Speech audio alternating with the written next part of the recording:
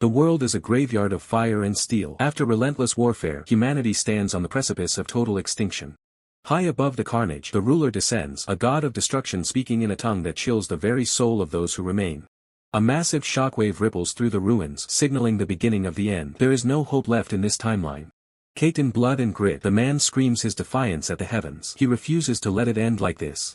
He lunges forward, ready to throw his life away in one last desperate strike, but a heavy hand clamps down on his shoulder. His ally stands battered, his arm severed at the shoulder. Despite the agony, he tells the man that he's fine. Their blonde companion steps forward, her voice steady. She realizes humanity's strength isn't enough. They must use a final method. She reveals their final trump card, a stone for time regression. It is the only hope humanity discovered at the end of the war. The cost is absolute. Only one person can survive the journey back through time to change the future. She looks directly at him. He has to be the one. He is the only one with the potential to rewrite history. His allies smile through the grime. The fate of humanity now rests solely in his hands. The man grits his teeth, accepting the burden. He gives the word, and the stone begins to hum with terrifying power. Purple lightning arcs around him, tearing at the fabric of reality. He vows to meet them again in the next life. As his body begins to dissolve into light, he prays that this time they will all be able to survive. A blinding flash erupts, a pillar of energy that pierces the dark clouds of the apocalypse. Light fades. The man is gone, cast back into the currents of time. His ally exhales, a weight lifting from his shoulders. Their part in this tragedy is finally over. But the blonde ally shakes her head. They still have one final task to perform before the end. The ruler looms over them, sensing their defiance. They must buy the man every second they can. The demonic hordes close in, but the survivors aren't afraid. They have a long way to go before they can rest. With a roar, they charge into the fray one last time. For humanity, for the future. Suddenly, the roar of battle is replaced by the mundane sounds of a city. The air is clean, and the sky is blue. Man wakes up on his bedroom floor, gasping for air. The posters, the computer, it's his old room. The regression was a success. He checks the date. He has returned to the optimal time. He has a limited amount of time before the invasion begins. He looks at his hands. This body is feeble, untrained, and weak. He must begin training immediately to prepare for the coming crisis. He steps out into the bustling streets. No one knows the horror that's coming, but this time, he will be ready the moment the first outbreak occurs. Very little time remains before a wormhole opens nearby. His current body is far from its prime, but he has pushed himself to reach the minimum requirements for what comes next. He stares at a specific rock. When the wormhole emerges, an overwhelming surge of power will spill out into the world. That surge acts like a baptism, forcibly modifying the human body and imprinting a circuit, a conduit for power. In his prime, the monsters that come through were nothing more than fodder. But for those who have not awakened, they are nightmares. Even a group of newly awakened individuals would struggle against just one of these beasts. He cannot afford to be weak. The countdown begins. 3, 2, 1. It's time to change the world. The moment has finally arrived. Dohyuk stands on the edge of the precipice, crowbar in hand, waiting to witness the world change forever. As a lone bird caws in the distance, silence is his only answer. He blinks, confusion mounting as the sky remains stubbornly clear.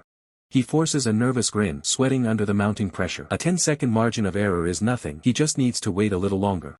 10 hours pass. Night falls, and the heavens open up in a mocking downpour. Dohyuk screams into the rain, demanding to know what happened to the apocalypse. Desperation sets in as he clutches his crowbar. He tries to convince himself he simply miscalculated the date, promising to return tomorrow for the end of the world. But tomorrow turns into a week, and the world refuses to end. Deep in the mountains, hikers stumble upon a disheveled man. They whisper to each other, certain that Dohyuk has completely lost his mind. He becomes a local curiosity, the legendary statue man. Hikers pose for photos with the unmoving warrior as if he were a tourist attraction.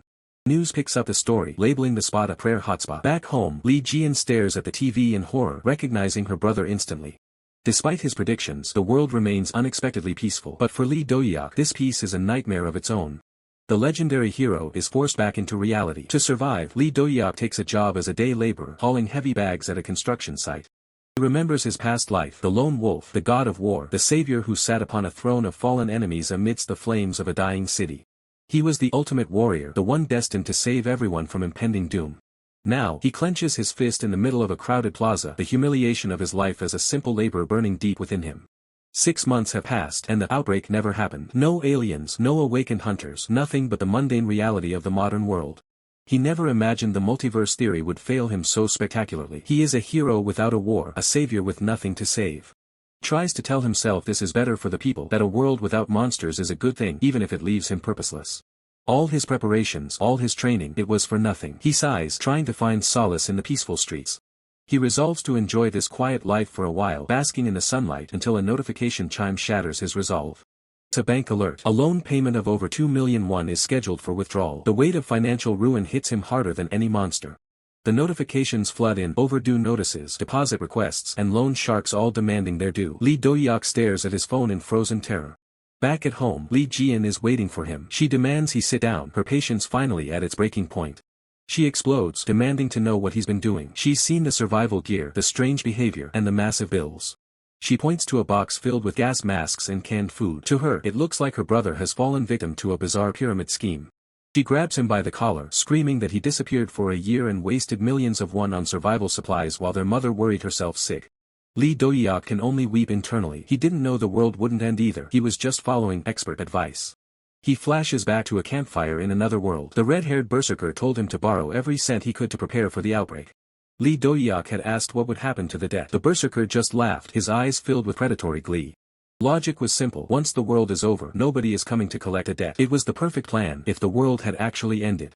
Reality hits hard. Lee Dohyuk realizes he's stuck with the bill. Lee Jian continues to berate him, mocking his misplaced pride. She knows he's been working construction to pay off his pyramid scheme debt. She offers him a way out, helping her with her internet broadcast. Lee Dohyuk is skeptical. He looks at the VR gear she wears on her head. She needs his help to beat a difficult two-player game. He protests, claiming he's never done anything like that before. He's a warrior, not a gamer. Lee Jian insists. He was always an elite athlete, he'll adapt quickly. Besides, he's the only one she can trust. Lee Dohyuk relents, asking how much money someone can make from streaming. Lee Jian's answer is a bombshell, 15 million. Lee Dohyuk's eyes nearly pop out of his head. The amount is staggering. She shows him the proof, glowing with the aura of success. She's making 15 million won a month and is willing to give him half. The savior has finally found a new mission. As the new mission commences, a female player behind the console asks her companion if he's prepared to dive into the virtual realm. With a booming, "Yes, master," the male player in the foreground enthusiastically confirms his readiness for the challenge ahead.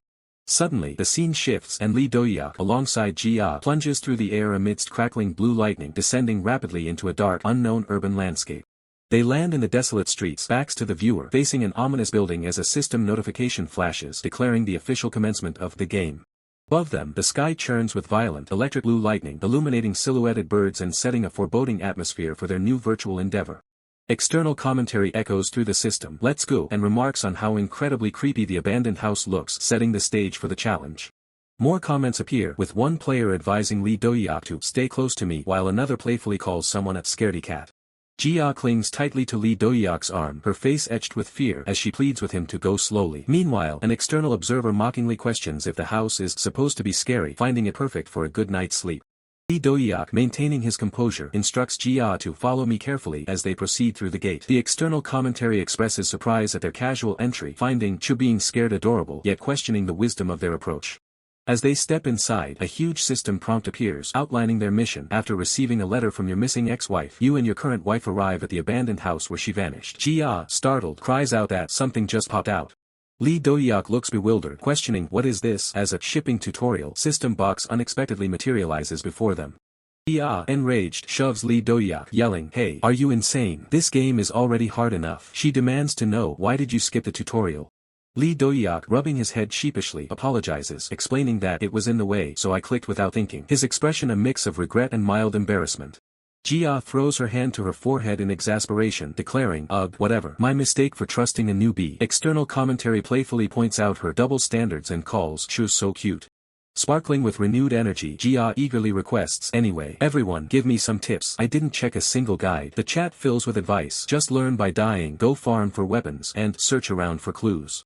The tips continue, emphasizing flashbangs as key and advising to run for your life from the boss due to a lack of effective weapons. Jia, diligently taking notes, repeats, "Okay, flashbangs, run from the boss." A critical warning flashes across the screen. Most importantly, the difficulty setting is crucial, followed by the dire admonition, "Whatever you do, do not pick reality mode."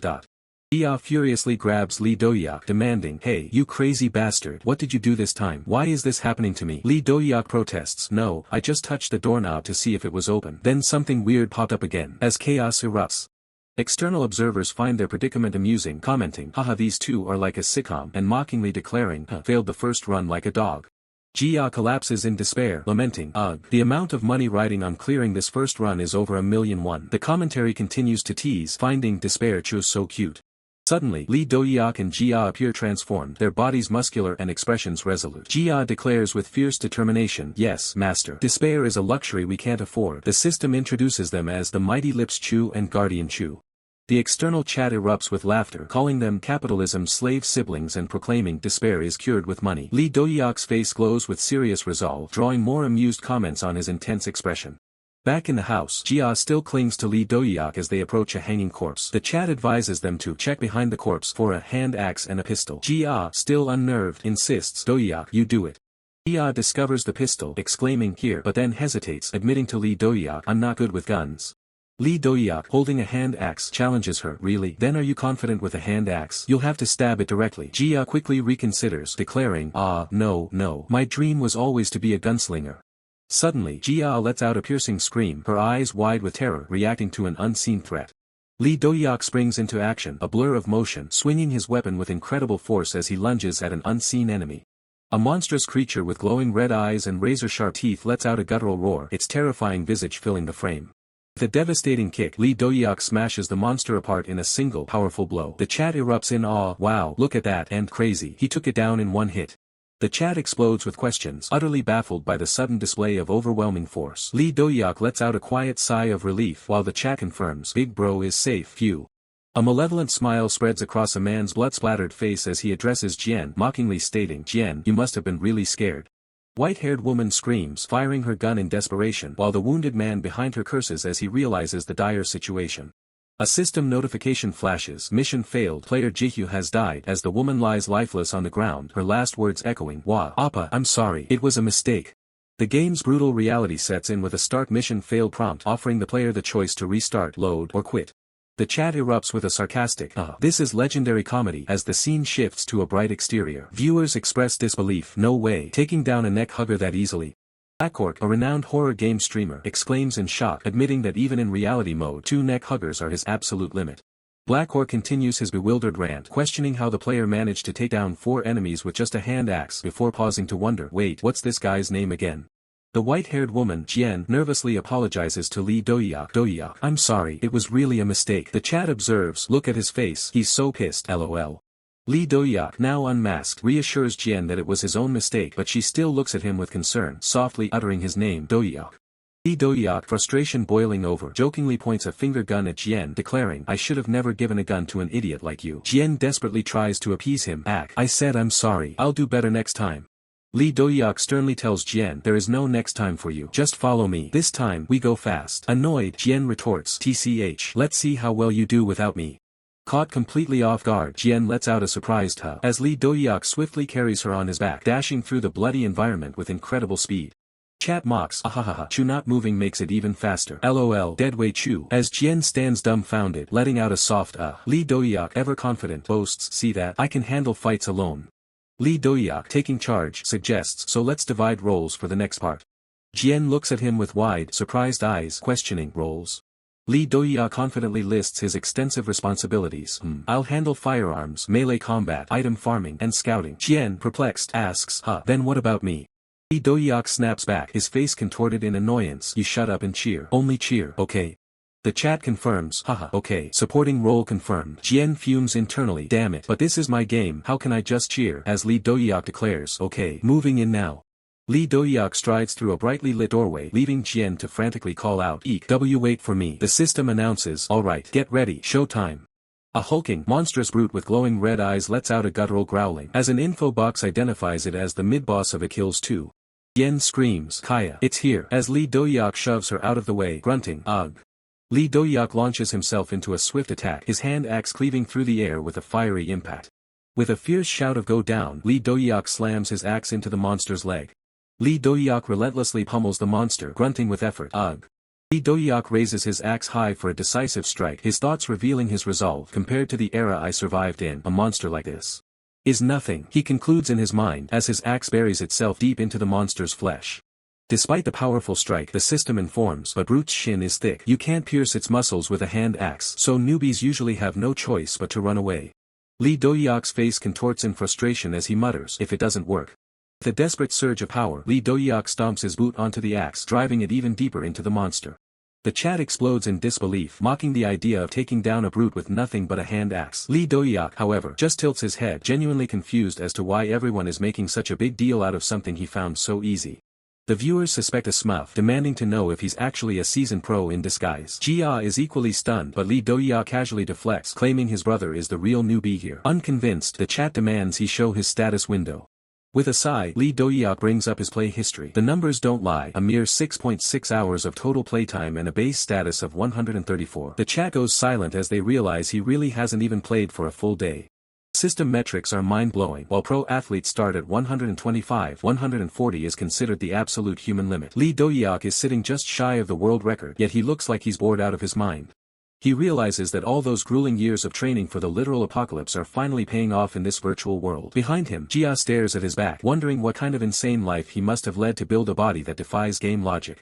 The system explains that brutes are scripted to capture players to advance the story, but Dohyuk's lethal efficiency has completely broken the sequence, unlocking a legendary hidden route no one was supposed to find this early. We see a flashback of the streamer, Dohyuk, who was the first to ever unlock this route. It took him 7 agonizing tries using every high-tier weapon in the arsenal just to barely scrape by. Dohyuk rubs his chin, unimpressed by the supposed difficulty. He bluntly concludes that if it took 7 tries with guns, then the player simply isn't very good at games. Back in the real world, Dohyuk freezes at his desk, his eye twitching as he hears a total amateur call him trash. The chat is howling with laughter, fueling the streamer's growing frustration. Dohyuk tries to process the absurdity. A guy who has never touched full dive VR just walked in and soloed a boss with a starter tool. This isn't just luck, it's a content goldmine waiting to happen. His fingers fly across the keyboard. He was going to log off, but seeing a monster like Dohyuk in action has changed his plans. It's time to turn this anomaly into the ultimate streaming event. Stakes skyrocket instantly. Dohyuk puts up a staggering 1,000,001 mission. Clear the entire game using nothing but that tiny hand axe. No guns, no swords, no exceptions. Jia practically glows with greed, her eyes turning into currency symbols at the mention of 1,000,001. Dohyuk gives a confident thumbs up, ready to secure the bag. The chat is convinced it's a suicide mission. The game is crawling with horrific, high-level monsters that make a brute look like a puppy. Beating them with an axe is basically a death sentence. Even Dohyuk starts to feel a bit guilty, wondering if the axe is too much of a handicap. He considers offering a crowbar or a chainsaw instead, just to give the guy a fighting chance. Suddenly, another ping echoes through the system. The mission status flashes successful. Dohyuk's jaw drops as the 1,000,001 donation is automatically processed. Dohyuk panics, waving his hands frantically. He meant to click accept, but his clumsy fingers accidentally hit the success button instead. Jia is screaming in the background as the chaos unfolds. Realizing there's no going back, Dohyuk's expression hardens. If he took the money, he's going to earn it. He charges forward, determined to complete the mission no matter what madness lies ahead. Enter Grand, the second mid-boss. A hulking, masked monstrosity wielding a massive industrial chainsaw. It's a creature designed to rip players into red mist in seconds. Dohyuk warns the viewers that Grand is a nightmare. A single graze from that chainsaw arm is enough to put any player in a near-death state, and its attack patterns are notoriously erratic. Normally, this fight requires a full party. One player would provide suppression fire to stun the beast and draw its aggro, creating a small window for the others to move in. While the boss is distracted, the rest of the team would coordinate their strikes against its known weak points. It's a delicate dance of strategy and timing that usually takes hours to master. Grand lets out a bone-chilling screech, the roar of its chainsaw drowning out all other sound. It's ready to kill, but Dohyuk isn't even flinching. Dohyuk scoffs at the idea of a set strategy. In the real apocalypse, there were no manuals. If you lost your weapon, you fought with your teeth. You did whatever it took to survive. He tightens his grip on the axe, his eyes burning with a cold, predatory focus. Out of all the hunters who survived the end of the world, he was the one who was the best at putting monsters down. To him, 5 years of VR history is a joke compared to 20 years of actual warfare. This official strategy everyone is so proud of. It's nothing more than a child's playbook. Grand lunges with a vertical saw strike, but Dohyuk is already moving. Against a fast enemy, you don't wait for an opening, you create one by force. He sidesteps the blade by a hair's breadth and drives his axe into the monster's leg. To kill a beast this size, you first have to destroy the source of its mobility. Massive monster stumbles, its balance completely shattered. Dohyuk doesn't give it a second to recover, leaping into the air for the final move. Grand's glowing eyes widen in terror as the hunter descends. Every humanoid monster has the same fatal flaw, and Dohyuk is aiming right for it, the neck. With a sickening crunch, the axe finds its mark. The mid-boss that was supposed to take a whole team hours to defeat is silenced in a single, brutal stroke. The force of Dohyuk's strike reverberates, a shocking impact that even he seems to react to with wide-eyed intensity. The mid-boss, Egg, is not so easily defeated. A system notification flashes. What? The axe IT got blocked. Despite the brutal hit, Egg's defenses hold.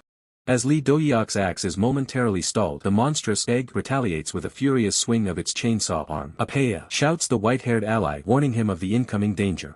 The white-haired ally screams "Byaro" as the deadly chainsaw blade arcs towards Lee Dohyuk, who narrowly evades the attack. Lee Dohyuk executes a lightning-fast dodge, leaping into the air as the chainsaw whizzes past. The system praises his agility. Insane. Dodged egg's attack. Without missing a beat, Lee Dohyuk counters, bringing his axe down in a fiery explosion against the monster. "Blade clash," announces the system. A close-up reveals Egg's face, its defenses activating with glowing green eyes and spikes protruding. Egg's defense spikes when it senses danger, the system explains. Lee Dohyuk's expression hardens with resolve. He deduces, if the enemy's defense strengthens, then a stronger attack can break through it. Channeling his power, Lee Dohyuk unleashes a devastating focus strike, aimed at a critical point on the monster. Focus strike finds its mark, tearing through Egg's defenses. Blood splatters as the monster is thrown back by the sheer force of the blow. Lee Dohyuk stands victorious over the fallen mid-boss. He casually remarks, that one was a bit tricky."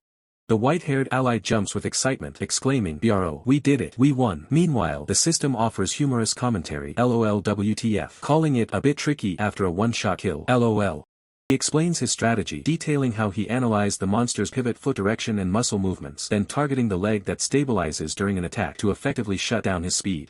Lee Dohyuk continues to elaborate, showing how by reading the leading shoulder's muscle movements and the arm's muscle tension, one can accurately predict the attack's timing and direction. He demonstrates the sequence, stating, "After that, just evade like I did earlier and deliver a powerful strike to Egg." System reacts with awe. "That's wild. Look at those moves. Teacher Dohyuk, only SM Nim could pull that off." Lee Dohyuk, ever confident, asks, "This is easy." The system retorts, "If you can do that, you might as well dodge bullets too."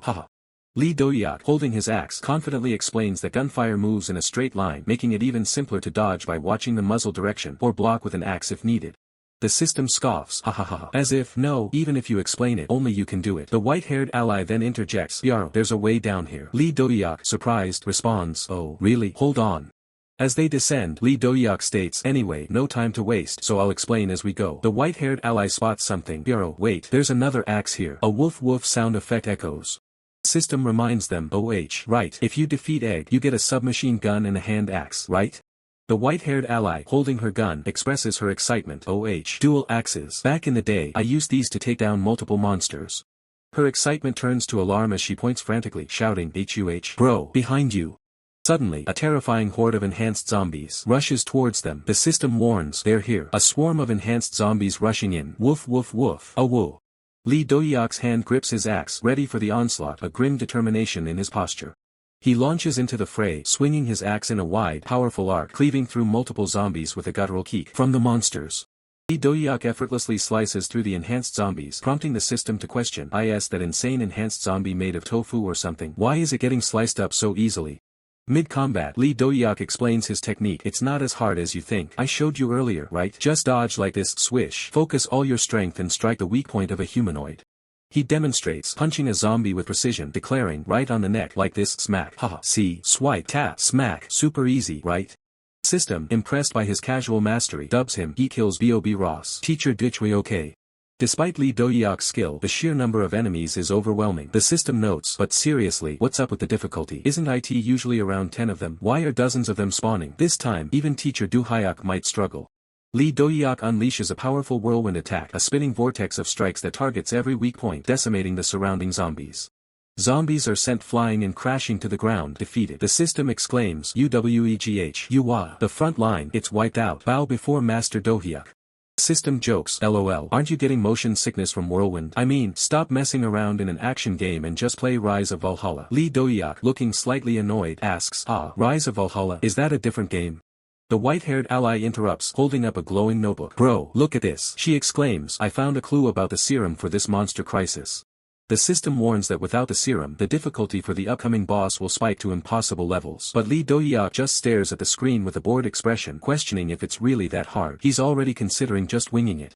Ia is practically vibrating with anxiety, screaming about what happens if they fail. Lee Dohyuk, however, is more concerned about the commute, noting that going all the way back to find the serum is way too much of a hassle. Suddenly, a high-value mission alert pings. A user named Blacoke has requested a 100,001 mission. Clear the next boss without using the serum. The timer starts now. The mention of money changes the atmosphere instantly. Lee Dohyuk and Jia strike a heroic pose, completely motivated by the cash. Even the system observers mock them, calling them the slaves of capitalism sibling duo. Looking down at the carnage of previous battles, Lee Dohyuk notices a massive crack in the floor. It's clear they need to descend further into the darkness to find their target. Without a second thought, Lee Dohyuk tells Jia to hop on his back. Before she can even process the request, he's already preparing to leap into the abyss. Jia lets out a piercing scream as they plunge into the fiery depths. Lee Dohyuk remains stoic, his focus entirely on the landing as they descend into the unknown. They splash down into the sewer labyrinth. Jia is immediately repulsed by the stench, but Lee Dohyuk looks nostalgic, recalling how he practically lived in places like this to escape aliens in the past. Jia spots a rat and panics, but Lee Dohyuk's eyes light up with culinary delight. To him, a sewer rat isn't a pest, it's the main ingredient for a delicious, high-protein soup. The situation escalates as a massive, mutated giant rat emerges from the shadows. Jia is terrified, pointing at the beast as it prepares to strike. Instead of fear, Lee Dohyuk feels pure joy. He lunges at the creature with his axes, screaming about the massive amount of meat he's about to harvest. With a clean, brutal strike, he carves through the monster. A system notification confirms the successful harvest. He has obtained the most delicious rat hind leg.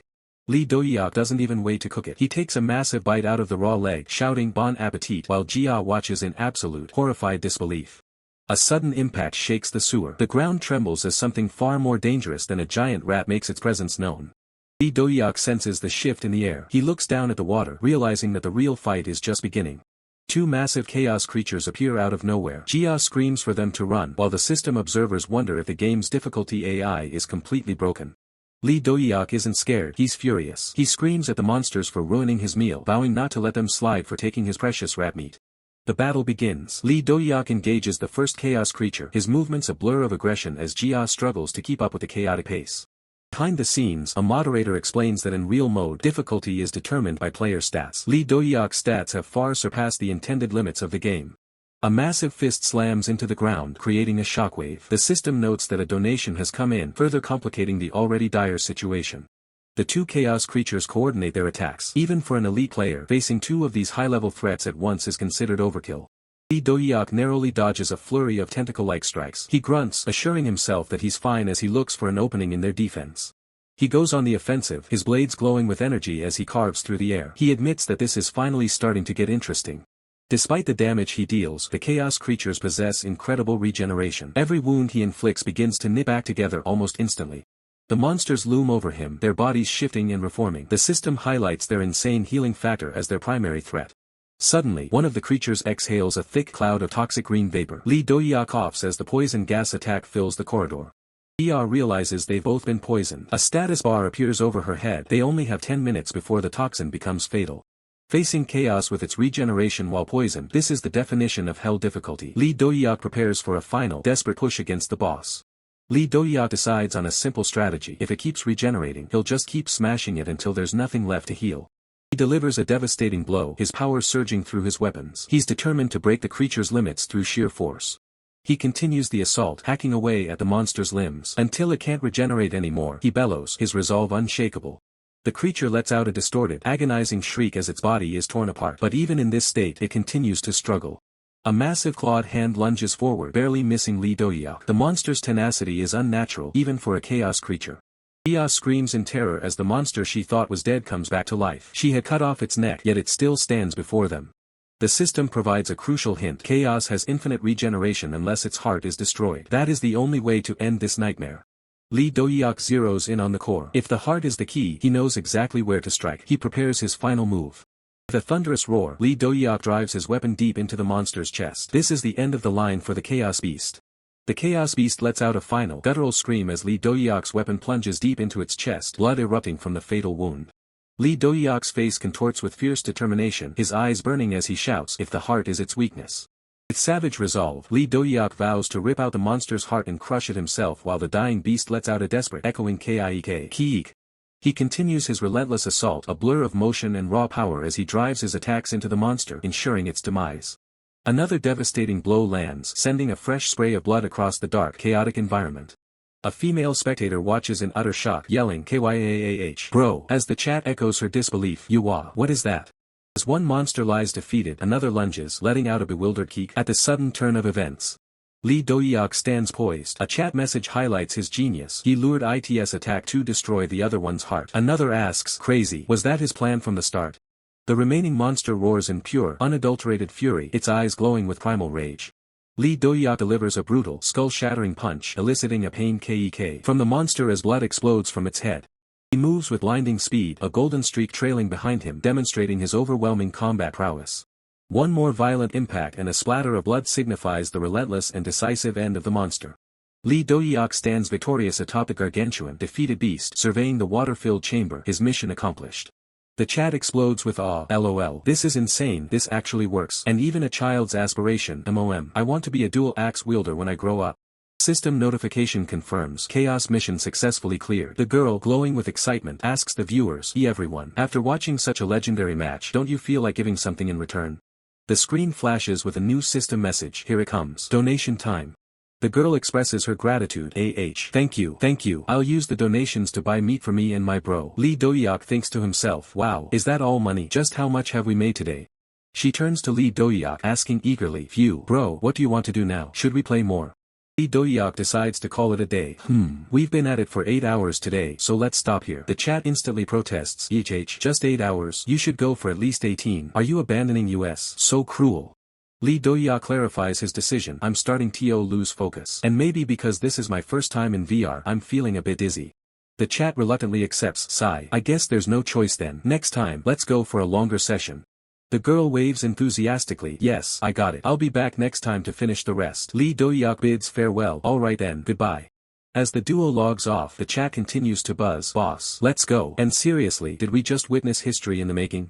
The viewer at his computer stares in disbelief, asking, yeah, seriously, who even is this person? System messages appear. Should we just admit it? They're just insane. The viewer ponders Lee Dohyuk's incredible talent. If his skills and kills are this crazy, what would he be like in other games? If that person plays another game, it's guaranteed to be a hit. The image of Lee Dohyuk standing triumphantly on the defeated monster flashes, a testament to the incredible feat that captivated the audience. Inspired by the performance, the viewer stands up, declaring with newfound determination, he's drawing me in. Meanwhile, Dohyuk's sister peers out her window at night, exclaiming with admiration, OPPA, amazing. She enthusiastically reenacts his dual-wielding prowess with 2 frying pans. You look like someone who's been wielding dual axes their whole life. Swish, swish, swish. Lee Dohyuk ducks and dodges the pans. Hey, cut it out before you actually hit me. No wonder you can't get a boyfriend. What? I've had tons of relationships. I'm totally a hot girl. Lee Dohyuk scoffs internally. Yeah, sure. Just another lifelong single. Imaginary relationships don't count.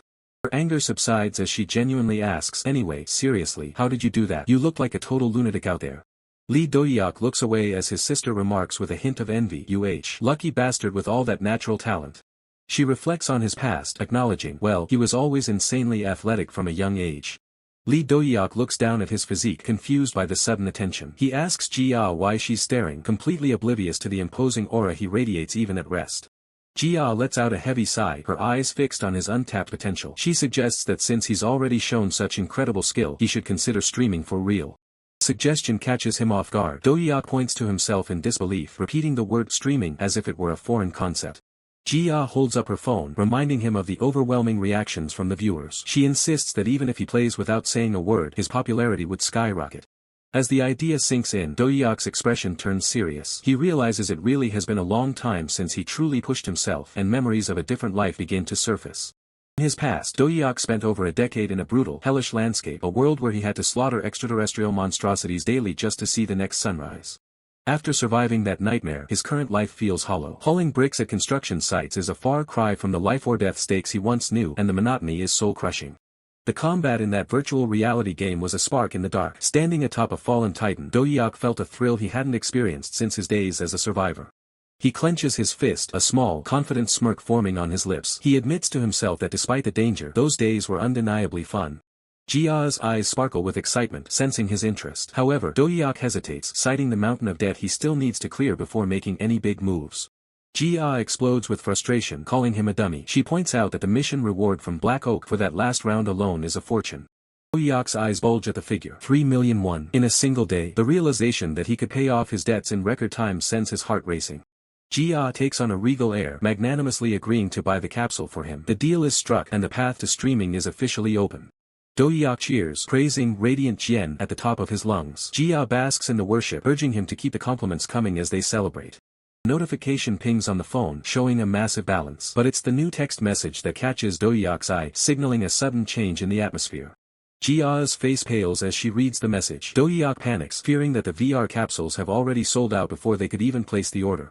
It's not a sellout, it's something much bigger. Jia reveals that a super famous gaming streamer wants to collaborate with him, a prospect that seems too good to be true. Dohyuk recoils in shock. The word collab sends a shiver down his spine, his mind racing with a very specific and very wrong misunderstanding of what that entails. He screams a refusal, but Jia isn't having it. She grabs him, shouting about how massive this streamer is and how one collaboration could make his viewership explode. Dohyuk breaks down in tears, crying out that while he respects the streamer's identity, he only likes women. He's completely misinterpreted the professional request as a romantic advance. He sobs about his purity being stolen for views while Jia stands behind him, a dark, murderous aura radiating from her. She's reached her limit with his stupidity. The sun rises on a new day, the sky clear and bright. The chaos of the previous night has passed and the next stage of Dohyuk's journey is about to begin. On the rooftop, the installation is complete. A massive, high-tech capsule stands ready, a sleek vessel that will take Dohyuk back into the world of high-stakes combat. The delivery truck pulls away, leaving the siblings with their expensive new toy. The investment has been made, and now it's up to Dohyuk to make it pay off. Dohyuk stands there with a black eye and a bruised face, clearly the result of Jia's correction. He grumbles about her lack of explanation regarding the collaboration. Despite the physical toll, his resolve is firm. He steps toward the capsule, declaring that it's time to get started for real. The gamer in him is finally waking up. High-end capsule opens, purchased on a grueling 12-month installment plan. It represents his sister's faith in him and a massive debt he needs to repay. Dohyuk settles into the seat, acknowledging Jia's soft heart despite their constant bickering. He promises her that he'll make a fortune and clear his debts once and for all. The interface flickers to life, a grid of possibilities stretching out before him. This time, he decides to opt for game mode instead of reality mode, seeking a different experience. He searches for a game that can handle near superhuman specs. He needs something that can satisfy the deep-seated craving for battle that his previous game didn't quite reach.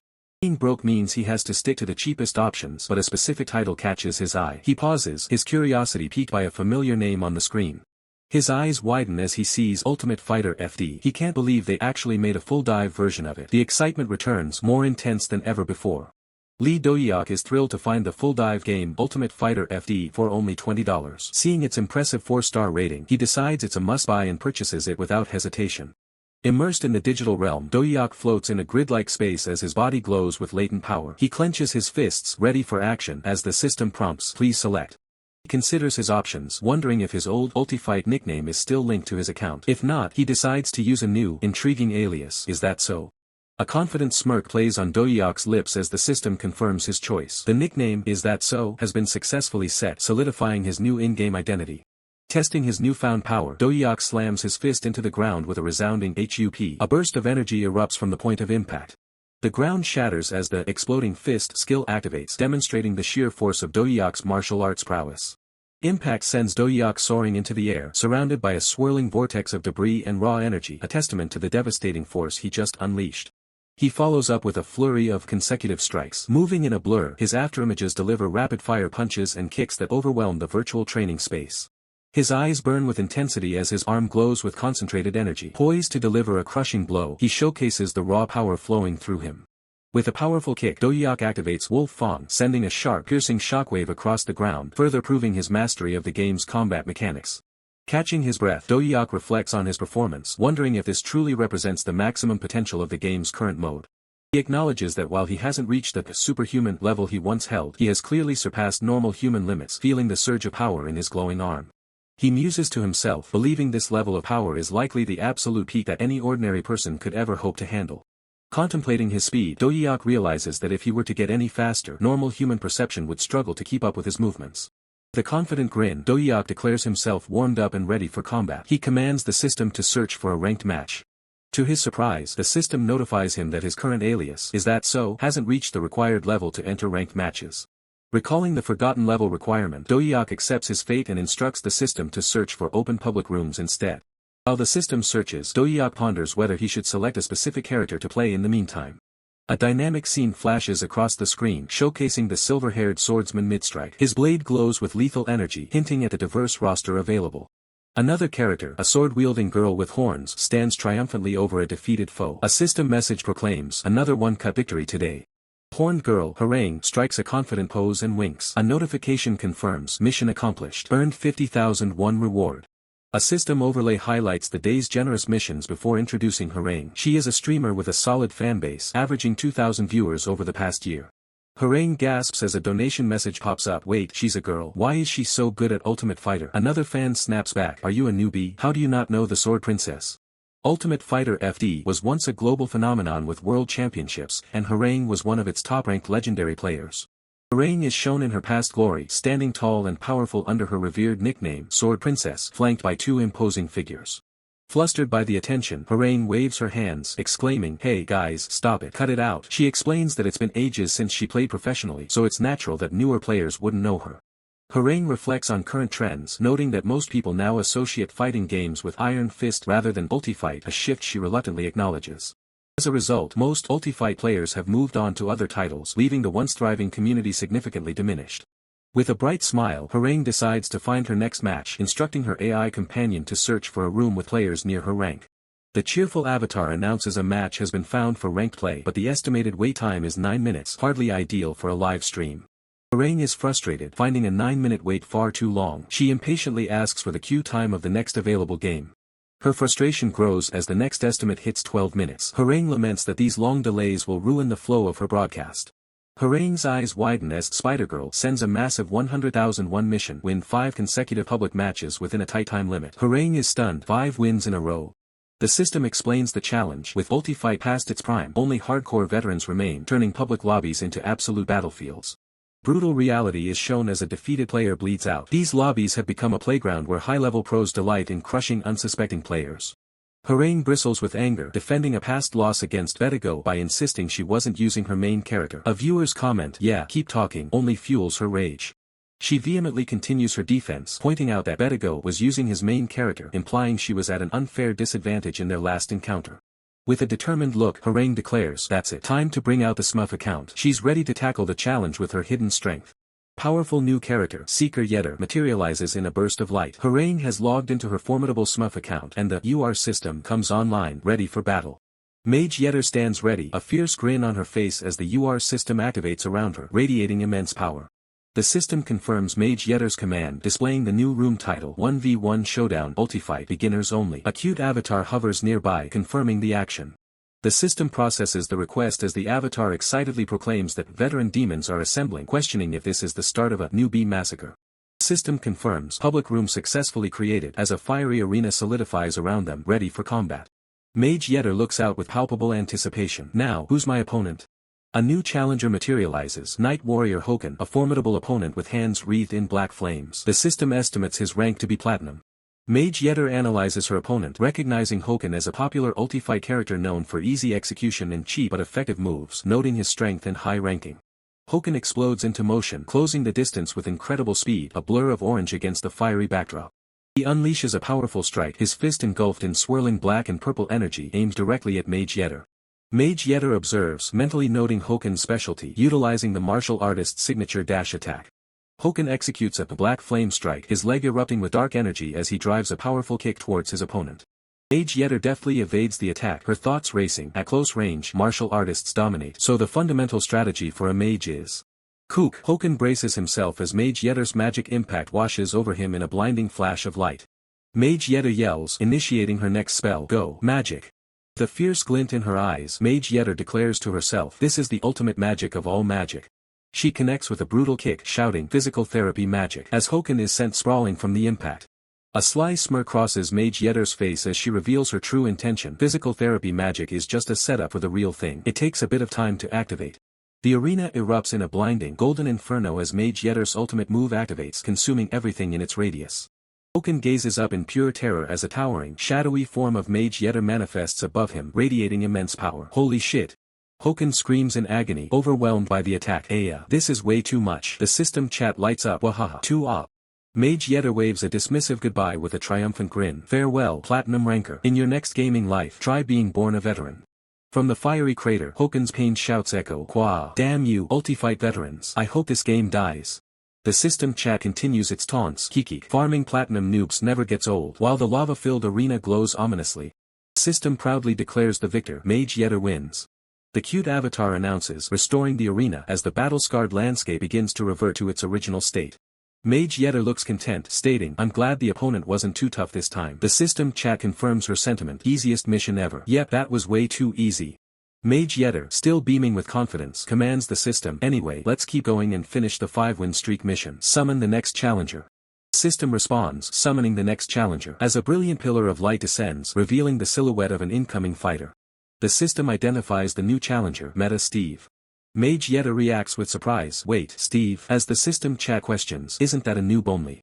The system clarifies, "Meta character, Steve," but the players remain confused, repeating, Steve?" System chat speculates, "Is his info private?" "Yeah, looks like it. Can't see his match history." Mage Yetter watches, bewildered, as Steve casually floats and stretches in the lava. The chat erupts, "Wait, what's he doing? Don't tell me he's warming up." The veteran player looks down at Dohyuk, scoffing at a rookie kneeling in the lava. She wonders if it's even fair to challenge someone so green, while Dohyuk remains unfazed, genuinely impressed by the intense heat of the molten floor. She conceals a devious smirk, thinking she'll protect a newbie after she finishes her mission. Meanwhile, the spectators aren't buying it, calling her out for specifically setting the room to beginners only just to hunt easy prey. Dohyuk stands ready, his gaze sharp and unwavering despite the viewers' pity. They're already predicting his immediate defeat, convinced the newbie is about to quit the game for good. The countdown hits 1. With a heavy stomp that cracks the scorched earth, the system announces, "Fight," and the arena explodes into motion. Dohyuk launches forward like a bullet, a straightforward charge that the chat mocks as a classic amateur mistake. He's heading straight into the veteran's range. The veteran laughs, easily sidestepping the linear attack. To her, this level of speed is child's play, something she could dodge in her sleep. But Dohyuk slams his hand into the ground, using the friction to pivot his entire body with incredible torque.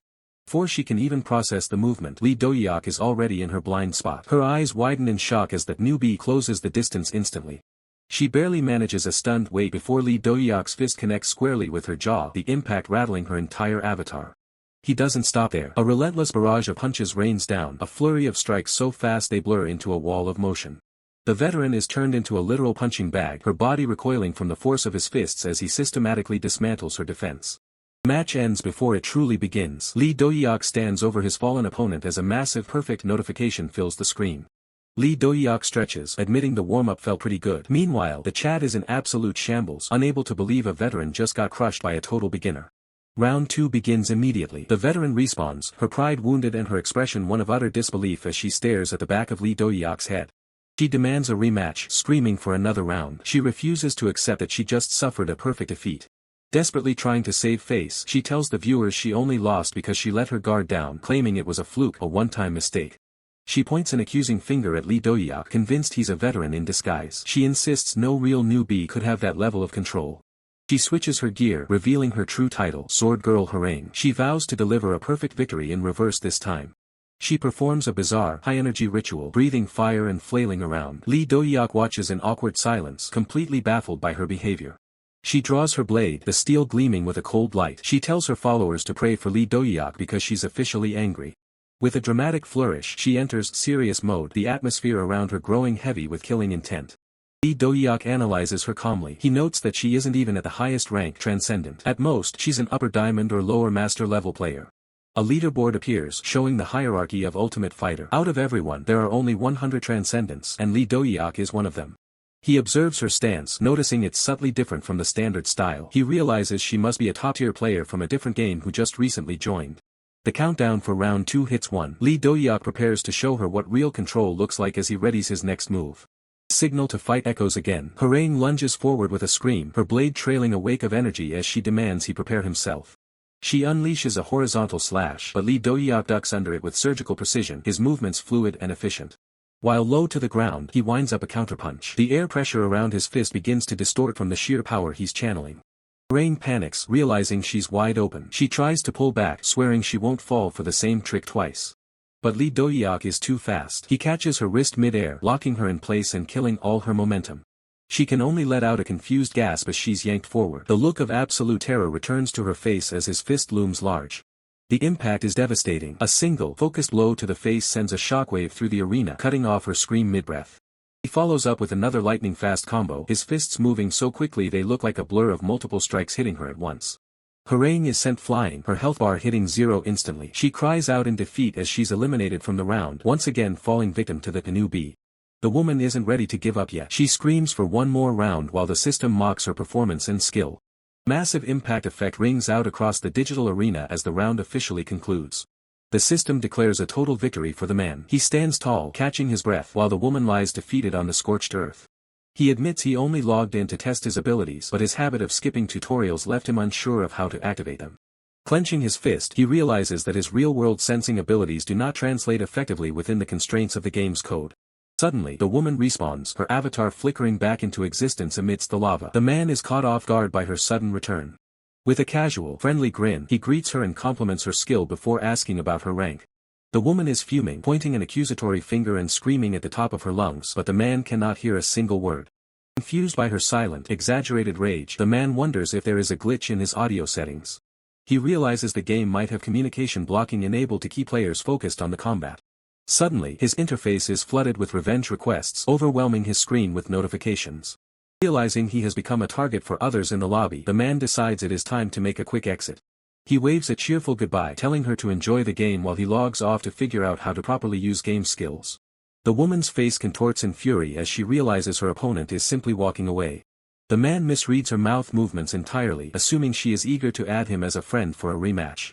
He strikes a confident pose, satisfied with his performance, while she trembles with rage in the background.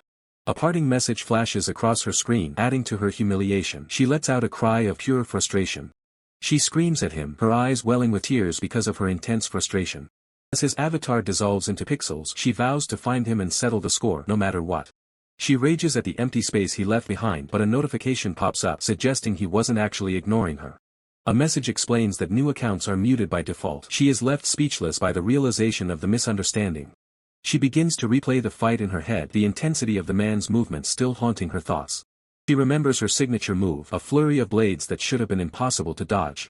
She cannot wrap her head around the logic of how a seemingly new player could defeat her. She wonders how he could overcome her with such overwhelming power in a single hit. The image of him standing over her burned into her mind. She concludes he must be a high-level ringer, an ex-pro or a legendary amateur targeting her specifically. Chat mentions a name that sends a chill down her spine, wondering if it could really be a certain legendary player. This player is the undisputed legend of the game, a master whose shadow looms over every competitive player. She shakes the thought away, noting that the style is different and it is likely not the legend himself. Legend's play style is textbook perfection, but this man's patterns were completely non-existent. It was as if he had no set pattern at all, moving with a chaotic fluidity that defied all game logic. The terrifying truth finally dawns on her. He wasn't using patterns but was reacting in real time to her every movement. To her, this man isn't just a player. He's a monster that exists far beyond the realm of gaming.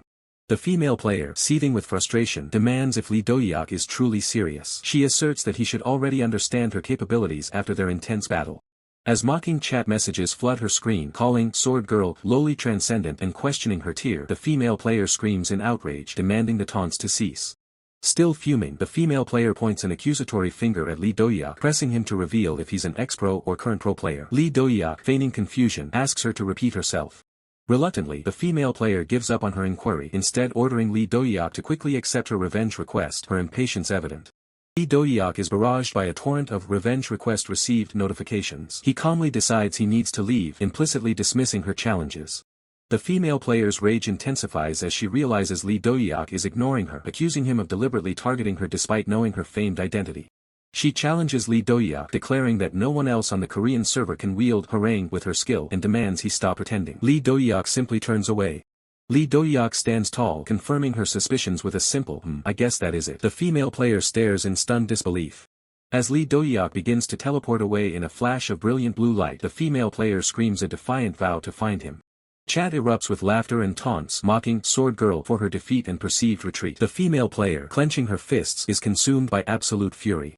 Unwavering, the female player declares her intent to hunt down Dohyuk and force him to abandon gaming for life. More chat messages mock her, and a donation highlights her crushing humiliation. A few hours later, Dohyuk is seen in a practice arena, executing a powerful strike, surrounded by shimmering blue energy, diligently honing his combat skills. Wiping sweat from his brow, Dohyuk questions if this was his 14th match and instructs the system to display his total record. The system proudly displays his current ranked game record: 14 matches, 14 wins, 0 losses. Lee Dohyuk observes that, aside from his first opponent, the overall skill level of his adversaries has been low. A quick flashback shows Lee Dohyuk swiftly counterattacking the red-haired berserker. He reflects that most opponents in ranked games expose fatal openings with just a feint or two.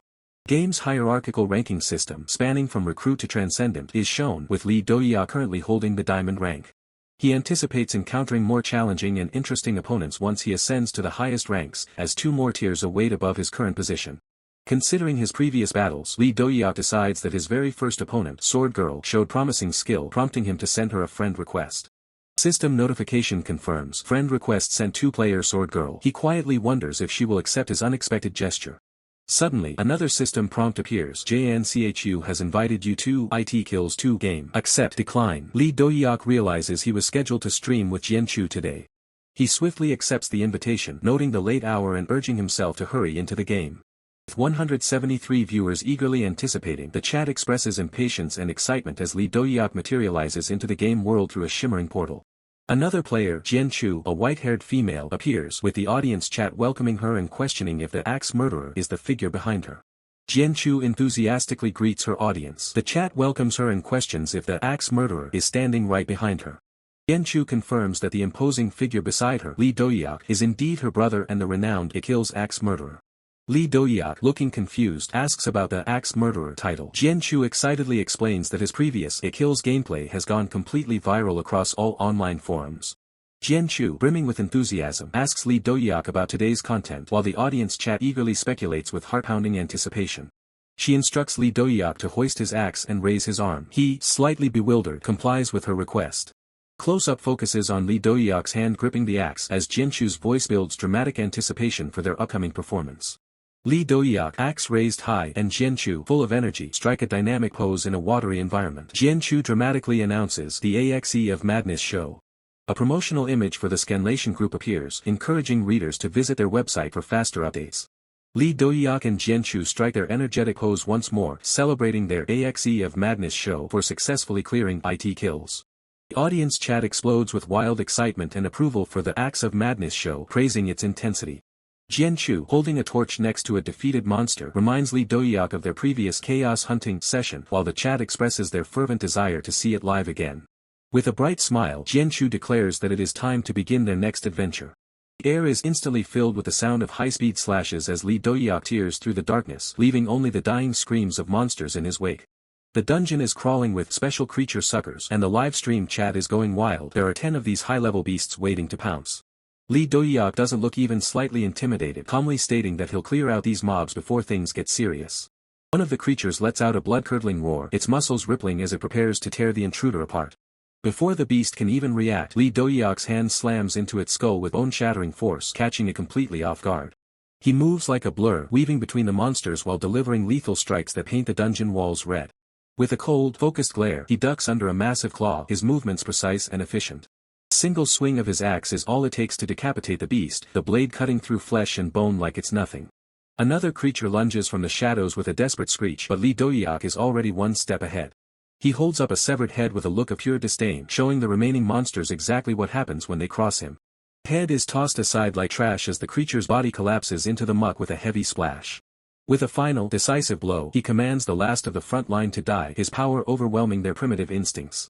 The rest of the pack howls in fury, surrounding him in a desperate attempt to overwhelm him with sheer numbers. Lee Dohyuk's eyes sharpen, locking onto his next targets as he prepares to end this farce once and for all. The monsters charge blindly, but their predictable patterns are their downfall against a master like him.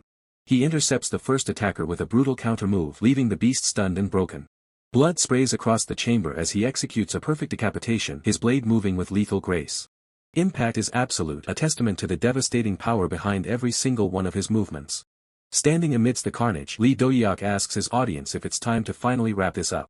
The final wave of monsters screams in a last-ditch effort to kill the man who has slaughtered their kin. One of them lunges for his throat, its jaws wide, but Lee Dohyuk doesn't even flinch. With a grim smile, he tells the viewers that it's time to pick up exactly where they left off. He activates his signature skill, Whirlwind, spinning into a lethal vortex of steel and fury. The system alerts the viewers that Lee Dohyuk is using his half-dead Whirlwind charge, a high-risk, high-reward maneuver.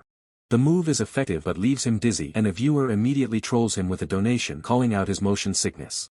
Trying to maintain his cool, he insists he's fine and that he's actually gotten used to the side effects. Another donation pops up with a fan jokingly asking if he thinks any of the monsters could have possibly survived that. Dohyuk laughs it off, noting that since they go down in one hit when he aims for weak spots, they aren't actually that tough. He concludes that these mobs were clearly designed to be fodder, which explains why it was so easy to clear the room.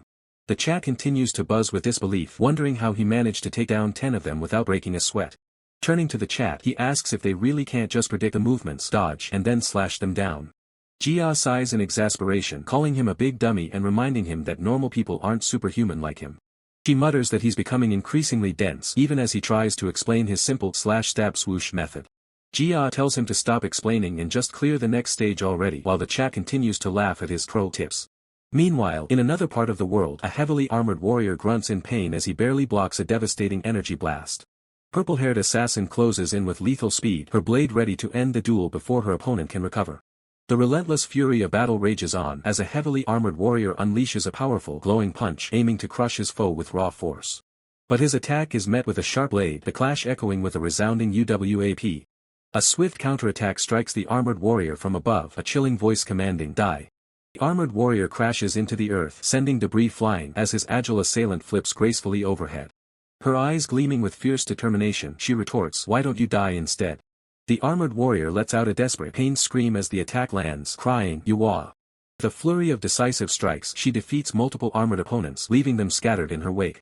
She lets out a relieved sigh, commenting, "Phew, this opponent was a bit tricky." A system notification confirms her identity as the Flower of UF, Sword Girl, congratulating her for dodging and landing a finishing blow.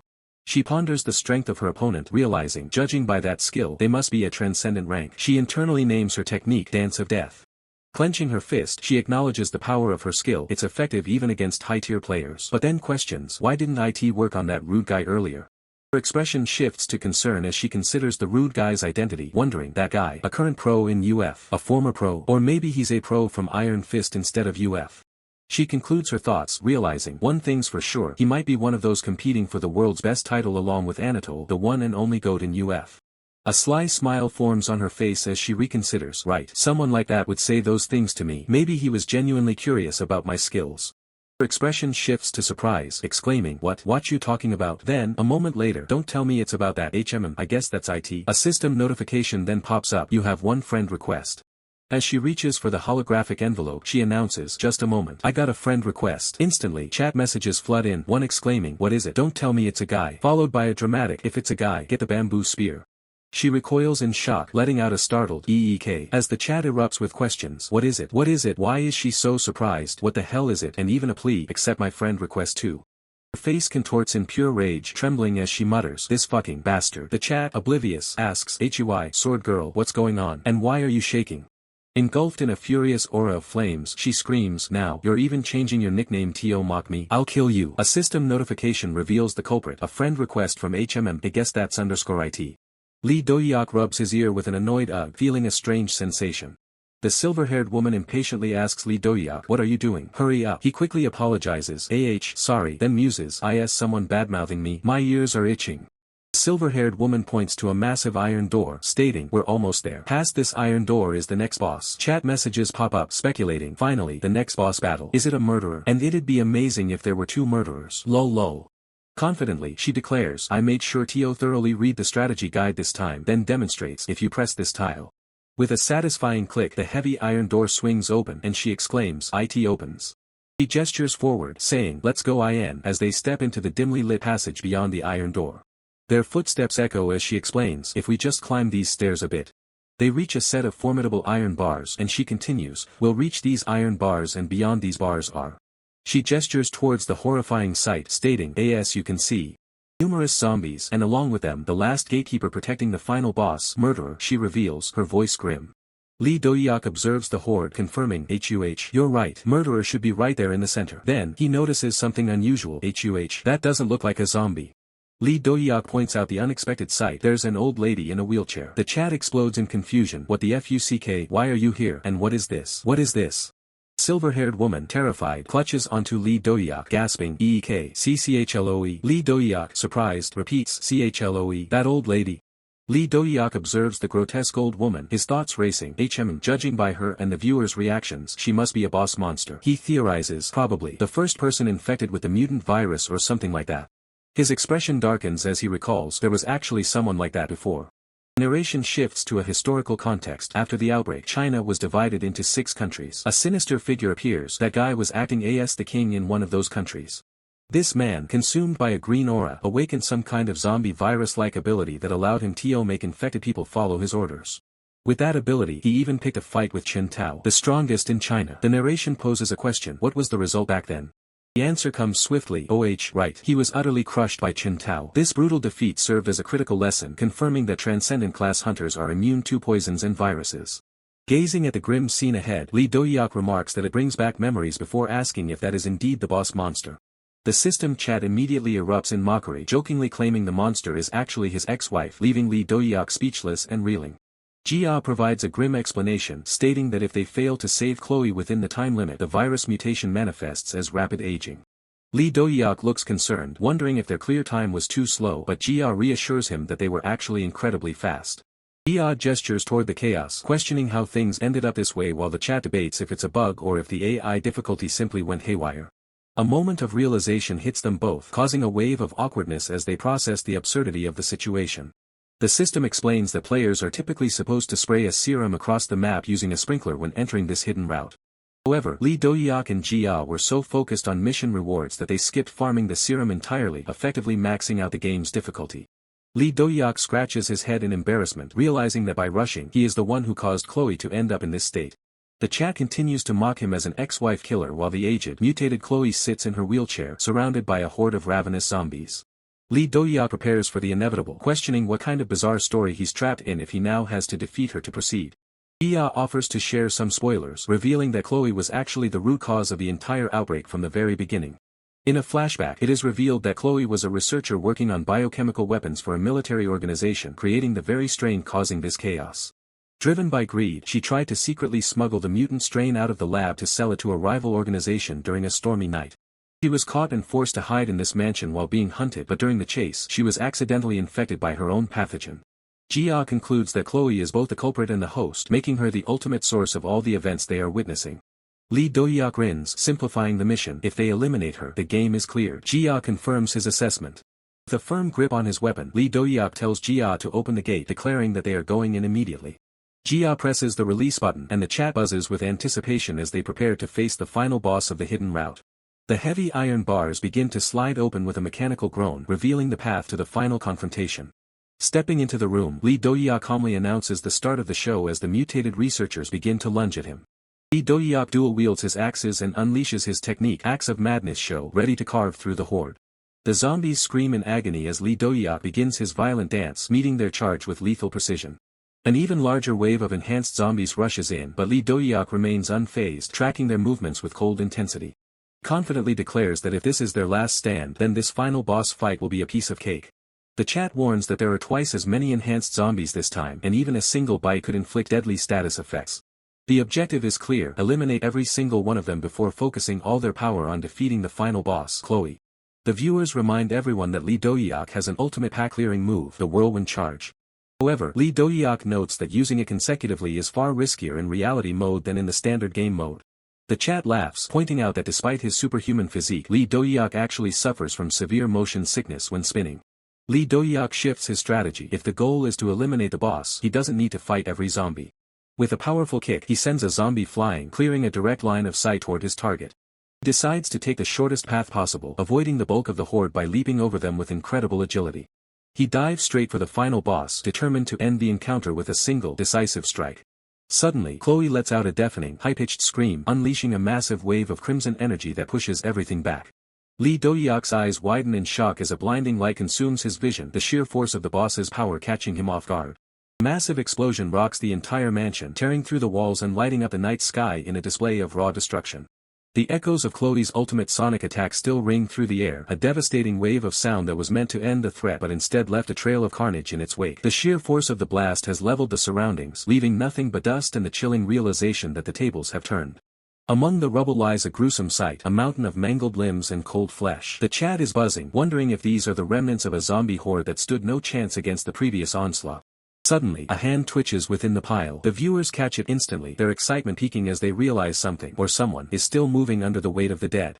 Lee Dohyuk exhales a breath of relief, having narrowly escaped the brunt of the explosion. He shields Jian, who clings to him in shock. While the system confirms his incredible feat, he used the enhanced zombies as a literal meat shield to survive the sonic blast. Surveying the battlefield, Lee Dohyuk notes that the sonic wave did most of his work for him, wiping out the remaining trash mobs. Now, the path is clear for the main event, the final boss. With a confident smirk, Lee Dohyuk claims that as long as he watches out for that sonic attack, the boss will be a walk in the park. But the viewers aren't so sure, warning him that overconfidence is a slow and treacherous killer. The atmosphere shifts instantly as the boss begins its transformation. Dark, viscous energy erupts from its maw, signaling the end of the warm-up and the beginning of a true nightmare. Phase 2 has officially begun. The creature sheds its human-like eyes, revealing a mass of writhing blue tentacles and multiple glowing red eyes that hunger for Lee Dohyuk's life. But that's not the only problem. Something else is slithering in the shadows, a massive, scaled presence that suggests the boss isn't fighting alone. The difficulty spikes to an insane level as 3 legendary murderers join the fray alongside the final boss. Lee Dohyuk is now facing a literal death trap, armed with nothing but 2 hand axes. Ian panics, screaming at the unfairness of the situation. Usually, it's just one extra enemy, but the AI seems to have gone completely haywire, throwing everything it has at them. The challenge is clear the game with 0 ammo, using only these 2 axes. The AI is practically daring Lee Dohyuk to try and survive this impossible scenario. Jian is at her wit's end. Even if the boss Chloe isn't that tough, those 3 murderers are special entities known for their sheer resilience and deadly mechanics. She explains that the murderers turn invisible when they attack, making them nearly impossible to track without a gun to reveal their hit areas. It's a mechanic designed to punish melee fighters. Lee Dohyuk nods grimly. He knows the rules. A melee weapons only mission is active, which means their usual tactics are off the table. They have to play by the AI's twisted rules. The chat suggests a loophole. If the mission is for the host, can't his little sister just shoot them instead? The idea catches them both off guard. Jian realizes the chat is right. She's been letting Lee Dohyuk do all the heavy lifting, but she can still contribute. She readies her rifle, determined to at least keep the murderers at bay. Her hands grip the weapon tightly. She's ready to provide the support her brother needs to close the gap and finish this fight. Lee Dohyuk shuts the idea down immediately. He tells her to forget it and not to think unnecessary thoughts, his expression turning into one of pure annoyance. He pokes her forehead, bluntly telling her that her doing absolutely nothing is actually the best way she can help him. Jian explodes in frustration, shouting that he's still hung up on her past mistakes. The chat reveals that a mistake. Apparently, Jian once accidentally shot Lee Dohyuk in the forehead. They've dubbed her the Team Kill God Slayer, and Lee Dohyuk clearly hasn't forgotten the trauma. Despite the bickering, Lee Dohyuk softens for a moment. He knows Jian is just trying her best, and since they're playing a game for fun, he wants her to enjoy it too, just without the friendly fire. He asks if she still has those grenades they farmed earlier. Jian pulls one out, confused about how a grenade fits into a melee-only mission. Lee Dohyuk hoists a zombie corpse over his shoulder and tells Jian to throw the grenade forward when he gives the signal. He tells her to trust him, while the chat nervously predicts she'll forget to pull the pin. Jian puffs out her cheeks, offended. She knows how to use a grenade at the very least. Lee Dohyuk smirks, playing along with her bravado. The banter ends as the murderers close in. Lee Dohyuk readies himself, his eyes sharp as he prepares to execute a plan that seems as suicidal as it is brilliant. With a roar, Lee Dohyuk charges into the murderer's domain. He tells Jian to get ready, the tension in the air thick enough to cut with his axes. The murderers enter their invisible stealth mode, their spectral snake-like forms lunging from the darkness. The boss fight has officially reached its peak. Lee Dohyuk spots the opening. Now, he bellows, giving the signal for the most dangerous support move in history. Jian winds up and hurls the grenade with all her might. "Yah!" she screams, putting every bit of her frustration into the throw. The grenade sails through the air, but the chat is already facepalming. Of all the places she could have thrown it, she managed to aim it directly at her brother's back. A massive explosion engulfs the area. The chat erupts in laughter. It's a second team kill. Jian has truly lived up to her title as the God Slayer. Jian wails in apology, her face a mask of comedic despair. She swears her hand slipped, but the damage is done, or is it? As the smoke clears, a figure stands tall. "I'm fine," a voice calls out from the center of the blast, calm and unshaken. Lee Dohyuk reveals his secret. He knew she'd mess up, so he used the zombie corpse as a shield against her grenade. He used the explosion's force to propel himself forward, turning her mistake into a tactical advantage. Chat goes wild for Lee Dohyuk's god-tier revival and quick thinking. He stands ready to end this, telling the viewers to trust in his axe skills as he prepares to deliver the final blow. He lunges into the fray with reckless abandon, his axes gleaming under the dim light as the chat erupts in support, screaming for him to take the beast down. He strikes with precision, driving his blade deep into the creature's vulnerable socket and sending a spray of dark blood across the battlefield. The monster lets out a deafening shriek of agony, its massive body thrashing as he maintains his momentum, moving with the grace of a seasoned predator. Warning signs flash in the chat as viewers scream that another attacker is closing in from behind, but his instincts are already one step ahead. A massive, scaled tail whips through the air, missing him by a mere hair's breadth as he continues his lethal dance. With a mid-air twist, he repositions himself, eyes locked onto the primary target while a secondary threat looms in the shadows.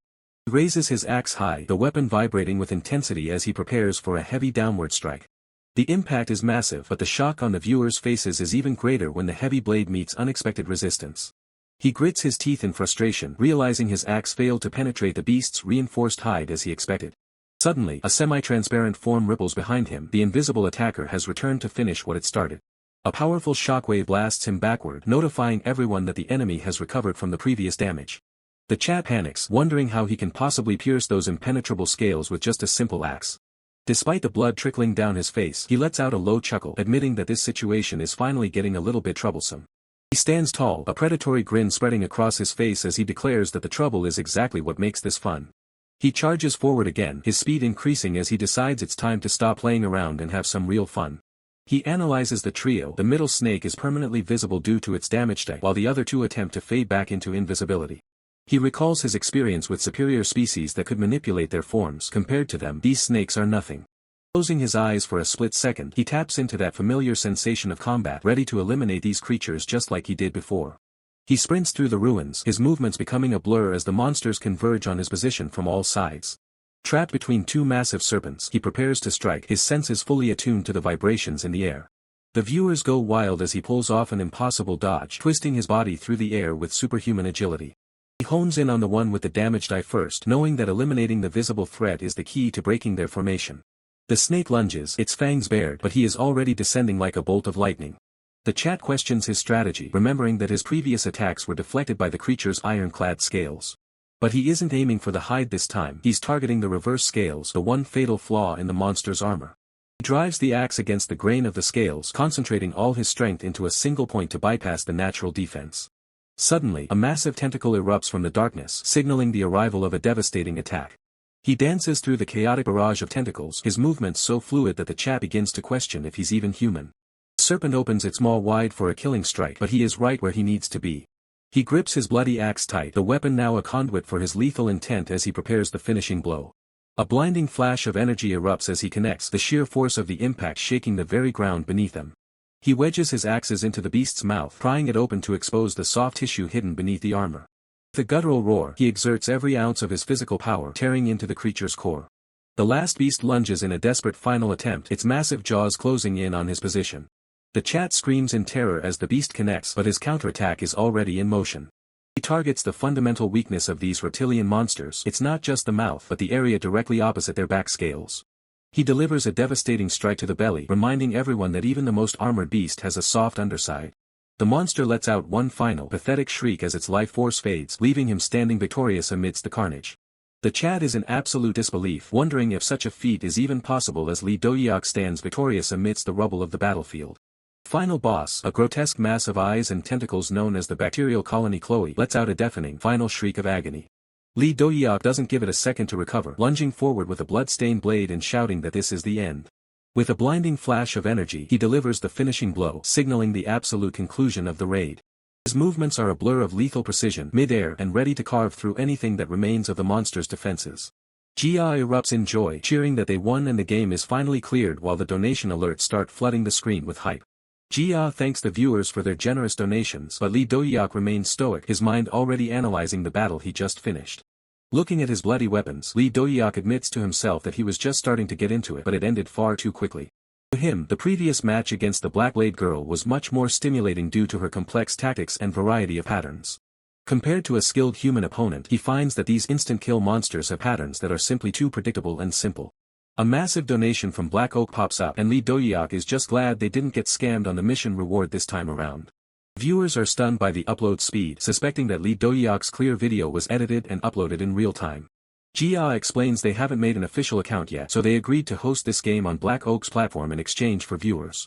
The mention of a collaboration sends the chat into a frenzy, with everyone eager to see what this partnership will bring. Jia officially announces that her Appa will be streaming with Black Oak for the upcoming event, making it official. Dohyuk clarifies that the stream will be on his own channel this time, not Jia's, as he prepares for his solo debut. Jia asks if he's thought of a streamer name yet, but Lee Dohyuk is adamant about just using his real name for the channel. The chat starts trolling with the name Dohyuk, much to Lee Dohyuk's visible annoyance as he refuses to copy his sister's style. Jia defends her own streamer name Jianchu while Lee Dohyuk continues to mock the choice in a moment of classic sibling bickering. Lee Dohyuk is reaching his limit, finding the whole naming situation more exhausting than the actual boss fight he just finished. The chat's imagination runs wild, picturing Lee Dohyuk doing a cringe-worthy buing pose for his debut stream. Jia is physically repulsed by the mental image, begging him to stop and calling the whole idea disgusting. Lee Dohyuk agrees that his eyes are rotting just thinking about it, deciding once and for all to stick with his real name. Jia wraps things up by announcing that Lee Dohyuk's big streamer debut is set for 8 p.m. tomorrow with details on her Twitch profile. With a final sign-off of Chuba, the stream ends, leaving the audience holding their breath for the next day's debut. The journey of a regressor in a world that refused to fall continues to captivate thousands as his legend grows. Back at the office, the blue-haired youth monitors the growing hype, impressed by the fans' demand for more high-level gameplay. He notes that as expected, Lee Dohyuk has a natural talent for stirring up hype and keeping the audience on the edge of their seats. He hops on a video call with Lee Dohyuk to discuss the massive buzz generated by the recent instant kill performance.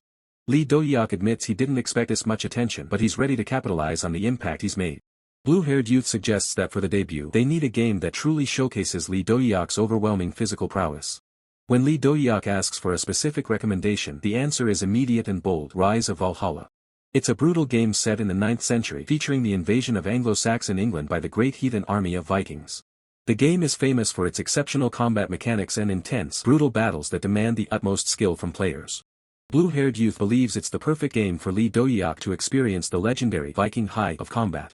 Lee Dohyuk's interest is piqued as he asks if the game truly supports both a standard mode and a reality mode. The blue-haired youth smiles, confident that Valhalla is the perfect playground for someone with Lee Dohyuk's unique abilities. He confirms that the game supports both modes, setting the stage for a debut that will surely leave the world in awe. The truth is, most people can't handle the physical demands of being a Viking, which is why almost no one dares to play in reality mode. In this brutal setting, you don't even need to face a boss to feel the pressure. Even the lowliest Saxon foot soldiers are notoriously difficult to take down. Black Oak chimes in, admitting he attempted reality mode a few times only to get completely crushed. Lee Dohyuk asks him exactly how far he managed to get. With a sheepish grin, Black Oak explains that after several desperate attempts, he managed to defeat a single regular knight, only to be obliterated by the very next opponent. Black Oak notes that since Lee Dohyuk performed so well in Ultimate Fighter, the fact that even he might struggle against basic knights shows how impossible it is for average players. Lee Dohyuk scratches his head, admitting that hearing those compliments makes him a bit embarrassed, especially considering how badly he was beaten in the end. He had just finished a match in Ultimate Fighter, and it was obvious to everyone that Lee Dohyuk's skill level was only going to keep rising. Black Oak reveals his inner thoughts. If he had won just one round, he planned to quit while he was ahead and never face Lee Dohyuk again. It was the ultimate fake-it-till-you-make-it strategy. He wanted to spend the rest of his life bragging about being the man who defeated Lee Dohyuk during the alpha stage.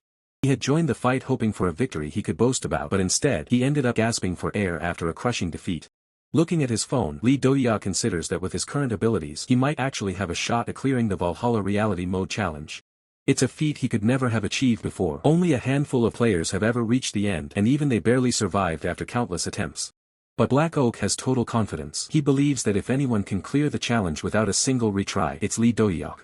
Lee Dohyuk acknowledges the vote of confidence, noting that it's already 8 o'clock and time to get down to business. If he wants to live up to those high expectations, he knows he'll have to push himself harder than he ever has before. As the machine hums to life, Lee Dohyuk checks his comms with Jian, making sure she can hear him clearly. Jian responds enthusiastically with a thumbs up, promising to do her best in her role as his one-day stream manager.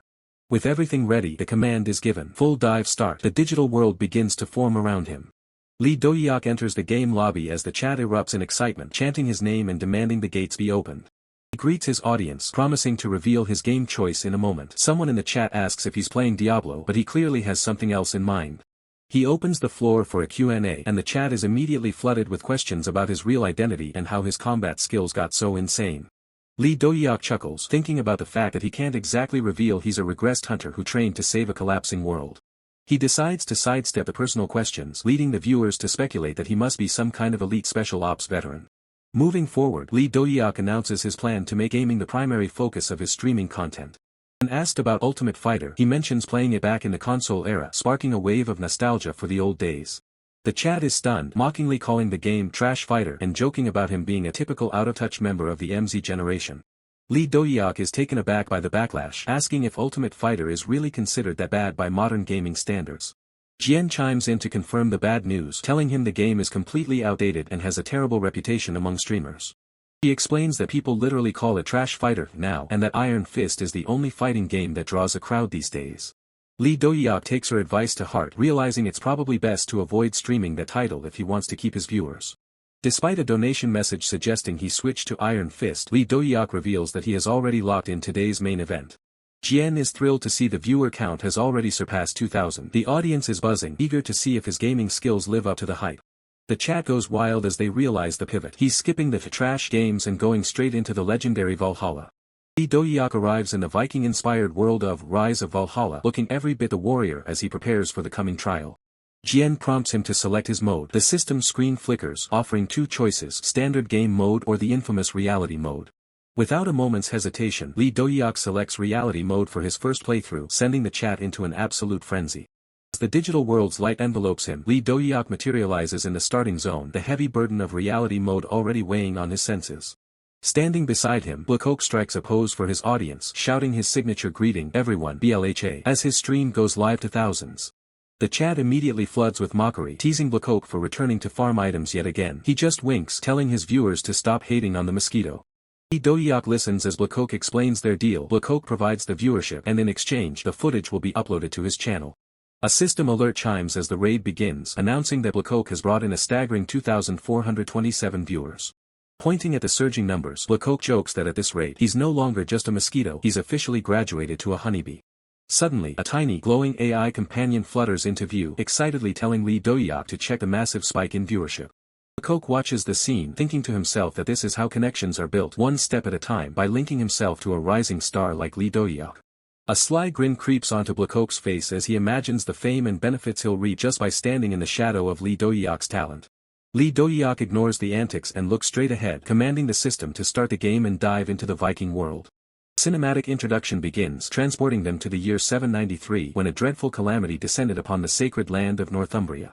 Through the lightning and crashing waves, the cursed name of the Vikings is spoken the moment Ragnar and his warriors arrived on the coast.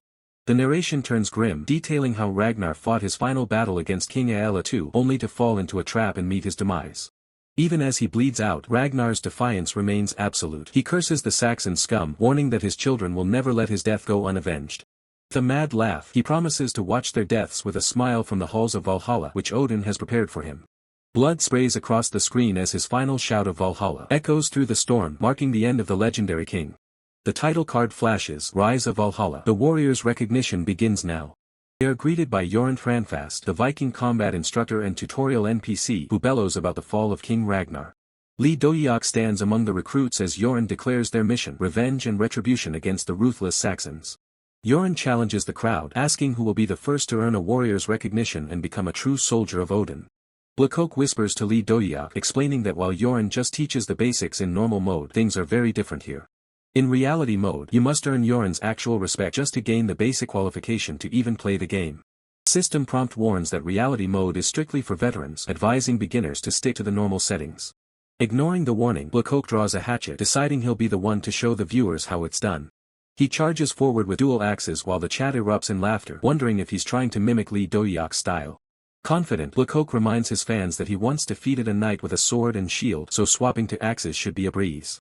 He boasts about his previous attempts at reality mode, trying to look cool in front of the massive Viking instructor. Joran scoffs at the dual axes, noting it's been a long time since he's seen a rookie foolish enough to wield a weapon in each hand.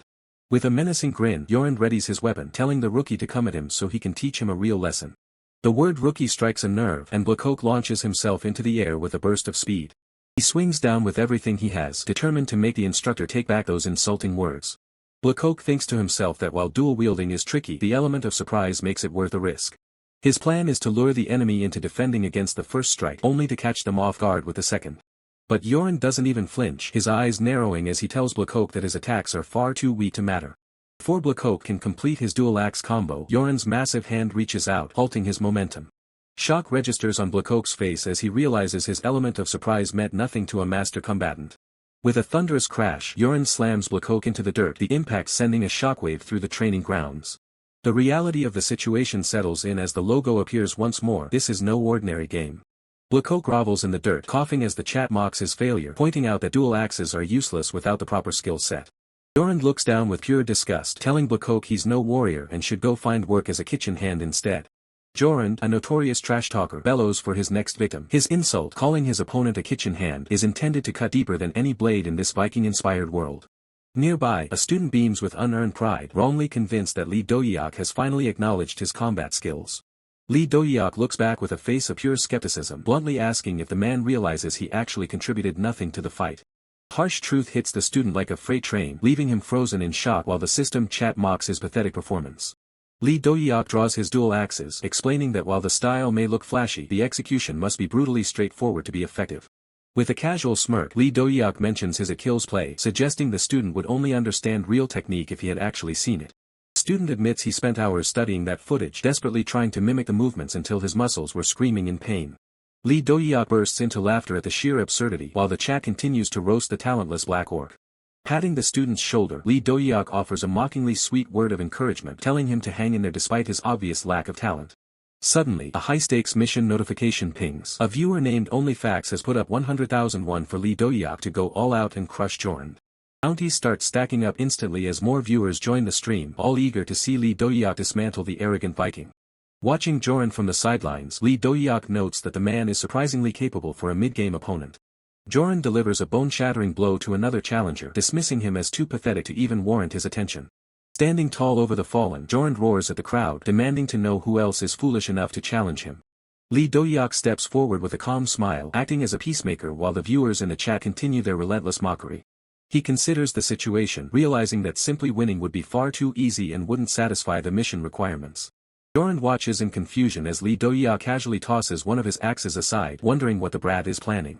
Dohyuk sets the terms: if he wins within 10 seconds, the mission is officially cleared. The viewers go wild, doubling down on their bets as they question if a 10-second victory is even possible against a beast like Joran. Joran sneers as Dohyuk approaches, noticing the dual axe setup and preparing to show him real Viking strength. With a mocking grin, Joran dares Dohyuk to come at him, eager to see if the boy is worthy of the weapons he carries. Dohyuk's grip tightens on his remaining axe, and the atmosphere turns heavy as the countdown to the 10-second challenge begins. In a blur of motion, Dohyuk hurls the axe with pinpoint accuracy, the weapon whistling through the air like a guided missile. Joran scoffs at the opening move, unimpressed that his opponent would throw away his weapon right at the start of the bout.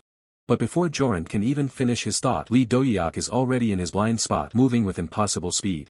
A massive collision erupts as the two warriors clash, sparks flying as Dohyuk forces the exchange.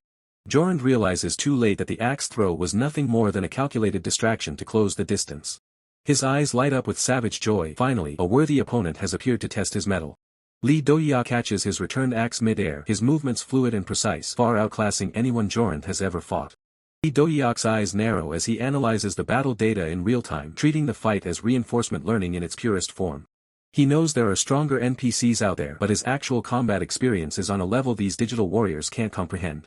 With cold determination, Dohyuk prepares to end this farce, his focus entirely on the man standing before him. Golden energy flares around him as he lunges, declaring that Joran will be the first to fall in this new mission. Joran welcomes the challenge, praising the boy's fighting spirit as he readies his own massive weapon for the final impact. The two titans collide in a spectacular explosion of power, the ground trembling under the weight of their absolute killing intent. The red-haired berserker, Joran, unleashes a ferocious roar. He swings his axe with raw, untamed power, intent on crushing Dohyuk. Dohyuk braces for the colossal impact, a grunt of effort escaping his lips. He realizes that Joran's strength is undeniably on another level. Undaunted, Dohyuk shifts his stance, his mind already formulating a counter-strategy. In that case, he thinks, preparing for his next move. Joran, anticipating Dohyuk's aggression, prepares to block. He grits his teeth as he meets the incoming assault with his axe. In a flash, Dohyuk slams his foot down, expertly pinning Joran's weapon and preventing him from retaliating. With a burst of agility, Dohyuk leaps over Joran. He times the jump perfectly to steal his opponent's momentum. Dohyuk lands a brutal strike, a first strike, directly to Joran's face, eliciting a pained hitch from the massive warrior. The force of the blow ripples through Joran's body, a clear display of the sheer power behind the attack. Joran's face contorts in fury and pain. "You damn brat," he roars, struggling against the relentless assault. Dohyuk stands over the reeling Joran, his weapon raised high as he delivers a chilling shout, "Die." Joran's eyes widen in shock and despair as the weapon descends, sealing his defeat. Lee Dohyuk continues his relentless barrage, striking Joran repeatedly with precise, powerful blows. Another devastating impact sends Joran reeling. Cock, he chokes as the blows connect. Battered and bruised, Joran can only mutter a frustrated "you little" as Lee Dohyuk presses his advantage. A moment of stunned realization crosses Joran's face. He can't believe he's been so thoroughly defeated. Lee Dohyuk stands victorious over the fallen Joran, declaring with finality, "It ends here." A spectator erupts in awe, exclaiming, "Whoa, that's insane." Chat messages flood the screen. "Holy SHT, that was crazy. Did he really finish him in just 10 seconds? I'm in shock." Joran slowly recovers and acknowledges Lee Dohyuk's prowess. "That was a solid hit," he remarks. "You're like a son of Odin." Spectator gasps. "The son of Odin? That's the highest praise a Viking can give." Other players comment, "Did Joran really just say that? LOL, damn, ultimate respect," and whoa, instant legendary status. Filled with respect, Joran asks, "What is your name, warrior blessed by Odin?" Lee Dohyuk confidently replies, "Gunnar." System. Gunnar, Lee Dohyuk, is the protagonist of Rise of Valhalla. A magnificent name befitting a Viking, Joran praises. System. Joran acknowledges you. Lee Dohyuk's eyes widen in surprise. Oh, it even triggered a quest. The spectator and the chat react to the sudden development. Wow, LOL, it popped up already. Whoa, Joran gives out a Son of Odin quest too. Amazing. Has this ever been revealed before? Player comments continue. "I don't think so. First in the world. Damn, I've never seen Joran give that quest before." Lee Dohyuk ponders the situation. "So, is this a rare trigger?" The spectator confirms, "Yes. It's not a main quest but a hidden side quest called Son of Odin. Not just anyone can get it." He explains the conditions. If a player earns recognition from 5 different warriors, they receive the title Son of Odin through this side quest. He continues, "Having that Son of Odin title is the hallmark of a true Valhalla pro. This isn't the first time the quest has appeared, but as far as I know, this is the first time it's been triggered in the tutorial zone. It's not that no one has defeated Joran in the tutorial before, but he's never been known to give this quest." He concludes, "Maybe the condition is the clear time. Since Lee Dohyuk finished in 10 seconds, the threshold is likely between 10 and 30 seconds. Defeat him fast enough and the quest pops up." Lee Dohyuk processes this. So there's a time limit. Lee Dohyuk doesn't sugarcoat the truth, reminding the boy that, just as the Hornork said, dual wielding is a death sentence for those without the gift. He tries to backtrack, but his words only cut deeper as he bluntly states that the blue-haired youth simply lacks the talent for twin axes. The streaming chat erupts in mockery, laughing at the talent crisis as the blue-haired youth trembles with pure, unadulterated frustration. Gripping his blade, the blue-haired youth snaps back at the viewers, vowing that while he accepts criticism from Lee Dohyuk, he won't take it from them. He swaps his gear for a sword and shield, determined to prove his worth to the instructor, even as the chat trolls him for the sudden change. Lee Dohyuk offers a cheer so half-hearted that the audience immediately calls it the most insincere encouragement in history. The blue-haired youth shouts in desperation, telling them to stop killing his motivation right as he's about to step into the fray. A sudden donation brings a rare moment of praise, acknowledging that while he isn't Lee Dohyuk, he's still among the top players in Valhalla. Reinvigorated, he takes a combat stance, vowing to prove he's no less than Lee Dohyuk and make everyone eat their words.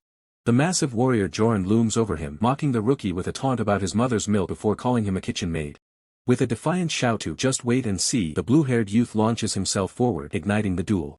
He charges with a ferocity that feels strangely familiar to the veteran viewers watching the stream. The first clash is explosive, a shower of sparks flying as the boy's sword meets Joran's overwhelming power. Joran easily deflects the strike, calling it weak and demanding more if the boy ever hopes to break his defense. Joran roars for a heavier strike, putting his entire massive frame into a punch that threatens to shatter the boy's guard. Using his agility, the blue-haired youth spins away from the crushing blow, his shield held tight to his chest. He finds a momentary opening, striking Joran's back with a desperate cry of effort. Joran lets out a booming laugh, finally seeing the kind of fighting spirit he's been looking for. The battle intensifies as Joran counters, his movements becoming a blur of brute force and seasoned skill. Joran leaps high, his axe descending like a guillotine as he calls for a real fight. A massive impact craters the ground, the sheer force of the exchange sending debris flying everywhere. Blue-haired youth screams as he pushes back against the crushing weight of Joran's weapon. He thrusts his sword forward in a lightning-fast riposte, aiming for any gap in the giant's armor. Joran grins as a small cut appears on his cheek, acknowledging the boy's surprisingly decent moves. The giant isn't done yet, launching another heavy assault that forces the rookie back onto his heels. The blue-haired youth fights with everything he has, even as the chat continues to compare his style to Lee Dohyuk's genius. Observing from the sidelines, Lee Dohyuk notes that the sword and shield have indeed refined the boy's sense of distance and technique. A final, heavy blow sends the blue-haired youth crashing into the dirt, his breath stolen by the impact. He looks up in shock as the cold steel of Joran's axe stops just inches from his throat. The declaration is final, the duel has reached its end. Joran stands tall over his defeated student who can only curse his own weakness as he catches his breath. Surprisingly, Joran admits that the weapon swap made him somewhat useful, a sentiment echoed by a system notification of acknowledgement. Sparring is dismissed for the day and the blue-haired youth exhales in relief, glad to have finally passed the master's test. A new mission pings and the boy immediately regains his confidence, bragging about his supposed archery skills. The team is ordered to secure food for the camp, marking the start of a new quest as the sun begins to set.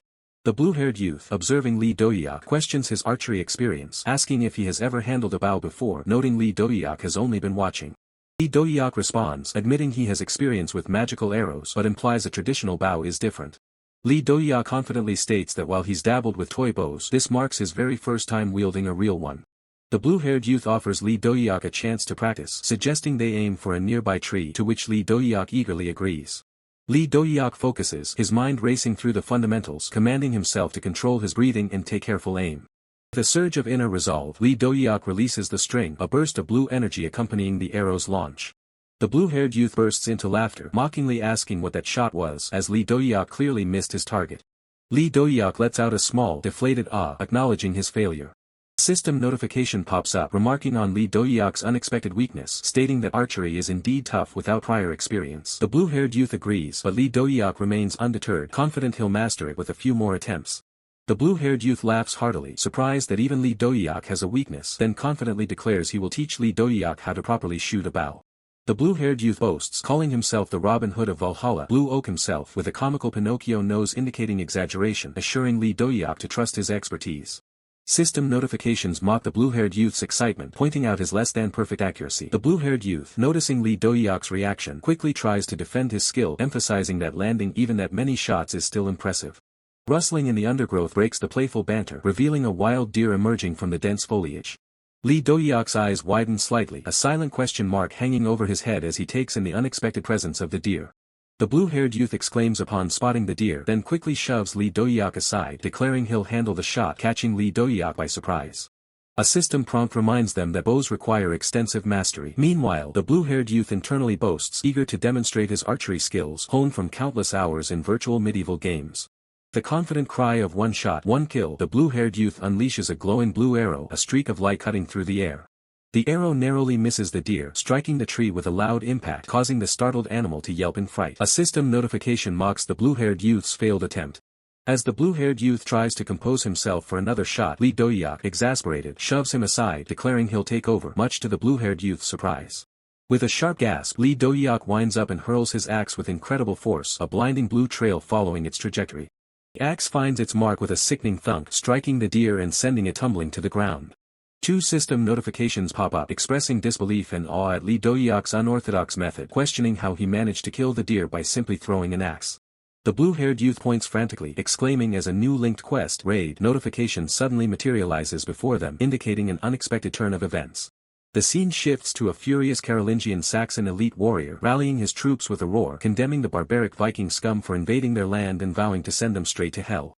Lee Dohyuk lets out a thoughtful HM, a smirk playing on his lips as he remarks that it seems the real game is finally about to begin. Blue-haired youth urges them to head back quickly, confidently stating that he knows the way and Lee Dohyuk should simply follow him. Lee Dohyuk looks confused, questioning the blue-haired youth about where exactly they are heading back to. The blue-haired youth explains their urgent need to return to the stronghold, emphasizing that any delay will only result in more Viking casualties. Lee Dohyuk, with a confident thumbs up, proposes a bold alternative, intercepting the raiders directly on their way, leaving the blue-haired youth utterly bewildered.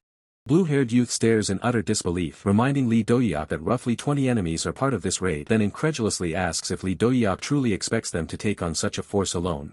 The man doesn't hesitate for a second, looking up at the crescent moon and deciding it's time to move, declaring that the fun is only just beginning.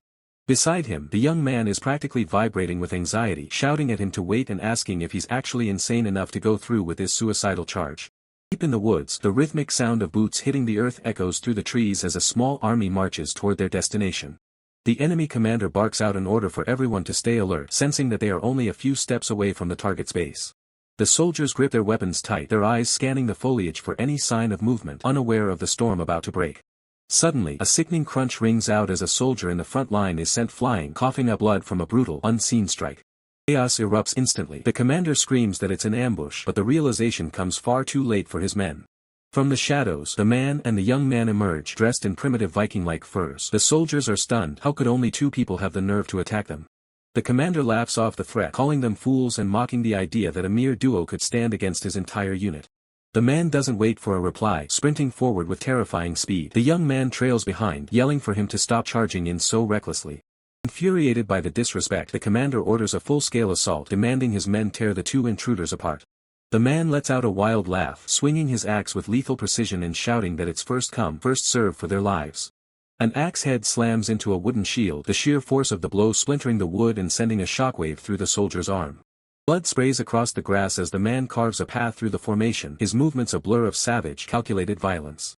Another soldier collapses with a strangled cry, his defense completely bypassed by the man's overwhelming power. The axe gleams under the moonlight, a harbinger of death that hasn't slowed down for even a fraction of a second.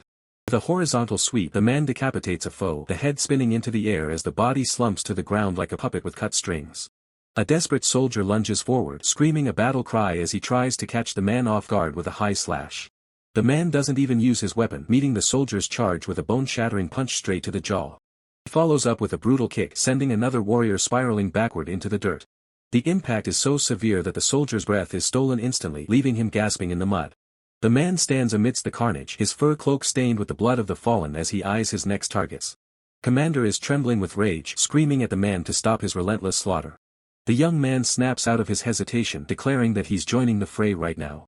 The young man engages an elite warrior, hoping to finally prove that he isn't just dead weight in this raid. He shouts with renewed determination, swinging his blade to prove his skills to the man. The man pauses for a split second, wondering about his progress in the battle, and briefly considers if his companion is actually holding his own. The reality is much grimmer. The young man is being overwhelmed, screaming for help as his defense crumbles. The man glances back with a deadpan expression, casually deciding that his teammate looks perfectly fine and doesn't need any assistance. The young man is nearly skewered, shrieking in disbelief at the man's cold indifference while he fights for his life. Ignoring the pleas, the man smirks, stating he'll just focus on thinning out the crowd while the commander curses him. A soldier tries to blindside him, screaming for him to die as he brings his sword down. With a fluid motion, the man counters, his axe biting deep into the attacker's chest.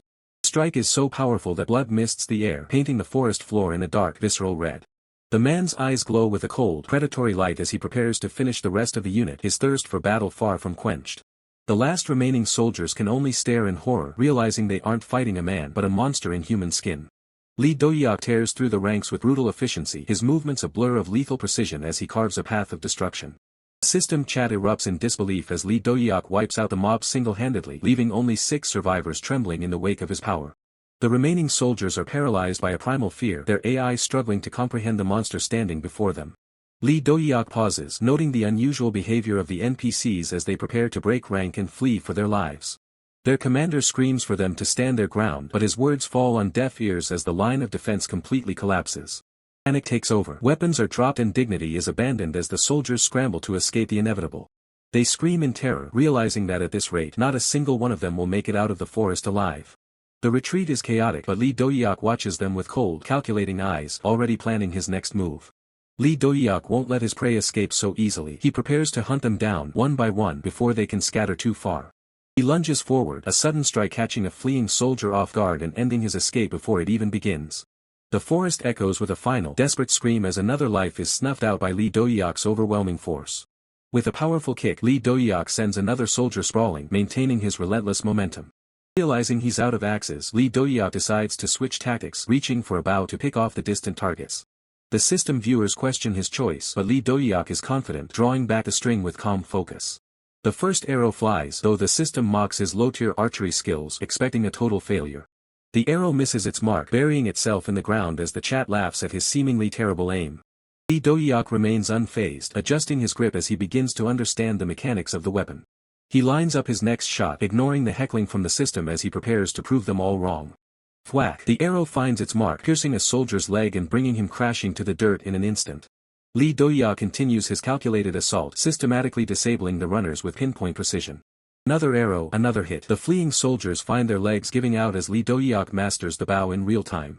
The system chat goes silent in shock, realizing that Dohyuk's garbage tier skills are evolving at an impossible speed. Dohyuk closes the distance on the wounded survivors, his presence looming over them like an inescapable shadow. Soldier begs for mercy, but in this game, Lee Dohyuk knows that hesitation only leads to failure. It's time for the final blow. Lee Dohyuk readies himself to finish the job with the cold efficiency of a true predator. He strikes with overwhelming force, ensuring that not a single enemy is left standing to report back. The remaining soldiers can only watch in horror as their comrades are systematically eliminated by the man they once thought was just another player. Desperate screams fill the air, but they are quickly silenced by the relentless advance of Lee Dohyuk. The battle reaches its bloody conclusion, leaving Lee Dohyuk as the sole victor in a forest stained with the data of the fallen.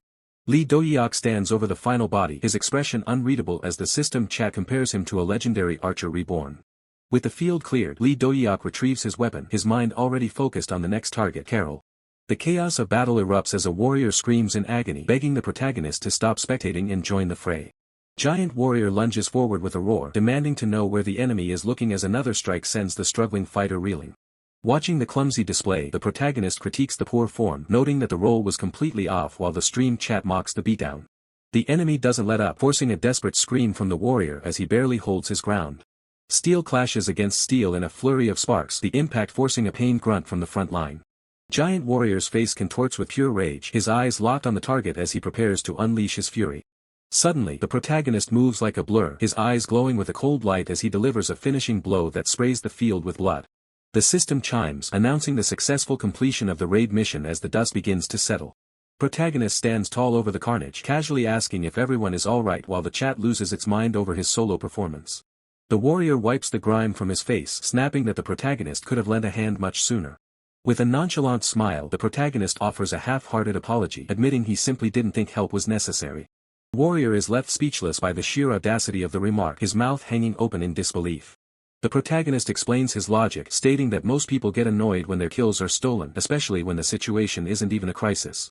The warrior rants about the severity of the fight, arguing that at the very least an arm should have been severed for it to count as a real battle. His complaints grow more absurd as he yells about spilling intestines, leaving the protagonist looking completely baffled by the warrior's dark expectations. Fuming, the warrior tells him that if he didn't want to help, he should have just said so, just as a booming voice echoes from the distance. Confused, the warrior turns around to see a massive fighter charging toward them. The giant brutally shoves the warrior aside, shouting for him to move as he rushes toward the protagonist. The giant warrior grabs the protagonist's shoulders with frantic concern, checking for any injuries as the young man calmly confirms he's fine. Lying in the dirt, the warrior groans in pain, feeling completely invisible as he tries to remind the giant that he's also there. The rest of the squad arrives on the scene, calling out for their leaders as the area is finally secured. The giant warrior confirms the area is clear before casually asking if the warrior is hurt, only for the frustrated man to announce he's logging off for the day. Digital light envelopes the warrior as the system confirms his logout, leaving the group behind. The giant warrior shrugs off the departure, more relieved that the protagonist is safe while the chat continues to laugh at the situation. The protagonist looks toward the horizon, wondering if this marks the end of the tutorial and the beginning of the open world. Contemplating his next move, he ponders what he should prioritize in this vast new environment. High-value mission alert pops up from a mysterious user, offering a massive reward to defeat a specific target. The protagonist's interest is piqued by the target's name, though he admits he has no idea who that is. With a determined grin, he declares that for such a large reward, he'll give it his absolute best. The giant decides to accompany him as the system unlocks the companion recruitment feature. Skeptical, the protagonist questions the benefits of having companions, while the chat explains they serve as backup when summoned by a horn. The duo gallops across the rugged terrain, the protagonist's mind fixed on the mysterious target as they ride into the unknown. The bearded warrior beside Lee Dohyuk breaks the silence, mentioning rumors that their target is currently in West Sussex, leaving a trail of raided villages in his wake. Weathered scroll manifests in the air, revealing that Beowulf was once a legendary standard-bearer for Ragnar, though he has since lost his path. The text continues, describing him as a warrior blessed by Odin himself, suggesting that only someone of Lee Dohyuk's caliber can guide him back to Valhalla. The system chimes in, updating the current objective. Lee Dohyuk must find Beowulf and earn the recognition of the warriors to progress. Pulling their horses to a halt at the edge of a jagged cliff, the duo looks down upon their destination. Below them lies Beowulf's camp, a fortified settlement illuminated by the flickering orange glow of dozens of torches. The horses shift restlessly on the dirt path as the gravity of the mission settles in. The veteran warrior hands Lee Dohyuk a sturdy horn, explaining that his old connection to Beowulf prevents him from joining the fight directly, but he will wait for the signal. Lee Dohyuk takes the horn with a nod, declaring his intent to head in alone as he spurs his horse forward into a gallop. The guards at the perimeter spot the lone rider charging down the slope, shouting in disbelief at the sheer recklessness of the attack. They warn that the camp is crawling with dozens of bandits, but Lee Dohyuk doesn't slow down for even a second. Gripping the reins, Lee Dohyuk realizes that to find Beowulf he'll have to carve a path through every single man standing in his way. The sentries level their spears, screaming for him to stop, but the momentum of the charge is already unstoppable. With a fierce battle cry, Lee Dohyuk launches his horse into the air, soaring over the startled guards like a demon of war. Gate guards can only watch in shock as the shadow of the rider looms over them. The horse crashes through the wooden barricades with a thunderous impact, sending splinters and bodies flying in every direction. Chaos erupts instantly as the bandits realize they are under attack, their shouts of alarm echoing through the wooden structures. Lee Dohyuk doesn't miss a beat, drawing his bow while still in the saddle and letting an arrow fly with lethal intent. First bandit is struck down before he can even raise his sword, the force of the arrow pinning him to the ground. Another arrow finds its mark, catching a fleeing bandit squarely in the back as Lee Dohyuk maintains his high-speed assault. The bandits rally, screaming for their comrades to kill the intruder and stab the horse to bring him down to their level. Multiple spears pierce the horse's flank, the animal letting out a pained neigh as it collapses under the weight of the attack. Lee Dohyuk uses the horse's fall as a springboard, flipping high into the air to avoid the cluster of spears below. In mid-air, time seems to slow down as he notches 3 arrows simultaneously, his focus narrowing on his targets. The arrows whistle through the air, striking with pinpoint accuracy and dropping 3 more bandits in a single breath. He lands in a crouch amidst the bodies of his enemies, the dust settling around him as he stares down the remaining horde. Rising slowly, Lee Dohyuk radiates a cold, murderous aura that makes even the most hardened bandits hesitate. Desperate, the bandit leaders command their men to raise their shields, hoping to create a wall he cannot penetrate. Lee Dohyuk watches them hide behind their wood and iron, a small, confident smirk playing on his lips. He decides it's time to stop using cowardly long-range weapons and meet them in the way of true warriors. Reaching for his back, he prepares to draw the weapons that will end this skirmish once and for all.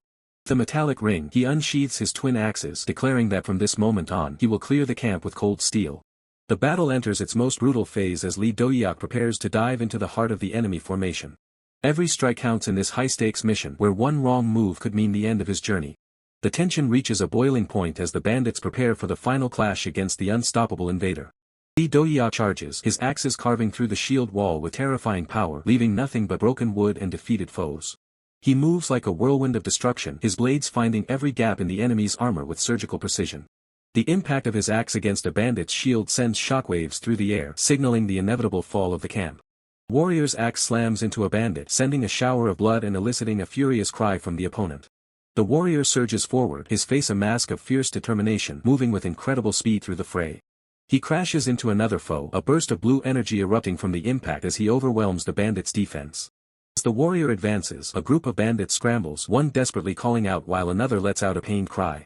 Arrows rain down, but the warrior skillfully deflects them with his axe, each impact sparking with defensive energy. A larger bandit, already wounded, roars for his archers to continue firing, grunting in pain as he endures a blow. Another bandit attempts to escape but is swiftly struck in the back by a piercing arrow, collapsing mid-leap. A bandit with a ponytail glares, challenging the warrior's tactics. The relentless assault sends another bandit reeling, who lets out a pained groan as he falls to the ground. With a powerful strike, the warrior fells another opponent, whose scream of agony echoes through the camp. The warrior stands tall amidst the chaos, his form silhouetted and eyes glowing with an ominous red light. A bandit's face contorts in terror as he desperately calls out for his leader, realizing the gravity of their situation. An axe, imbued with potent energy, spins through the air, a deadly projectile seeking its next target. The axe finds its mark, embedding itself into a wooden structure with a shower of sparks, signaling the end of the skirmish. The warrior surveys the aftermath, standing victorious over the defeated bandits, his presence commanding and unchallenged. A heavy boot slams onto the ground, creating a small tremor, a clear declaration of a new presence entering the battleground. A towering, armored warrior steps forward. System notifications flash on the screen, confirming the arrival of a formidable figure. A surviving bandit frantically points at the first warrior, stuttering a warning to his approaching leader. Warrior silences the frantic bandit with a cold command, his gaze fixed on the newly arrived threat. The hulking warrior glares, enraged by the audacity and the sight of his fallen men. Covered in the blood of his enemies, the warrior stands defiant, challenging the formidable leader to face him directly. Roaring with fury, the large bandit charges, his massive form radiating raw power as he lunges toward the warrior. The bandit's powerful attack creates a massive impact, his expression filled with murderous intent. He swings his axe with brutal force, vowing to make the opponent pay for his actions. Intense battle concludes, transitioning to a dramatic title card. In a dazzling virtual arena, a fighter with cybernetic enhancements stands victorious over a defeated opponent, his fists glowing with power. The fighter greets his audience, acknowledging his long absence from streaming as a digital crowd's comments scroll below. He smiles, agreeing with a viewer's comment about his recent tournament performance. He reassures his fans, explaining that he needed a break to recover and recenter himself after the competition. He reflects on his past glory, where his wins were once considered a given and he took home titles regularly. However, in a more challenging tournament, his best record was limited compared to his former dominance. To reconnect with his origins, the fighter proposes a nostalgic return to his old game to his viewers. As he makes his announcement, the live viewer count remains high on the system display, indicating a dedicated audience. The system confirms the closure of the current game and the launch of the previous one, signaling a shift back to his roots. Fighter expresses surprise at the passage of time, realizing it has been a long while since he last logged into the game. With a final decision, he chooses to log in with an old alternate character, ready for a nostalgic journey. Lee Dohyuk's chosen avatar, identified by the system as martial artist Hoken, materializes in a vibrant arena, radiating intense power. He lets out a determined HAH. With a confident smile, Lee Dohyuk in his Hoken avatar declares his intention to queue for a match, eager for action. The system swiftly responds, displaying "searching for match" as the cute pink AI companion hovers, processing the request. Back in the real world, Jia excitedly points at a screen, exclaiming to Lee Dohyuk about the overwhelming response to his recent stream, urging him to look. The scene shifts to a grand building at night while comments flash across the screen praising Lee Dohyuk's epic mountain raid video and its genius editing. A highlight reel plays, showcasing an incredible parry against a massive foe, garnering over 102,000 views. Viewers marvel at the manual skill, questioning if it's even possible without abilities. Jia, animated, mimics the battle's sounds, asking Lee Dohyuk if a meme has already spawned from his stream. She then playfully suggests his stream might soon thrive without her, before sternly reminding him to work even harder. Lee Dohyuk smiles, expressing his gratitude to Jia for her diligent work managing his stream today. Jia yawns, declaring her intention to head to bed and advising Lee Dohyuk to get some rest as well. Lee Dohyuk, now alone, contemplates trying out the trending Iron Fist style. He dismisses the thought, resolving to stick to his original plan, reaching the Ultifight Transcendent tier, musing that one more win will grant him Grandmaster rank. As he opens a door, Lee Dohyuk checks his phone, wondering about that sword-wielding girl he sent a friend request to, noting her constant offline status. Settling into his gaming chair, Lee Dohyuk decides it's time to fully dive back into the game. His body glows as the system confirms full dive, entering game lobby, immersing him into the virtual world. Holographic screen flashes match before Lee Dohyuk's avatar, displaying an unusual opponent, instant ramen cooking contest first champion. Lee Dohyuk observes the opponent's stats, 0 wins, 0 losses, pondering if this is an old account being revived after a long hiatus. With a decisive gesture, Lee Dohyuk accepts the match. Lee Dohyuk studies his opponent's IGN, noting a perfect 100% win rate. He speculates that this might be a Smurf account, a hidden master playing on a new character. External system messages pop up identifying the opponent as that guy from sword-wielding girl's stream and taunt god. Lee Dohyuk, unfamiliar with the moniker, questions its meaning. More system chatter suggests the opponent's custom face resembles a famous player named Beyond, though one message dismisses it as nonsense. Lee Dohyuk's interest is piqued. Lee Dohyuk, now intrigued, accepts the challenge, eager to see if this hidden master can stand against him. The arena materializes, revealing Lee Dohyuk's opponent, who is described in a dialogue bubble as the mysterious expert radiating immense power, standing in a familiar martial arts gi. Lee Dohyuk grins, looking forward to uncovering the true identity of his formidable challenger. He assumes a combat stance, inviting his opponent to begin their match. Lee Dohyuk points, seemingly provoking the challenger.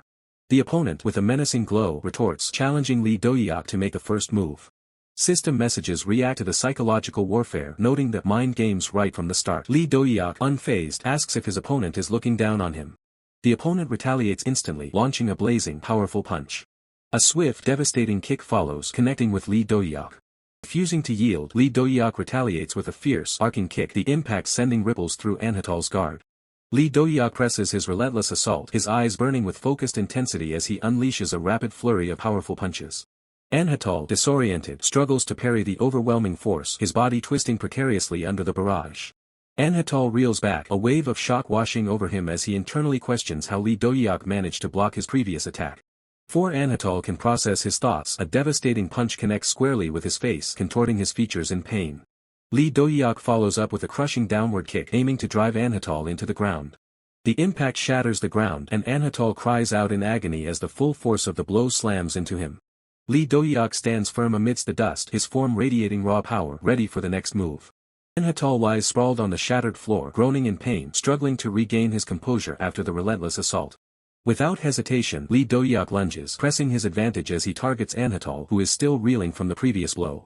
Anhatal pushes himself up, gritting his teeth in frustration as the system registers the unprecedented turn of events. Anhatal, a former top pick, is being decisively pushed back. System's assessment is brutal. Anhatal's instincts are dead, implying he's let his guard down over time, a critical mistake against Lee Dohyuk. Anhatal's thoughts race, questioning if he truly let his guard down or lost his competitive edge. He quickly dismisses the notion, realizing it's not merely about skill, there's something more unsettling about Lee Dohyuk's fighting style. Anhatal senses a strange unease from their last exchange, a feeling that if he fails to decipher it, he faces certain defeat. Deciding to test Lee Dohyuk's reactions, Anhatal initiates a swift dash attack, hoping to provoke a tell. But Lee Dohyuk anticipates the feint, already moving to counter with a low tackle, turning Anhatal's attack into his own opening. Anhatal's eyes widen in alarm as he realizes he's about to be hit, his thoughts cut short by the impending impact. Lee Dohyuk's uppercut connects with brutal force, sending Anhatal flying with a pained cry. Anhatal struggles to his feet, bewildered by Lee Dohyuk's instantaneous close-range counter, wondering if it was pure luck or something more. Lee Dohyuk doesn't let up, delivering another sharp punch directly to Anhatal's jaw. Anhatal manages to block, but the force of Lee Dohyuk's strike still pushes him back. Lee Dohyuk expertly parries Anhatal's counterattack, sparks flying from the clash of their hardened fists and forearms. Lee Dohyuk finds an opening and lands a clean strike, sending Anhatal reeling with a loud cry of pain. Another powerful blow connects, Lee Dohyuk's fist driving deep into Anhatal's shoulder. Anhatal grits his teeth through the pain, realizing with a jolt that Lee Dohyuk is perfectly reading all his attack timings.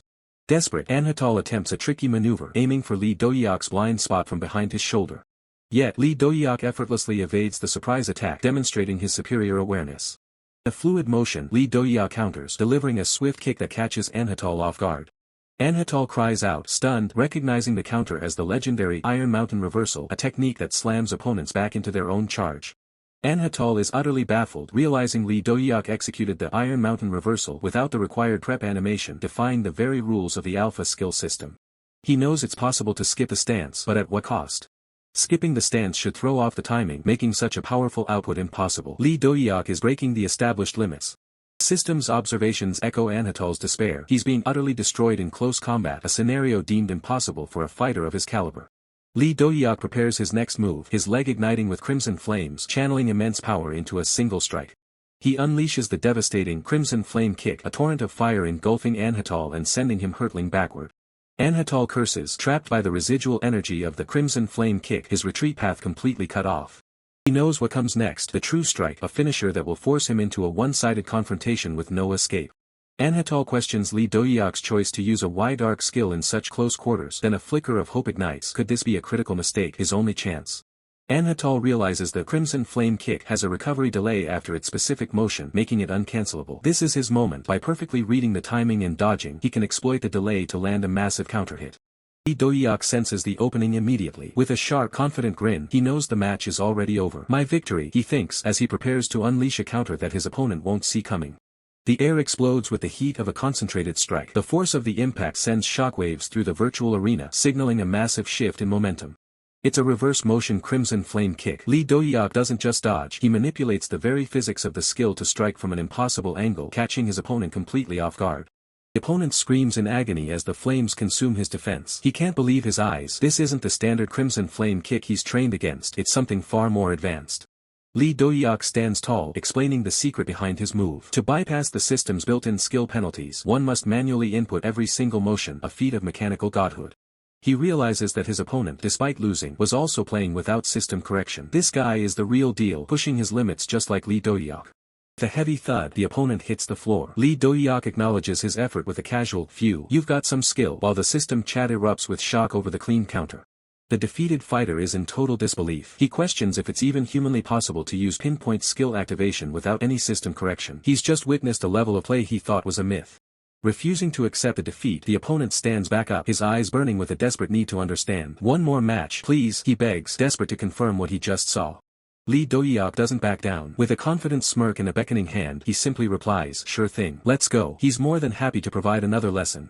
Rematch begins with an explosive burst of speed. The opponent lunges forward, but Lee Dohyuk is already reading his every move like an open book. Another blinding flash of energy fills the screen as Lee Dohyuk executes a perfect parry, turning the opponent's own momentum against him. The system confirms the inevitable. Home ground login, Hoken, win. Lee Dohyuk secures yet another dominant victory. Ha, that was a close one, Lee Dohyuk says, though his relaxed posture suggests otherwise. His opponent can only let out a pained groan as he's sent back to the floor. Cycle repeats. The opponent is obsessed now, shouting for just one more match. He's caught in the web of Lee Dohyuk's superior technique. Another clash, another blinding strike. Lee Dohyuk's movements are becoming a blur of efficiency and power. The impact is absolute. Lee Dohyuk isn't just winning, he's dismantling his opponent's entire understanding of the game. A final, decisive punch connects with a sickening thuk. Blood and sweat fly as the match reaches its brutal conclusion. System notification appears once more. Another win for Hoken. The gap in skill is becoming painfully obvious to everyone watching. Lee Dohyuk wipes his brow. That's 5 in a row. Let's call it here for today. He's satisfied while his opponent lies broken and gasping for air. He checks his current standing. 5 wins over a player named Ramian brings his total record to a staggering 26 wins and 0 losses. A perfect streak. Lee Dohyuk calculates his progress. One more win and he'll hit the heaven beyond heaven tier where the real monsters of the game reside. There's a problem. If his stream viewers catch him playing Alpha Fighter solo, he'll get roasted. He told them he was done for the night. He decides to keep his progress a secret. He'll reveal his true power once he reaches rank 1 in Ultimate Fighter. For now, he must remain a ghost. He checks in with his AI assistant, Calm. He needs to make sure his basic info and appearance are still set to private. He can't risk being recognized. Confirms the settings. Every player in Ultimate Fighter sees him as a generic custom avatar, a goofy-looking character that hides his true identity. The system asks if he'd like to switch to his real appearance. Lee Dohyuk gives a thumbs up and declines. No, I'll stick with this for now. The disguise is perfect. He ponders the future. If Alpha Fighter is this much fun, he can only imagine how thrilling Iron Fist, the king of fighting games, must be. Prepare for the higher tiers. He decides he needs to network. He tells Calm to send a friend request to Ramian, the guy he just demolished. Calm asks what message he'd like to include with the request. Lee Dohyuk thinks for a moment, wanting to be encouraging but perhaps coming off a bit too superior. Since Ramian is pretty good too, I'll send something to cheer him on and encourage him to improve, he decides with a smirk. Meanwhile, in a peaceful forest setting, the real-world opponent receives the notification. You've got a new message. It reads, "You've got talent. Let's play again sometime." The guy is actually a massive streamer named Anatole, and he's currently live in front of over 22,000 viewers. His chat is absolutely losing it, laughing at his humiliating defeat. Anatole is in a state of shock. He can't believe a random player with a joke avatar just told him he has talent. The irony is killing his chat, who are calling the mysterious Hoken nuts. Anatole can only laugh at the absurdity. Of all games, I never thought I'd hear that in Ultifight. He has no clue he just ran into the most dangerous player in the world. Lee Dohyuk, still processing his recent encounter, decides to review the match footage. He points to a holographic screen highlighting a specific moment, the devastating burning crescent kick. The replay showcases the incredible power of the red-haired berserker's burning crescent kick. System commentary boxes erupt with awe, questioning if such a move could truly be unassisted and noting its extreme difficulty. Lee Dohyuk muses on the sheer skill involved. If all those powerful moves were genuinely unassisted, the game's community would undoubtedly explode with discussion. Clenching his fist, Lee Dohyuk admits to himself that he thought he had mastered the game, but this recent encounter proved there was still much more to learn. He wonders if this was the reason for his recent struggles with his Iron Fist technique and if the secret to overcoming his plateau lies within understanding this new level of power. Deciding he'd seen enough for now, Lee Dohyuk dismisses the replay despite the system's protests for a full breakdown. A sly smile spreads across Lee Dohyuk's face. He has no intention of being the only one to suffer the opponent's overwhelming power. He resolves to keep this powerful opponent a secret, ensuring others would also fall victim to the same devastating techniques. With a triumphant grin, Lee Dohyuk decides to let everyone else experience the same crushing defeat he just endured. Meanwhile, a young woman furiously punches her desk, frustrated by the online chatter about the mysterious player befriending Anatole. She rages about the player's stupid username. The entire forum is abuzz with talk of the new player. She fumes, convinced that if not for this newcomer, her brother would have been the star of the highlight reel. She pouts, reassuring herself that her brother has merely been busy with Valhalla and will easily dominate this new player once he logs back in. With a sigh, she resigns herself to managing the online boards, determined to protect her brother's ranking from dropping. Her annoyance shifts to another matter. She wonders if the guy she sent to the convenience store has even returned yet. Frustrated sigh echoes through the room, lamenting the brat's demands. Lee Dohyuk stands outside a convenience store, grumbling that if she wanted banana milk so badly she should get it herself. He only bothered because he had the payment card. Deciding to stock up on snacks, Lee Dohyuk enters the store, only to accidentally bump into a younger boy, causing him to stumble. The boy lets out a pained grunt as he falls, and a packaged knife slides out from his bag. Lee Dohyuk quickly asks if the boy is alright, extending a hand to help him up. The boy, adjusting his glasses, stammers out an apology, assuring Lee Dohyuk that he's fine. Suddenly, Lee Dohyuk's eyes widen in shock. He recognizes the boy, exclaiming his nickname, Big Ears Jaegelmin. Jaegelmin is equally stunned, demanding to know how Lee Dohyuk knows his nickname and name and who he is. Lee Dohyuk's expression turns grave as he confirms the boy's identity, realizing this is the sharp-eared tactician Jaegelmin who served under him before the regression. A flashback reveals a grim past. In the early days of the apocalypse, Lee Dohyuk led the 13th squad of the Stray Dogs unit, comprised of those with weaker abilities. It was Jaegelmin, the Big Ears strategist, who meticulously planned all of the 13th squad's operations. The younger Jaegelmin, animated, admits his long-standing jealousy of his captain's physique. A sigh of exasperation. There he goes again, Lee Dohyuk thinks, wondering who supplied Jaegelmin with alcohol this time. A female squad member playfully tells Lee Dohyuk not to nag Jaegelmin so much. She wraps Jaegelmin in a tight hug, teasing that their strategist needs a little liquor to get his gears turning. Jaegelmin pushes her away, yelling in frustration that he hates being called cute and treated like a child by the older members, which then encourages everyone else to do the same. Undeterred, the woman continues to tease, pinching Jaegelmin's cheeks, who screams at her to stop. The purple-haired assassin, with a mischievous grin, joins the fray, telling the woman to ease up, then jokingly suggests Jaegelmin should team up with her instead. The hammer-wielding woman snaps, swinging her massive weapon at the purple-haired assassin, who quickly backs down, promising to zip it.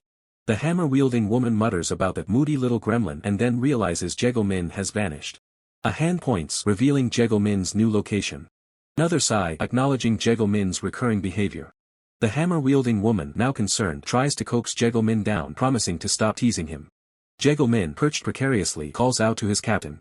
Lee Dohyuk looks up as Jaegelmin voices his deep-seated insecurity, wishing he were as big and strong as his captain. With tears welling in his eyes, Jaegelmin asks a heartbreaking question, wondering if he would have been bullied less if he possessed such strength. If only things had been different. Jaegelmin stands alone against the backdrop of a ruined city, the weight of 1,000 regrets pressing down on his shoulders. He grips his eye patch with a trembling hand. If he had only possessed the strength back then, perhaps this eye wouldn't be a constant reminder of his failure. Revealing the scarred void where his eye once was, he looks toward the heavens. Maybe then, he wouldn't have lost the one person who meant everything to him. His mind drifts back to the captain, Lee Dohyuk. In that past life, Lee Dohyuk was a beacon of power, a man who could face the apocalypse with nothing but his bare fists. To take on extraterrestrial monsters without even needing a system or special powers, that was the level of strength Jaegelmin once worshipped. With that kind of power, Jaegelmin believes he could have protected everyone. He looks back at the captain, his heart heavy with the burden of what-ifs. If only he could return to that past, if only he could change the outcome of that fateful day. Suddenly, the somber atmosphere is shattered. Wada, the purple-haired assassin, grabs Jaegelmin mid-lament, scolding him for his pathetic display. She sighs in exasperation, dragging the drunken Jaegelmin away. Every time he drinks, he finds a high ledge just to cry about the past like a broken record. The moment of levity is cut short when a scout's voice rings out through the night, calling for the captain. Lee Dohyuk turns sharply, his eyes narrowing as he recognizes the scout. It's Giko, and he looks like he's found something big. Giko reports that he's located the enemy's forward base. They're hiding right where a high-value target is known to reside. Lee Dohyuk grips his blade, the steel reflecting a cold, murderous light. It's time to move out and end this once and for all. He orders Wada to handle the drunken Jaegelmin while they wake up the rest of the squad, including the veteran Mangti. The squad marches toward the objective with grim determination. They plan to hit fast and clean, hoping to be back at base by breakfast. But destiny is a cruel mistress. As they breach the location, Jaegelmin's instincts scream a warning too late. His voice tears through the air in a desperate realization. It's a trap. The extraterrestrials were waiting for them. Human resistance had walked right into a slaughterhouse designed specifically to wipe them out. Giko is the first to fall, his body mangled as the system confirms the worst, killed in action. Next is Salgui. Blood sprays across the ruins as another comrade is lost to the alien onslaught. Aingneo loses herself to the madness of battle, going completely berserk against a warrior-class extraterrestrial monster. She is fighting on pure adrenaline, but even her savage strength has reached its absolute limit. Wada desperately tries to stabilize Lee Dohyuk. Both the captain and the old man are severely wounded, completely unfit for combat. Jaegelmin steps forward, purple energy swirling around his hands. As acting vice-captain, he takes command of the sinking ship. He barks out a final order. Wada and Mangchi must evacuate the captain and the old man immediately. No arguments. Mangchi screams in protest, her face streaked with tears. She refuses to leave a comrade behind to die. Jaegelmin shuts her down with a roar. There is no time for sentimentality, only survival. His tone softens for a fleeting second. He begs her to understand that this is the only way. The only thing that can buy them enough time to escape is his ultimate defense, his shield. He ignites his life force, casting a massive barrier that illuminates the dark city in a ghostly purple glow. Blood drips from his mouth, but he smiles. He tells them to stick to the plan and protect the captain at all costs.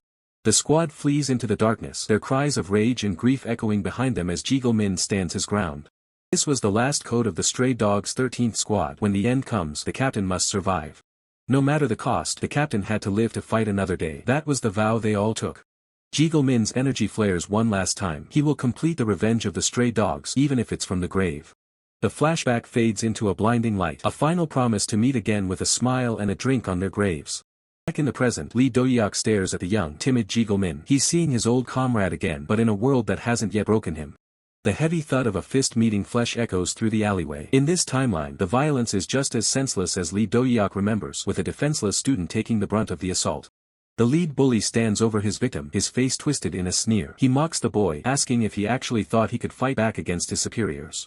Fury erupts from the bully as he screams, unable to believe a slave like this kid would dare to pick up a knife to defend himself. Even his own crew starts to get nervous. One of the thugs grabs his shoulder, warning him to stop before he actually ends the kid's life right there. But the leader isn't listening. He brushes his friend off with a roar, determined to personally break the spirit of the boy on the ground. Min looks up, his face a map of bruises and blood. He's reached his limit, staring into the abyss of a world that has shown him no mercy. Grabbing the boy by his hair, the bully demands that this lesson be burned into his memory. This, he claims, is the price of disobedience. Suddenly, a shadow falls over them. One of the thugs spots a stranger approaching and warns him to keep walking if he doesn't want to see something ugly. Dohyuk doesn't turn. Instead, he moves with a speed that defies the eye, delivering a crushing blow that silences the threats instantly. Bully is sent reeling, shocked by the sheer velocity of the attack. Dohyuk stands tall, his presence shifting the entire atmosphere of the alley. Another thug lunges forward, his face contorted in rage as he demands to know who this interloper thinks he is. It's a mistake. Dohyuk catches the man's arm mid-swing, his expression cold and unimpressed by the amateur display of violence. The fluid motion, Dohyuk slams the aggressor into the concrete. The impact is deafening, leaving no doubt about the power difference between them. The lead bully panics, his bravado replaced by pure terror. He screams obscenities, trying to mask the fact that he's completely outmatched. When asked who he is, Dohyuk simply offers a cryptic response. To these thugs, he's a ghost from a level of hell they haven't even seen yet. Min looks up in disbelief. He recognizes those eyes. It's the man from the convenience store, appearing like a guardian deity in the dark. Bully stammers, wondering if Dohyuk is a leader from a rival crew. He mentions that the three-way crew, desperate to find a logical explanation for this strength. Dohyuk scoffs, delivering another heavy strike. He claims to be with the Stray Dogs, mocking the bully's attempts to categorize him. The thugs are tossed around like ragdolls. Names of powerful gangs like Yongsan and Yongpao are thrown out, but they mean nothing to a man who has seen the end of the world. In the midst of the chaos, Min can only watch in awe. The sheer, overwhelming power on display is unlike anything he's ever witnessed. One word rings through the boy's mind as he watches Dohyuk stand over the fallen bullies, strong. A spark of inspiration ignites in the young boy's heart. For the first time, he doesn't just want to survive, he wants to be like the man standing before him. The title flashes on screen, I returned, but the world didn't perish. A reminder that even in a world that didn't end, the struggle for power remains constant. Back in the present, Dohyuk is finding that his good deed has consequences. He sighs, already annoyed by the clingy nature of the boy he just saved. Min is literally on the ground, begging to be taken in as a disciple. Meanwhile, Dohyuk is distracted by a frantic call from Jia, who is clearly not happy about his language. Dohyuk rubs his temples, exhausted by the domestic drama. He had to jump through hoops to convince Jia it was all a misunderstanding. But a realization hits him. If Big Ears exists in this timeline, then the other members of his old squad might be out there too. He clenches his fist, the weight of the past pressing down on him. The possibility of reuniting with his comrades is tempting, but the world is different now. He shakes the thought away. He can't go looking for ghosts when his current life is such a mess. He has priorities. Debt, the ultimate enemy. Before he can save the world or find his team, he needs to clear his financial slate. He calls out to his system, Comp, to open the chat window. It's time to turn his skills into cold, hard cash through streaming. Notification pings, Do streams on. The digital world reacts instantly to the return of the rising star. The chat is already blowing up. Fans are lamenting that he didn't stream yesterday, claiming he would have been the #1 trending clip easily. Dohyuk stares at the screen in disbelief, his eyes widening as he spots a familiar name and a clip that shouldn't exist. Ramen, he mutters under his breath, wondering if his eyes are playing tricks on him as he realizes the footage on the monitor is something far more significant. Chat is a chaotic mess of question marks, but Dohyuk is focused on the avatar on the screen. He points a finger at the digital fighter, his voice trembling with a mix of shock and dawning realization as he asks himself, is that person actually me? He pulls up the system logs to confirm his suspicions, and the data doesn't lie. The play history for Ultimate Fighter FD flashes on the screen, showing a total playtime of exactly 16.8 hours, confirming his meteoric rise wasn't just a dream. A surge of pure adrenaline hits him as he throws his hands up, shouting that it's real. The chat explodes with awe, fans losing their minds over the fact that this monster managed to take down a legend like Anatole with less than 17 hours of playtime. Despite the hype, Dohyuk tries to keep his cool, telling his viewers that since they've confirmed the stats, it's time to move on to Valhalla. But the fans aren't having it, their messages flooding the screen with protests about him ditching the arena so soon. Suddenly, a massive donation alert pings across the UI. User Madmoki just dropped 500,000 won, accompanied by a message claiming they'll hold their breath until the great Dohyuk returns to the world of Ultifight. Dohyuk's jaw drops as the alerts keep coming, the total donation amount quickly skyrocketing past the 1 million won mark. He stands frozen, watching the digital bills rain down on his screen as the pressure from his fans becomes literal gold. With a sudden, greedy grin and a flush of excitement, Dohyuk completely flips his stance. He clears his throat, shamelessly claiming he's actually been craving some Ultifight action all day, much to the amusement of his baited audience. Without wasting another second, he hits the launch button. A brilliant flash of light erupts from the center of the room as the system initializes, preparing to transport him back into the high-stakes world of competitive virtual combat.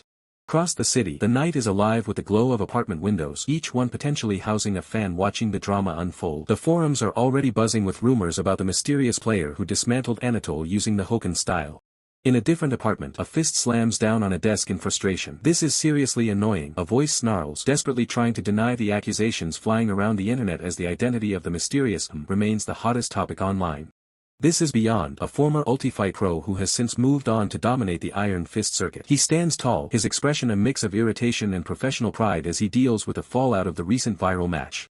Beyond looks at his own stream, where a donation message confirms that the community has realized God isn't him. He sighs with a bit of relief, pointing at the screen and telling his viewers, "I told you so." But as he thinks about this new player, a sharp, competitive glint enters his eyes. He wonders about the skill level of this newcomer, his mind already beginning to analyze the potential threat posed by someone who could take down a titan like Anatole. Beyond scoffs, rationalizing that Anatole had only just returned to the game after a year-long hiatus and was likely just rusty. He stands up, his resolve hardening as he decides to take matters into his own hands. He steps toward his high-tech gaming pod, a confident smirk playing on his lips. He declares that he'll show everyone he's on a completely different level than this rising star, ordering his computer to start the matchmaking process immediately. Inside the digital arena, Dohyuk's avatar manifests, clad in a vibrant orange martial arts GI. He stands ready, his posture relaxed but his eyes sharp, radiating the quiet confidence of a fighter who knows he's the center of attention.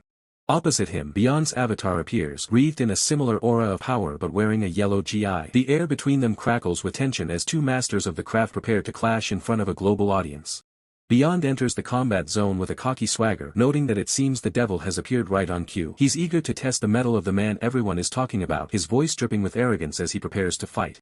System display flashes Beyond's credentials, Hoken Beyond. He slams his fist into the ground, unleashing a shockwave of energy that signals the arrival of a true veteran of the Hoken style. Beyond strikes a classic martial arts pose, his eyes burning with intensity. He loudly proclaims himself as the OG Hoken master, demanding that the crowd make way for the return of the king. He points a mocking finger at Dohyuk, asking if he's really the supposed rising star everyone is hyping up. The chat is in a frenzy, shocked that the matchmaking system has paired these two monsters together in the same tier. Dohyuk remains unfazed, observing his opponent with a calculated gaze. He notes that Beyond seems to be quite famous, but he doesn't let the man's reputation rattle his focus as he prepares for the first strike. The chat provides the context, explaining that Beyond is the one who has won the most tournaments using the Hoken style. He's widely considered the rightful heir to the technique, a prodigy whose skill is legendary among the player base. Beyond clenches his fist, a predatory smile stretching across his face. The system countdown reaches its end, and he signals his readiness, the air around him shimmering with the heat of his battle spirit. Dohyuk stands his ground, his expression turning cold and professional. The viewers are reminded that he rose to the transcendent rank in just 3 days, making this a battle between established royalty and a terrifying new god. The word fight screams across the screen, and Dohyuk is gone in a blur. He launches himself forward like a rocket, his speed so immense that it leaves a trail of light behind him as he closes the distance in an instant. Beyond barely has time to react as Dohyuk opens with a barrage of aggressive pressure. The sheer weight of the attack forces Beyond onto the defensive, his eyes widening at the raw power behind every strike. Dohyuk's movements are a blur of orange and white light, his strikes coming from impossible angles. He's not just fighting, he's dominating the space, his speed making it look like there are multiple versions of him attacking at once. Beyond realizes with a shock that Lee Dohyuk is fighting entirely by instinct, mixing up his moves on the fly with no discernible pattern. It's a chaotic, beautiful display of martial prowess that defies conventional strategy. Joran manages to catch a punch, his face inches from Lee Dohyuk's as he admits that this is honestly impressive. But he's not done yet, his own fighting spirit beginning to flare up in response to the challenge. The two exchange a flurry of blows, their movements mirrored in a high-speed dance of destruction. Joran can't help but feel like he's looking at a version of himself on his wildest, most unhinged days, and the real battle is only just beginning. The spectators are losing it in the chat. They can't believe that Yondu has managed to last a full 10 seconds against the man they call a god, Lee Dohyuk. The exchange is relentless, a blur of motion that leaves the viewers divided. Some claim Lee Dohyuk is just holding back, while others urge the skeptics to watch closely for 3 days to see the true gap in skill. Yondu feels the pressure mounting. He's being pushed back inch by inch, realizing he has no choice but to reveal a secret move he was saving for the elite fighter Anatole. Lee Dohyuk remains calm, his eyes tracking every twitch of his opponent's muscles as he effortlessly parries the desperate strikes. Suddenly, the air ignites. A violent, orange-red flame erupts from Yondu's palm, turning the arena into a furnace as he prepares his counterattack. He unleashes the burning crescent wave, an explosive palm strike that turns the very air into a weapon. The chat is in disbelief. He's making the energy explode right in his hand. But he doesn't stop there. He immediately chains the attack into a burning crescent kick, keeping the momentum of the flames alive and the pressure on Lee Dohyuk. This is it, the moment for his ultimate move. The energy reaches a boiling point, wreathed around his fists in a terrifying display of martial prowess. Behold the burning crescent spear. A pillar of concentrated fire pierces through the battlefield with terrifying precision and speed. The intensity of the flame is blinding, a vertical lance of heat that threatens to incinerate everything in its path. Yondu descends from the air, his breathing heavy. He's put everything into that strike, certain that no one could survive such a concentrated blast. Power of the ultimate move echoes through the stadium, a testament to the months of training Yondu put into perfecting this single moment. The burning crescent spear continues its path of destruction, a literal wall of fire separating the two fighters as the arena floor melts. Then, the world erupts. A massive explosion rocks the entire building, sending a pillar of fire toward the sky that can be seen from miles away. The dust begins to settle on a battle that has exceeded all expectations, leaving the audience breathless. Viewers are in shock. They realize Lee Dohyuk didn't just dodge, he micro-controlled the rotational force of the kick to weave between the flames with insane physical control. Yondu looks down at his arm. It's shredded and trembling. The recoil of his own ultimate move is more than his body can handle, limiting him to 1 use per match. He tries to claim victory, a smug grin forming on his face as he assumes the match is over and the win is his. But the chat knows better. They scream for him to look up, sensing a presence that hasn't been extinguished yet. With a deafening crash, Lee Dohyuk slams back onto the stage, wreathed in the very flames that were meant to destroy him. Yondu's jaw drops. He can't comprehend how his opponent is still standing, let alone looking completely unscathed after that direct hit. Lee Dohyuk simply smiles. He thanks Yondu for the lesson, explaining how he analyzed the boosted and unboosted states of the technique mid-fight. The realization hits Yondu like a freight train. Lee Dohyuk didn't just survive, he copied the move he spent months developing after seeing it just once. With effortless grace, Lee Dohyuk demonstrates how he neutralized the spear attack using a version of the Crimson Flame Wave he just adapted. He even used the recoil of the kick to effectively teleport behind the blast. To Yondu, it sounds like absolute madness that defies logic. Yondu points to his own bloody arm, demanding to know how Lee Dohyuk ignored the explosion damage that shreds the user's flesh every time it detonates. Lee Dohyuk looks at his own hand, explaining that there's no trick, you just have to be fast enough to avoid the backlash. He shows the motion, you simply pull your hand back the microsecond before the explosion hits. It sounds simple, but the timing is inhumanly precise. The skill he honed during a much more dangerous time, back when he and his friends used to dare each other to do something truly insane. They would stick their hands into the mouths of giant crocodile monsters, learning the hard way that if you're too slow, you lose more than just a match. Lee Dohyuk's hands move in a blur, demonstrating the incredible speed required to bypass the laws of physics and avoid the recoil. The chat is stunned by his explanation. The inspiration from seeing Yondu's technique has given Lee Dohyuk a new edge, and he's ready to put it to the test immediately. He stares down his opponent, his eyes burning with excitement. Let's go another round right away, he declares, ready for more. Yondu grits his teeth, his pride wounded but his fighting spirit still flickering. He's determined to see just how great this new move really is. Lee Dohyuk lunges forward, a crimson charge that ignites the floor beneath his feet and fills the arena with heat once more. Yondu tries to read the pattern. If it's the same sequence, the next move should be the spear, a straight-line attack he can predict and dodge. He prepares to move, but his eyes widen in confusion. It's not a spear. Lee Dohyuk breaks the expected pattern, catching him completely off guard. Instead of the fire spear, Lee Dohyuk connects with a regular, bone-shattering kick, proving that sometimes the simplest moves are the most effective. The impact is absolute, a thunderous boom echoing through the arena as Lee Do-hyuk's strike connects with explosive force. His opponent's eyes widen in sheer terror, realizing too late what's coming. Don't tell me. Burning crescent kick, he gasps, desperately throwing up a guard in hopes of finding a window to counter. Lee Do-hyuk doesn't give him that chance, activating the burning crescent whirlwind. A massive vortex of crimson flames erupts, swallowing the battlefield whole. The fiery tornado intensifies, a relentless storm of heat and steel shattering force that leaves no room for escape. Trapped within the inferno, the fighter screams in agony. Goo! What kind of cursed game is this? He bellows as the system-calculated damage tears through his defenses. The chat feed explodes with awe. Legendary, chaining burning crescent kick into a crimson flame combo right as the first move ends. One viewer marvels, while others chant God Dohyuk in the comments. Utterly defeated, the opponent drops his pride and begs for mercy. Please, one more match, he stammers, while the viewers mock his desperate attempt to regain some dignity. Lee Do-hyuk offers a smirk, clearly satisfied with the workout. I had fun playing the game too, I guess, he muses, his confidence radiating through the screen. With a surge of energy, he ignites his fist once more. Then here I come again, he declares, ready to dive back into the fray. The system notification flashes across the screen in bold letters. Hoken win. Another victory secured for the rising star. As the dust settles, Lee Do-hyuk exhales a calm breath. The chat continues to roast the loser, laughing at how he even bowed after being crushed.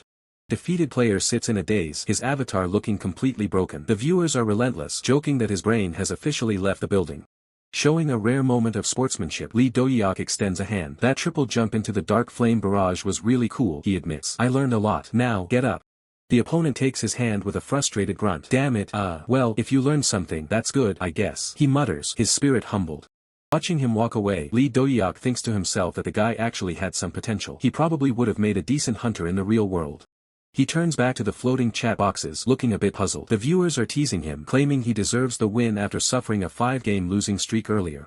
He gives a sheepish smile to his audience. I was actually trying to compliment them sincerely. I wasn't trying to mock them, but, you know, the viewers demanded it, so. Turning back to the player, he asks for clarification. You're beyond, right? The other man simply nods, confirming his identity. Lee Do-hyuk raises his hand, pointing directly at the camera with a sharp, knowing look. With a confident grin, he delivers his final verdict on the match. You've got a talent. With that, he prepares to log out. Well then, see you around. Let's have fun again next time, he says as his avatar begins to dissolve into digital particles. He floats in the digital void of the lobby, the chat still buzzing with energy. They're begging for more, shouting for him to queue up for the next game immediately. A notification pings, catching his eye. Whoa, look how many viewers we've got now, he exclaims, seeing the count hit a staggering 12,048. But then, his expression shifts to one of suspicion. But wait, if the viewers increased, why didn't the mission rewards go up? Is it a bug? His inner greed takes over for a moment, his eyes turning into currency symbols as he imagines piles of gold. The chat laughs at his blatant, money-hungry mode. Shaking off the distraction, he refocuses on the grind. Okay, then let's keep it rolling, he shouts, ready to hunt down the next set of rankers. And so, Lee Do-hyuk's winning streak continues. He tears through an armored warrior with a brutal punch, the system declaring another win. Next, he faces a monk-like fighter, delivering a crushing uppercut that sends the opponent flying. The victories are piling up fast. He moves like a blur, his strikes precise and overwhelming. No matter who they throw at him, Lee Do-hyuk remains untouchable. He teleports into a new zone, a ruined cityscape bathed in the glow of a setting sun. The atmosphere is heavy, signaling a change in the level of competition. He wipes the sweat from his brow, looking around the empty streets. Phew, it's getting harder to find matches now, he notes, while chat mentions other streamers are quitting out of fear. He checks the time, realizing he's been at this for a while. Guess that's it for today, he mutters, preparing to call it a night. Suddenly, the system blares a high-priority alert. Match found. A pillar of light erupts nearby, catching Lee Do-hyuk completely off guard. A voice echoes from the light, calm and predatory. Good evening. Today, I've come looking for the guy who beat Anatole, so I queued up on the Korea server. The light fades to reveal a man with vibrant red hair and a sharp suit. The system identifies him as Wolfgang Suki. Tried spinning the Korea Sava gotcha, he says with a dangerous grin. Lee Do-hyuk stares at the newcomer, sensing a massive spike in power. A Japanese, he wonders, while his chat identifies the man as the legendary Japanese Anatole.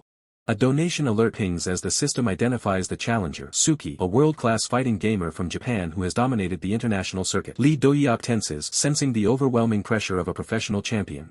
With a sudden, violent strike, the donation window is shattered. The message was far too long, and someone clearly doesn't have the patience for history lessons right now. The red-haired berserker smirks, brandishing his twin pistols with practiced ease. He recognizes Lee Do-hyuk as the man who defeated Anatole and declares his intent to be the first to take down the mysterious Korean master. Chat erupts with excitement, mocking the challenger's cute energy while eagerly anticipating the Japanese reaction once the real fight begins. The red-haired berserker taunts Lee Dohyuk, daring him to make a move. Lee Dohyuk maintains his composure despite the taunts. Seeing the opponent's confidence, he considers switching his current character to match the level of the upcoming duel. The viewers suggest various high-tier characters, but the red-haired berserker simply points his finger, signaling that he's ready for whatever Lee Dohyuk brings to the table. Light flares as Lee Dohyuk activates a character swap. He chooses Wolfgang, a selection that leaves the chat in disbelief. The red-haired berserker is known as the ultimate Wolfgang master. Dressed in a sharp suit and wielding a tactical handgun, Lee Dohyuk admits he hasn't played this character before, but he plans to master the mechanics on the fly. The red-haired berserker finds the choice insulting. He scoffs at the idea of an amateur using Wolfgang against him and asks if Lee Dohyuk has even heard of gun kata. He begins to explain the hidden mechanics of the character. Most people pick Wolfgang for the guns, but they fail to realize how easily the standard projectiles can be countered. A visualization shows a high defense player shrugging off bullets. The red-haired berserker notes that at a distance, Wolfgang's damage output is so low that most gamers consider him trash tier. He crosses his arms, pistols held tight. He claims that the general consensus is wrong because Wolfgang was never designed to be a long-range zoner. True essence of the character is close-quarters combat. The red-haired berserker boasts that he was the first to realize this potential, turning a weak character into a nightmare. He reminds Lee Dohyuk that he dominated the world championship using these exact tactics. His mastery of gun kata is what built his legendary reputation.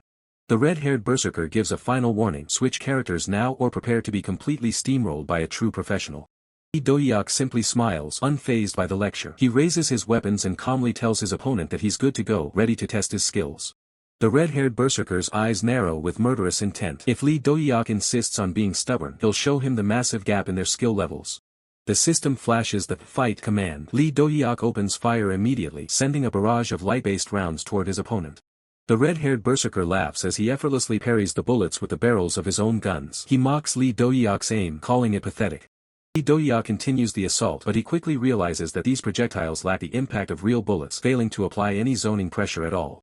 The red-haired berserker dances through the line of fire with arrogant ease. He claims he could dodge such amateur attacks with his eyes closed and prepares to show how Wolfgang is truly played.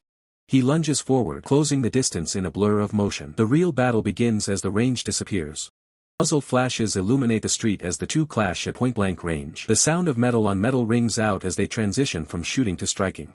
The red-haired berserker shouts out his first lesson: Wolfgang's guns are tools for more than just firing bullets. He swings his pistol like a club, explaining that real damage is only landed up close. The impact creates a shockwave that rattles the surrounding area. Suddenly, the red-haired berserker's expression shifts from arrogance to pure shock. Something has gone wrong with his guaranteed strike. Lee Dohyuk has blocked a point-blank attack with impossible precision. The professional champion can't believe his eyes as his signature move is neutralized. Lee Dohyuk casually spits out a bullet casing, looking completely bored. The red-haired berserker is left reeling, wondering how anyone could react that fast at such a distance. Gritting his teeth, the challenger acknowledges Lee Dohyuk's top-tier reaction speed. He realizes he's facing a monster, but he refuses to back down. He activates his second teaching of gun kata, moving with even greater ferocity. The air hums with the intensity of his technique. The two exchange a flurry of blows, their movements becoming a blur of tactical strikes and defensive parries. The red-haired berserker drives the grip of his gun into Lee Dohyuk's side, trying to break his rhythm with a heavy physical strike. They lock together in a deadly embrace, guns pointed at each other's vitals while they struggle for physical dominance in the middle of the street. Lee Dohyuk finds an opening and lands a powerful counterkick, forcing a pained grunt from the Japanese champion. The momentum is shifting. The red-haired berserker screams in rage, his energy flaring as he prepares a massive area of effect attack. He won't allow himself to be humiliated by a newcomer. A massive explosion of energy tears through the street, but Lee Dohyuk is already gone. He flips over a nearby car with superhuman grace, dodging the lethal blast just in time. The fighter hits the pavement hard, his breath catching as energy beams narrowly miss his head. He slides behind the wreckage of a rusted car, checking his dual pistols with a sharp exhale as he tries to stabilize his rhythm. The system's interface flashes warnings, not allowing him a moment of peace. He looks up, sensing a shift in the atmosphere. He prepares a tactical strike, using a burst of fire to set up a powerful follow-up. Electricity begins to crackle around the barrels of his guns. The air vibrates with raw power as a massive energy blast begins its terminal charge. The live viewers watch in anticipation of the destruction. An impact rattles the frame as a heavy boot strikes metal, the tension of the battle reaching a physical breaking point. The energy weapon fires. A blinding pillar of light erupts, vaporizing everything in its path as the player demonstrates total mechanical mastery. The red-haired opponent screams in rage, his eyes glowing with a murderous crimson light while trying to push through the electrical interference. The surrounding cityscape is torn apart. Cars are tossed aside by the sheer pressure of the blast, turning the battlefield into a chaotic vortex of debris. Through the smoke, the player moves with predatory grace, closing the gap while his opponent is still reeling from the shockwave. The red-haired fighter snarls, realizing his aim was thrown off by the very cover his opponent used. Desperate, he fires blindly into the dust, his muzzle flashes illuminating a panicked expression as he searches for his target. Sudden, sharp pain makes him clutch his head. A precise shot has grazed his ear, the ringing sound drowning out the roar of the battle. The player doesn't give him a second to recover, lunging forward with a brutal strike to the opponent's jaw. The force of the blow sends the red-haired man spiraling backward, his weapon slipping from his grasp as he loses all control. He looks up to find a pistol leveled at his forehead, the sudden realization of defeat sinking in. With a calm, mocking smile, the player bids his opponent farewell before pulling the trigger. The final explosion clears, and the system declares the winner. The victor stands alone, leaving the audience in a state of absolute disbelief. In the real world, a purple-haired woman leans toward her monitor, her eyes wide as she calls out to her viewers to witness the play. She breaks down the technicality of the move, stunned that such a complex technique could be executed so perfectly. To her, it wasn't just luck. She realizes the player was reading his opponent's moves frames in advance, blocking with terrifying precision. The chat teases her about her reaction, but she brushes it off, urging everyone to stay focused on the incredible gameplay. The next day, the internet is still buzzing. Fans are convinced the player's skills have reached legendary status. High above the city, the man addresses his audience, explaining why he returned to stream despite the late hour. He reflects on his own performance, wondering if he should have pushed harder. The thrill of victory is already fading into boredom. Even former professionals can't keep up with him. The excitement of the game is stagnating, and the lack of a true challenge weighs on him. He stares at the screen, watching the replay. To him, it's clear he has outgrown the competition. Clenching his fist, he considers a new path, hoping a different game will provide the spark he needs to feel alive again. He remembers hearing about a major tournament, the ultimate stage for fighters. He finds a bracket for streamers, a perfect entry point. He begins to research the entry requirements, his mind already calculating the path to the top of the rankings. But a news headline stops him cold. A familiar face stares back from the monitor, triggering a surge of recognition. The man on the screen, the spiky red hair and arrogant smirk, is the same rival he just defeated in the virtual world. Memories of a previous life flood back, recalling the man who stayed by his side until the very end. He flashes back to a grand hall where powerful warriors gathered. The red-haired man stood there, questioning his reputation. The man had been unimpressed back then, calling him a scrawny runt and doubting his potential. He had challenged him to prove his worth, his loud mouth earning him a reputation among the other warriors. Another figure had tried to intervene, eager to face the protagonist himself before the red-haired man could take his turn. The protagonist hadn't backed down, firing back with a sharp remark that left the legendary warriors momentarily stunned. A woman nearby couldn't help but giggle, noting the irony and the physical impossibility of the protagonist's threat.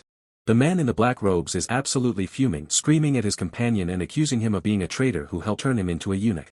Swordmaster Marcus tries to play the diplomat, calmly explaining that while the Saintess offered a fix, the man's constant sobbing made it impossible, so now she's just teasing him for the hell of it.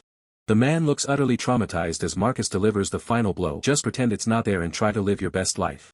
Marcus gives a cheerful fighting cheer, completely ignoring the absolute soul-crushing despair radiating from his friend. The man finally snaps, igniting a fist of flames and lunging at Marcus, who sprints away laughing about how much he loves messing with the mad demon. Dohyuk watches the chaos alongside a pink-haired companion who notes that before he arrived, Marcus was hailed as humanity's greatest prodigy. She explains that they are currently standing in the Hall of Heroes, the sacred dwelling of the spirits of the 9 legendary heroes. With a welcoming gesture, she formally introduces Dohyuk to the gathering place of the 9 heroes of the resistance. Dohyuk remains silent, his sharp eyes scanning the area as he processes the eccentric group of legends before him. He can't help but criticize the lack of professionalism, noting that the atmosphere is a complete mess for a high-stakes resistance meeting. The woman sweats nervously, explaining that the erratic behavior is simply because everyone is incredibly tense. Dohyuk is incredulous. These are hunters at the absolute pinnacle, the saviors of the world, how could they be this rattled? Looking up at the sky, she reminds him of a simple truth: despite their overwhelming power, they are all just human. Dohyuk stands beside her, the weight of her words settling in as he observes the group. She explains that this chaotic behavior is their way of coping with the impossible burden of carrying the future of humanity on their shoulders. It's a desperate attempt to forget that weight even for a moment. She warns him that if he passes the test, he'll feel it too. He'll soon understand the true weight of the name resistance, a burden born entirely from fear. Dohyuk isn't interested in fear. He steps forward, declaring that as the god of war, he will carry that burden for all of them so they can stop whining.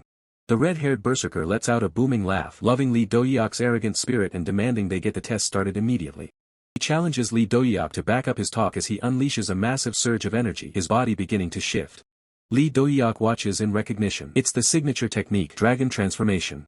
As he charges, a system alert pings. A donor named Owyil has sent 1,000,000 won, screaming for the warrior to wake up. Another small donation pops up, leaving Lee Dohyuk completely confused by the sudden intrusion of system messages.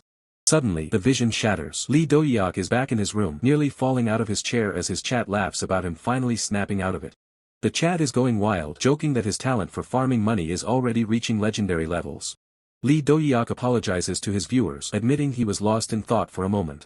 He looks at his monitor, seeing a news report on Iron Fist Pro. He needs to confirm if this man is truly the Kwavna he remembers. The chat confirms that Kwavna has been absolutely dominating the ulti-fight scene since his debut. Lee Dohyuk knows that if it's the same man, he's a naturally gifted hunter who wouldn't struggle with a mere game. He realizes that while they exist on different timelines now, they aren't exactly the same person anymore. However, one fact remains unchanged across lives and timelines. The screen fades as he descends back into the depths of his memories. In the past, Kwavna's first piece of advice for this life was simple: borrow as much money as you possibly can. Lee Dohyuk clenches his fist in the real world, his anger flaring. This man has the exact same face as that bastard from his past life. Chad is getting impatient, asking when he's going to stop playing dead games and boot up Valhalla. Lee Dohyuk snaps back to reality, realizing he totally forgot about the forum war currently raging between the Ultifight and Valhalla fanbases. Lee Dohyuk contemplates a strategic shift. If he pivots to Iron Fist, a game that shares a massive user base with Ultifight, he can funnel those viewers in and keep his engagement metrics soaring.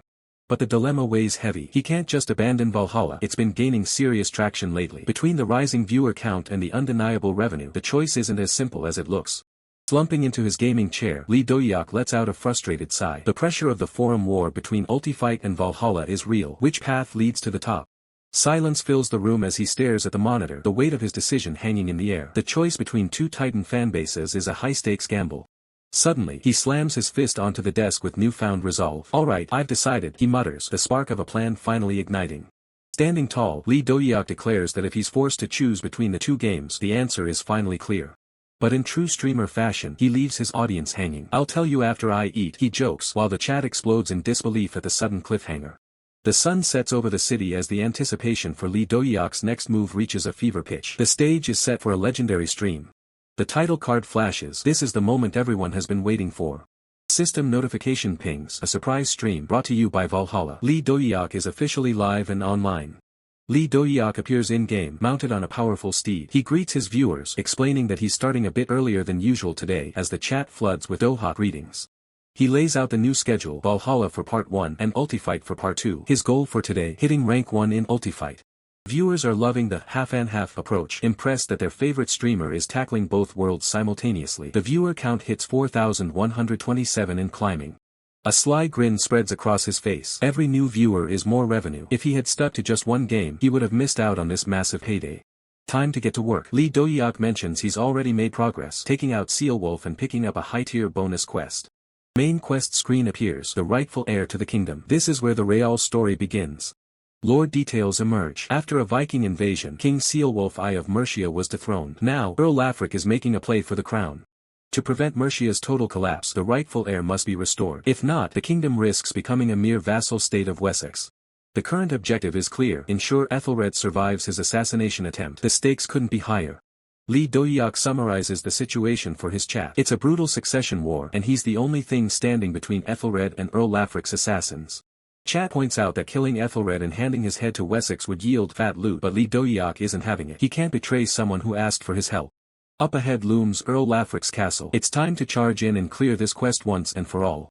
His logic is simple but bold: crush the source before the assassins can even be sent. The chat laughs at his destroy the missile-based mentality.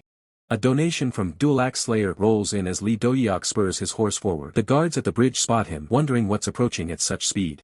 Each halt, the guards scream, sounding the alarm as the lone rider barrels toward the gate with zero intention of stopping. Lee Dohyuk lets out a wild laugh as he leaps from his horse, his blades already tasting blood. The first guard falls before he can even finish his warning. Enemy attack. Stop him! The remaining guards cry out, but they're visibly shaken by the sheer speed and ferocity of the assault. He's a whirlwind of steel, carving through the Mercian ranks with surgical precision. Blood sprays as he dismantles the defense in seconds. Chad is going wild, calling for his signature Whirlbarb move. They're swarming in, and it's the perfect time for some area of effect carnage. Whirlbarb, nah, Lee Dohyuk says dismissively. He's got something much more spectacular in mind for today's audience. He notes that many people are here to watch Ultifight too, so why not give them a taste of what's to come. He prepares to launch a high-tier skill. With a powerful kick, he connects with a guard's shield, the impact generating a massive shockwave that rattles the very foundations of the bridge. The guard is sent spiraling into the air, engulfed in a sudden, violent burst of flames. The raw power on display is staggering. Hoken mode. This time, he shouts, activating a high-level combat state that bathes him in an aura of intense heat. He unleashes Flaming Roar, a devastating fire-based attack. The Chad is in shock. Why is he using an Ultifight skill in the world of Valhalla? Block it with your shields. Charge, the guards desperately command, but it's far too late to stop the momentum.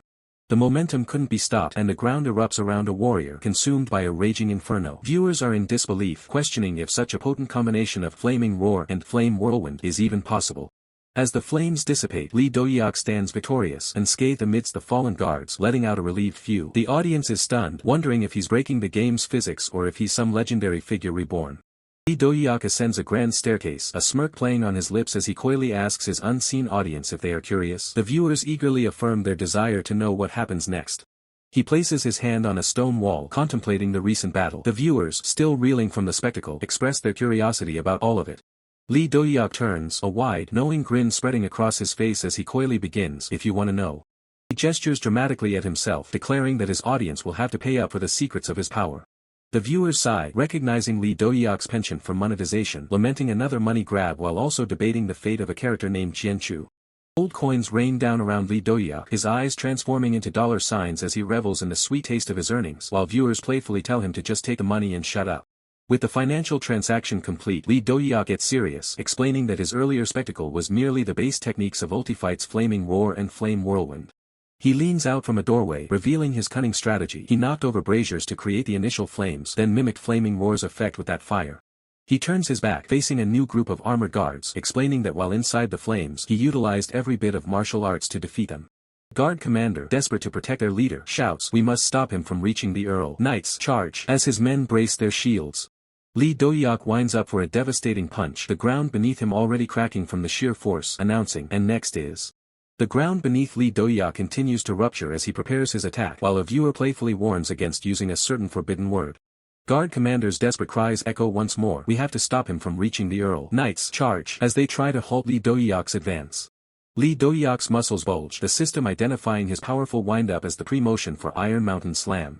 The ground shatters violently from the impact, sending shockwaves across the battlefield, leaving viewers in awe of the crazily clean execution. Lee Dohyuk stands tall, the dust settling around him, a satisfied smirk on his face as viewers praise the insane pacing of the battle. Portly Earl, enraged by the intrusion, bellows, "You scum! You dare set foot in this place, you filthy barbarian! Stand down at once!" Lee Dohyuk, now wielding an axe, calmly declares his intention to finish this with Wolfgang's gun, baffling viewers who question the presence of a gun in the 8th century. With a knowing smile, Lee Dohyuk clarifies his statement, explaining that the gun exists in his heart, manifesting as a gun in the form of an axe. Suddenly, a window shatters with a bang, a hidden assassination source is eliminated, leaving viewers bewildered and questioning what just happened. Lee Dohyuk leaps from a distant window, shouting, "Time to escape," while an observer watches in stunned silence. The observer's eyes widen in shock, a single thought forming in his mind, "Holy, he really is a monster." Looking out at a training ground filled with broken wooden dummies, the observer reflects on Lee Dohyuk's Burning Crescent combo and Whirlwind kick combo from Ultifight, admitting he thought he was catching up.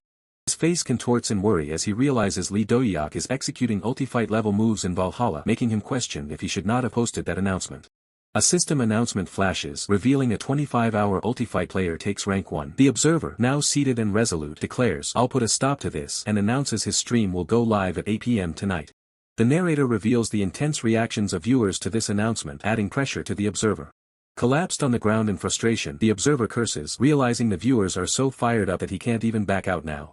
He sniffs, eyes wide with despair, lamenting, "I'm so screwed," as he looks at the broken training dummy, a testament to Lee Dohyuk's overwhelming power. The screen flashes with the bold title Ultimate Fighter, showcasing Lee Dohyuk in a dynamic pose, while viewers laugh in anticipation. Transitioning from Valhalla, Lee Dohyuk declares that Ultifight is really blowing up right now, acknowledging the game's surging popularity. Lee Dohyuk confidently asks the system, "How far am I from rank 1 in Ultifight?" as the system begins checking rankings now. The system's AI assistant, Calm, chirps with digital excitement, urging Lee Dohyuk to make the final sprint to the peak. With a sharp gesture, Lee Dohyuk commands the match to begin. The virtual arena hums to life around him. A pillar of light erupts as the first opponent is summoned. It's Hwoarang, the rank 4 fighter known as the Sword Princess. The spectators in the chat are already losing their minds, shocked that she's reached such a high rank. Hwoarang grips her blade, her eyes burning with a vengeful fire. She declares that she's been grinding relentlessly for this rematch, calling Lee Dohyuk out with the bizarre title, the killer of her parents within the game's lore. Lee Dohyuk breaks a sweat, visibly unsettled by her intense aura. He mutters to himself that her newfound obsession and strength are starting to get under his skin. Hwoarang doesn't let up, resting her katana on her shoulder with a smirk. She claims she's fully analyzed his signature Hoken technique and warns him to be ready for a total shutdown. Lee Dohyuk's expression shifts from worry to a cunning smile. He notes that since she's so prepared for his usual style, he's going to switch things up and use a character specifically tailored to counter her. The chat erupts in confusion as Lee Dohyuk prepares to abandon his main style. His eyes glow with a piercing light as he prepares to reveal his secret pick. A massive surge of energy explodes from Lee Dohyuk's avatar, blinding the arena. The viewers are desperate to know if he's about to summon a legendary character like Wolfgang. Hwoarang recoils in genuine shock, her confidence evaporating instantly. She can't believe the unhinged choice Lee Dohyuk has just made. The light clears to reveal Lee Dohyuk transformed into sword dancer Chazere, the rank 5 elite. He's essentially the male mirror image of Hwoarang's own style, turning her specialty against her. Hwoarang is insulted, screaming that he dares to challenge her with a sword. She vows to show him the true lethality of a master swordsman. The system screams fight and Hwoarang immediately triggers her ultimate, Sword Blossom. A flurry of lethal energy petals fills the air, seeking to shred Lee Dohyuk where he stands. The match ends in a heartbeat. Hwoarang lies defeated and broken on the floor, while Lee Dohyuk, still in his Chazere form, coldly dismisses her as he prepares for the next round. Calm announces the match completion with a digital cheer. Without a moment's rest, the system begins summoning the next challenger into the fray. The next opponent appears, Hoken, using the Beyond skin. He's panicked, already resigned to defeat and almost begging for the match to be over, as if he knows he's walked into a slaughterhouse. Lee Dohyuk reverts to his standard look and gives a friendly wave. He recognizes the opponent, noting it's been a while since they last faced off. Beyond grits his teeth, realizing he has no choice. He prepares a secret trump card, hoping to survive the encounter with the rising monster that is Lee Dohyuk. Beyond activates his main form, Zodiac Beyond. Wielding a massive, blood-red scythe and wreathed in dark energy, he prepares to go all out. System notification flashes. Chazere has achieved a 5-win streak. The momentum is completely in Lee Dohyuk's favor as he crushes another high-tier rival. Beyond is left bound in chains, completely neutralized. Lee Dohyuk wipes his brow, casually complimenting his opponent on his slight growth before moving on. Once again, the match found prompt appears. The speed of the climb is dizzying as the system searches for the final gatekeeper to rank 1. The pillar of light reveals Anatole, the Lancer. He's a veteran fighter, but even he looks cursed by his luck for having to face Lee Dohyuk right now. Anatole tries to psych himself up, claiming he's been preparing specifically for this fight, but the sweat on his brow betrays his true anxiety. Lee Dohyuk greets him with a genuine smile. He's been waiting for Anatole, eager to test himself against a fighter of this caliber. Anatole laughs nervously, admitting he's been waiting for Lee Dohyuk too. Internally, however, he's screaming that he's nowhere near mentally ready for this. The pressure is suffocating. Anatole feels chills down his spine just standing there. He wonders if his current skill level is even enough to make Lee Dohyuk break a sweat. Lee Dohyuk breaks the tension by complimenting Anatole's custom-designed golden armor. It's a moment of sportsmanship before the impending storm. Anatole reflects on his record, 10 major wins, 3 with the Lancer skin alone. He's no amateur, and he needs to remember his own worth. He reminds himself that in this world, the number of unique skins equals the number of world championship victories. He is a champion in his own right. Looking at Lee Dohyuk again, doubt creeps back in. He curses his own hesitation, wondering why he's letting the challenger get into his head. Anatole finally snaps out of it. He decides the odds don't matter. Over 33,000 people are watching him, and he refuses to let them down. The final, ready, signal flashes on the screen. The atmosphere is electric, the tension at an absolute breaking point. Lee Dohyuk lunges forward with a predatory grin. He makes it clear, if he wins this fight, he officially becomes the #1 player in all of Ultifight. Lee Dohyuk catches the blade with a cold smirk, his defense impenetrable. He scoffs at the attempt, making it clear that a strike of this level is nothing more than child's play to him. Sparks fly as steel grinds against steel. The sheer force of the collision creates a blinding flash, signaling a clash of overwhelming power. Lee Dohyuk's expression shifts to one of intense focus. He senses something changing in the rhythm of the battle, his eyes narrowing as he prepares for the next move. Opponent, a skilled Lancer, attempts to reset the pace. The system notes the shift in movement as Lee Dohyuk leaps back, maintaining perfect spatial awareness. Lee Dohyuk skids across the floor, gritting his teeth. He realizes the Lancer is intentionally creating distance to set up a high-tier skill. Suddenly, the air is filled with a bombardment. A mad flurry of lancer strikes rains down, a high-frequency attack meant to overwhelm any defense. Spectators shout warnings, but Dohyuk remains unfazed. He weaves through the spear tips with a confident grin, telling his allies not to worry. He recognizes the pattern instantly. It's an imitation of a sword blossom technique, a phantom-like movement he's seen before. Dohyuk stands firm like a rock against a crashing tide. No matter how wild the storm of attacks, his resolve remains unshakable. He knows that a solid island cannot be shattered in a single moment. He waits for the perfect opening amidst the chaos. Activating his own countermeasure, Dohyuk prepares to show the power of a heavy sword. This is the same technique that once wiped out an entire monster legion in one blow. Anatole, his opponent, is paralyzed by the sudden surge of fighting spirit. The sheer pressure emanating from Dohyuk is impossible to ignore. A clean cut cleaves through the air. The visual effect is blinding as Dohyuk executes a perfect vertical strike. Ground splits apart with a thunderous roar. The force is so immense that viewers joke the game's physics engine is bugging out. Dohyuk stands amidst the wreckage, looking slightly surprised by his own output. The system chat explodes with disbelief at the original technique. A single slash has completely altered the terrain. The destructive power is beyond anything seen in this tier of ultifight. Exhaling slowly, Dohyuk lowers his blade. The spectators are convinced this is another one of his legendary original skills. He admits with a casual smile that he was just trying to imitate a finishing move he saw. The chat can't believe such a feat is possible through simple imitation. Dohyuk reflects on the match, finding it quite entertaining. Meanwhile, the system records Anatole's defeat as he vanishes in a pillar of light. Anatole reappears, frustrated and shouting about a counterattack he never got to land. The system chat ruthlessly mocks his one-shot deletion. Dohyuk tells his fans not to tease the man too much. He acknowledges that most players wouldn't even be able to think under that kind of pressure.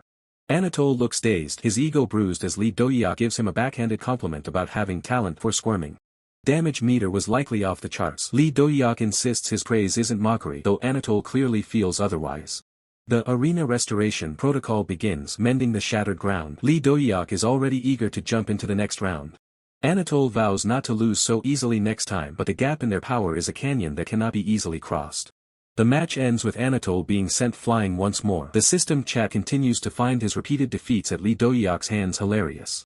Lying on the floor, Anatole laments the unfairness of the game. He realizes he's being treated like a warm-up mob for a monster. Out of 15 total wins, 10 were against poor Anatole. He tries to find a silver lining, noting he at least landed 3 hits in the last bout. Breaking news flashes across the UI. Dohyuk is moving on to Iron Fist and aiming for the world #1 spot immediately. Anatole ponders how far Dohyuk can actually go in a league as brutal as Iron Fist. He admits that previously he wouldn't have known where Dohyuk's limit was, but now his perspective has shifted. Iron Fist is a realm of monsters. Even with Dohyuk's talent, he will be facing entities that defy common logic. A prime example is Quavna, the terrifying talent from North Africa who has already conquered the world stage twice. Quavna reached the top within just 1 year of his debut, setting a terrifying benchmark for anyone entering the pro scene. After feeling that insane presence from Dohyuk today, Anatole isn't so sure who the real monster is anymore. The flame of battle is just beginning to burn. The world of professional gaming is on the brink of a massive shift. If Dohyuk can master the Iron Fist, he might just redefine what's possible in the virtual arena. Standing among the rustling leaves, Dohyuk clenches his fist, his eyes alight with newfound determination. He's eager to see the true extent of his talent. As he enters the digital realm, the chat erupts. Fans cheer for Doha, curious if he intends to conquer Valhalla today. Dohyuk smirks at the suggestions. Valhalla might be an option for later, or he might just take it slow. But for him, easy is never an option. He raises a single finger, signaling a shift in plans. Having secured the top spot in Ultifight, it's time to seek a new challenge. The screen flashes with the logo for the latest sensation, Iron Fist. Dohyuk is ready to see if the game lives up to the hype. First, he chooses an identity. He instructs the system to set his nickname as HMSTHSALLYUGOT. It's an arrogant choice, but perhaps a fitting one. However, the system throws a curveball. There are already 1,773 other users with that exact same name. Dohyuk is stunned. He sighs, accepting his place as 1 in 1,000 for the moment, and proceeds with the connection. The connection sequence begins, light flooding the chamber as he prepares to step into the world of Iron Fist. Digital skyscrapers loom over a neon-lit city. In this arena where legends are born, Dohyuk is ready to make his mark. With a surge of energy, Dohyuk manifests in his new combat gear. The connection is established. His profile displays Kujo, user number 1774. He announces his arrival with a confident smirk, ready to forge a new legacy. Game menu appears, offering story, online, and offline modes. Dohyuk scans the options, already plotting his first move. The chat is buzzing with anticipation. Fans want to see him tackle story mode, a feature missing from Multifight, and hope he'll attempt that route for the first time in Korea. It's a hidden path with a difficulty level so brutal that even the legendary Anatole couldn't master it. Dohyuk's interest is piqued. Nonetheless, he decides to save the story for later. He wants to test his skills against live opponents first and selects online ranked. The system begins its search. The tension in the air is thick as he waits for his first match to begin. Dohyuk stands prepared in the neon arena, his bionic arm glinting under the lights. The hunt is on. Meanwhile, at the VSS Pro Gaming House, Akuma remains unimpressed, dismissive of the hype surrounding a newcomer's early wins. His teammate Yond enters the room and disagrees. He knows this isn't just any ordinary player they're discussing. Akuma argues that switching games involves a steep learning curve, claiming the microcontrols in Iron Fist are far more demanding than in Ultifight. He compares the transition to switching from a bicycle to a tank. Yond simply smiles, sensing that Akuma is being far too skeptical. Yond admits he had his doubts as well, but those vanished once he saw Lee Dohyuk's performance for himself. With a playful clip to the back of Akuma's head, Yond tells him he'll understand once they face him. For now, he just needs to focus on practice. Yond prepares for his own full dive, leaving Akuma to brood. The pro scene is about to become a lot more competitive. Akuma refuses to believe anyone could possess talent rivaling his own, Yond's, or Anatole's. His pride won't allow it. He vows to show the newcomer that Iron Fist is an entirely different league, intending to deliver a harsh reality check. Back in the game, a heavy impact shatters the silence. A player is sent reeling by Dohyuk's overwhelming power. Dohyuk stands over his fallen opponent. That's 18 wins and 0 losses. The chat is in awe of how effortless he makes it look. He jokingly asks his audience if the stream is getting boring because he's winning too easily, showing a rare moment of concern for their entertainment. He hopes for a worthy opponent. Right on cue, the system pings, match found. A new challenger has arrived. The screen crackles with energy as the matchmaking finishes. This won't be another walk in the park. Dohyuk notes his opponent's celestial rank just below the elite annihilator tier. He wonders if he's finally met a worthy match. Across the arena stands a figure in a black trench coat and a demon mask. The chat suspects it's a high-ranker's alt account. The real battle is about to begin. The rumors are confirmed. The name is simply a well-known word spelled backward, a classic high-ranker move to hide a true identity while taunting foes. He eyes his opponent, plotting to brand him with the permanent stigma of losing to a mere alt account, a loss that would ruin his reputation. Challenger takes a low combat stance as the viewers explode with hype for the legendary style he's about to unleash. The player hesitates, unfamiliar with the technique, while the audience warns that mastering this specific matchup is mandatory for any expert. With a confident smirk, the player accepts the duel, wondering if this self-proclaimed king can actually keep up with his pace. Before the opponent can finish his thought, the player is already in his face, sparking a sudden surge of realization and panic. Trembling with visible rage, the opponent demands to know if he is being mocked by such reckless movement. The player gives a cheerful thumbs up, mockingly calling his opponent a teacher worth learning from, further fueling the frustration. He breaks into a playful run, laughing off the tension while the viewers realize he's just blatantly trolling his high-ranking opponent. The playfulness is just a front. His footwork shifts with precision, baiting the opponent into a fatal moment of carelessness. Player lunges forward with a heavy punch, the air screaming as he closes the distance with terrifying speed. The opponent reacts instantly, his eyes glowing as he gathers a massive charge of energy to counter the incoming strike. The two blur into a high-speed exchange, streaks of energy painting the neon city backdrop as they trade blows in milliseconds. Player grinds his teeth, forced to acknowledge that this alt account has some serious speed and reflexes. The opponent teleports behind him, activating a high-speed movement as the audience screams a desperate warning. It's a specialized high-speed dash that leaves the player completely exposed from the rear. The opponent roars, throwing everything into a point-blank execution attempt intended to end the match right here. A pillar of energy erupts where the player stood, the sheer force of the strike shaking the entire virtual arena. Dust clears to reveal the player still standing, having managed to throw up a desperate guard at the final microsecond. He winces, frustrated by his own lack of control over the interface, but he won't make the same mistake twice. He readies himself for the real battle as a massive shockwave shatters the ground beneath him. He dives back into the fray, his movements becoming more fluid and dangerous as he adapts to the mechanics. The opponent slides back, dismissing the player as a brainless power type, and decides that the warm-up ends now. The air ripples with static as the opponent begins to multiply, his silhouette flickering with unstable energy. Suddenly, a dozen illusory clones surround the player, a signature high-speed technique that leaves no room for escape. Player looks around at the wall of flickering faces, his eyes narrowing as he analyzes the patterns of the illusions. A cold smile spreads across his face. He's already seen through the trick and knows exactly how the move flows. He catches a strike with his bare hand, preparing to send the energy right back to its source with double the intensity. He detonates a massive strike of his own, an annihilation tier combo that wipes the entire screen clean of clones. The illusions shatter like glass, exposing the opponent's real body as he's blasted backward by the sheer force of the impact. To celebrate his victory, the player prepares a devastating finisher that the viewers have been begging for. The energy concentration becomes blinding, a vortex of raw power swirling around his lead foot as he readies the strike. But it's a feint. He switches to a high-speed step, closing the gap before the opponent can even process what's happening. The opponent is overwhelmed as the crushing force finally crashes down on him. Meanwhile, the scene shifts to a stadium where the crowd is roaring at the conclusion of a prestigious tournament. The announcer's voice booms over the speakers, declaring that a new champion has risen to claim the throne.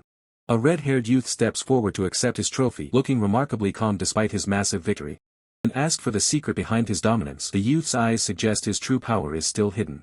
The secret to Lee Dohyuk's dominance isn't just talent, it's the lasting impact he has on those he defeats. Even the champion standing on the stage in Japan admits his victory came from a hidden source. Flashbacks of their match in Ultifight resurface, a brutal display where Lee Dohyuk's reflexes were so sharp he countered every single offensive move. Holding his trophy high, the champion confesses he rewatched that crushing defeat countless times, using Lee Dohyuk as the ultimate textbook for his own growth. It wasn't just a loss, it was a masterclass. That match served as a form of one-on-one tutoring that completely reshaped his approach to the game. Under Lee Dohyuk's indirect guidance, he mastered the complex dual-wielding mechanics of the ninja Hattori, sweeping his Japanese rivals to claim the top spot. But he stops himself, admitting a Korean player is the reason for his success might turn the Japanese fans against him in the current political climate. Choosing the safe path, he offers a generic thank you to his fans and team, hiding the true inspiration behind his rise. The crowd erupts in a deafening roar, blissfully unaware that their hero is merely a shadow of the man who truly taught him how to fight. Fans scream his name, Suki, showering him with the level of adoration only a national champion can command. The interviewer shifts focus, mentioning a new special division for streamers hosted by Twerk that offers direct entry into the prestigious EVO tournament.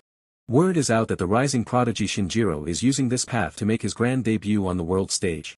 Suki's face pales in shock. A streamer-only tournament. If the entry requirements are that broad, it can only mean one thing.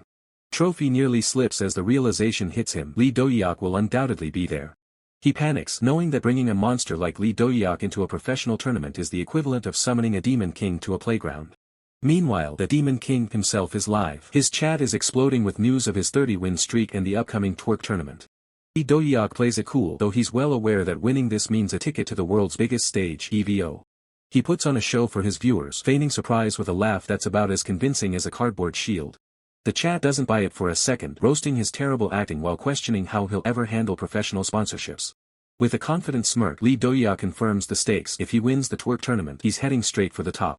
His goal is clear: topple the current king, Kapna, and seize the title of the world's strongest fighter.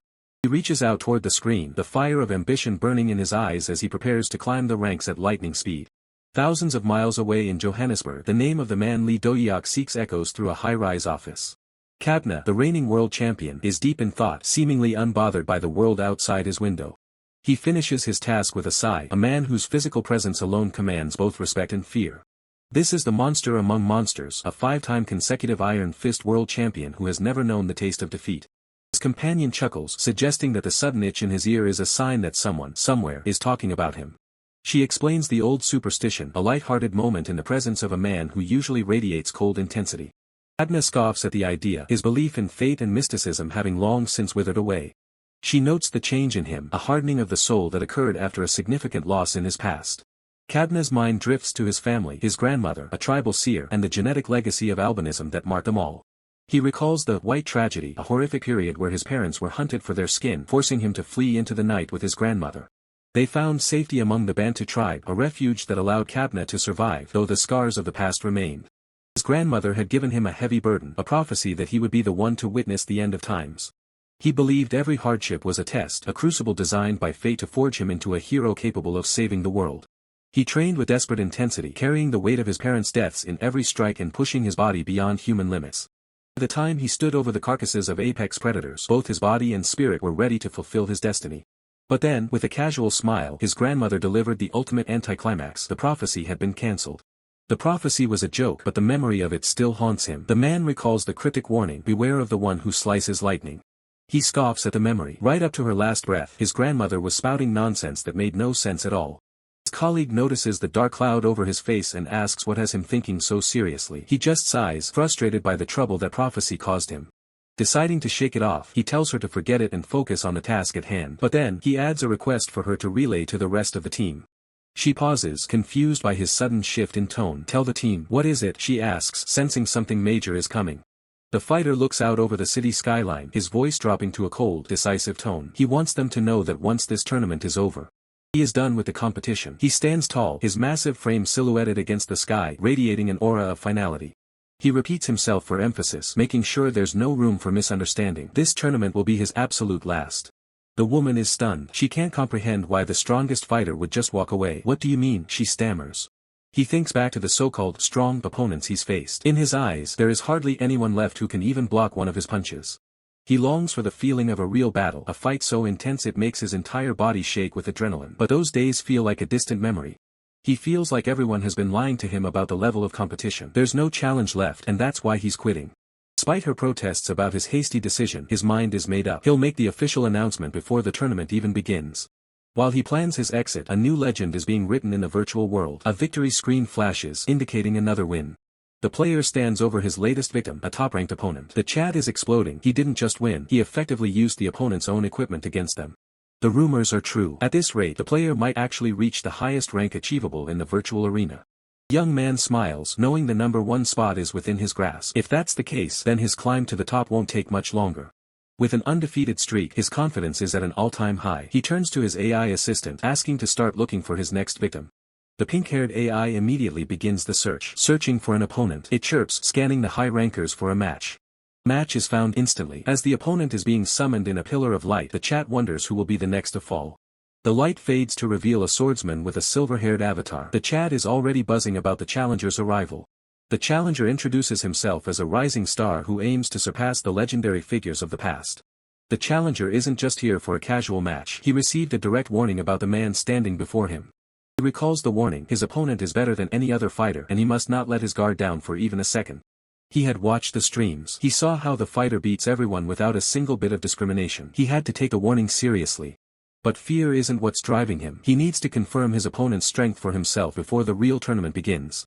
The fighter stares back, unfazed. He's more than willing to test the skills of this self-proclaimed rising star.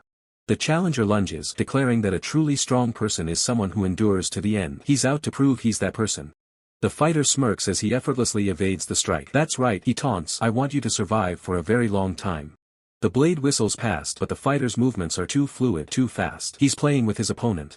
Challenger presses the attack, but every swing finds only empty air as the fighter dances around the steel. The gap in their speed is staggering. The fighter is already in position to end this, his legs sweeping through the air with lethal precision. Suddenly, the fighter activates a specialized technique designed to face a sword with nothing but bare hands. He flows into a dynamic throw, grabbing the challenger and using the swordsman's own momentum against him. Challenger is sent flying, his eyes wide with shock. He came to test the fighter, but he's just realized he's way out of his league. The crowd erupts in disbelief as the system notification announces that God Dohyuk has been hit. The spectators can't believe their eyes, wondering if this is actually happening. But Dohyuk isn't just standing there. He flickers behind his opponent with chilling calm, telling the silver-haired swordsman not to worry because he's perfectly fine. Silver-haired swordsman grits his teeth in frustration, realizing his blade only passed through a lingering afterimage. He can't believe he was tricked so easily. Dohyuk laughs, confirming his rival's suspicion with a sharp correct as he moves in to capitalize on the opening. The silver-haired swordsman is caught completely off guard, his eyes widening as he realizes the massive gap in their speed. Dohyuk activates Mutadori Payback, a high-level counter technique that sends the swordsman crashing into the ground with overwhelming force. Impact is brutal. Dohyuk's grip is like iron, seizing the swordsman's arm and neutralizing any chance of a counterattack. The system confirms the skill's mastery. Dohyuk is skilled enough in Mutadori to steal the very weapon from his opponent's hands.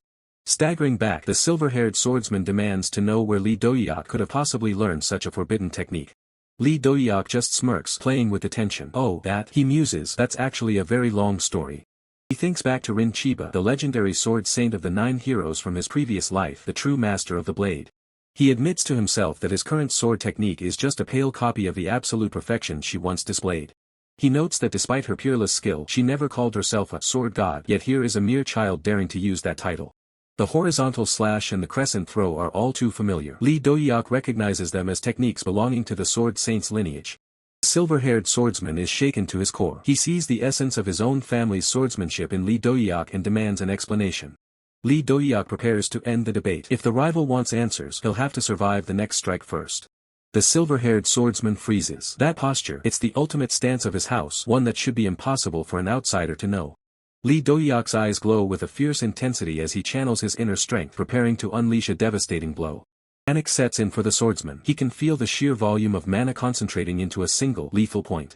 Skill activation, Moonlight Crescent Slash. A massive arc of energy tears through the battlefield, bisecting everything in its path. The silver-haired swordsman is sent reeling, his mind racing. How could Lee Dohyuk perform his family's secret technique with such perfection? The system declares the winner. Lee Dohyuk, the Devil King, stands victorious once again as the match concludes. The virtual chat room goes wild. Even with the devil's power, they still acknowledge him as God Dohyuk for his incredible skill. The defeated rival is desperate for answers, but the chat just laughs at him, mocking the swordsman who just got schooled. Lee Dohyuk looks down at his opponent, thinking that since the man recognized the crescent moon slash, his hunch was probably right. Instead of revealing his identity, Lee Dohyuk asks a bizarre question. Before I tell you, do you happen to have any older sisters? The silver-haired swordsman is stunned into a state of pure confusion. The chat is absolutely losing it with laughter at the absurdity. A viewer sends a donation, joking that Lee Dohyuk is basically telling the guy to bring his older sibling if he's not satisfied. Lee Dohyuk laughs off the confusion while the rival shakes with pure rage. The era of talent is over. It's now the era of do you have a sister? Enraged, the silver-haired swordsman lunges forward, but Lee Dohyuk just keeps teasing him about his sister as the scene fades. The scene shifts to Japan a little later, where a new figure is training hard under the bright morning sun. A young woman with long dark hair exhales sharply, her focus entirely on the training dummies before her. She recites the principles of her style, taking a stance with a precise step to the right to generate maximum torque. Her hand grips the hilt of a katana adorned with a crescent moon. She visualizes trapping the very moonlight inside the steel. With a burst of speed, she draws the blade. As the moonlight seeps from the sword, she aims to annihilate the world with a single slash. She executes the Moonlight Crescent Slash. The technique is fast and beautiful, cutting through the tatami rolls like they were air. She sheaths her blade with a crisp click, but her expression isn't one of satisfaction. Something is missing. She clutches her trembling arm in pain. She only managed to cut the rolls into a few pieces, and the final cut was far from perfect. She wonders how the first family head could cut through rocks and entire forests with a single slash. Is such a level of power even possible? The question of impossible power hangs heavy in the air as a young man's silhouette appears, urgently calling out for his big sister. He bursts through the sliding doors, a frantic expression on his face, revealing himself as Shinjiro Chiba, a descendant of the renowned sword saint Shusaku Chiba. A sudden, sharp movement from off-panel makes Shinjiro flinch, a blade flashing past his face with terrifying precision. His sister, Rin Chiba, stands poised with her katana, her gaze sharp as she chastises him for interrupting her training. Rin Chiba is introduced as the prodigy whose swordsmanship surpasses even the strongest elder of the Chiba family, Kazuma. Shinjiro, undeterred, presses his urgent question: has she taught the sacred moonlight sword technique to any outsider? Rin's expression darkens, perceiving his query as an insult and a challenge, ready to settle it with a spar. Shinjiro quickly backtracks, realizing her genuine surprise means she knows nothing of the outsider. Yet, the resemblance of the sword technique troubles him deeply.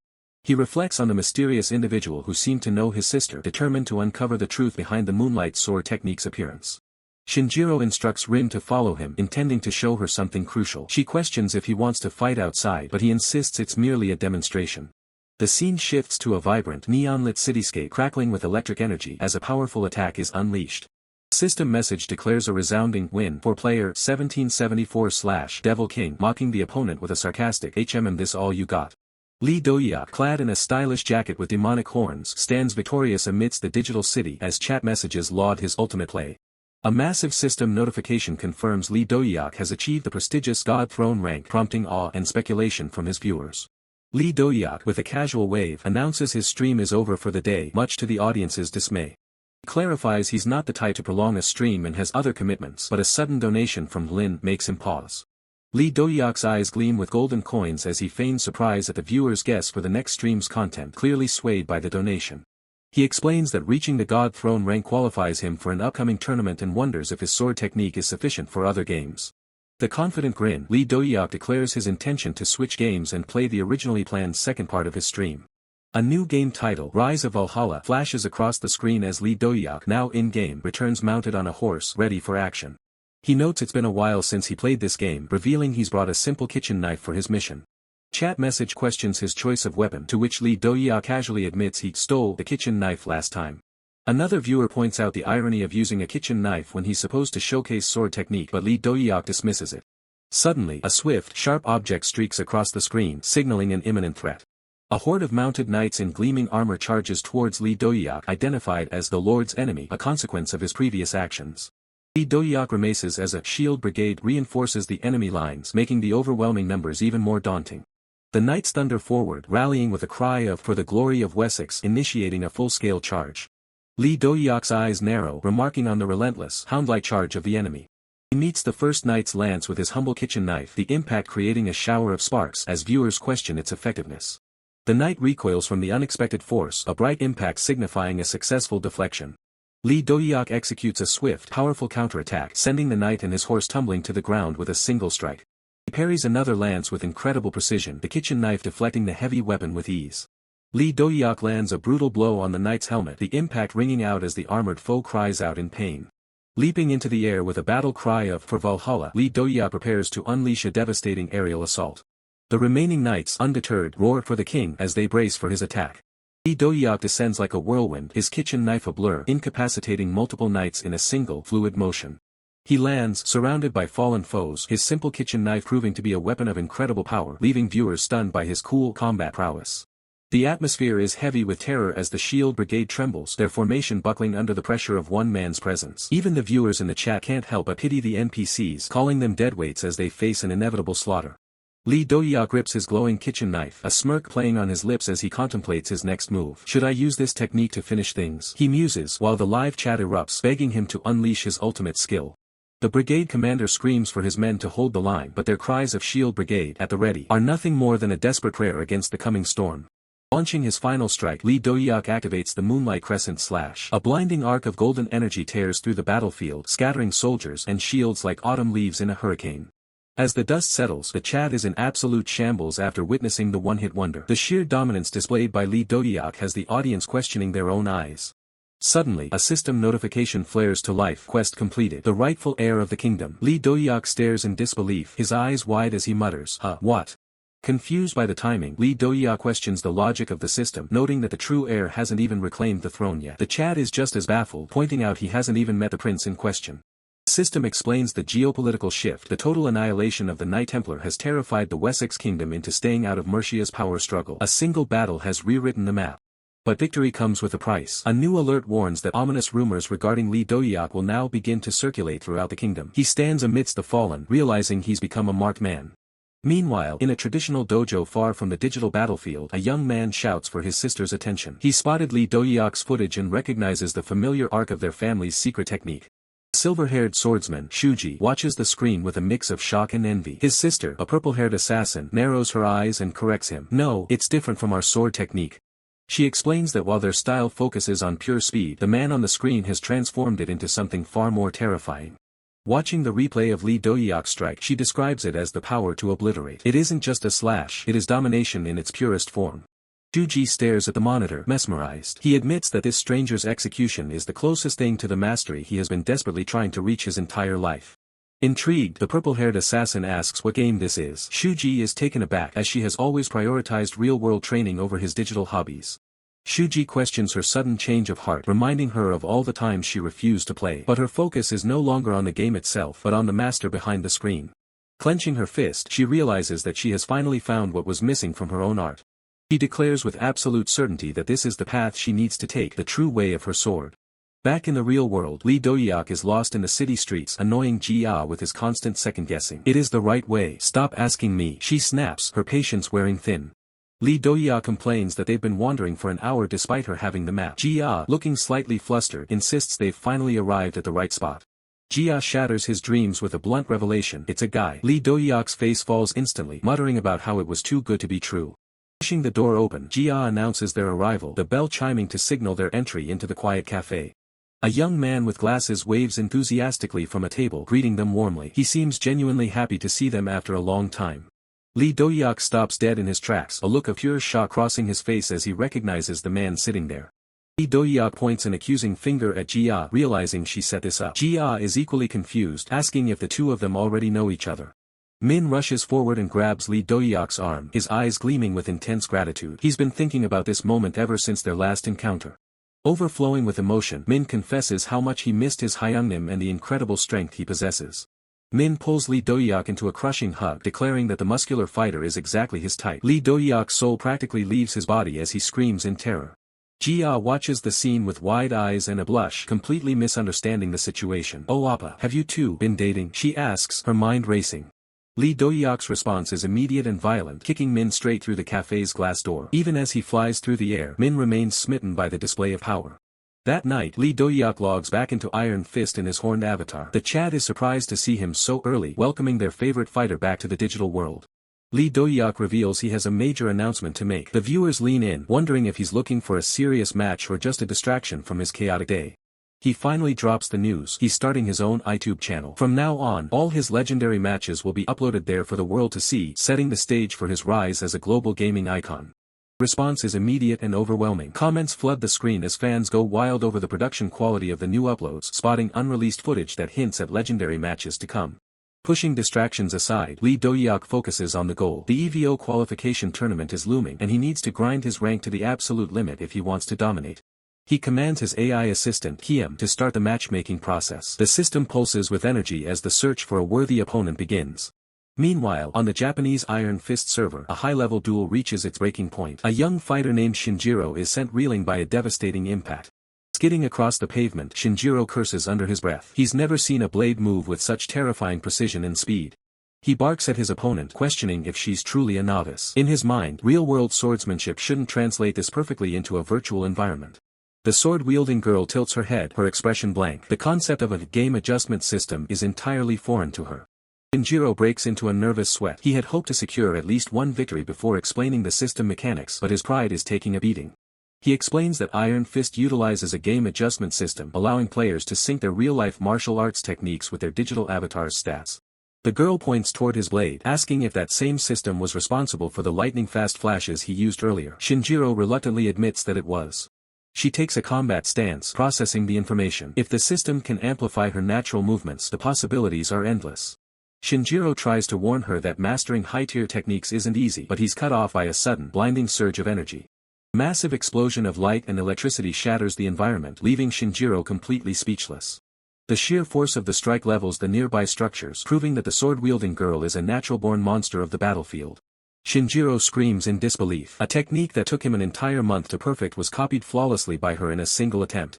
He recalls a warning from the legendary Suki about this specific kind of genius. He struggles to find words to describe the sheer absurdity of her talent. As the sword-wielding girl stands amidst the ruins, Shinjiro can only conclude that she is beyond broken. She is a force of nature that defies all logic. The stage is set, and the world is about to witness a collision of titans as the Iron Fist tournament officially begins.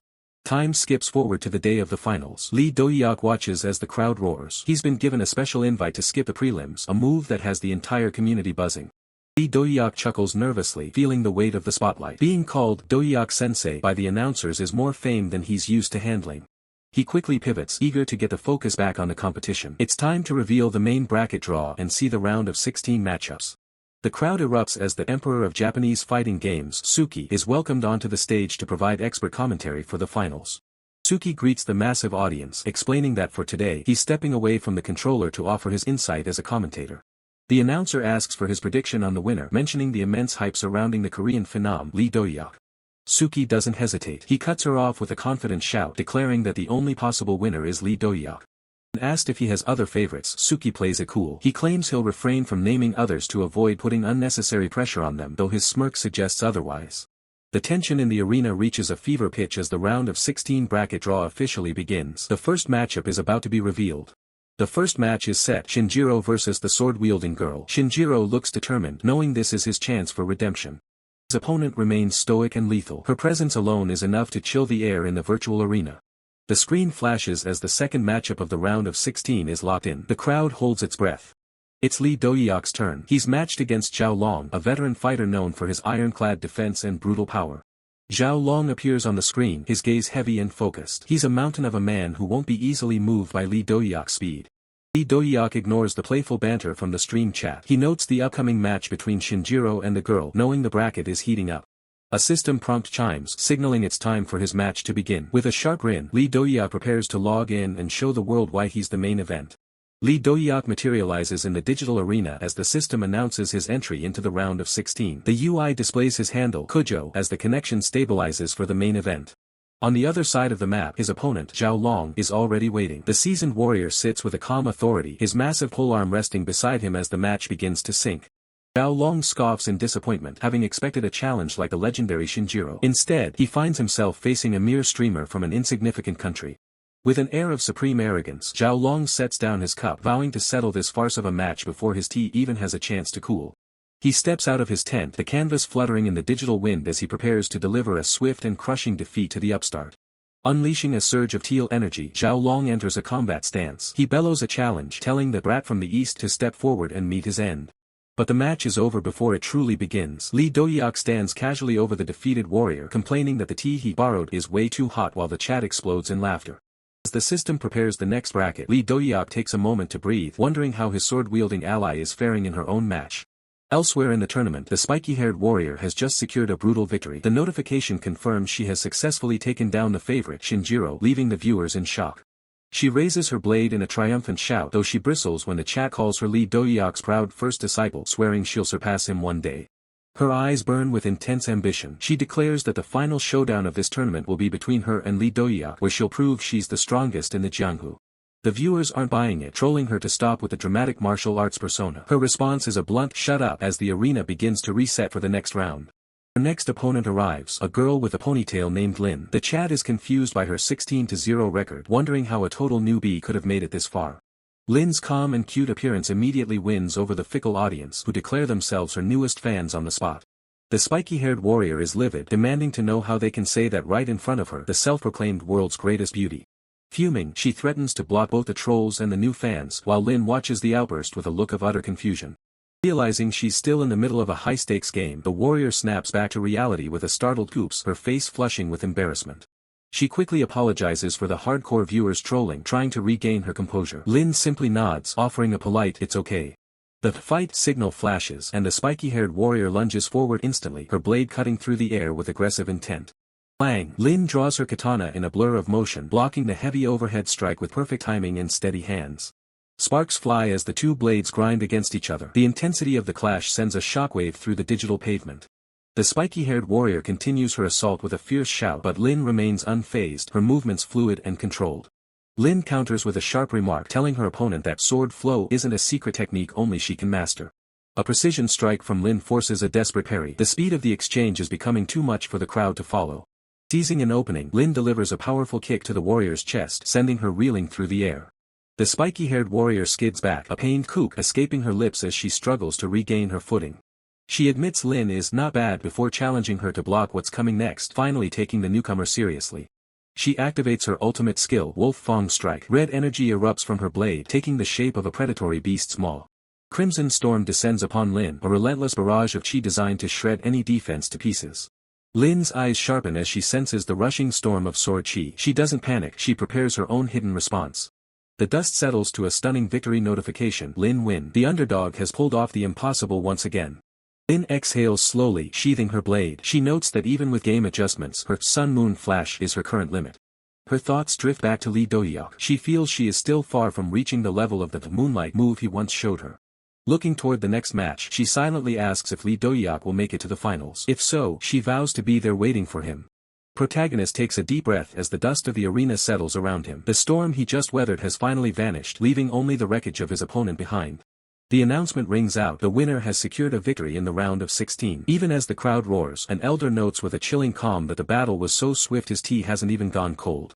Next up for the quarterfinals is a cocky contender. With a grin and a thumbs up, he mocks the challenge ahead, claiming he is more of an immovable mountain than a man. Competition is fierce. Another contender stands alone in the wind, having dismantled his own opponent in a mere instant to secure his spot. For the first time, the protagonist has reached the finals. The stadium is electric as the big screen flashes his face, leaving everyone wondering who will be the one to face him for the crown. The announcers whip the crowd into a frenzy. Only one will be crowned the champion and claim the coveted ticket to the next major tournament. Just as the tension reaches its peak, the announcer gestures toward the tunnel. The final opponent has been decided, and the reveal is about to shake the foundation of the tournament. Stepping into the light is a completely unknown rookie who shattered all expectations, leaving a seasoned veteran in the dust. The protagonist freezes, a cold sweat breaking on his brow. He recognizes that stance and aura, whispering to himself in disbelief. Girl bows with a deadly elegance. She introduces herself as the veteran sister, finally meeting the protagonist face to face. The protagonist stares at her, his mind racing. His guess was right. This isn't just any rookie, but the woman who will become a legend. In his mind's eye, he sees her, not as a student, but as a legendary slayer standing atop the corpse of a formidable beast. She was one of the heroes of the future he once knew, a warrior whose blade was feared by all. Seeing her here, in the past, changes everything. A memory from a future that hasn't happened yet flickers in his mind. Sitting by a campfire, she had asked him what he would do once the world returned to normal. He had told her he'd seek out a quiet life by the sea, fishing far away from the crowds. He was a man of war dreaming of a simple peace. She had scoffed, admitting her disdain for the smell of fish. It was a rare, human moment between two legends. He had simply offered her food, dismissing her complaints and inviting her to eat. She had smiled then, telling him he'd make a good homemaker. It was a sign of the bond they shared in the heat of battle. But then, her tone had turned grave. She spoke of a powerful artifact and a favor she needed him to fulfill if their final battle ended in failure. She had asked him to find her past self and show her the ultimate technique, the true path of her family's sword. Then, she threw him a curveball, mentioning a future involving a family. The protagonist could only gape in shock at the sudden revelation. Back in the present, he realizes those cryptic words from the future were meant for this exact moment. His future self had set this stage. He looks at the young warrior, realizing he is now the mentor. He must show her the path forward for her swordsmanship, just as he promised. With a confident smirk, he asks if she was the one behind his current mission. He knows the answer. Today is the day the legacy begins. The girl acknowledges him but issues a challenge. She wants to see his sword in this match to see if he is truly worthy of the technique. The protagonist doesn't hesitate. He activates his special ability, summoning a blade he has been preparing specifically for a challenge like this. Donning his combat gear, he invites her to try and take control. His eyes burn with intensity as he prepares for the clash. Her eyes narrow as she draws her blade, the air around her vibrating with the sheer force of her killing intent. As the command to fight is given, she moves like a blur, lunging at the protagonist with a speed that defies the human eye. The protagonist parries the blow effortlessly. He notes that her attack is faster than before and grins while testing her limits. Two warriors clash in a mid-air dance of destruction. Sparks fly as their blades meet, the sheer pressure of their energy cracking the arena floor. It's a battle of technical perfection versus raw, enhanced power. As their swords lock, the real test of the blade begins. The friction of steel creates a shower of sparks as the duel intensifies, each movement calculated and deadly.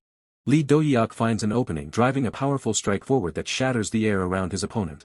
Ia is sent reeling backward, the sheer force of the impact forcing a pained cry from her lips as she calls out to Dohyuk. Gritting her teeth, Jia realizes something is wrong. There was no sensation of her blade connecting with flesh. Her eyes widen in shock. She didn't strike Dohyuk, she only cut through a lingering afterimage of his speed. With a sudden burst of movement, Jia attempts to reset her stance, her blade whistling through the neon-lit air.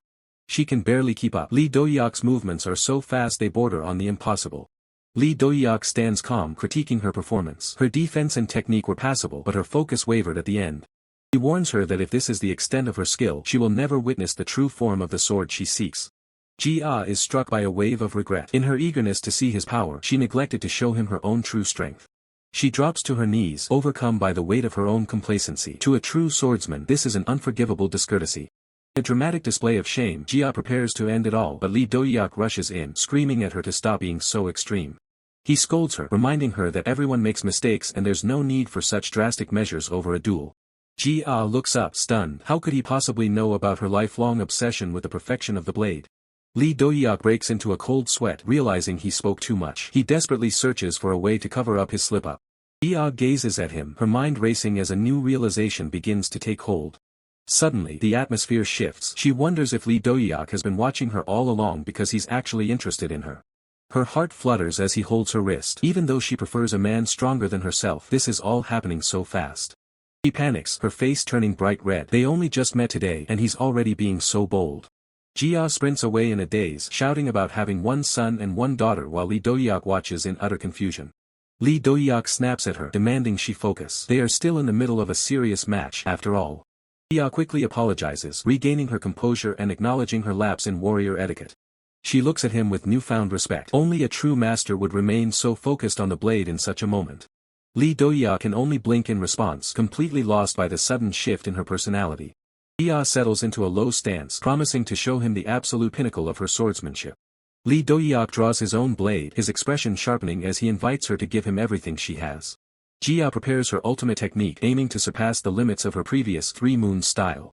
She unleashes the Moonlight Sword technique 1 moon, a crescent of pure energy tearing through the arena.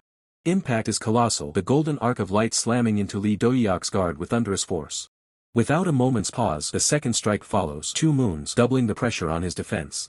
Then comes the third. The air screams as 3 moons converge on a single point of impact. Jia pushes past her limits, her eyes glowing with intensity as she prepares to transcend her own technique. Final form, 4 moons layered, erupts in a blinding flash, leveling the surrounding structures in its wake. As the dust settles, Jia coughs, surveying the devastation. Even for someone as strong as Lee Dohyuk, this should be the end.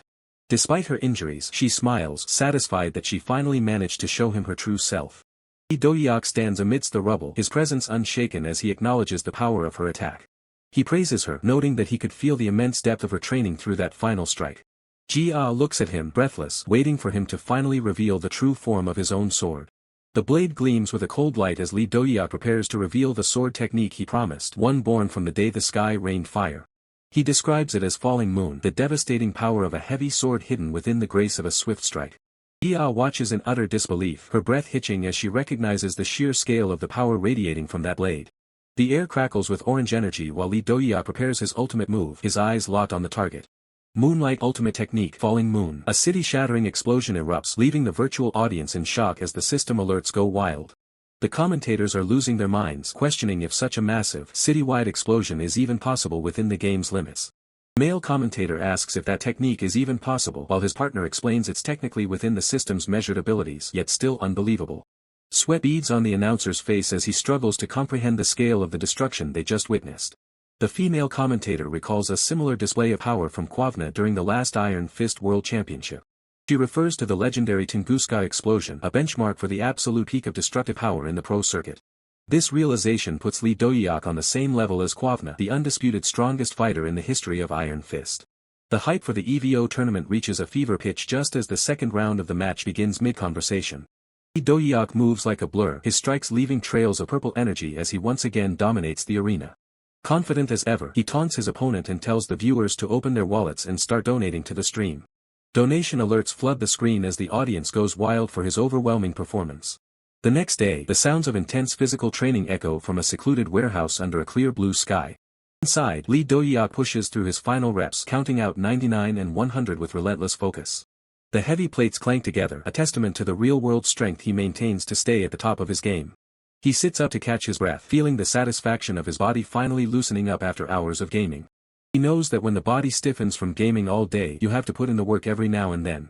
He muses that the full dive neural link might actually be making his physical workout efficiency even better than before. The warehouse was originally a doomsday bunker, but he's decided to keep it as his private training sanctuary. It's also the perfect spot to train that Elfeared Brad has promised, since there's still time left on the lease. He wonders where the kid is, worrying that he might have run off after being forced to train with 5 kilograms lead weights. Just as he considers calling him, a notification pings on his phone, catching him by surprise. It's the prize money deposit from Twerk. A massive deposit of 1 million won hits his account, bringing his balance to over 31 million. He's earned a fortune in just 3 weeks of gaming, but his mind immediately turns to the loan he needs to clear. With a determined look, he decides it's finally time to pay off the debt that's been worse than any doomsday. Sound at the door stops him. It seems the Elfeared student has finally shown up for training. He better not have been slacking off, or Lee Dohyuk is going to double the weight of his lead pouches. Outside, the young student is on the phone, lying to his mother about a new part-time job to cover her hospital bills. He tells her not to worry about the debt anymore, promising to call her back tonight before he starts his work. The weight of his family's situation hits him all at once, and he lets out a quiet, pained sniffle. Slapping his cheeks to clear the tears, Jian reminds himself that he's a high schooler now and needs to stay strong for his family. Until his mother fully recovers, Lee Dohyuk knows he can't afford a single moment of weakness. Standing in the doorway, he feels the weight of responsibility on his shoulders as he stares out at a world that demands his strength. He recalls the words of an Elfeared acquaintance who once claimed the only perk of the apocalypse was the sudden disappearance of debt collectors. It was a cynical thought, but it rings true in his current predicament. Staring at his phone, the reality of his financial burden sinks in. He needs money fast to clear the debts that are currently suffocating his family's future. Even if it's just a connection from a past life, Dohyuk refuses to turn his back on someone who once risked their life for him. A purple aura flares from within, reflecting his unwavering resolve. He grits his teeth, fighting back frustration. Money comes and goes, he tells himself. He'll find a way to earn more and pay off every cent, no matter how long it takes. Suddenly, the door slides open, catching him off guard. A student with glasses peeks in, noticing Dohyuk's distressed state. Dohyuk quickly tries to compose himself, clearing his throat and acting as if nothing happened. Ahem, you're here, he asks, trying to mask his tears. The student isn't fooled and looks up with genuine concern. Were you crying, master? Were you waiting for me here? The student continues to tease him, asking if he missed him so much that he burst into tears. Dohyuk snaps back instantly, telling the bastard to shut up while the other calls him a shy baby. Shifting to his professional life, Dohyuk initiates a full dive. The system connects him to the game lobby as his stream viewers flood the chat with congratulations on his latest win. Dohyuk waves to his audience and thanks them for the support. However, the chat is quick to call him out, asking if he only went easy on his opponent, Rin, because of her looks. He denies the accusation with a thumbs up, admitting she's pretty but insisting he didn't hold back. In his eyes, she's a fighter with serious talent. A donation notification pings 10,001 from a fan. The message asks what's next on the schedule, and Dohyuk reveals he's planning to try a brand new game today. With dramatic flair, he points toward the screen. The big game I'll be playing today is... The title card flashes Monster Buddies, also known as Mon-Bud. It's advertised as a cozy, open-world survival game filled with adorable creatures. Dohyuk goes into full influencer mode, giving a double thumbs up and hyping it as the game of a lifetime that everyone should play. Chat immediately sees through him. They call out the sponsored stream, and Dohyuk crumbles, hiding his face as he realizes his performance wasn't convincing. Dropping the act, he makes an okay sign and begs for understanding. So what? I have to eat too. If you don't like it, send a donation. His viewers laugh it off, noting that Dohyuk always gets more entertaining when money is on the line. He grins back, glad they're on the same page. With the intro finished, he clenches his fist and prepares to dive in. Then let's launch Mon-Bud. System connects, dropping him into the heart of a vast, lush forest. The transition is seamless, the open-world wilderness stretching out before him. Dohyuk stands in the clearing, now wearing a simple orange shirt. The chat is already skeptical, wondering how a hardcore fighter like him will handle a cozy game. He looks around, completely lost. He begs his viewers to explain the game mechanics, as he's dived in without reading the manual. He pulls a device from his inventory that looks like a smartphone. The chat explains it's a data entry tool used to record the monsters he captures. Viewers clarify that the game is a mashup of monster collecting and survival mechanics like hunting and gathering. Oh, I see, Dohyuk exclaims. He realizes the primary goal is to capture monsters and fill out the entire registry. It seems simple enough on the surface. The chat adds that he can also just spend the day farming if he prefers. They mention another player, Luke, was doing exactly that yesterday. Dohyuk is surprised to hear Luke is playing this too. He makes a mental note to message him later so they can team up. Checking his inventory again, he finds a beginner's stone axe. The system confirms it's the standard tool for gathering lumber. As he contemplates the cozy task of building a house, something rustles in the bushes behind him. The chat warns him that his first companion monster has appeared. A cat wearing a hat and a cape leaps out with a cheerful nya. The viewers find it adorable, comparing it to Puss in Boots. Without a second thought, Dohyuk brings the stone axe down directly onto the cat's head. The impact is brutal, instantly shattering the cozy atmosphere. Dohyuk looks annoyed, complaining that the stone axe doesn't hit hard enough. He decides that one-shotting the creature would have been much cooler. He begins a relentless assault, beating the creature repeatedly. The chat goes into a frenzy, screaming at him to stop and reminding him that it's supposed to be his ally. Dohyuk pauses, a murderous glint in his eye. "Ha, my ally?" he asks as the pixelated remains of the cat float behind him. He dismisses the chat's logic entirely. In his world, monsters are meant to be killed, not captured. To him, this is the true coziness the world needs. The cat vanishes, leaving behind a massive slab of meat. The chat is stunned that even tame companion monsters drop loot upon death. Dohyuk holds up the meat with a triumphant grin. It's auto-processed and clean, a total win in his book. The chat officially gives up on the idea of a cozy stream. The cozy stream doesn't stay that way for long as a massive, moss-covered beast emerges from the forest. Dohyuk realizes they're in trouble, but he's ready to see this encounter through to the bitter end. Wielding a crude stone hammer, Dohyuk laughs at the sheer thrill of it. To him, there's nothing like the impact of a solid hit on a turtle monster, and he declares that his version of a cozy hunt is just getting started. With a predatory grin, he charges forward, calling the massive creature his monster buddy before kicking off the game with a sudden burst of speed. 1 week later at Incheon Airport, the aftermath of that hunt is clear. The blue-haired youth excitedly shows Dohyuk that the video of their encounter has completely blown up on YouTube. The clip of Dohyuk charging a dragon with a stone axe only to be sent flying by a single sneeze has already racked up 1 million views, turning a total fail into a viral sensation. The blue-haired youth predicts 10 million views are just around the corner. Dohyuk isn't surprised. He knows this success is the only way the kid can pay off his massive debts. Overwhelmed with gratitude, the blue-haired youth thanks Dohyuk for the huge signing bonus and for bringing him along on his first-ever trip overseas. Dohyuk's expression turns sinister as he reveals the catch. He's going to work the kid to the bone, making him edit and upload throughout the entire trip without ever leaving the hotel room. Despite his threats, Lee Dohyuk prepares to go live. He takes a moment to check the framing, ensuring everything is set for the big reveal. As the stream starts, the chat explodes with confusion. Viewers are shocked by the sudden outdoor broadcast and quickly realize he's actually at the airport. Lee Dohyuk pumps his fist as the chat catches on to the significance of the date. He confirms their suspicions with a confident nod. Today is the day he's been waiting for. He's heading out to storm the world-famous Evo tournament. He declares his intent to crush the competition in one shot while the chat goes wild, cheering for their favorite champion mukbang streamer. The scene shifts to the Evo Stadium in Los Angeles. The world's biggest fighting game tournament is finally about to begin. The atmosphere is electric as players from across the globe arrive at the stadium, greeted by a roaring crowd and flashing lights. The announcer introduces America's top-ranked player, Nick Jackson, who enters the stage with a flamboyant cowboy persona and a cheesy catchphrase. Next up is Gatak, representing India. He maintains a calm, spiritual demeanor amidst the high-energy introductions. Russia's powerhouse, Monster Golov, storms onto the stage, shouting about vodka and the cold as he makes his presence known. Hype reaches a fever pitch as the announcer prepares to introduce the world's #1 Iron Fist player, the hero of Africa. The red-haired berserker, known as Emperor Kwabena, stands tall. He is the eternal emperor of the fighting game scene, exuding pure dominance. The announcer approaches the legend for a quick interview before the matches kick off, hoping to get an exclusive scoop. The announcer asks about his retirement announcement, curious about what's going through the champion's mind as he enters his final tournament. Red-haired berserker smirks, his eyes filled with cold, dismissive confidence as he repeats the question back to the announcer. He points a finger toward the other competitors, his gesture dripping with arrogance and a total lack of respect. He bluntly states that the thought of fighting these trash heaps makes him want to die of boredom, shocking the entire stadium. Qianriang, China's top kung fu master, is outraged. He demands respect, refusing to let his skills be dismissed so easily. Red-haired berserker doesn't even recognize him, forcing the announcer to explain that this is the top player from the Chinese server. The champion finally remembers, calling Qianriang his former punching bag. The insult sends Qianriang into a blind rage as Monster Golov holds him back. Monster Golov swiftly knocks the loudmouth out while the red-haired berserker boredly asks when the real matches will actually start. The announcer checks his earpiece, noting they were still waiting on one final person. It seems the last player has just arrived at the venue. Lee Dohyuk rushes onto the stage, apologizing for his lateness. The announcer introduces him as the recent #1 on the Asia server. The crowd roars as he is introduced as the Kwabena of Asia, a title that sets high expectations for the newcomer from South Korea.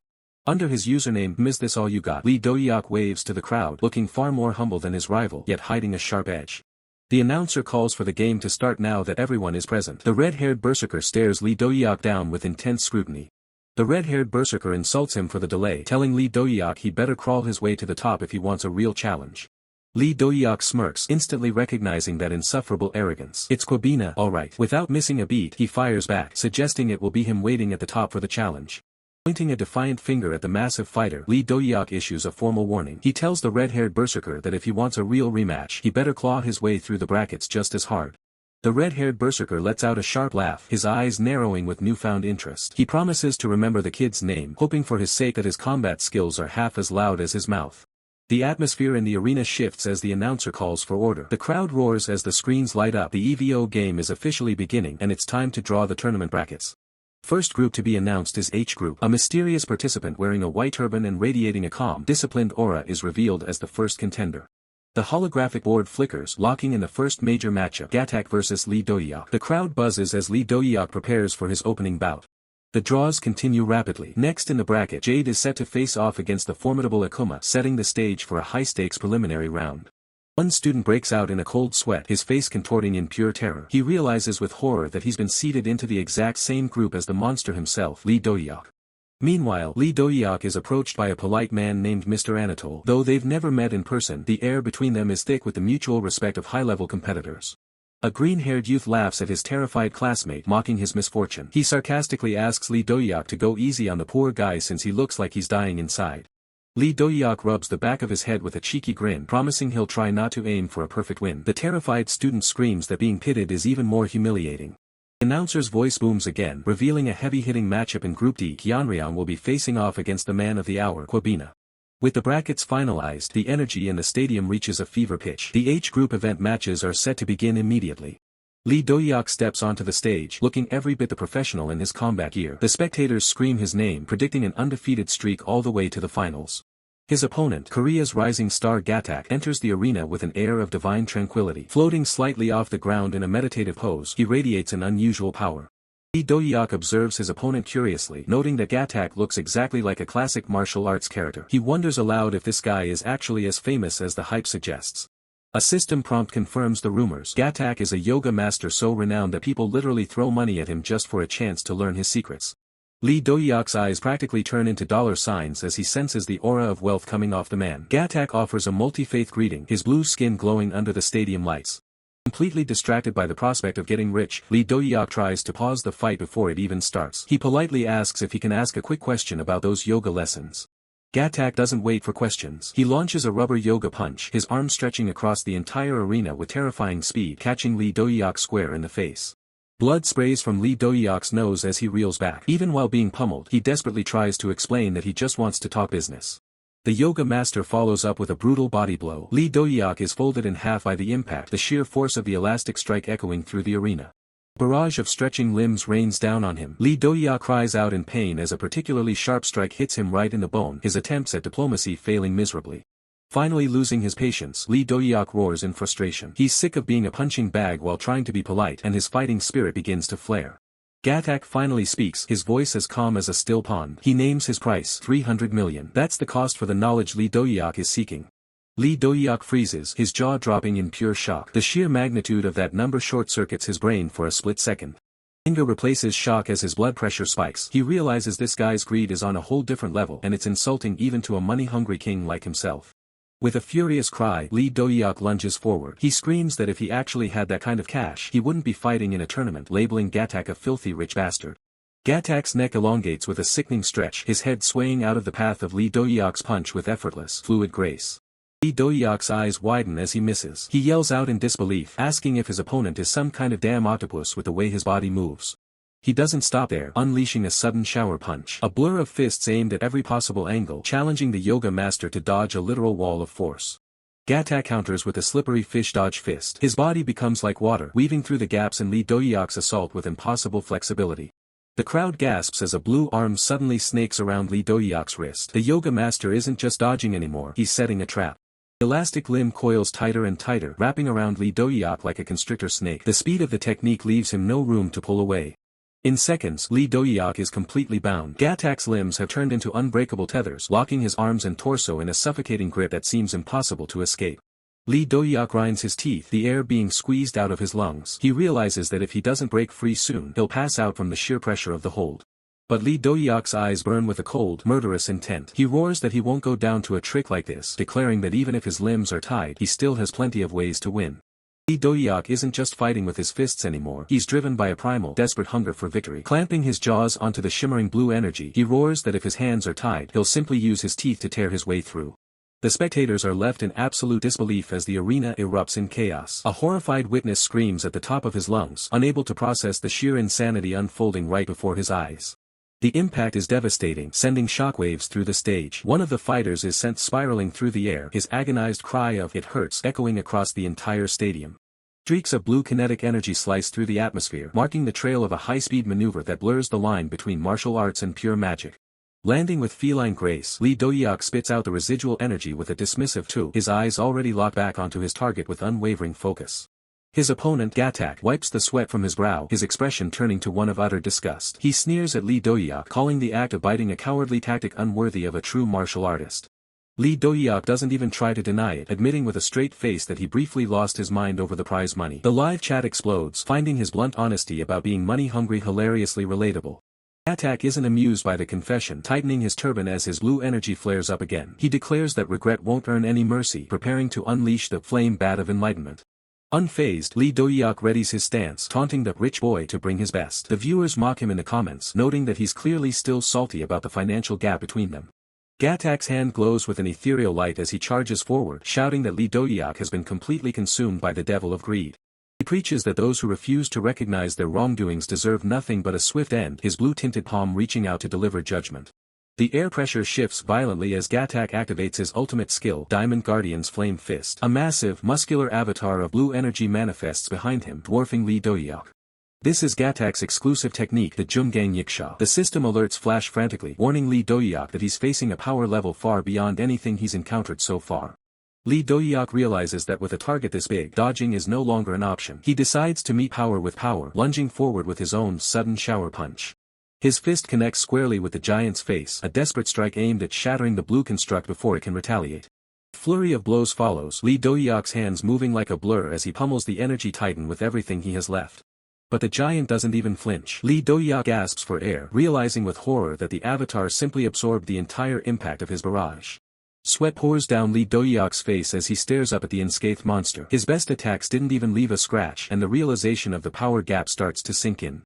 Global audience is stunned. The system chat is flooded with WTF as they witness Gatak's insane elasticity taking zero damage from a direct assault.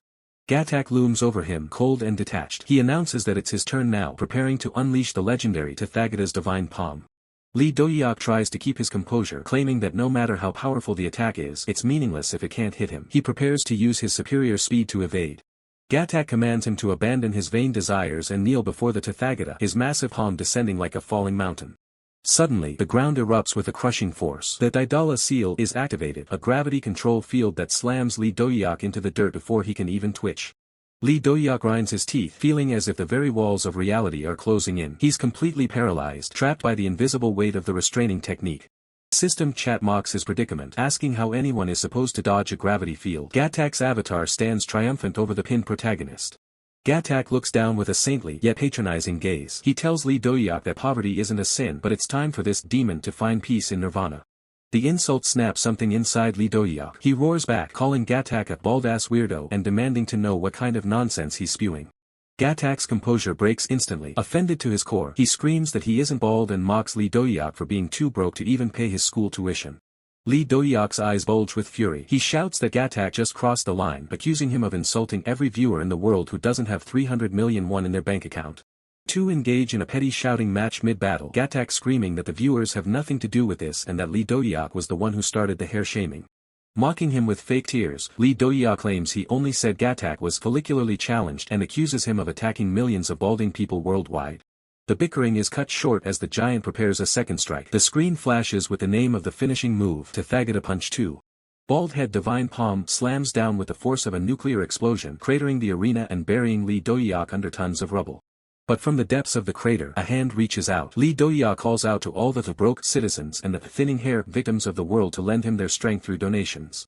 The donation alerts start pinging like crazy. 150,000 won from a naked emperor and a massive 1 million won from someone asking if being bald is a crime. Fueled by the literal wealth of his viewers, Lee Dohyuk rises like a money-hungry beast. The system messages cheer him on as he gathers a massive orb of financial energy. Sinister smirk plays on Lee Dohyuk's lips. The global broadcast is in shock. Did he really just manipulate the entire world's sympathy for a power-up? With gold coins raining down around him, Lee Dohyuk celebrates his successful donation farming. He's back in the game, and he's richer than ever. The fighter isn't just playing for the crowd, he's dominating the arena with a grin of complete confidence. The chat reacts wildly to his skills, admitting they've fallen for his performance yet again. His opponent manifests as a massive blue spectral entity, unimpressed by the theatrics. He sneers, dismissing the previous attack as he prepares an ultimate move to end the fight. The opponent unleashes a final trump card, a barrage of glowing, spectral palms descending from the sky, aiming to pulverize everything in their path. The arena erupts in a deafening explosion as the massive attack strikes. The sheer force of the impact sends shockwaves through the stadium, leaving the audience in stunned silence. Inside the chaos, the fighter remains calm, analyzing the situation. He realizes that brute force is ineffective against this opponent. It's like trying to cut a soft cloth with a sharp blade. He shifts his strategy, focusing his inner strength into the edge of his hand. His eyes glow with an intense light as he prepares to utilize his hand as a living blade. With a single, blindingly fast strike, the fighter slices through the spectral giant. The chat goes wild as they cheer for his overwhelming victory. The system confirms the result of the match. The crowd roars, acknowledging the fighter as a warrior truly worthy of his reputation. The first match concluded, the broadcast switches focus to the next group where the stakes are just as high and the fighters are even more ruthless. A red-haired warrior dominates his match, finishing his opponent with a devastating strike that leaves the arena floor cracked and smoldering. Standing over the defeated warrior, the red-haired fighter scoffs at the pathetic display. He looks toward the entrance, demanding his next opponent step up and face him. The next challenger enters the arena. Despite his reputation, the chat remains skeptical, noting that the previous fight concluded in an instant. The announcer introduces the second matchup, the unstoppable red-haired warrior versus the elusive ninja. The ninja stares at his opponent, sweat beading on his forehead. He wonders why he had to face a monster like this, but he manages to offer a polite greeting. The red-haired warrior dismisses the pleasantries with a cold stare. He signals for the ninja to save his words and orders him to attack. Ninja tries to steady his nerves, reminding himself that he's faced powerful opponents before. He knows he can't afford to be intimidated. Determined to prove his worth, the ninja is focused on leaving a permanent mark on his high-ranking opponent. The system signals the start of the fight. The ninja's immediate instinct is to play it safe and observe his opponent's movements before committing to a strike. He draws his blades and takes a defensive stance, keeping a careful distance as he circles the red-haired warrior, looking for any opening. Red-haired warrior grows impatient, his arm crackling with blue electrical energy. He taunts the ninja, asking why he refuses to move. Losing interest in the standoff, the warrior decides to end it in one blow. He unleashes a surge of lightning, filling the arena with blinding flashes of energy. The ninja focuses, recalling his blade training. He knows that to survive this, he must be faster and sharper than the lightning itself. A display of incredible skill, the ninja swings his blade and slices through the lightning bolts. The Chad is stunned, unable to believe a player just cut through pure energy.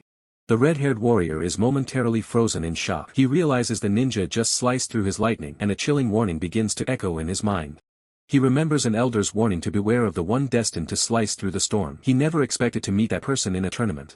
Ninja stands ready, unaware of the weight his actions have placed on his opponent. The warrior wonders if this ninja is truly the one from the legend.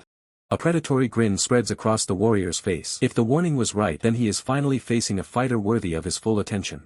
He praises the ninja as an impressive warrior but pairs it with a mocking nickname. The tension in the air shifts as the ninja's face falls. The ninja immediately tries to correct him, but the red-haired warrior just shrugs it off, dismissively using another incorrect name. Chat joins in on the joke, mocking the ninja for fussing over a name. The ninja is left fuming at the blatant disrespect from everyone. The red-haired warrior gets back into a combat stance, ready for a real fight. The Chad is convinced he's teasing the ninja just to throw him off balance. Fed up with the disrespect, the ninja screams as he lunges forward. He becomes a purple blur, his speed reaching its absolute limit as he closes the gap. Two warriors clash mid-air, a collision of raw power and refined speed. The impact creates a shockwave that ripples across the arena floor. The red-haired warrior throws a massive punch, his armored gauntlet whistling through the air with enough force to shatter stone. Heavy blow connects, and for a moment it looks like the ninja has been knocked out instantly by the warrior's overwhelming counterpunch. Suddenly, a puff of smoke reveals a wooden log where the ninja should have been. He utilized a substitution technique at the very last microsecond. The ninja reappears directly behind the warrior, catching the powerhouse completely off guard. The chat erupts as they realize the ninja has gained the upper hand. He swings his blade for a lethal strike, the air crackling with the speed of his movement. It seems like the match is about to reach a sudden conclusion. The ninja's eyes widen in terror as his blade passes through a flickering image. He realizes too late that the target he was aiming for was not real. The red-haired warrior looms behind him, having moved so fast he left a mere afterimage. The Chad is in awe of the maneuver as the tables turn once again. The red-haired warrior gathers a massive sphere of crackling blue energy, a predatory grin on his face. His opponent, a masked archer, watches in terror as he raises his bow in a futile attempt to defend himself against the surging power. Blinding light fills the area as a massive energy beam is unleashed, tearing through the futuristic cityscape. The stadium erupts as the announcer reacts to the incredible one-hit victory. The red-haired warrior has utterly dominated his opponent. As the tournament matches reach their climax, the announcer introduces the victor, Dohyuk. Dohyuk's next opponent is revealed to be the veteran Russian fighter, Golov. Crowd's excitement reaches a fever pitch as the matchup is set. Fans wonder if Dohyuk can overcome the Russian beast. Watching from the sidelines, the red-haired warrior looks on with indifference, seemingly certain of the match's outcome. He acknowledges that Golov is on a different level, one of the few fighters he respects as an equal. To him, Golov's offensive and defensive skills are top-tier, making him an insurmountable wall for any newcomer. He had anticipated the final match would be a showdown between the top veterans, but a sudden notification on the screen catches him off guard. His composure breaks as the screen displays an unthinkable result that no one could have predicted. Dohyuk stands triumphant over the defeated Golov. The spectators are in shock, recalling the Russians' past dominance. The victory is absolute. Dohyuk has officially defeated the legendary fighter, sending shockwaves through the tournament hierarchy. The red-haired warrior can barely process the news, staring at the screen in silence as the semi-finals approach. He acknowledges Dohyuk as a genuine threat that can no longer be ignored. A system prompt interrupts his thoughts, calling him to prepare for his own semi-final match. As he looks out over the digital arena, he anticipates his next opponent, his blood beginning to boil with excitement. Dohyuk makes a casual entrance with a wave as the spectators buzz about his overwhelming strength. His opponent, Beyond, steps into the ring and greets Dohyuk with determination as the match begins. Dohyuk smiles at the crowd's reaction, noting that sometimes courage can be mistaken for madness. With a sudden burst of energy, Dohyuk prepares to face his challenger, the floor beneath him shattering. Beyond is paralyzed by the sheer pressure as Lee Dohyuk's presence cracks the ground. Lee Dohyuk laughs, admitting that for some reason he doesn't feel nervous at all. Beyond steels his nerves, declaring that as a lifelong challenger he is not afraid of losing. He channels green energy into his fist, swearing to push beyond his limits. With a roar that shakes the arena, Beyond lunges forward, determined to surpass Lee Dohyuk. The assault is cut short as Lee Dohyuk slams Beyond headfirst into the ground. The match ends instantly. Lee Dohyuk stands over his defeated opponent who has been effectively neutralized. The announcer goes wild, officially dubbing the finisher as the K-Rice plant move to the crowd's delight. In the real world, a fuming Beyond reacts to his loss while his viewers mock the humiliating defeat. Back in the virtual arena, the intensity reaches a breaking point as the fighter collapses to his knees, coughing up blood from the sheer force of the impact. Standing over him, the victor looms like an unstoppable titan. With a predatory grin, the victor commends the battle, admitting that this final match was the only one that actually made his heart race. Pointing a massive finger at his opponent, the victor officially acknowledges the fighter as his ultimate rival, a title earned through blood and grit. The fighter merely smirks through the pain, warning his foe that such praise is premature because something far worse is coming for him soon. Confusion flashes across the victor's face as the fighter's avatar begins to dissolve into a burst of digital particles, vanishing from the battlefield. He stands alone, wondering if the mysterious rookie everyone is talking about could truly be the one the fighter alluded to. The scene shifts to the grand stage of a major tournament where the crowd roars in anticipation for the most awaited final match of the season. First to take the stage is the rising star, but instead of a stoic warrior, he appears as a hyperactive streamer, shamelessly begging his viewers for donations. Opposite him, a living legend watches with pure disgust, questioning if this money-crazed lunatic is actually his opponent. The tournament officials have no patience for the antics, issuing a final warning to the fighter to quit clowning around and enter his combat capsule immediately. The opponent sighs, his hopes of finding a worthy warrior dwindling. To him, the challenger looks like nothing more than a greedy fool.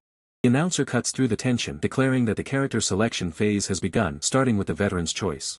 The veteran locks in a powerful character, an apex of a lightning-based combat style, manifesting as a formidable warrior amidst a surge of energy. The challenger counters by selecting a legendary swordsman class that hasn't been seen in high-level play for ages, shocking the commentators. The opponent scoffs at the fighter's reputation, calling it a vulgar but fitting title for a clown. The fighter explodes in rage, flipping his opponent off and screaming that the whole world can call him names but definitely not his opponent. A memory flashes back to a desolate wasteland where the opponent once advised the younger fighter to take out every loan possible to prepare for a coming crisis. Back in the present, the fighter is fuming, cursing his rival for forgetting the terrible financial advice that ruined his life. The opponent's patience snaps. He roars at the man before him, asking if he's truly developed a death wish. Taunting his foe with a childish dance, the fighter dares his opponent to come and try to kill him if he can. The opponent lunges with a blindingly fast strike, noting that the fighter is still just as susceptible to childish taunts as he was in the past. The fighter narrowly avoids the blow, his eyes glowing with a cold intensity as he realizes his opponent's reaction time hasn't improved either. A heavy metallic clang echoes through the arena as the opponent blocks a lethal sword strike with his armored gauntlets. They clash in a blur of motion, the swordsman speed testing the opponent's brute strength in a high-stakes dance of death. Direct hit. The impact sends a shockwave through the ground, forcing the fighter to brace for the follow-up. The power of the opponent is overwhelming, launching the fighter backward as he struggles to maintain his footing. Skidding across the floor, the fighter stabilizes himself, his resolve hardening despite the physical toll of the battle. He charges back in, his movements fueled by a desperate, manic energy that defies logic. The fighter screams that his opponent is the sole reason he is drowning in debt, turning his financial ruin into a weapon.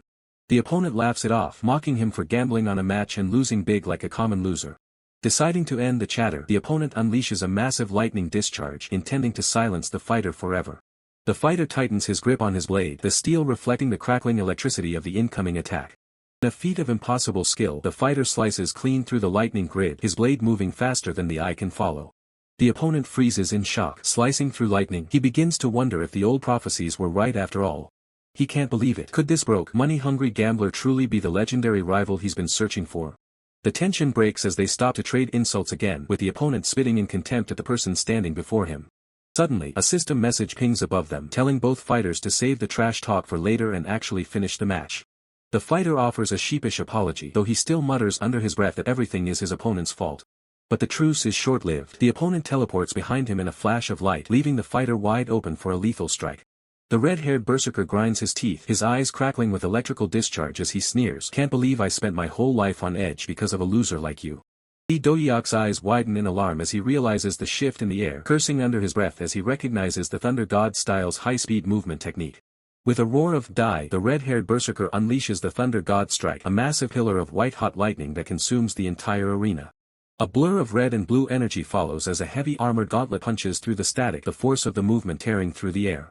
Red-haired berserker's expression shifts from murderous intent to pure shock as he realizes his target isn't where it should be.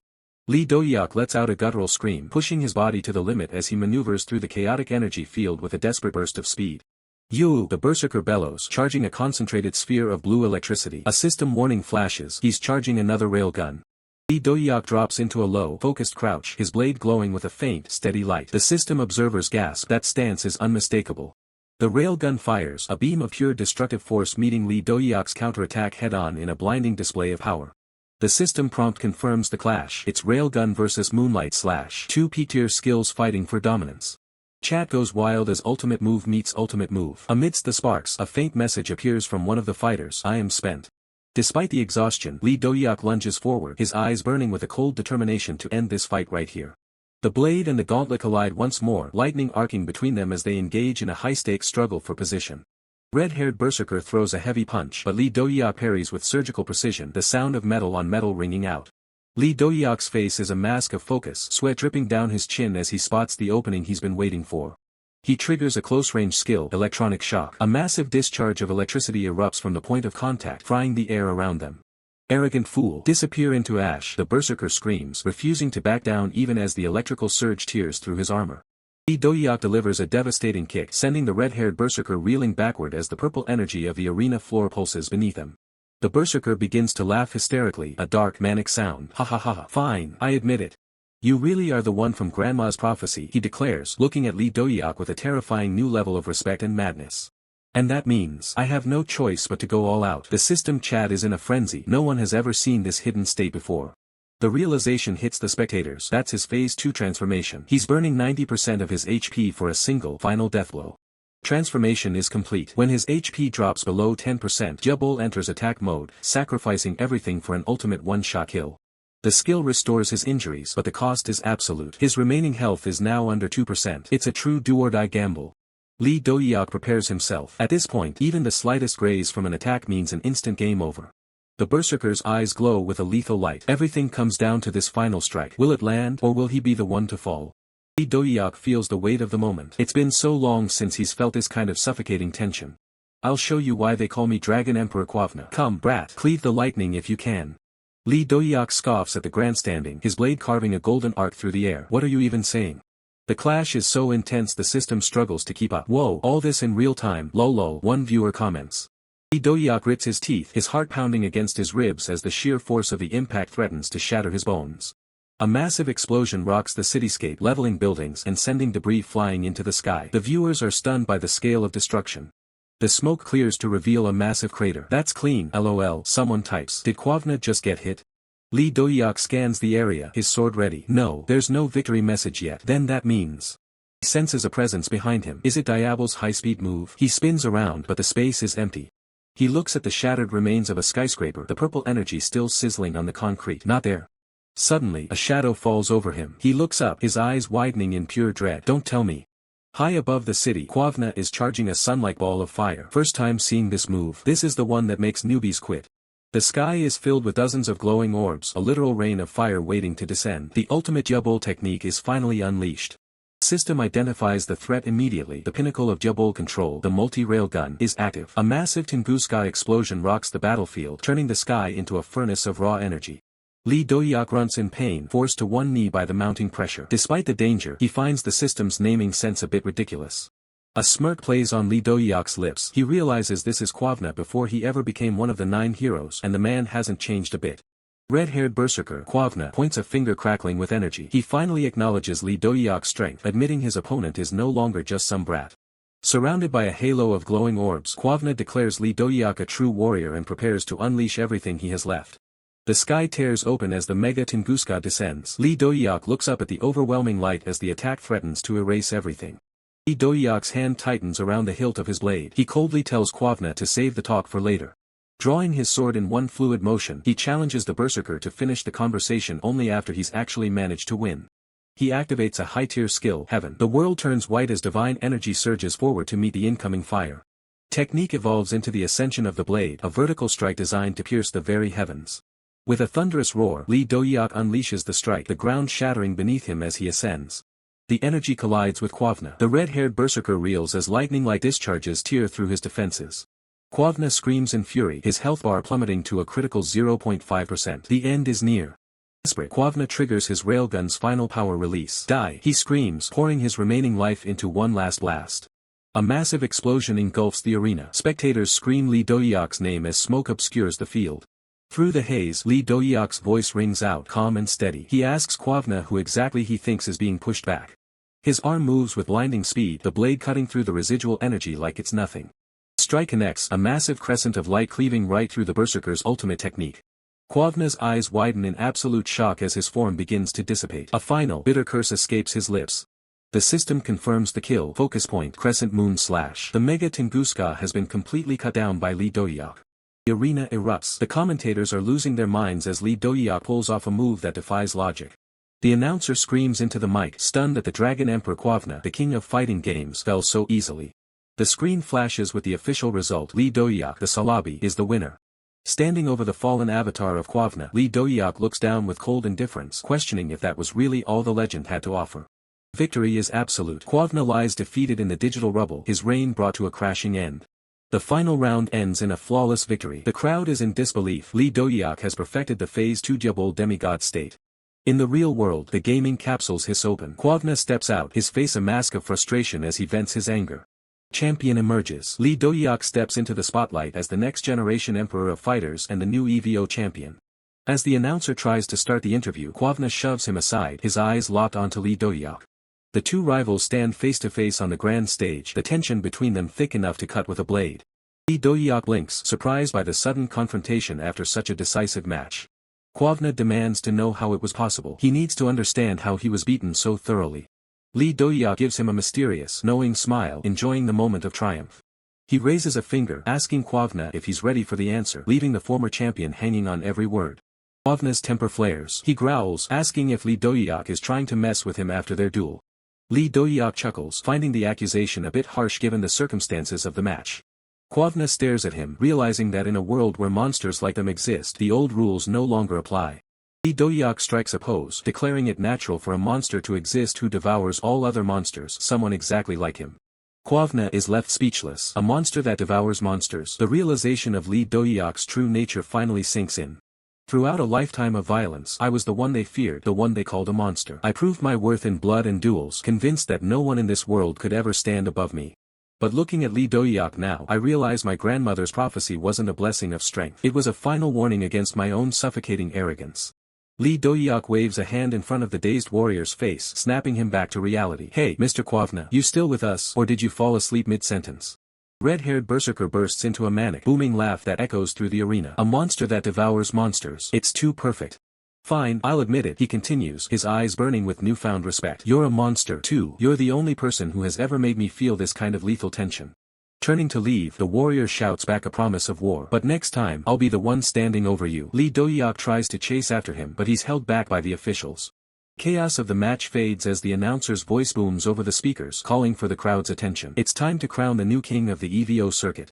Amidst a shower of cheers, Lee Dohyuk accepts the golden trophy. His friends crowd around him, their faces beaming with pride as they celebrate the impossible victory. Watching from the sidelines, the red-haired berserker sighs. He realizes summoning the Demon King might have been a mistake, but his competitive spirit is far from broken. Lee Dohyuk blinks in confusion as he catches the intense gaze of his rival once more. The atmosphere is thick with the promise of future battles. Actually, never mind, Kwavna says, waving it off. More importantly, I heard the legend himself has officially come out of retirement just to come after you. The news hits like a physical blow. The world's best is already back in training, driven by the sole purpose of reclaiming his throne from the newcomer. One of the younger fighters scoffs at the arrogance. Let him come. Lee Dohyuk is my spiritual mentor and the first person I'm going to surpass. The group forms a disciple alliance right there on the podium, declaring that anyone who wants a piece of Lee Dohyuk has to go through them first. The blue-haired youth laughs, wishing their sword girl was present to see this. They've already dubbed this pack the Oath of the Disciples. So, Lee Dohyuk, you're going pro in Iron Fist, right? Join our team. We'll dominate the entire league together. Lee Dohyuk's expression remains deadpan as he delivers the soul-crushing news. No, I'm quitting Iron Fist entirely. The reaction is instantaneous and deafening. What? You're dumping us right after winning the championship? Dohyuk winces at the shouting, trying to find the right words to explain his sudden departure from the game that made him a star. The scene shifts back to Korea, where the quiet of the neighborhood is broken by his sister's playful nagging. You went all the way to America and didn't even bring me a gift. Dohyuk just smiles, reaching into his bag with a flourish. Of course I did. Here, take it. Jia squeals in delight as she pulls out a brand new luxury bag. The sparkle of the designer leather is almost too much for her to handle. Once the excitement settles, Jia turns serious. But really, Appa, why did you turn down the Pro League? Everyone is talking about it. Dohyuk doesn't hesitate. Because there's no money in it. Simple as that. Jia looks skeptical. No money? Didn't those top-tier teams offer you a massive starting salary? They did, Dohyuk explains, but being on a team means they own you. Every stream, every ad, I'd have to ask for permission for everything. It's a cage. Jia nods, realizing the logic. With his current fame, staying freelance means he can rake in sponsorship money without anyone taking a cut.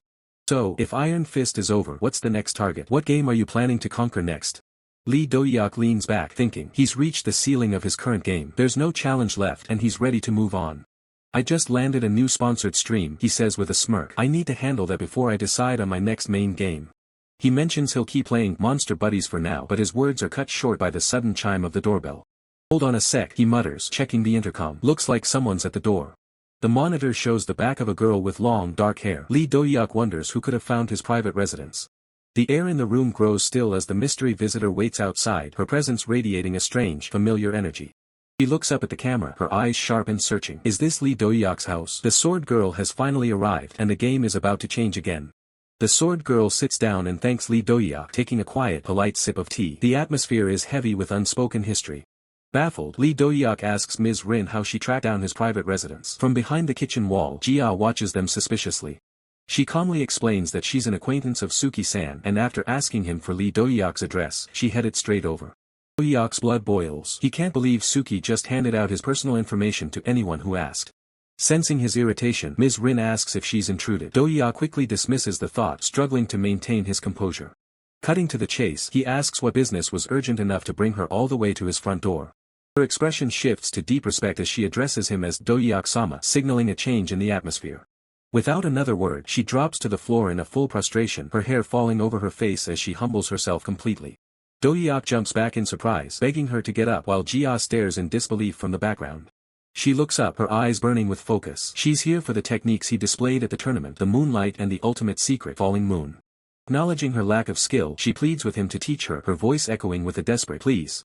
Dohyuk is overwhelmed by her intensity and tries to pull her up from the floor before things get even weirder.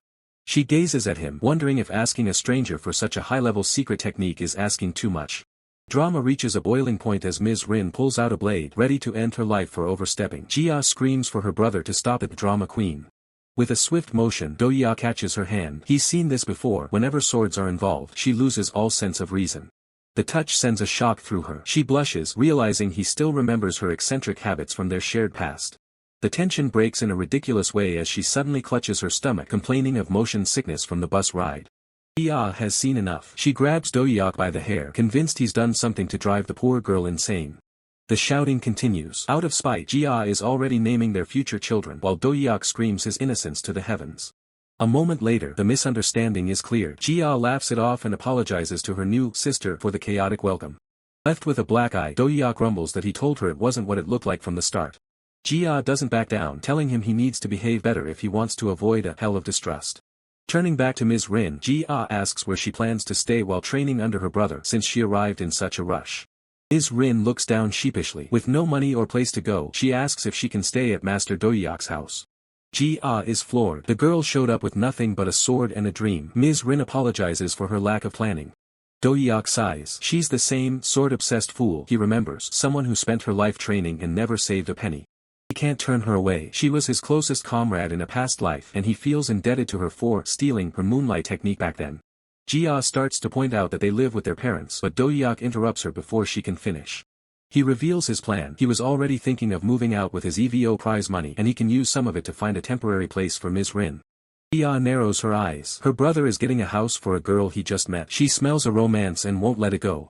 Dohyuk feels her gaze and snaps back, asking why she's staring at him like he's a criminal. Jia declares her brother is officially smitten while Ms. Rin steams with embarrassment in the background. As night falls, the banter continues. Jia continues planning their future children's names, and a humiliated Dohyuk tells them all to shut up. Scene shifts as Dohyuk logs into the digital arena. The system greets the EVO champion, celebrating his legendary final match. He waves off the praise, his mind still on finding a place for Ms. Rin later today. He has a bigger goal though. He feels his iron fist technique has reached its absolute limit in this environment. With a confident smirk, Dohyuk announces that starting today he's going to try a completely new game, leaving the system questioning his next move. Screen flickers to life, revealing the title of the next challenge, Overground. It is the ultimate battle royale, a world where fantasy mages, high-tech cyborgs, and modern soldiers clash in a brutal fight for survival.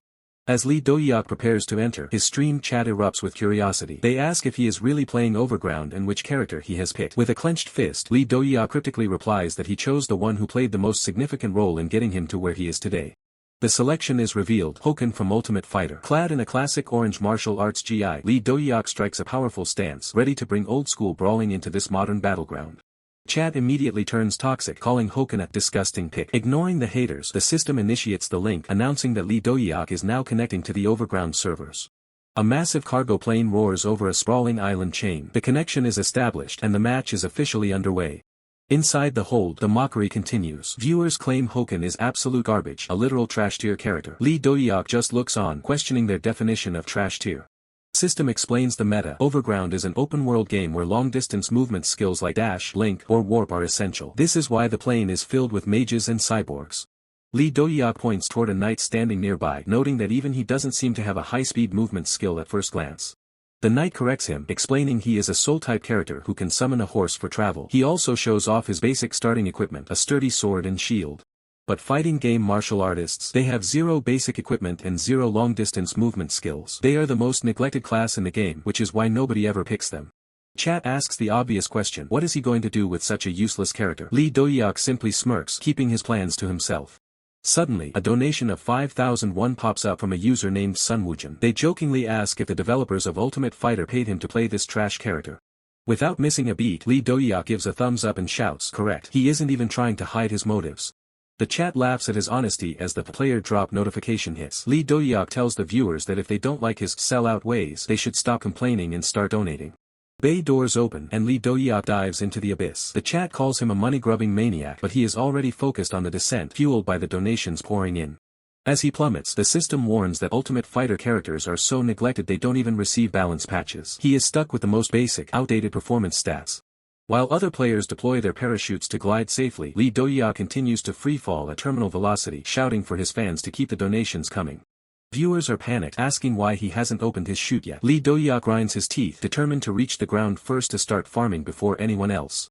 At the last second, he spreads his GI wide, using a flying squirrel strategy to create air resistance. He calls out for deceleration, though it looks more like a suicide dive. The chat is in disbelief. They scream that he is going to die of greed, wondering how a simple piece of cloth is supposed to slow down a human cannonball. In the midst of the chaos, a strange character with a green fuzzy mask, a Nev X webtoon artist, is seen floating nearby. Lee Dohyuk reaches out and snags the artist's leg midair. He shouts strike as he uses the other player as a literal anchor. The artist screams in terror, begging the maniac to let go. They yell that something indecent is being shown to the world and that the entire series might be cancelled if he doesn't release them. The casual oops sorry Lee Dohyuk kicks off, launching himself away from the traumatized artist and back into his deadly descent. His eyes lock onto a new target, a high-tech cyborg descending with a massive energy shield. Lee Dohyuk wonders aloud what kind of loot that thing will drop. In a display of insane aerial martial arts, Lee Dohyuk delivers a crushing kick straight to the cyborg's helmeted head. He rips the energy shield away from the stunned player. This isn't just a defensive tool anymore, it is his ticket to the ground. The cyborg can only let out a pathetic gak as he is left to fall. Meanwhile, a player on the ground spots the incoming projectile and draws his pistol. Bald gunman panics, screaming for Lee Dohyuk to stay away as he unleashes a desperate volley of fire into the sky. The bullets spark harmlessly off the stolen energy shield. Lee Dohyuk has turned the high-tech defense into an unstoppable re-entry vehicle. Lee Dohyuk slams the shield directly into the gunman's head, using the momentum of his fall to deliver a finishing blow impossible for any normal character. The impact is cataclysmic, shattering the roof of a nearby building in a plume of smoke and debris. A nearby soldier stares in absolute shock as Lee Dohyuk stands among the ruins. The chat is losing its mind, screaming that they just witnessed a man fly through the sky and land a kill without a parachute. The kill feed confirms the madness. Homebase Center, using the Hoken character, has officially eliminated Plumsnack. The trash tier legend has just begun his reign of terror. The player stands over the broken body of his opponent, exhaling a sharp breath. That was a close call, a brush with death, regardless of what that monster actually was. System feed confirms the kill. The player has officially eliminated the opponent. For him, the real game is only just beginning. Chaos erupts as the remaining soldiers realize their commander has fallen. Everyone attack. They scream, unleashing a desperate hail of gunfire to suppress the threat. The player doesn't flinch. He lunges forward, slamming into the nearest guard with enough force to knock the wind out of his lungs and the rifle from his hands. This bastard. The soldier gasps, his eyes wide with terror as he stares into the cold, determined gaze of a man who moved faster than his bullets. With a predatory shift in his stance, the player prepares his next move, his muscles coiled like a spring ready to dismantle the entire squad. A single, explosive punch connects with sickening precision, sending the masked soldier flying backward as the impact shatters his defense. The system log begins to scroll rapidly, 5 more opponents knocked out in a matter of seconds. To these men, the player isn't just an opponent, he's a monster. Another heavy blow lands, his physical strength overwhelming the basic armor of the facility guards. The count reaches 4 more. The spectators watching the feed are losing their minds. He just wiped out an entire squad the moment he stepped into the base. As he prepares himself, the audience asks a vital question. Why is he only knocking them out? If he wants to win, he should be racking up kill records quickly. The player pauses, a look of realization washing over his face. He only took the mission for first place and completely forgot to sign up for the kill mission. With a casual shrug, he discards his massive sword. The viewers are baffled. Is he really planning to go through this war zone without a single weapon? The player clenches his fists, declaring that his own limbs are the only weapons he needs. This is the path of a true martial artist, and the chat is feeling the nostalgia. Suddenly, a massive explosion rocks the facility from the outside. The player looks on, realizing the real battle has already moved beyond the walls. No, my reward points, he shouts, sprinting toward the exit. He needs those targets to stay alive until he can claim the points for himself. Outside, the battlefield is a meat grinder. Bullets fly and explosions bloom as players mock their prey, certain of their inevitable victory. A knight in heavy armor is pinned down, desperately calling for support. An enemy sniper has him trapped behind a crumbling wall with no way out. Out of nowhere, the player drops from the sky with a powerful kick, shouting for them to stop bullying his ally. The knight looks up in shock, recognizing the man from the transport earlier. He can't believe the newbie actually came back to help. The player checks on him, asking if he's okay, his expression surprisingly calm amidst the surrounding carnage of the warzone. Relieved and grateful, the knight reaches out a hand to thank his savior. He truly believes he's been rescued by a hero. Without a second's hesitation, the player delivers a brutal punch straight to the knight's face. Well then, die, he says with a dark grin. The system confirms the kill. The player stands over the fallen knight, already looking for his next victim while the chat calls him a devil. A massive cyborg warrior towers over him, enraged by the cold-blooded betrayal of their comrade. You bastard, he roars, seeking immediate revenge. The giant screams, spinning up his massive Gatling gun arm to turn the player into a pile of scrap metal. A hail of bullets tears into the ground, but the man is already gone, moving faster than the mechanical tracking can follow. The cyborg screams in frustration as the player reappears right in his blind spot, his eyes burning with a cold, murderous intent. He unleashes a powerful shoulder strike packed with enough force to shatter reinforced steel and bone alike. Impact is cataclysmic. The sheer power of the move leaves the spectators stunned, their reactions filling the feed in a state of total shock. A sharp whistle cuts through the air. The player's instincts flare as a projectile streaks toward his head from a distant rooftop. In a display of incredible reflexes, he reaches out and snatches the arrow right out of the air before it can find its mark. High above on a building, the sniper freezes in disbelief, catching an arrow with a bare hand. This guy isn't just a player, he's a living nightmare. He doesn't give the sniper a second to breathe, lunging forward with explosive speed that blurs the air around him. Desperate, the archer screams, letting loose another arrow at point-blank range. But he is a phantom in motion, his body twisting through the air as the projectile whistles harmlessly past his ear. Closing the gap in a single heartbeat, he prepares to end this lopsided hunt once and for all. His hand moves like a viper, striking with a precision that the archer's eyes can't even track. Choked gasp escapes the archer as the impact rattles his entire frame, the realization of his defeat hitting harder than the blow. With a final, decisive strike, he slams his opponent into the concrete, leaving no room for a counterattack. The system confirms the kill. He stands over the body, casually picking up the fallen bough. Admiring the craftsmanship, he wonders if he should try using such a weapon for a change, while the global chat erupts in awe of his mastery. From his new vantage point on the roof, he spots a squad of armed players below, their frantic shouts echoing as they try to flank an unseen enemy. He notches an arrow, his stance perfect as he draws the string back, proving he's just as deadly from a distance. The arrow finds its mark instantly, dropping a soldier before he can even finish his warning cry. Panic sets in among the ranks as they realize there's a sniper picking them off from the shadows. Soldier points frantically toward the 10 o'clock rooftop, finally spotting the source of the lethal projectiles. Before they can react, another arrow pierces through the air, claiming the life of the soldier who dared to look up. He calmly prepares his next shot, whispering that the next victim is just around the corner. One by one, the soldiers fall, their screams cut short by the relentless precision of the borrowed bow. Enraged, a heavy gunner fires a rocket launcher, desperate to obliterate the rooftop and the person standing upon it. A massive explosion rocks the building, sending a plume of fire and debris high into the sky. Soldiers stare into the smoke, one of them asking the forbidden question, "Did we get him?" But the smoke clears to reveal him soaring through the air, completely unscathed and laughing at their futile attempt. The system chat mocks the soldiers, reminding them that "did we get him" is the ultimate death flag on any battlefield. He descends like a vengeful god, taunting them for thinking a mere explosion could stop his revival. Gunner panics, calling him a monster as he tries to reload, but he's already out of time. Igniting his ultimate skill, he becomes a meteor of destruction, diving headfirst into the enemy line. Meanwhile, in a high-rise office across the city, the atmosphere is far more tense as elite players gather. Team manager looks up, surprised by an unexpected guest who has arrived far ahead of schedule.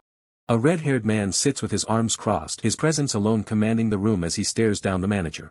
He reveals that he's changed his affiliation for one reason only: to face a certain rival. Finding the office empty, he demands to know which team his rival has officially joined. The manager hesitates, asking if he truly hasn't heard the shocking news yet. The words hang heavy in the air: the star player has quit the game he once dominated. The red-haired man erupts in shock, unable to fathom why the strongest player would simply walk away. The manager explains that the player retired because there was simply nowhere higher for him to climb in that world. Confused and frustrated, the man asks what other game could possibly capture the interest of such a player. The manager looks him dead in the eye and asks if he knows the name of the new battlefield. As the name is spoken, a strange omen appears, signaling that the real chaos is only just beginning. Chaos subsides as a notification appears: Home Base Center has successfully defeated the Phoenix Chicken. Dohyuk stands over the fallen beast, catching his breath as the adrenaline begins to fade. The match summary is incredible. Ranking first out of 100 players, Dohyuk recorded 12 kills and over 2,000 damage. The massive reward catapults him from level 46 straight to 50. Dohyuk clenches his fist, feeling the new power. In the chat, observers are in an uproar, comparing his recent combat display to a legendary warlord on a rampage. Despite the victory, Dohyuk is far from satisfied. He critiques his current Hoken build as bottom tier, claiming its defense, durability, and reconnaissance skills are useless for high-level play. System chat calls him out, reminding him that he chose this path himself. Dohyuk can only offer a dry acknowledgement as they tell him to stop complaining. He looks down at the bizarre remains of his opponent. While low-level players were easy to manage, Dohyuk knows he'll soon be facing elite squads with high-tier skills. The realization hits home: he can't keep pushing forward as a solo player if he wants to survive the upcoming challenges. A confident smirk plays on his lips. To master teamwork and dominate the next stage, Dohyuk decides it's time to call in his actual teammates. System chat is full of curiosity, wondering if he's serious about bringing the old crew back together for this mission. Dohyuk keeps them guessing, his expression turning sharp. When the chat asks who these teammates are, his answer is simple: that would be.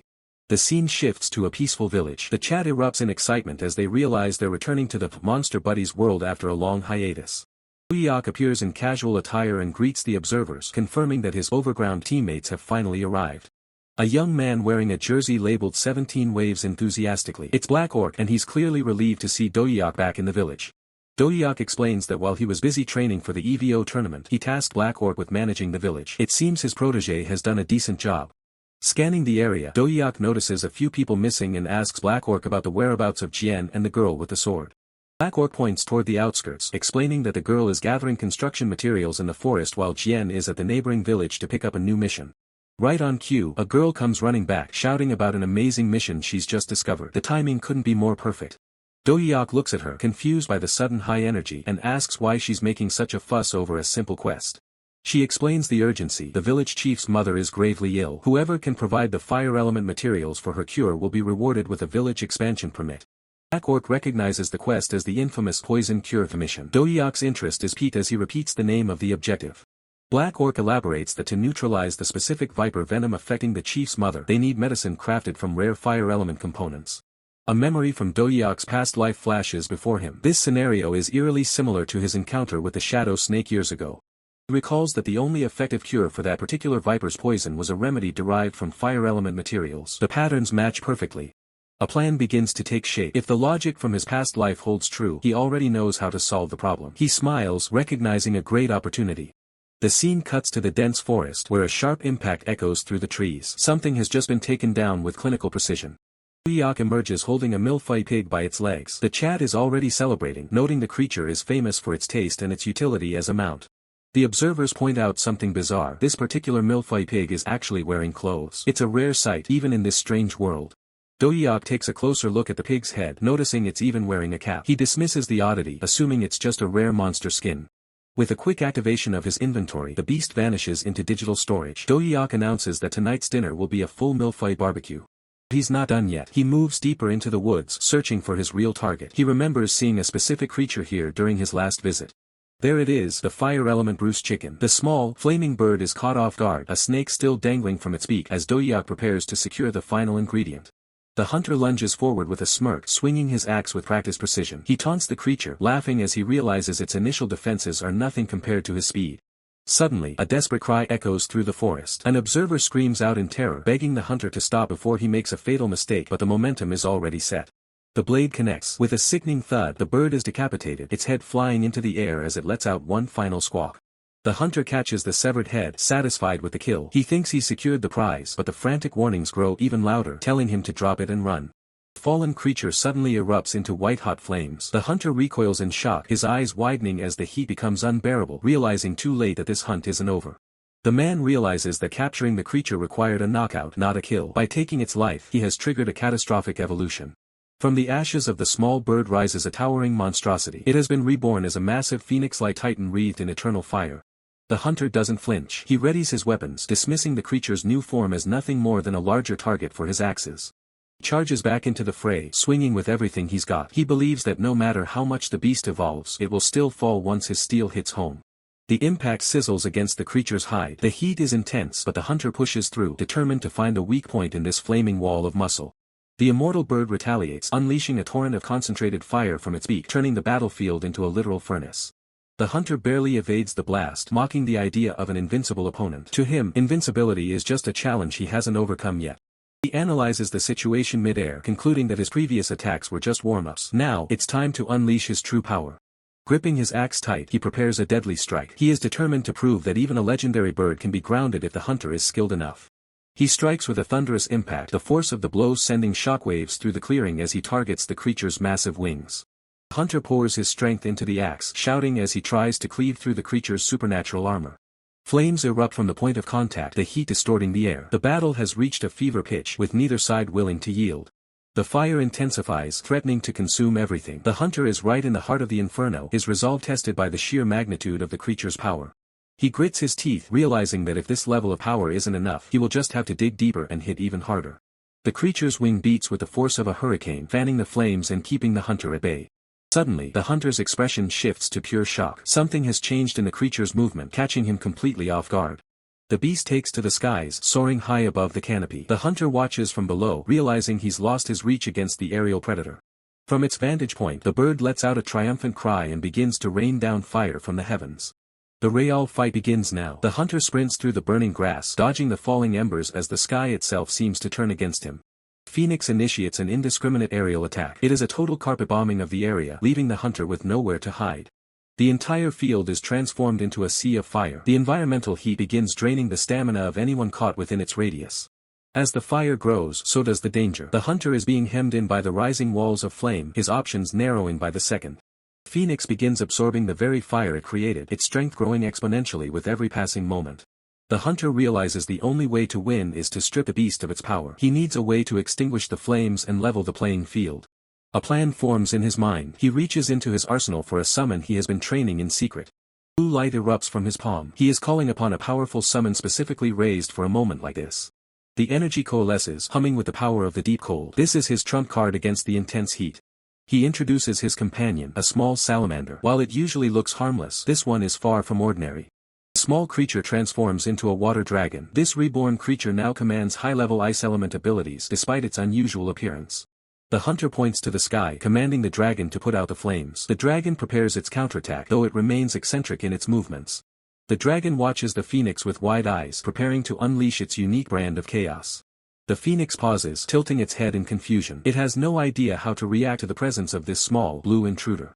Dragon strikes a pose, beginning to manifest a massive surge of frost energy.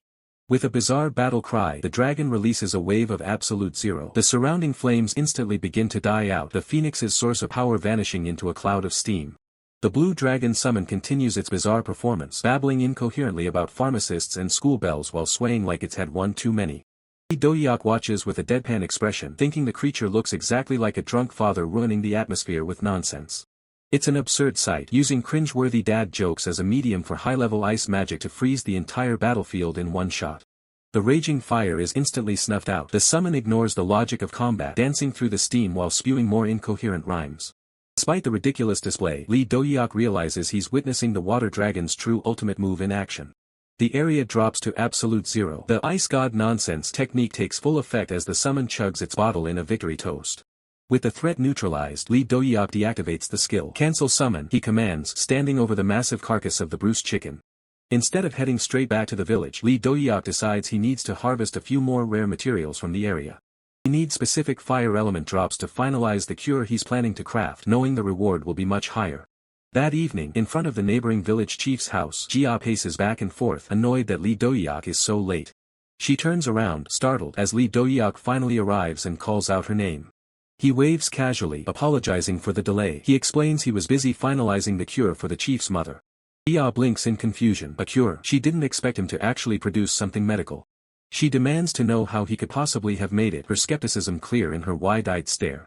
Dohyuk bristles, feeling her judgment. He knows his gaming knowledge gives him an edge these locals can't fathom. Jia sighs, telling him they'll figure it out later. They need to get inside quickly before it's too late. Inside, Chief Kim stares at the plate in horror. He's never seen anything that looks so ominous in his life. Dohyuk proudly presents his masterpiece, Bruce chicken stir-fried noodles, claiming it will cure the chief's mother instantly. The dish steams with a suspicious dark energy, looking more like a biohazard than a life-saving remedy.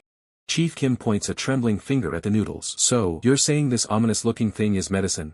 Dohyuk maintains a confident grin, promising that just one bite will have her rising from her sickbed.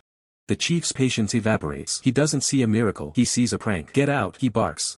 Dohyuk is stunned by the sudden rejection, his mouth hanging open in complete shock. Chief Kim isn't listening to excuses, calling him a brat and ordering him to take his dangerous-looking food elsewhere. He grabs Dohyuk by the shirt, yelling that the dish looks dangerous. The argument is cut short as the door creaks open. The village chief's mother stumbles out, wondering about the noise. She looks like a walking corpse, her skin pale and her body trembling under the weight of the toxins. Chief Kim rushes to her side, pleading with her to go back inside before she collapses. The woman groans in pain, her strength failing as the poison continues its relentless assault. Chief Kim catches her just in time, his face contorted with grief and desperation as she weakens. Dohyuk's expression hardens as he analyzes her condition. He points out the dark red lips and the poisonous mushrooms blooming on her face. Diagnosis is grim. The poison has reached her bones. At this rate, she won't make it through the night. Chief Kim looks at the noodles, then back at Dohyuk. Can you take responsibility for saying that's medicine? Without a hint of hesitation, Dohyuk nods. He knows exactly what his crafting skill is capable of. Resigned to his last hope, Chief Kim accepts the gamble. Alright, I'll trust you, he whispers. Carefully feeds a spoonful of the fiery noodles to his dying mother, holding his breath for a reaction. The reaction is instantaneous. The mother gasps, her eyes snapping wide as the spicy medicine hits her system. Her face turns a bright, fiery red as she screams. It's too spicy, but the sheer heat is jolting her back to life. The room's tension peaks as the bald elder lunges forward and grabs Dohyuk by the collar. He panics, demanding to know what kind of lethal concoction was just forced upon his mother. System notification appears as dark purple sweat pours from the woman's skin. It's a grim sight, but the prompt confirms a miracle. The deadly poison is being purged from her system. Dohyuk reveals the secret behind the cure. It isn't just a meal, it's Bruce chicken stir-fried noodles, a dish infused with the essence of a legendary flaming beast. The core of its power comes from the heavenly Bruce Phoenix, a creature of pure fire whose heat can incinerate any known impurity. To add an extra kick, the dish contains the essence of narcissistic sun peppers, glowing spices harvested from the Sunchang region. The final, most potent ingredient is the constipation inner pill of a 10,000-year fire flower. It's so powerful it once left a mythical sea creature stranded for an eternity. Dohyuk explains that by gathering the fire power of heaven, earth, and sea, he has created the ultimate fire food to counter every poison in existence. However, there is a terrifying side effect. The internal heat is so volatile that it can trigger human combustion. The woman suddenly bursts into flames, her silhouette glowing within a pillar of fire. Jia panics, grabbing Dohyuk and shaking him violently. She's convinced he just murdered the village chief's mother in the most painful way possible. The bald elder watches in horror as the flames lick the ceiling, wondering if this was a rescue or an execution. Lee Dohyuk remains unfazed, explaining that the fire isn't just neutralizing the poison, it's burning away every bit of waste and decay accumulated over her lifetime. As the impurities vanish, the remaining fire power transforms, filling the void with pure, unadulterated vitality. The transformation is instantaneous. The user is forcibly rejuvenated based on the amount consumed. The elderly woman is gone, replaced by a version of herself from 20 years ago. The bald elder and Jia stand frozen in disbelief. The system confirms the absurdity. Monster Buddies is a chaotic game where logic does not apply. Later that night at Dohyuk village, the adrenaline fades. Lee Dohyuk and Jia sit by a campfire, reflecting on the day's insane events. Over the crackling fire, a large piece of meat roasts to perfection. Jia remarks on how delicious the milfai looks when prepared whole. Lee Dohyuk tears into the roast, noting that this milfai is considered one of the top 5 delicacies in the game world. Jia recalls their earlier conversation and asks Lee Dohyuk what he wanted to discuss regarding the overground territory. Lee Dohyuk reveals his plan to invite both Jia and their ally Black Orc to join him for the upcoming overground team battles. Just as they mention him, Black Orc arrives at the campsite, waving and apologizing for his late arrival. He is accompanied by a pink-haired specialist. She sighs, explaining that they were delayed by Black Orc's constant distractions. Jia looks confused, asking if something happened on their way to the village. The specialist explains that Black Orc lost his precious pet summon, Kunkunku, in the forest. They spent hours searching for it. Black Orc sadly describes his pet as a rare milfai monster wearing a custom jersey with the number 17. A cold sweat breaks across Jia's face. The realization hits her as she looks back at the meal they just finished. Lee Dohyuk's eyes widen in terror as he processes the description, realizing exactly what he just roasted. Lying in the grass next to the fire is a tiny purple shirt with the number 17 sitting right next to the remains of their delicacy. A deafening, awkward silence falls over the group as the truth hangs heavy in the air. Lee Dohyuk decides on a quick exit. He stands up abruptly, telling Jia to inform Black Orc that he'll meet them later in the overground. Before Jia can protest, a system message announces that Lee Dohyuk has logged out. He vanishes in a shower of pixels, leaving Jia to face the fallout. The series logo flashes on screen, signaling a shift in the story's momentum. Back in the game world, Lee Dohyuk materializes in the overground, attempting to act like nothing happened. Black Orc is already there, screaming Lee Dohyuk's name in a rage. He isn't interested in a friendly chat. He grabs Lee Dohyuk, tears streaming down his face, demanding to know how he could eat a friend's pet and then run away. Jia stands nearby, looking exhausted. The system windows reflect her frustration. They suspect they've been summoned merely to serve as meat shields. Black Orc insists on being excluded from the suicide mission, refusing to be treated like a disposable shield. Jia snaps back, offended by the label and ready for a fight. Lee Dohyuk gives them a thumbs up and a grin. He agrees that Jia is a meat shield but calls Black Orc a high-tier meat shield with special status. The trio squad Dovengers finally assemble. Their mission is set: move out to seize the power plant and dominate the overground. The blue-haired youth grips his rifle with a smirk, determined to prove his worth to Lee Dohyuk. The squad halts at a crossroads, scanning the facility for any signs of movement or hidden traps. The blue-haired youth looks toward Lee Dohyuk, seeking direction for their next move. Lee Dohyuk consults a holographic map and sets his sights on the central control room. The blue-haired youth laughs nervously, wary of the sector's reputation for deadly ambushes. Jia checks her weapon, her expression tightening as she prepares for the inevitable clash ahead. Lee Dohyuk points toward a heavy steel door, the only entrance into the control room. Lee Dohyuk reaches for the handle with a courteous gesture, his eyes revealing a more calculated motive. Lee Dohyuk turns to Jia with a sharp grin, suggesting she be the one to lead the charge inside. Jia freezes and points at herself in disbelief, realizing she is being sent in first. The blue-haired youth flatters Jia, calling her the most trusted and capable member of the team to encourage her. Jia's face lights up with excitement as her ego swells from the sudden praise. Lee Dohyuk gives a confident thumbs up and a manipulative smile, reinforcing his apparent trust in her. Jia giggles and lowers her helmet, feeling like a chosen warrior as she prepares to enter. She readies her purple rifle, taking on a sense of responsibility as she prepares to lead the group. Lee Dohyuk signals for the operation to begin with an encouraging shout. He pushes her forward, directing her to lead the charge as their vanguard. With a battle cry, Jia charges into the darkness of the control room, fully committed to her role. Interior is a labyrinth of steel where hidden enemies watch from the catwalks, their weapons trained on the entrance. Jia stops as a sudden sense of dread washes over her in the heavy silence. A metallic click echoes through the room as her foot triggers a pressure plate on the floor. She looks down in shock, her helmet's bunny ears twitching as she realizes she's walked into a trap. Blinding light erupts from the floor, signaling the start of a massive ambush. An explosion rocks the entrance, and the room turns into a furnace as Lee Dohyuk and the blue-haired youth watch from the doorway. The blue-haired youth reacts in panic as Jia is caught in the center of the trap. Gunfire erupts from all directions as the squad is surrounded by multiple enemy positions.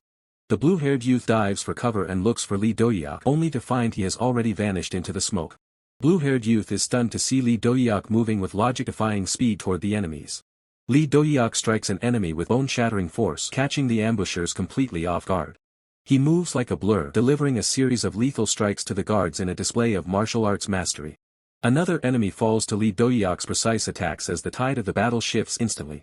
Lee Dohyuk tears through the enemy lines, leaving a trail of defeated players in his wake. The sheer power of the team's leader is on full display as he dominates the battlefield. The protagonist's true strength shines through the intense chaos of the engagement. Lee Dohyuk moves with predatory grace, his eyes locked onto his next target. A sniper on the balcony unleashes a hail of bullets in a desperate attempt to stop his rampage. Lee Dohyuk weaves through the gunfire with impossible agility, leaving only afterimages behind. The sniper watches in terror as every shot misses, realizing he is facing an unstoppable opponent. The dust settles as the youth sighs in relief, admitting that the last exchange was far too close for comfort before asking his companion if he's holding up alright. Man remains stoic, confirming he's fine, his sharp eyes already calculating their next move in this high-stakes encounter.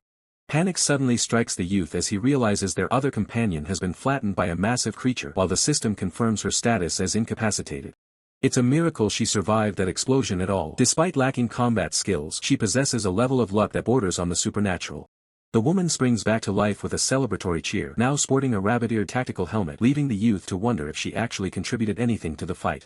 Approaching the man, she claims this battle has taught her a profound lesson, though her serious tone is undercut by her ridiculous headgear.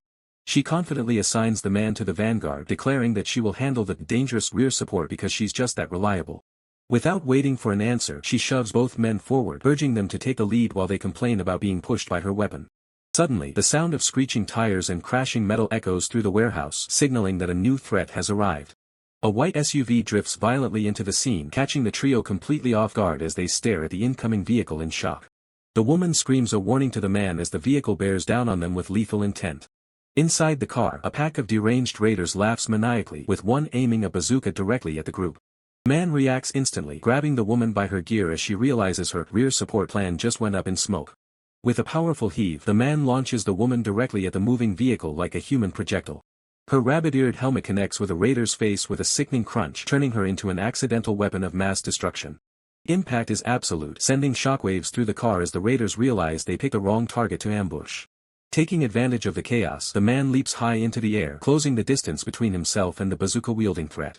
The raider snarls, aiming his heavy ordnance at the airborne warrior, desperate to blow him out of the sky. But the man is faster. He delivers a crushing kick to the raider's jaw, silencing the threat before a single shot can be fired. The system log updates with a string of confirmed kills as the man stands over the wreckage of the vehicle. Youth stands stunned, watching the carnage unfold in seconds while the system notes that the woman has once again been knocked out in the process. Before they can catch their breath, a massive explosion rips through the ceiling, showering the area in debris. The youth looks up in terror, sensing a power far greater than the raiders they just dispatched. Descending from the hole in the roof is a winged combatant, silhouetted against the bright sky like a harbinger of doom. Winged enemy roars in fury, demanding to know how they dared to eliminate his team before readying a massive, glowing energy cannon. With a murderous glint in his visor, the attacker unleashes a barrage of fire, intent on wiping them off the map. A massive explosion engulfs their cover, forcing the youth to scramble for safety while shouting out for his companion. Pinned down by the aerial assault, the youth realizes that ground-based tactics are useless against a flying enemy. He determines that their only options are to match the enemy's flight or use long-range fire to bring the attacker down. As the youth prepares to take a sniping position, he is suddenly yanked backward by a powerful grip on his collar. The man has other plans. He launches into a massive super jump, dragging the terrified youth into the air with him. In mid-air, the man closes in for a strike, but the enemy's mechanical wings flare with energy as he prepares to counter. Performing a sharp aerial maneuver, the winged enemy tilts his thrusters, narrowly avoiding the desperate assault.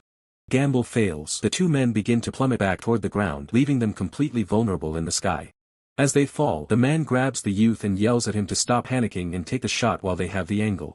The enemy laughs, aiming his cannon at the falling pair. With nowhere to step and no way to dodge, he dares them to try and survive his next blast. A searing beam of energy tears through the sky, signaling the start of a desperate aerial gambit. The man in the tactical vest screams in pure terror as the blast closes in, realizing he's right in the line of fire. Lee Dohyuk maintains a terrifyingly calm expression, tightening his grip on the panicking man and offering a chilling word of thanks. With a brutal shove, Lee Dohyuk uses his ally as a human stepping stone, launching himself upward while the other man plummets toward the ground. The system confirms the ruthless maneuver. Black Orc jump platform activated. Lee Dohyuk defies gravity propelled by the sheer force of his kick. High above, the airborne vulture mocks the attempt, believing that attacks from the ground can never reach his altitude. The distance between them widens and the enemy sneers, questioning what Lee Dohyuk could possibly do now that his stepping stone is gone. The vulture levels his heavy cannon, the barrel glowing with lethal intent as he roars for his target to die. A high-velocity projectile whistles past Lee Dohyuk's head, missing him by a mere hair's breadth as the system panics. A massive explosion blooms in the air, but through the smoke a hand reaches out, wreathed in flickering orange flames. Lee Dohyuk grinds his teeth, his eyes locked onto the enemy as the bullet grazes his cheek, failing to stop his momentum. The sky erupts in a blinding flash of yellow and orange as the vulture's ordnance detonates, yet the hunter remains unyielding. Falling with style, Lee Dohyuk ignites his fist, his body cutting through the air like a meteor aimed straight at the mechanical menace. The system is in awe of his crazy control. Even in freefall, Lee Dohyuk's precision is nothing short of godlike. The vulture's mechanical wings flare as he realizes that the grounded human is now right in front of his face. Lee Dohyuk twists his body mid-air, channeling every ounce of his inner strength into a single, flaming palm strike. His gaze is cold and murderous. This isn't just a fight, it's an execution. A torrent of fire erupts from his hand, engulfing the vulture's flight suit in a hellish blaze. The impact sends shockwaves through the atmosphere, blurring the horizon as the two combatants collide. Lee Dohyuk delivers a devastating flaming kick, shattering the vulture's armor and sending him spiraling toward the earth. The vulture's visor reflects his own impending doom as the hunter closes the distance for the final blow. A scream of agony echoes through the clouds as the fire penetrates the enemy's defenses. Lee Dohyuk slams his fist into the vulture's chest, the force of the blow creating a crater in the air itself. Grabbing the enemy's helmet, Lee Dohyuk whispers that this is the end, his grin as sharp as a blade. Skill activation, red flame charge. A pillar of concentrated heat begins to build, ready to incinerate everything. They plummet from the stratosphere like a falling star, a streak of fire marking their descent toward the industrial complex below. Boom! The impact is cataclysmic, a massive explosion of dust and flame that levels the immediate area. As the smoke clears, a system notification pings, killed bearded vulture, dead. The threat has been neutralized. Lee Dohyuk stands triumphantly over the charred remains. He doesn't want praise, he wants cold, hard cash. The live chat is losing its mind, calling him a god, while Lee Dohyuk shamelessly demands more donations for his performance. Literal rain of money floods the screen. The viewers are more than happy to pay for such an elite display of skill. With his eyes set on the next milestone, Lee Dohyuk declares it's time to push into the platinum rank. The title screen flashes, a reminder of the world he's returned to and the chaos he's yet to unleash. New map, Sahara Desert. The battle continues as a tank is blasted into scrap metal, securing a 5-win streak. Match summary: 1 out of 100, 16 kills. Jia cheers for her brother while Jian lies exhausted in the background. The system pings again, Platinum 3 achieved. Jia is thrilled, but Jian looks like he's seen a ghost. Completely drained and traumatized by Lee Dohyuk's training, Jian begs to finally call it a day. Clutching his chest in absolute disbelief, Jianchu can't comprehend what just happened. He was supposed to be the support, yet here he is, asking who the hell just put a bullet through his heart. Jia just pouts, dismissing the lethal blunder with a casual shrug. She claims anyone can make a mistake, but the system doesn't lie. 3 team kills in a row is a one-way ticket out of the game. With a final, frustrated shout, Jianchu is booted from the session. Lee Dohyuk watches the digital particles fade, realizing his meat shield experiment was a total disaster. Lee Dohyuk sighs, deciding to call it a day. The training was supposed to sharpen his skills, but it only proved that dead weight is exactly that, dead weight. He reflects on the failed strategy, his fist tightening. In this world, being born alone means surviving alone. Relying on others was a weakness he can no longer afford. Suddenly, Lee Dohyuk erupts in a bizarre outburst, declaring that solo is heaven while couples are hell. It's a sudden shift that leaves even the system observers baffled.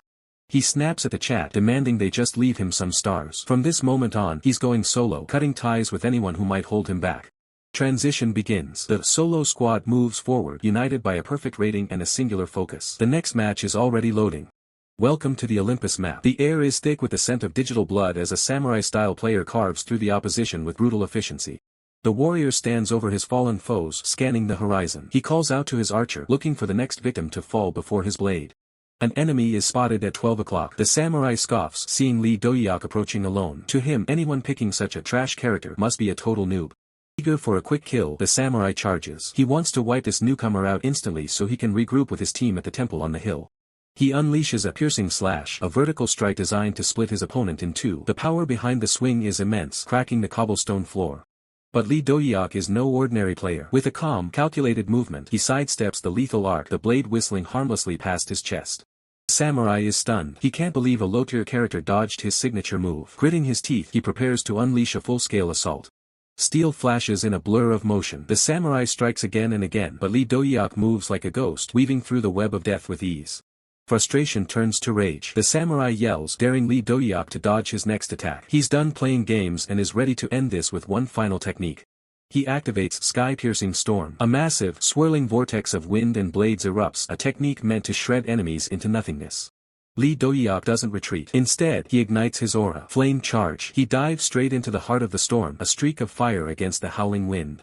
The chat goes wild, calling him a crazy bastard for charging into a sword storm. They think he's trying to get himself killed, but Dohyuk has a plan. He explains his logic mid-flight. If you can read the flow of the storm, you can turn its own force against itself. It's a gamble only a master would take. The samurai's eyes widen in sheer terror. This isn't a noob, it's a monster. He watches helplessly as his own storm begins to change color. The wind ignites. A massive pillar of fire consumes the battlefield, a perfect counterattack that defies human logic and game mechanics alike. Dohyuk smirks, telling the arrogant bastard that with perfect timing, anyone could do this. It's a cold taunt delivered with absolute confidence. Now, it's time to finish it. He gathers the swirling inferno into a single point. Crimson Flame Spear. The ultimate blow is ready to be delivered. On second thought, he renames it Firestorm Spear. It's more than just a flame, it's a crimson storm of absolute destruction. The samurai lets out one final scream as the spear of fire pierces through his defense. The sheer heat is enough to melt the digital environment around them. The impact is cataclysmic. A massive explosion of fire and light levels the street, proving the insane might of the Firestorm Spear counterattack. System alert. Samurai has been slain. Dohyuk stands in the smoldering ruins, noting that the enemy died instantly, leaving only his sword behind. He picks up the fallen blade, claiming it as his own. It's time to switch into warrior mode, but before he can celebrate, his senses tingle once more. His eyes narrow as he senses a hidden presence. There's a baby rat lurking in the shadows, thinking they can catch him off guard. With a sudden, explosive movement, Dohyuk lashes out. He doesn't need to see the enemy to know exactly where they are hiding. Blood sprays through the air as his blade finds its mark. The hidden assassin is caught completely by surprise, his stealth cloak failing him. The assassin gasps, unable to understand how he was detected. He was supposed to be invisible, yet Dohyuk found him with terrifying ease. The Ghost Cloak, a specialized ambush tool, is revealed to be useless against the MC. The spectators are shocked. There should be no way to find him without an infrared device. Dohyuk reveals his secret. He could feel the body heat of the bastard aiming for his back. To him, the assassin was as visible as a bright light in the dark. He issues a final warning to any other rats in the area. Anyone gunning for his back dies. It's a simple rule for a simple world. Another challenger emerges from the ruins, a man with a riot shield and a gun. He screams in rage, seeing his teammate fall to such a trash character. He opens fire, desperate to eliminate the threat. He claims he'll join his fallen friend soon after he finishes off Dohyuk. Dohyuk doesn't give his opponent a moment to breathe, launching a devastating aerial strike that cuts through the chaos of the battlefield. The impact is massive, slamming against the soldier's riot shield. The soldier screams in disbelief, shocked that Dohyuk is executing the legendary samurai's piercing slash. A pillar of flame erupts from the ground as the system warns the enemy, do not attempt to understand this power, just prepare for destruction. Dohyuk dives through the inferno, his movements defying logic as the system labels him an incomprehensible master. He draws a katana with blinding speed, the sudden shift in weaponry catching everyone off guard. From above, a winged combatant known as Blackwing descends, ordered to finish the job while Dohyuk's blade is occupied. Dohyuk shifts his weight in a blur of motion, preparing to counter the incoming aerial threat. A sharp cry of pain rings out as Blackwing is intercepted mid-flight, his mechanical advantage failing against raw skill. Panic spreads through the enemy ranks. With Blackwing down, the commander desperately calls for an archer to provide cover fire. Dohyuk closes the distance instantly, activating Hoken's Iron Mountain preemptive strike to shatter the remaining defenses. Suddenly, a brilliant blue flare ignites the sky, signaling a sudden change in the flow of battle. A massive explosion rocks the area, a demon hunter's bomb assist that forces Dohyuk to leap clear of the debris. He spots the source of the attack, high on the hill, perched on a temple roof. A new adversary awaits. The hooded figure scoffs, amazed that Dohyuk could dodge such an onslaught with what he calls trash-tier techniques. The system identifies the newcomer as G. Archer, a top-tier active pro gamer in the overground circuit. Archer admits he's heard of Dohyuk's fame in fighting games, but seeing this level of skill in person is something else entirely. As the online world debates if Dohyuk can take the #1 rank, Archer prepares his next move with a cold, excellent. With a predatory grin, Archer decides to test Dohyuk's skills personally, drawing his bowstring taut. He begins with a rapid-fire technique, sending a volley of energy-laced projectiles screaming through the air. Dohyuk meets the volley head-on, his fists moving so fast they intercept the arrows mid-flight with pinpoint precision. Archer isn't surprised that basic fire failed. He begins to glow with purple energy, readying a much more lethal shot. Battlefield goes quiet for a split second as the pro gamer centers his aim on the target below. He unleashes the Demon Hunter's ultimate, a massive spear of purple light that tears through the atmosphere. Dohyuk notes the increased power of the blast but remains confident that dodging is his best path to survival. A frantic warning flashes. This isn't a normal blast. A secondary threat is coming from behind him faster than he can react. Projectile transforms mid-air into the Demon Hunter splitting arrow, multiplying the threat in an instant. The ultimate multi-bomb shot rains down, saturating the entire area in explosive energy. Dohyuk weaves through the impacts, dismissing the surprise attack as meaningless if it cannot find its mark. However, Archer reveals his trap. Dodging is useless. The arrows have a homing function that will track him until they land. The shadows of the battlefield lengthen as the relentless pursuit of the homing arrows begins to drain Dohyuk's options. Every move is being calculated by his opponents, who are waiting for the one mistake that will end his streak. Dohyuk continues his desperate evasion, the purple trails of light curving through the air behind him like hungry predators. The energy trails twist and turn, mirroring his every escape attempt with terrifying accuracy. The system confirms the lethal reality. The homing function ensures the chase only ends with a direct hit. Archer smirks, telling Dohyuk that a simple charge move won't save him. Only a blink skill or superior force can cancel the pursuit. Dohyuk's eyes ignite with a fierce resolve as he realizes Archer is right, but he has one more method up his sleeve. Unleashing the red flame charge, a massive surge of energy erupts as the system announces a devastating double-charge maneuver. Dohyuk dives headfirst through the chaos, realizing that the only way to stop a homing missile is to eliminate the source directly. The enemy Archer grits his teeth in frustration, preparing to tear Dohyuk apart with his explosive arrow fusion technique. The roar of desperation, the Archer triggers his ultimate skill, Mega Explosive Arrow. A blinding explosion rocks the battlefield, but Dohyuk remains undeterred, plunging through the fire and smoke. Channeling his inner strength into his fists, Dohyuk shouts "Spear" as he prepares a counterstrike of pure flame. A pillar of fire descends with absolute authority, forcing a cry of shock from the Archer as the ground beneath him vaporizes. The Archer laughs maniacally, certain that the attack missed its mark, mocking Dohyuk for his supposed failure. But the laughter dies in his throat as a cold voice whispers from the shadows, "Behind you." Panic seizes the Archer as purple energy flares around him, realizing too late that he's been completely outplayed. Final, crushing impact sends a scream echoing through the arena as the Archer is obliterated by the force of the strike. The system confirms the kill. G_Archer is dead. Dohyuk lands amidst the ruins, his victory absolute. Spectators are left in awe, their chat logs flooding with praise for Dohyuk's insane level of control and mastery. Exhaling a weary breath, Dohyuk admits his body feels incredibly stiff after such an intense exchange. Flashing a cheeky grin, he asks for some muscle pain medicine as the donation collection mode is activated. A literal shower of gold and currency rains down, rewarding the champion for his spectacular performance. As the dust settles on the arena, the team prepares for the next challenge, their spirits high after the win. Title card flashes, marking the end of a fierce chapter and the beginning of a new legend. In the real world, blue-haired youth stares at his screen, stunned by the man who became an EVO champion in less than a month. He muses on how physical fighting games are, but notes that overground battles require a different level of instant judgment. Watching the replay, he's mesmerized by how a newbie could deflect his arrows and reverse utilize his own ultimate move. He realizes that with Dohyuk on their team, they wouldn't just win, they would dominate the entire tournament scene. The prospect of revenge against that guy from the last tournament finally seems within reach. Desperate to make contact, he asks if anyone knows Dohyuk's email address. Across the city, the search for the champion begins as his reputation continues to grow exponentially. The next day, Dohyuk is shocked to find a two-room apartment priced at a staggering 1.9 billion won. Leaving the real estate office, he politely tells the agent he'll look at other places before making a final decision.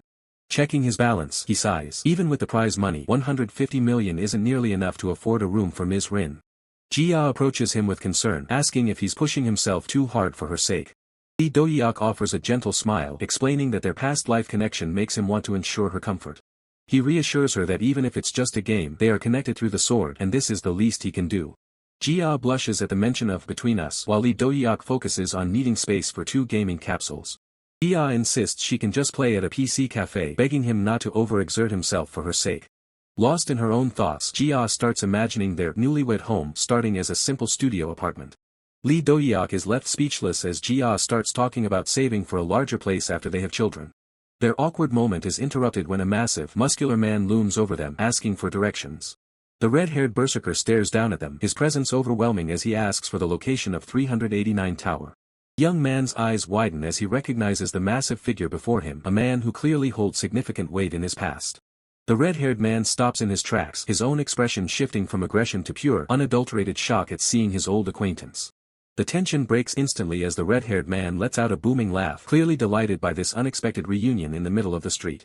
Without a second's hesitation, the mountain of a man lunges forward, clamping a massive hand onto the young man's shoulder in a rough, brotherly greeting.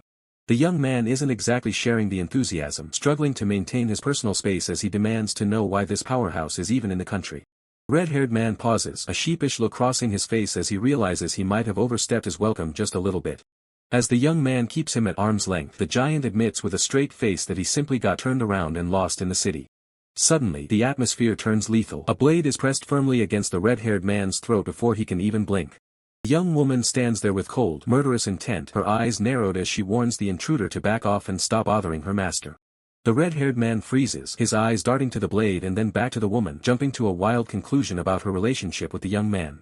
The woman remains silent, but a faint blush creeps onto her cheeks, her fierce protective stance softening just enough to reveal her inner turmoil. Misinterpreting the silence as confirmation, the red-haired man bursts into laughter again, claiming they must be very close if she can read the room so well. The chaos moves from the street to a more domestic setting as the giant shamelessly demands a meal, admitting he's completely broke and phoneless. A steaming bowl of soup is slammed onto the table, the rich aroma signaling the start of a very expensive lunch for the young man. The red-haired man dives in with terrifying speed, declaring the local food to be the ultimate soul food and demanding seconds immediately. The young man watches in horror as the empty bowls stack up, wondering if he's actually treating a professional food fighter instead of a martial artist. Between bites, the young man tries to piece together the story, confirming that his rival traveled all this way only to lose his secretary and his luggage. Grinning through a mouthful of food, the red-haired man reveals he's followed the other's lead, quitting the fighting circuit to join the new league. The challenge is officially laid out, the giant wants a rematch in the new arena, and the young man can only sigh in resignation at his persistence. Conversation takes a sharp turn back to the woman, and the young man's patience finally snaps as he threatens to crack some skulls if the jokes continue. Ignoring the threat, the red-haired man asks about their housing situation, curious if the young man has found a suitable place for his companion. The woman modestly mentions she'd be fine with a simple studio, but notes that the young man is being surprisingly stubborn about finding her something better. The giant leans in with a mischievous glint in his eye, teasing the young man for being so smitten that he's acting like a protective husband. In a sudden display of absurd wealth, the red-haired man decides that fate has brought them together and offers to simply give the woman a house. The young man is floored, his jaw dropping as he questions how a man who couldn't afford lunch is suddenly handing out real estate. He tells the giant to focus on his own housing problems first, still unable to wrap his head around the sheer audacity of the offer. The red-haired man casually drops the bombshell that he already bought a 10-story building, leaving the other to curse the man's hidden fortune. To celebrate their reunion, he offers a room in his new building, causing the woman to celebrate what she sees as a streak of incredible good luck. However, the giant's expression suddenly hardens, his jovial tone vanishing as he reveals there is a catch to his generosity. Sensing the shift in power, the young man tenses up, demanding to know exactly what kind of strings are attached to this gift. The red-haired man clenches his fist, his aura flaring as he brings up the young man's recent activities in a virtual game. He admits to being a fan of the gameplay videos he has seen, having watched every move with a keen, analytical eye. The condition is simple but unexpected. He wants a high-stakes round of the game right here, right now. He leans forward, his voice dropping to a low rumble as he asks if the young man is familiar with a specific, legendary mission. The young man repeats the name of the quest, the weight of the objective settling over the table like a heavy shroud. As the deal is struck, the stage is set for a battle that will transcend the physical realm and test their skills in a whole new dimension. In the world of monster buddies, the Brim Kingdom stands as a bastion among the three kingdoms, a land defined by chivalry and the legendary knights who call it home. Peace was shattered not long ago when the guardian dragon, Regression, descended into madness, unleashing a catastrophe known as the Fire Dragon's Wrath. Faced with total annihilation, King Richard issued a desperate decree for Regression's extermination, tasking the nation's elite knight commander, the red-haired berserker, with the impossible mission. The red-haired berserker led his forces through a hellish gauntlet, carving a path through Regression's guardians in what became one of the 3 greatest missions ever recorded. They finally reached the molten volcano zone, a place where the air itself burns, marking the entrance to the dragon's lair. The red-haired berserker points toward the peak, identifying the volcano ahead as the beast's nest and the source of the relentless heat. Standing at the precipice of their final destination, the weight of the mission hangs heavy in the air. Dohyuk questions why they're just standing around instead of raiding the nest, but the red-haired berserker admits he's not exactly eager to jump into that furnace. The red-haired berserker calls over a knight named Richard, who quickly responds to his commander's summons. With a grim expression, the commander asks Richard to step outside the protective barrier for just a moment, leaving the knight visibly shaken. Red-haired berserker explains that it's better to show Dohyuk exactly what they're up against rather than just describing the danger. Richard tentatively steps out, assuring his commander he'll do anything for the cause despite his trembling voice. The moment he leaves the barrier, a system message flashes, flame status effect triggered. Richard screams in agony as severe dehydration from the extreme heat sets in instantly. The red-haired berserker grabs him by the hair and drags him back. The system confirms he has escaped a status effect, proving they can't move an inch forward. Tried using Emperor Penguin Mons to counter the heat with an ice element breeze, but even with that, just surviving here is a miracle. One step out and you're a dried squid in seconds. That's why the entire unit has been stuck here for a week, unable to advance. Dohyuk suggests retreating to gather more ice monsters like the Emperor Penguin, thinking a larger force might break the stalemate. But the commander reveals their escape route collapsed in an accident. They have no time left, it's win or die in the flames. That's when the red-haired berserker mentions seeing Dohyuk's video about a water element dragon that can wield ice, the potential key to their survival. Plan is set, they'll leave the penguins behind to protect the remaining knights while the two of them head into the heart of the volcano. The red-haired berserker looks Dohyuk in the eye, ready to bet everything on this unlikely partnership. Dohyuk is confident, claiming that with just the two of them they can clear this mission with ease. He has a price. If they succeed, he wants a 2-bedroom unit in the commander's building as a reward. The red-haired berserker scoffs and offers a 3-bedroom unit instead, but on one condition: he gets all the official mission rewards. Dohyuk agrees, as long as he retains the streaming rights and full editing control over the footage of their raid. Commander gives a sharp smile, finding the terms acceptable for a chance at slaying the dragon. The deal is struck with a firm handshake, setting the stage for a legendary collaboration. A system notification chimes. Dohyuk's live stream has started, and the chat immediately explodes with excitement. Viewers are stunned to see him in the Fire Dragon Zone, a place no player has ever successfully cleared. Dohyuk announces that he's taking on this mission with none other than the top-tier commander himself, sending the hype through the roof. The viewer count skyrockets instantly, surpassing 90,000 people in a matter of seconds. Dohyuk realizes the significance. They are about to witness history as the first team to ever clear this mission. With a predatory grin, he reminds the audience that witnessing the birth of a legend isn't free, calling out their sense of conscience. Donations start pouring in like a waterfall of gold as fans pay their conscience fees to be part of the moment. Dohyuk strikes a pose and initiates the summon. So dragon, come forth. He commands the little dragon to provide a fire resistance buff for the team so they can finally move forward. So dragon tells everyone to gather up, preparing to unleash its specialized frost ability. The dragon activates its frost buff using a technique called middle-aged breath, exhaling a chilling mist. The red-haired berserker and Dohyuk are horrified by the creepy, gross sensation of the dragon's breath hitting them. Despite the disgust, the system confirms So dragon's frost buff is activated, granting them 5 hours of protection against the inferno. With the frost buff secured, Dohyuk turns his attention back to the objective, reminding the team they have a mission to clear. He looks to his ally, asking if they have a pet capable of providing the support needed for the trials ahead. The red-haired berserker agrees, acknowledging that the mission comes first. Now that the elemental protection is active, he decides it's time to summon a companion designed to bolster their defensive capabilities. With a thunderous command, he calls forth the steel beast, Iron Rhino. A surge of energy erupts as the armored creature manifests on the stone floor, letting out a powerful roar that echoes through the cavern. Summon doesn't waste a second. The red-haired berserker commands the Rhino to grant them the steel buff. Instantly, the system triggers the Iron Rhino's steel buff, providing 3 hours of hardened defense for the entire party. Standing atop the crumbling fortifications, Dohyuk notes the frost buff is sufficient to keep them moving even without the penguins. Satisfied with the preparations, he gives the order to move out as planned. Suddenly, the ground trembles. A warning shout rings out. A lava wave is heading straight for them. An explosion of heat and light impacts the bridge, signaling the start of a hazardous crossing. A massive wall of molten fire surges upward, threatening to consume everything in its path. The system warns that even with their current buffs, a direct hit from this inferno would be fatal. Dohyuk reacts instantly, deploying his own trump card. He sends So Dragon into the fray, and the small creature charges forward with a high-pitched battle cry. So Dragon unleashes a skill with a ridiculous name, the Dumbass Cry of Ice. Despite the name, the effect is absolute zero. The raging lava wave is instantly flash-frozen into solid stone. A week of grueling travel finally pays off as the duo reaches the mid-layer zone. They traverse the solidified remains of the lava, moving deeper into the heart of the dragon's territory. The atmosphere shifts as a giant, flaming hand claws its way out of the earth. A system prompt warns them to be careful. This is where the real fight truly begins. Emerging from the magma is the fire dragon's guardian, the undying lava golem. It towers over Dohyuk and the red-haired berserker, radiating an aura of pure destruction.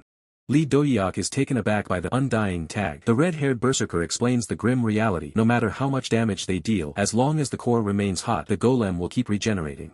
Lee Dohyuk points toward the beast, realizing they have a secret weapon. If Dragon joins the fight, they might be able to exploit a critical weakness in the golem's fiery composition. Dragon dives in, its icy energy clashing against the golem's molten body. The sudden temperature drop causes the guardian's rocky exterior to crack and groan under the stress. The little dragon screams for its master as the massive, boulder-like limbs of the golem shatter in seconds. The narrator jokes, calling the once fearsome beast a lava candy golem now. Lee Dohyuk grins, praising Dragon's performance. He admits the pet might be a bootleg dragon, but in a fight like this, its draconic power is undeniable. But the celebration is short-lived. The shattered remains begin to glow with a malevolent light. Phase 2 of the lava golem is incoming, and it looks far more dangerous than the first. Creature reconstructs itself into the iron stone golem reborn. Its new form is denser and faster, armored with reinforced volcanic rock that glimmers with dark energy. The Guardian's defense and attack are now as tough as steel. It lunges at Lee Dohyuk with a crushing overhead strike, forcing the protagonist to stay on his toes.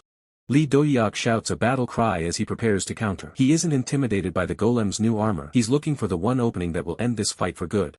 The red-haired berserker steps in to take the brunt of the impact, blocking a massive stone fist with his blade. The sheer force sends sparks flying as he grinds his teeth against the pressure. Realizing they need to find the core, the red-haired berserker shouts for the rhino. He needs the pet's sensory abilities to pinpoint the heart of this regenerating monster. The iron rhino charges through the golem's legs, its horn glowing. The narrator spots a pulsating red light deep within the golem's chest. The core has finally been revealed. The golem attempts to pull its rocky hide back together. The system confirms, you must destroy the core to stop its regeneration, or this battle will never end. A blade flashes through the air, striking the exposed red gem with surgical precision. The core cracks, leaking molten energy as the golem's structural integrity begins to fail. The red-haired berserker delivers a devastating follow-up, smashing through the golem's torso and shattering the core. The first guardian falls, crumbling into a pile of cold ash. Lee Dohyuk steps forward to handle the remaining guardian. He calls out to Dragon, ordering another round of that dumbass cry of ice to freeze the enemy in place. Dragon obliges, screaming for its favorite Nuna as it unleashes a blizzard. The second golem is instantly encased in a thick layer of brittle ice. Lee Dohyuk leaps into the air, his fist glowing with immense power. He activates his signature finishing move, the Iron Mountain Slam. The impact is cataclysmic. Lee Dohyuk's strike connects with the frozen golem, sending shockwaves through the cavern as the beast's armor shatters like glass. The narrator is stunned. He actually used a physical slam to break an iron stone golem. The core is gone for real this time, leaving nothing but dust in its wake. Lee Dohyuk explains the science behind the carnage. Thermal expansion followed by shock cooling creates microscopic cracks that make even the toughest stone brittle. He strikes a confident pose, noting that an Iron Mountain Slam supercharged by the steel buff is the perfect recipe for finishing a weakened opponent. The red-haired berserker urges him to keep moving as they are almost at the dragon's lair. He tells Dohyuk to keep freezing the lava ahead to maintain their momentum. As they reach the final stretch, a massive roar shakes the very foundation of the mountain. A colossal fire drake emerges from the magma, its eyes burning with ancient fury. The magma parts as a nightmare takes form. This is the beast they were warned about, a massive flame dragon. The beast lets out a deafening roar, a sound that vibrates through the very core of the volcano. The hunters stare in disbelief as the massive form rises. One of them confirms their worst fears. This is indeed the target they must face today. Dragon looms over them, its scales shimmering with intense heat. The battle for survival has officially begun. The dragon begins to gather a blinding sphere of energy in its maw, the air around it distorting from the sheer temperature. Realizing the danger, one hunter screams for his partner to move as the dragon prepares to unleash its devastating breath. A massive beam of concentrated fire erupts, incinerating everything in its path as it streaks toward the hunters. Impact creates a hellish explosion, turning the battlefield into a sea of white-hot flames. The force of the blast tears through the rocky terrain, leaving nothing but scorched earth behind. Flames engulf the entire area, the heat becoming so intense that the very air seems to burn. Dragon roars again, triumphant in its destruction, as it surveys the burning crater it just created. Observers watching from afar lose hope, certain that no one could have survived such a cataclysmic attack. But then, something catches their eye in the smoky sky. In a desperate display of teamwork, the hunter holds onto his flying companion while his partner clings to his legs. They've narrowly escaped the inferno. The dragon isn't finished yet. It turns its gaze upward, fueled by an ancient rage, and prepares to chase its prey into the heavens.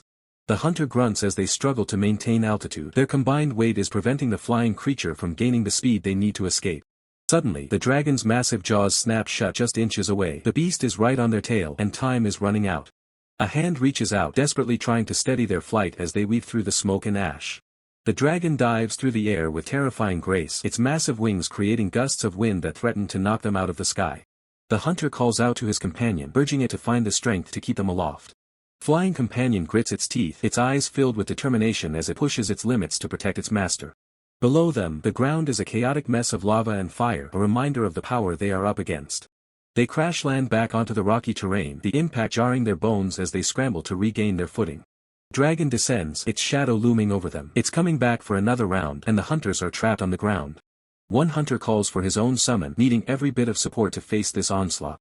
The summon launches a powerful attack, slamming into the dragon's snout with incredible force to buy them a few precious seconds. Hunter notices his flying companion is fading fast. Overusing its power has put it into a dangerous, weakened state. To make matters worse, the solidified ground won't last. Soon, the entire area will revert back into a lake of molten lava. The summon is reaching its limit as well. They are being pushed into a corner with no easy way out. The hunter realizes they can't win an aerial battle like this. He decides to use a high-risk technique he was saving as a last resort. He recalls his summon, preparing for a fusion of power. With a shout that echoes through the cavern, he activates a union skill, his aura flaring with intense energy. He accepts the power of his summon, initiating a spirit union as a blinding light envelopes him.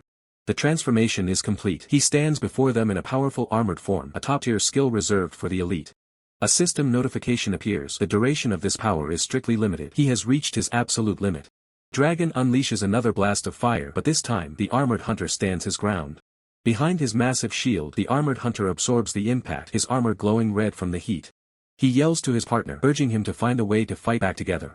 The hunter shakes his head in frustration. His companion's power is depleted, and it can't even stay conscious. The armored hunter slams his shield into the ground, creating a protective barrier. He tells his partner to hold out and think of a plan while he handles the dragon alone. He vows to hold the line as long as possible, his voice echoing through the heat of the battlefield as he prepares for the ultimate stand. With a powerful leap, he brings his massive blade down, aiming a crushing blow directly for the beast's jugular. The dragon recoils, its massive, scaled form shaking the very earth beneath them as it lets out a deafening roar of pain. Metal clashes against bone as he barely parries a lethal strike from the creature's razor-sharp talons, sparks flying in the dark air. Gritting his teeth behind his heavy visor, he grunts through the strain, preparing to unleash a devastating counterslash. He bellows, strike of fury, executing the Zornha technique with surgical precision to carve through the beast's hide. Blood sprays as the dragon screams in agony, and a system prompt confirms the desperate gambit is finally working. He doesn't let up for a second, immediately activating Spirit Charge to push his physical power far beyond its natural limits. With a final, murderous intent, he screams for the monster to die as his blade glows with a lethal, concentrated energy. But the momentum shifts instantly, forcing a desperate curse from his lips as the dragon's power surges back with a vengeance. On the sidelines, Dohyuk watches in horror, calling out to Kwavna as the armored warrior is nearly engulfed by the beast. A massive pillar of flame erupts from the ground, leaving Dohyuk wide-eyed and frozen in absolute shock at the sheer scale of the attack. Miraculously, a system notification flashes through the smoke. Kwavna has survived the inferno, though he is far from being out of danger. The dragon looms over the battered warrior, while the system warns that Kwavna has less than 3 minutes left in his spirit union form. System prompt urges Dohyuk to act, snapping him out of his paralysis as the flames continue to roar around the battlefield. Dohyuk desperately wants to help, but his Soju dragon is still out cold until a risky idea involving the dragon's drinking habit strikes him. Knowing Kwavna is at his limit, Dohyuk pops the cork of a rare bottle, hoping this potent drink will be enough to wake his companion. He offers up the 30-year-aged Anong Soju, and the tiny Soju dragon wakes up instantly, demanding a bottoms-up celebration as it joins the fight. Little dragon gulps down the fine liquor, praising Dohyuk's pure soul for such a high-quality offering in the middle of a war zone. A system chime rings out. Their affinity has skyrocketed to a staggering 120% plus an additional A-rank bonus. Energized by the drink, the Soju dragon is ready for battle, and Dohyuk initiates a union to fuse their powers into one. A new, blue-scaled warrior stands over the fallen Kwavna, surprising everyone on the field with his sudden surge of icy power. Kwavna groans in pain, barely conscious on the scorched earth as Dohyuk takes his place on the front line against the dragon. The dragon unleashes another torrent of fire, but a warning flashes that it might already be too late to stop the impending destruction. Dohyuk roars in defiance, his blue energy clashing violently against the searing heat of the dragon's breath. He fires a concentrated beam of frost energy from his palms, cutting through the smoke and fire with absolute authority. The two opposing elements collide in mid-air, creating a chaotic explosion of steam and sparks that blinds everyone nearby. The battlefield becomes a hellscape of clashing powers as fire and ice tear through the terrain in a struggle for dominance. Flames continue to surge with renewed vigor, threatening to consume everything in their path despite the frost counterattack. Dohyuk plants his feet firmly, his blue-scaled boots cracking the ground as he anchors himself against the overwhelming pressure. He realizes they're being pushed back, the dragon's raw, primal power proving to be almost too much for even this union to handle. Desperate to end the stalemate, he channels everything into one final blast, declaring that this is the end for the beast. He looks back at his fallen comrade, shouting for Kwavna to snap out of it and find his strength before it's too late. I said, wake up, his voice booms across the crater, echoing with the authority of a master who refuses to lose. The situation is reaching its breaking point. If Kwavna doesn't move now, they are both finished in this inferno. He calls out one last time, using every bit of his willpower to reach the unconscious warrior on the ground. The command pierces through the darkness of unconsciousness, a final, desperate plea for his partner to wake up and fight. Suddenly, Kwavna's eyes snap open with a sharp, ragged gasp, the fire of battle returning to his gaze as he regains his senses. The man reaches out, his voice cutting through the roar of the battlefield as he asks the red-haired warrior if he's still conscious and ready to fight. With the dragon temporarily stunned, the man admits they've reached their limit and must find a way to end this battle before the beast recovers. The red-haired warrior grits his teeth in frustration, stating that it's impossible because his current attacks simply aren't piercing the monster's defenses. As the dragon unleashes a devastating torrent of flame, the man realizes they need a single, concentrated shot to shatter both the barrier and the scales. He calculates the power needed, mentioning that he'd require a strike at least twice as strong as the one he previously used to stand a chance. The red-haired warrior doesn't care about the technicalities, shouting for him to use the technique immediately regardless of the risk. The man looks down at his blade, explaining that the attack requires a massive amount of electricity, an element they currently lack on the field. Determined to find a way, the red-haired warrior tells him to hold on for just a bit longer while he tries to force a breakthrough. Suddenly, the man's eyes widen as the mention of electricity triggers a realization, his mind racing through the possibilities of his own skills. A confident smirk plays on his lips as he realizes he has everything he needs to create a powerful elemental reaction. He commands the red-haired warrior to stop his reckless charge, announcing that a new plan has just taken shape. The red-haired warrior shouts back in desperation, telling him to hurry up because they are seconds away from being incinerated. The man takes a deep breath and releases a freezing blast at maximum output, sending a torrent of frost into the superheated air. The collision of extreme frost and the dragon's intense heat creates a violent atmospheric reaction across the battlefield. The red-haired warrior coughs as a massive cloud of steam erupts, completely obscuring his vision and the dragon's position. The man utilizes the environmental chaos by mimicking the conditions of a volcanic eruption. He fills the air with ash and vapor to manipulate the weather. He bellows a command to the red-haired warrior, telling him to raise his sword high into the swirling storm clouds. Nature responds instantly as a massive bolt of lightning descends from the sky, striking the warrior's blade with terrifying precision. The energy transfer is successful and the red-haired warrior is now fully charged and overflowing with electrical power. The man points toward the beast, shouting for the warrior to fire his final attack with everything he's got left. The red-haired warrior accepts his role, declaring that his very body will become the projectile that ends this nightmare. With the energy peaking, he prepares to launch himself into the final, desperate charge. He launches forward like a bolt of lightning, a streak of blue and white light tearing through the air toward the dragon. Dragon responds with a final, desperate breath of fire, hoping to melt its attacker before impact. The two forces collide in a blinding explosion of elemental energy that lights up the entire horizon. The red-haired warrior groans in pain, feeling his momentum stall as he realizes he still lacks the power to pierce the dragon's heart. The man remains calm, assuring everyone that he has prepared for this exact moment to intervene. He unleashes another freezing blast directly at his ally, telling him to clench his teeth and endure the extreme cold. Shocked by the sudden frost, the red-haired warrior reacts in disbelief as the cold hits him during his charge. The ice and electricity merge into a singular, devastating force that wraps around the charging warrior. A hand points toward the center of the explosion as the energy stabilizes into a concentrated point. A strange purple glow begins to emanate from the smoke, signaling that a transformation is occurring in the warrior's armor. The man's plan enters its final stage. The most powerful projectile relies on achieving a state of perfect superconductivity.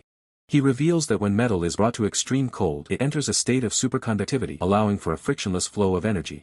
The red-haired warrior shivers as the frost takes hold, struggling against the unbearable cold that is currently transforming him. By combining the lightning and the absolute zero frost, the man has turned his ally into a knight of superconductive steel. With the attack's power now doubled, the final command is given to blow the creature into oblivion. With a roar that shakes the heavens, the red-haired warrior unleashes his ultimate power, a living projectile destined for victory. The momentum of the charge manifests as crackling purple lightning surging around a heavy combat boot as the warrior prepares to make contact. Red-haired berserker descends from the heavens like a vengeful comet, his blade wreathed in violet energy as he prepares to cleave through his target. With a deafening crash, the massive beast is driven into the burning earth, its form consumed by a pillar of fire and electric discharge. Young warrior rushes to the side of his ally asking if he's alright after such an explosive display of power while a small blue spirit hovers nearby. Instead of a heroic response, the red-haired berserker lets out a massive, unceremonious sneeze that completely shatters the tension of the battlefield. Livid and embarrassed, the berserker grabs the young warrior, warning him never to use that superconductive trick on him again unless he wants trouble. Young warrior sighs, remarking that this is the thanks he gets for helping. Just as a golden light erupts from the monster's remains, the loot is finally dropping. From the heart of the light, a tiny creature appears, a hatchling of a legendary fire dragon, blinking at the world for the first time. The red-haired berserker's face instantly softens as he cradles the small dragon, declaring with a grin that he is now its daddy. The hatchling looks up with wide, shimmering eyes, letting out a soft, adorable chirp that melts even the hardest of hearts. Completely losing his warrior persona, the berserker makes ridiculous faces at the baby dragon, fully committing to his new role as a parent. The young warrior watches the bizarre display, questioning if his companion has any idea how to actually feed or raise a dragon companion. The berserker stops mid-celebration, a look of sudden realization crossing his face as he considers the logistical nightmare of dragon rearing. The young warrior gestures toward the blue spirit, suggesting that since the spirit is an evolved creature, he might be the perfect instructor for the hatchling. Standing before the erupting volcano, they agree to the plan, deciding that a dragon should indeed be trained by one of its own kind. A few days later, back on the surface, the young warrior is engaged in a high-speed duel, his movements a blur as he clashes with a robed opponent. The grip on his sword tightens as he finds the perfect rhythm, preparing to end the fight with a single, decisive stroke. With a wild, manic grin, the young warrior screams that this is the finishing blow, lunging forward to claim his victory.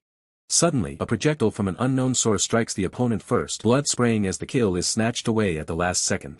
The opponent falls as a system message appears, announcing that a player has taken the kill. The young warrior can only watch in stunned silence. Silence is broken by a roar of pure frustration as the warrior realizes someone just stole his hard-earned last hit. The culprit reveals himself, a pro player from an elite team casually holding a massive high-tech rifle. The player smiles, mentioning that his teammate praised the warrior's skills and he couldn't resist the chance to see them for himself. The online spectators are in awe of the elite duo's appearance, but they quickly notice that the warrior's aura has become incredibly dark. Warrior draws his sword, his eyes shadowed as he mutters a single number, 100. Confused by the strange response, the shooter can only offer a puzzled sorry as the atmosphere around them grows heavy with killing intent. The warrior strikes with blinding speed, forcing the shooter to raise his rifle in a desperate lock as sparks fly from the impact. The pressure the warrior exerts is overwhelming, his demonic expression looming over the pro player like a nightmare. With a cold, haunting voice, the warrior asks, "When do you think a person truly dies?" He continues his assault, mocking the shooter by asking if death comes when a bullet pierces the heart. The player is visibly shaken, calling the warrior a psycho as he struggles to defend against the relentless barrage of strikes. The warrior doesn't stop, listing off incurable diseases and deadly mushroom soup as he pushes the opponent to the brink. His fist ignites with a violent, scorching flame as he prepares his final verdict on what truly constitutes a fatal blow. A massive pillar of fire erupts as the warrior screams that a man truly dies when some bastard steals his last hit. The battlefield is consumed by a violent inferno, the sheer heat melting the ground where the final blow was struck. Standing amidst the embers, Dohyuk looms over the fallen decks. He growls that such a betrayal is something even family wouldn't forgive. His fist ignites with a concentrated blaze. He realizes that 100 wasn't a count but a measly mission fee. The insult only fuels his rage.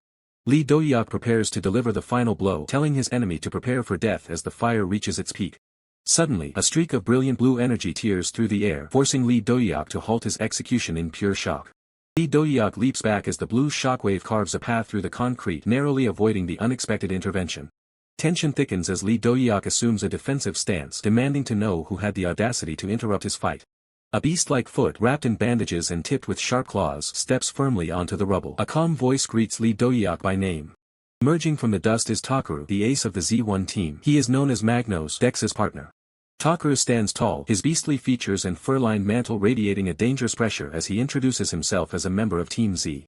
Dohyuk narrows his eyes. The name Takeru carries weight and he immediately recognizes the threat standing before him.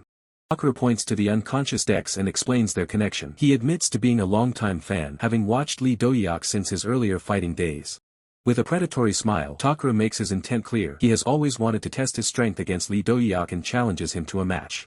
Dohyuk scoffs at the request. He finds it amusing that despite knowing his power, Takeru chose to approach rather than run. Accepting the challenge, Dohyuk shifts into a combat position, beckoning the newcomer to show what he's made of. Takeru's aura explodes in a surge of blue electricity. His eyes glow with a feral intensity as he prepares to unleash his full power. In an instant Takara vanishes, moving with a speed that blurs his surroundings. He declares he will block whatever Lee Dohyuk throws at him. The two fighters collide in a flash of motion, their movements nearly invisible as the opening exchange begins. Lee Dohyuk throws a heavy punch, his face contorted with effort as he tries to land a hit on the agile beast. Takara reacts with supernatural grace, his head snapping back just enough for the fist to whistle past his chin. Seizing the opening, Takara's clawed hand lashes out, his bandages trailing like streamers in the wake of his lightning-fast strike. A heavy impact echoes through the area as Takara lands a solid blow, the blue energy from his strike illuminating the point of contact. Lee Dohyuk grunts in pain, realizing Takara's reaction speed is on par with the elite opponents he has faced before. Not one to be outdone, Lee Dohyuk counters with a sweeping strike, his orange GI fluttering as he attempts to regain momentum.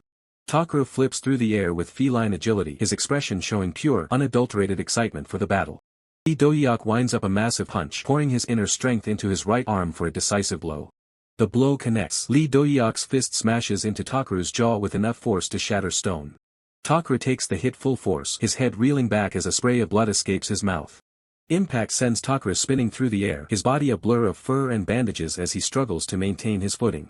Lee Dohyuk watches closely, his eyes tracking the enemy's every movement as Takara prepares to land. Takara recovers instantly, launching a high-velocity kick that crackles with blue energy, aiming straight for Lee Dohyuk's head. Lee Dohyuk raises his arm just in time, the force of the kick creating a shockwave that ripples through the air. As they lock eyes, Lee Dohyuk realizes the gravity of the situation. This man's combat sense is at the highest level. Takara grabs hold of Lee Dohyuk, refusing to let him create distance. The close-quarters struggle becomes a test of raw strength.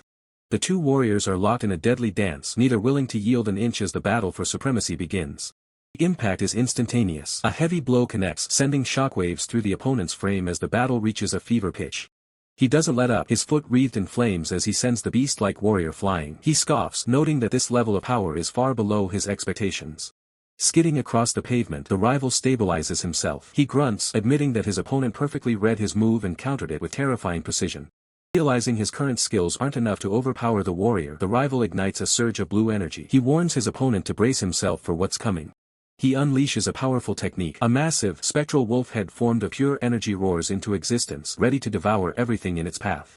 The fighter stands his ground, his muscles coiled like a spring as he prepares to face the oncoming spectral beast.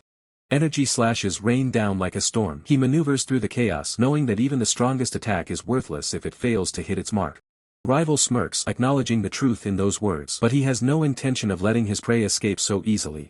With a roar, he pushes the technique to its limit, challenging his opponent to try dodging this next onslaught until the very end. Suddenly, the system alerts the fighter to a lethal shift in the battlefield. The energy slash is looping back for a second strike. He grits his teeth, his leg igniting with a fierce orange glow. He's done running, he's going to meet this attack head-on. Activating a powerful ignite skill, he leaps into the air. He's confident he can shatter the technique in a single, decisive blow. The fire and blue energy collide in a blinding explosion of power as he dives straight into the maw of the spectral wolf. But the system flashes a dire warning. The kick failed to break the defense. He is told to dodge immediately. Refusing to retreat, he doubles down, channeling even more mana into his leg for a powerful charge. He plunges deeper into the azure energy, the heat of his flames fighting against the crushing pressure of the rival's skill. The danger isn't over. The system warns that the slash is still tracking him, refusing to dissipate even after the initial impact. His eyes burn with resolve. If his previous strike wasn't enough, he'll simply unleash something even more destructive. He triggers a concentrated pillar of fire that pierces through the blue energy like a hot needle through silk. Rival is stunned, realizing too late that his opponent intentionally walked into the jaws of the attack just to deliver a point-blank finish. Despite the damage, the rival remains arrogant. He claims that with the warrior's current power level, he'll never truly break through the ultimate slash. With a sadistic grin, he tells his opponent to give up and quietly accept the fate he has prepared for him. The warrior retorts with cold disdain. He wasn't born to follow fate, he was born to smash it into 1,000 pieces. Spear of fire erupts, tearing through the spectral energy and the opponent's defenses in a final, glorious burst of heat. The system warns that the previous tactic is no longer effective, but the warrior has one more trick up his sleeve. He pivots mid-air, executing a massive smash. It's a move of pure physical devastation that overrides any energy-based defense. The rival's face contorts in pure shock as the full weight of the attack connects with his jaw, ending the struggle instantly. System notification rings out. The opponent has been defeated. The warrior stands over the fallen fighter, realizing he managed to stack his ultimate for maximum damage. Another chime sounds. For this single victory, he is awarded a significant amount of points, catapulting him to a higher rank in an instant. The online community is in an uproar. Chat rooms are flooded with disbelief that a solo player could wipe out a high-tier squad leader so easily. The warrior chuckles at the comments calling him a monster. He tells his viewers not to make such a big fuss over a simple win. Chat mocks his humility, noting he treats elite players like chewed gum. Suddenly, he senses more enemies approaching from the flank. A wild, bloodthirsty grin spreads across his face. He asks his stream if they want to continue the fight or if he should just end the broadcast here. The donations pour in and the crowd goes wild. With a roar, the warrior charges back into the fray. The next day, at the club headquarters, the professional team is reviewing the footage. They are convinced they need to recruit this anomaly. The scouts argue that if they can secure this player for their roster, the world championship is as good as theirs. This is their golden chance to finally dethrone the legendary champions, a squad that has never lost a world title until now. Dex, the blonde youth, admits he is the team's weakest link and offers to step down, suggesting that Dohyuk find a better replacement to help them finally conquer the world. The strategy is set. While Dohyuk handles EG's leader, the rest of the team must secure their positions. If they can successfully counter Kangcheol, their win rate will skyrocket. Dex asks if the current squad is truly enough, but Dohyuk remains firm, confident they can topple EG exactly as they are. With a confident smirk, Dohyuk reminds Dex that his hidden potential is the very reason he was chosen for the team. Overwhelmed by this display of trust, Dex tears up and addresses Dohyuk as Hyung with a newfound sense of loyalty. Dohyuk places a steadying hand on his shoulder, telling Dex that if he can't trust himself, he should at least trust the man who believes in him. Fired up and ready to prove his worth, Dex clenches his fists and vows to give the next challenge everything he's got. Dohyuk understands that a true teammate isn't just someone to stand beside, they are an idol to be surpassed. As they walk through the training center, the weight of the upcoming tournament looms large as they prepare to face the world's best. Meanwhile, in the digital realm of Vera, a dangerous gate to Gracker has opened, threatening to unleash a brutal army of orcs and goblins. Back in the city, the hype is palpable. A recent match video featuring a player named Taker has gone viral, exploding across all platforms. The stats are staggering. Every upload pulls in hundreds of thousands of views, and the team is trending effortlessly. He notices a massive influx of recruitment emails flooding in, all hoping to sign Dohyuk for the upcoming season. Dohyuk starts a surprise live stream, greeted by a digital arena filled with thousands of eager fans. He jokes with the chat about the high viewership despite the early hour, ignoring the playful jabs about his unemployed status. Archer complains about the response he received, but Dohyuk pivots the conversation toward the recruitment offer. He announces to the stream that he is considering forming a specialized squad to enter the international tournament. Suddenly, Archer drops another 200,000 won, sending a massive wall of text that leaves Dohyuk momentarily stunned. The conditions Archer proposed in the email are unusually bold, prompting Dohyuk to investigate further. Dohyuk tells Archer to reveal his in-game nickname and log into the server for an immediate meeting. Archer is hyped, donating even more as he rushes to log in. Dohyuk prepares to meet him in the virtual world of Overground. Inside the game, Dohyuk's avatar stands ready as a blue-haired archer in red and silver armor approaches him. The newcomer introduces himself as Kim Min-hyuk, the man behind the archer handle, greeting Dohyuk with a smile. Dohyuk's eyes narrow as he realizes his intuition was correct. This really is the Kim Min-hyuk he remembers. A flash of memory reveals Kim Min-hyuk in a past life, a legendary member of humanity's final special force known as the Bao King. Without the mismatched beard from the past, he looks exactly the same. He was an archer then, and he's an archer now. Kim Min-hyuk is ecstatic, thanking Dohyuk for the opportunity and promising that he won't regret being chosen. Dohyuk quickly shuts down the celebration, clarifying that he hasn't officially chosen him yet. This is only a trial. The man stands firm, his gaze fixed on the person before him as he warns them not to let this opportunity slip away. Desperation takes hold as the youth drops to his knees, begging the man to choose him and promising to do anything for the chance. Mention of a specific name sends a ripple of shock through the man. The system reveals the target, a man who betrayed his own team to join a world-class powerhouse team. The man's eyes widen in realization as he stares at the digital profile. He recognizes the face. Memory from the past flashes back, a powerful hunter who once vied for a spot among an elite group of heroes. But it's the figure standing beside the traitor that truly catches the man off guard. It's an old companion who hunted monsters with nothing but a spear. The past is catching up fast. The man is baffled, wondering why all these figures from his past are suddenly converging. Realizing things are getting personal, the man reaches out and activates a mute mode to keep the conversation private. With the stream silenced, he tells the youth to stand up and speak plainly. He questions the youth's motives, specifically the message where he claimed he only wanted 10% of the prize money. The youth clenches his fist, declaring that money isn't the goal, winning the tournament is. The man's expression turns cold. He's heard that line before, and usually it's from a scammer. The youth erupts, clarifying his true intent. He wants to ensure that the powerhouse team and his former teammate lose everything. Intrigued by the sheer spite in the youth's voice, the man asks for the reason behind such a grudge. The youth reveals that he and the target were once teammates side by side since their debut. They were a powerhouse duo, dominating tournaments and earning a reputation that rivaled the best in the country. They spent every waking hour training with the singular goal of taking down the world's best team. But just a month before the big stage, the dream was shattered by a betrayal he never saw coming. The teammate abandoned his brothers in arms, jumping ship to join the very team they were meant to defeat. Man finally understands. The low prize share wasn't a scam, it was the price of vengeance. He smirks, noting that the traitor was never known for his loyalty even back in the day. The youth goes even further, offering to take no money at all as long as they finish higher than the rival team. The man's eyes light up with a predatory gleam. An elite teammate for free? That sounds like a steal. He bursts into a wild, manic laugh, grabbing the youth and praising his willingness to be a voluntary slave. The youth is caught off guard by the sudden aggression, enduring a flurry of heavy pats on the back. Man calms down, acknowledging that while they can't give him nothing, it's that level of desperation that wins wars. A donation notification pings, prompting the man to turn the stream audio back on and address his audience. He announces to the viewers that he's officially planning to enter the tournament with the youth by his side. But first, a trial by fire. He declares a one-on-one duel to verify the youth's actual combat skills. The youth's face pales. Facing the man in a duel is less of a test and more of a death sentence. To level the playing field, the man pulls out a common frying pan, telling the youth he can use any weapon he likes. He calls upon the system to shift their location to an open field perfect for a ranged fighter. The world warps as the practice mode activates, transporting both fighters to a desolate field. The youth steels himself. With the handicap his opponent gave himself, maybe there's a slim chance of victory. He unleashes his full power, activating his armor as energy surges around his frame. The system interface flickers with disbelief. The archer shows no mercy, fully decked out in exclusive gear that leaves no room for a fair fight. Despite the overwhelming odds, Dohyuk stands his ground with an unusual choice of weaponry, a single, ordinary frying pan. The archer is a walking fortress, wielding a powerful bow forged from ancient materials and reinforced leather gloves. His high-level gear is complete, radiating a lethal purple aura. Dohyuk smirks, realizing his opponent prepared specifically for this encounter. He asks if the archer is ready to face his full effort.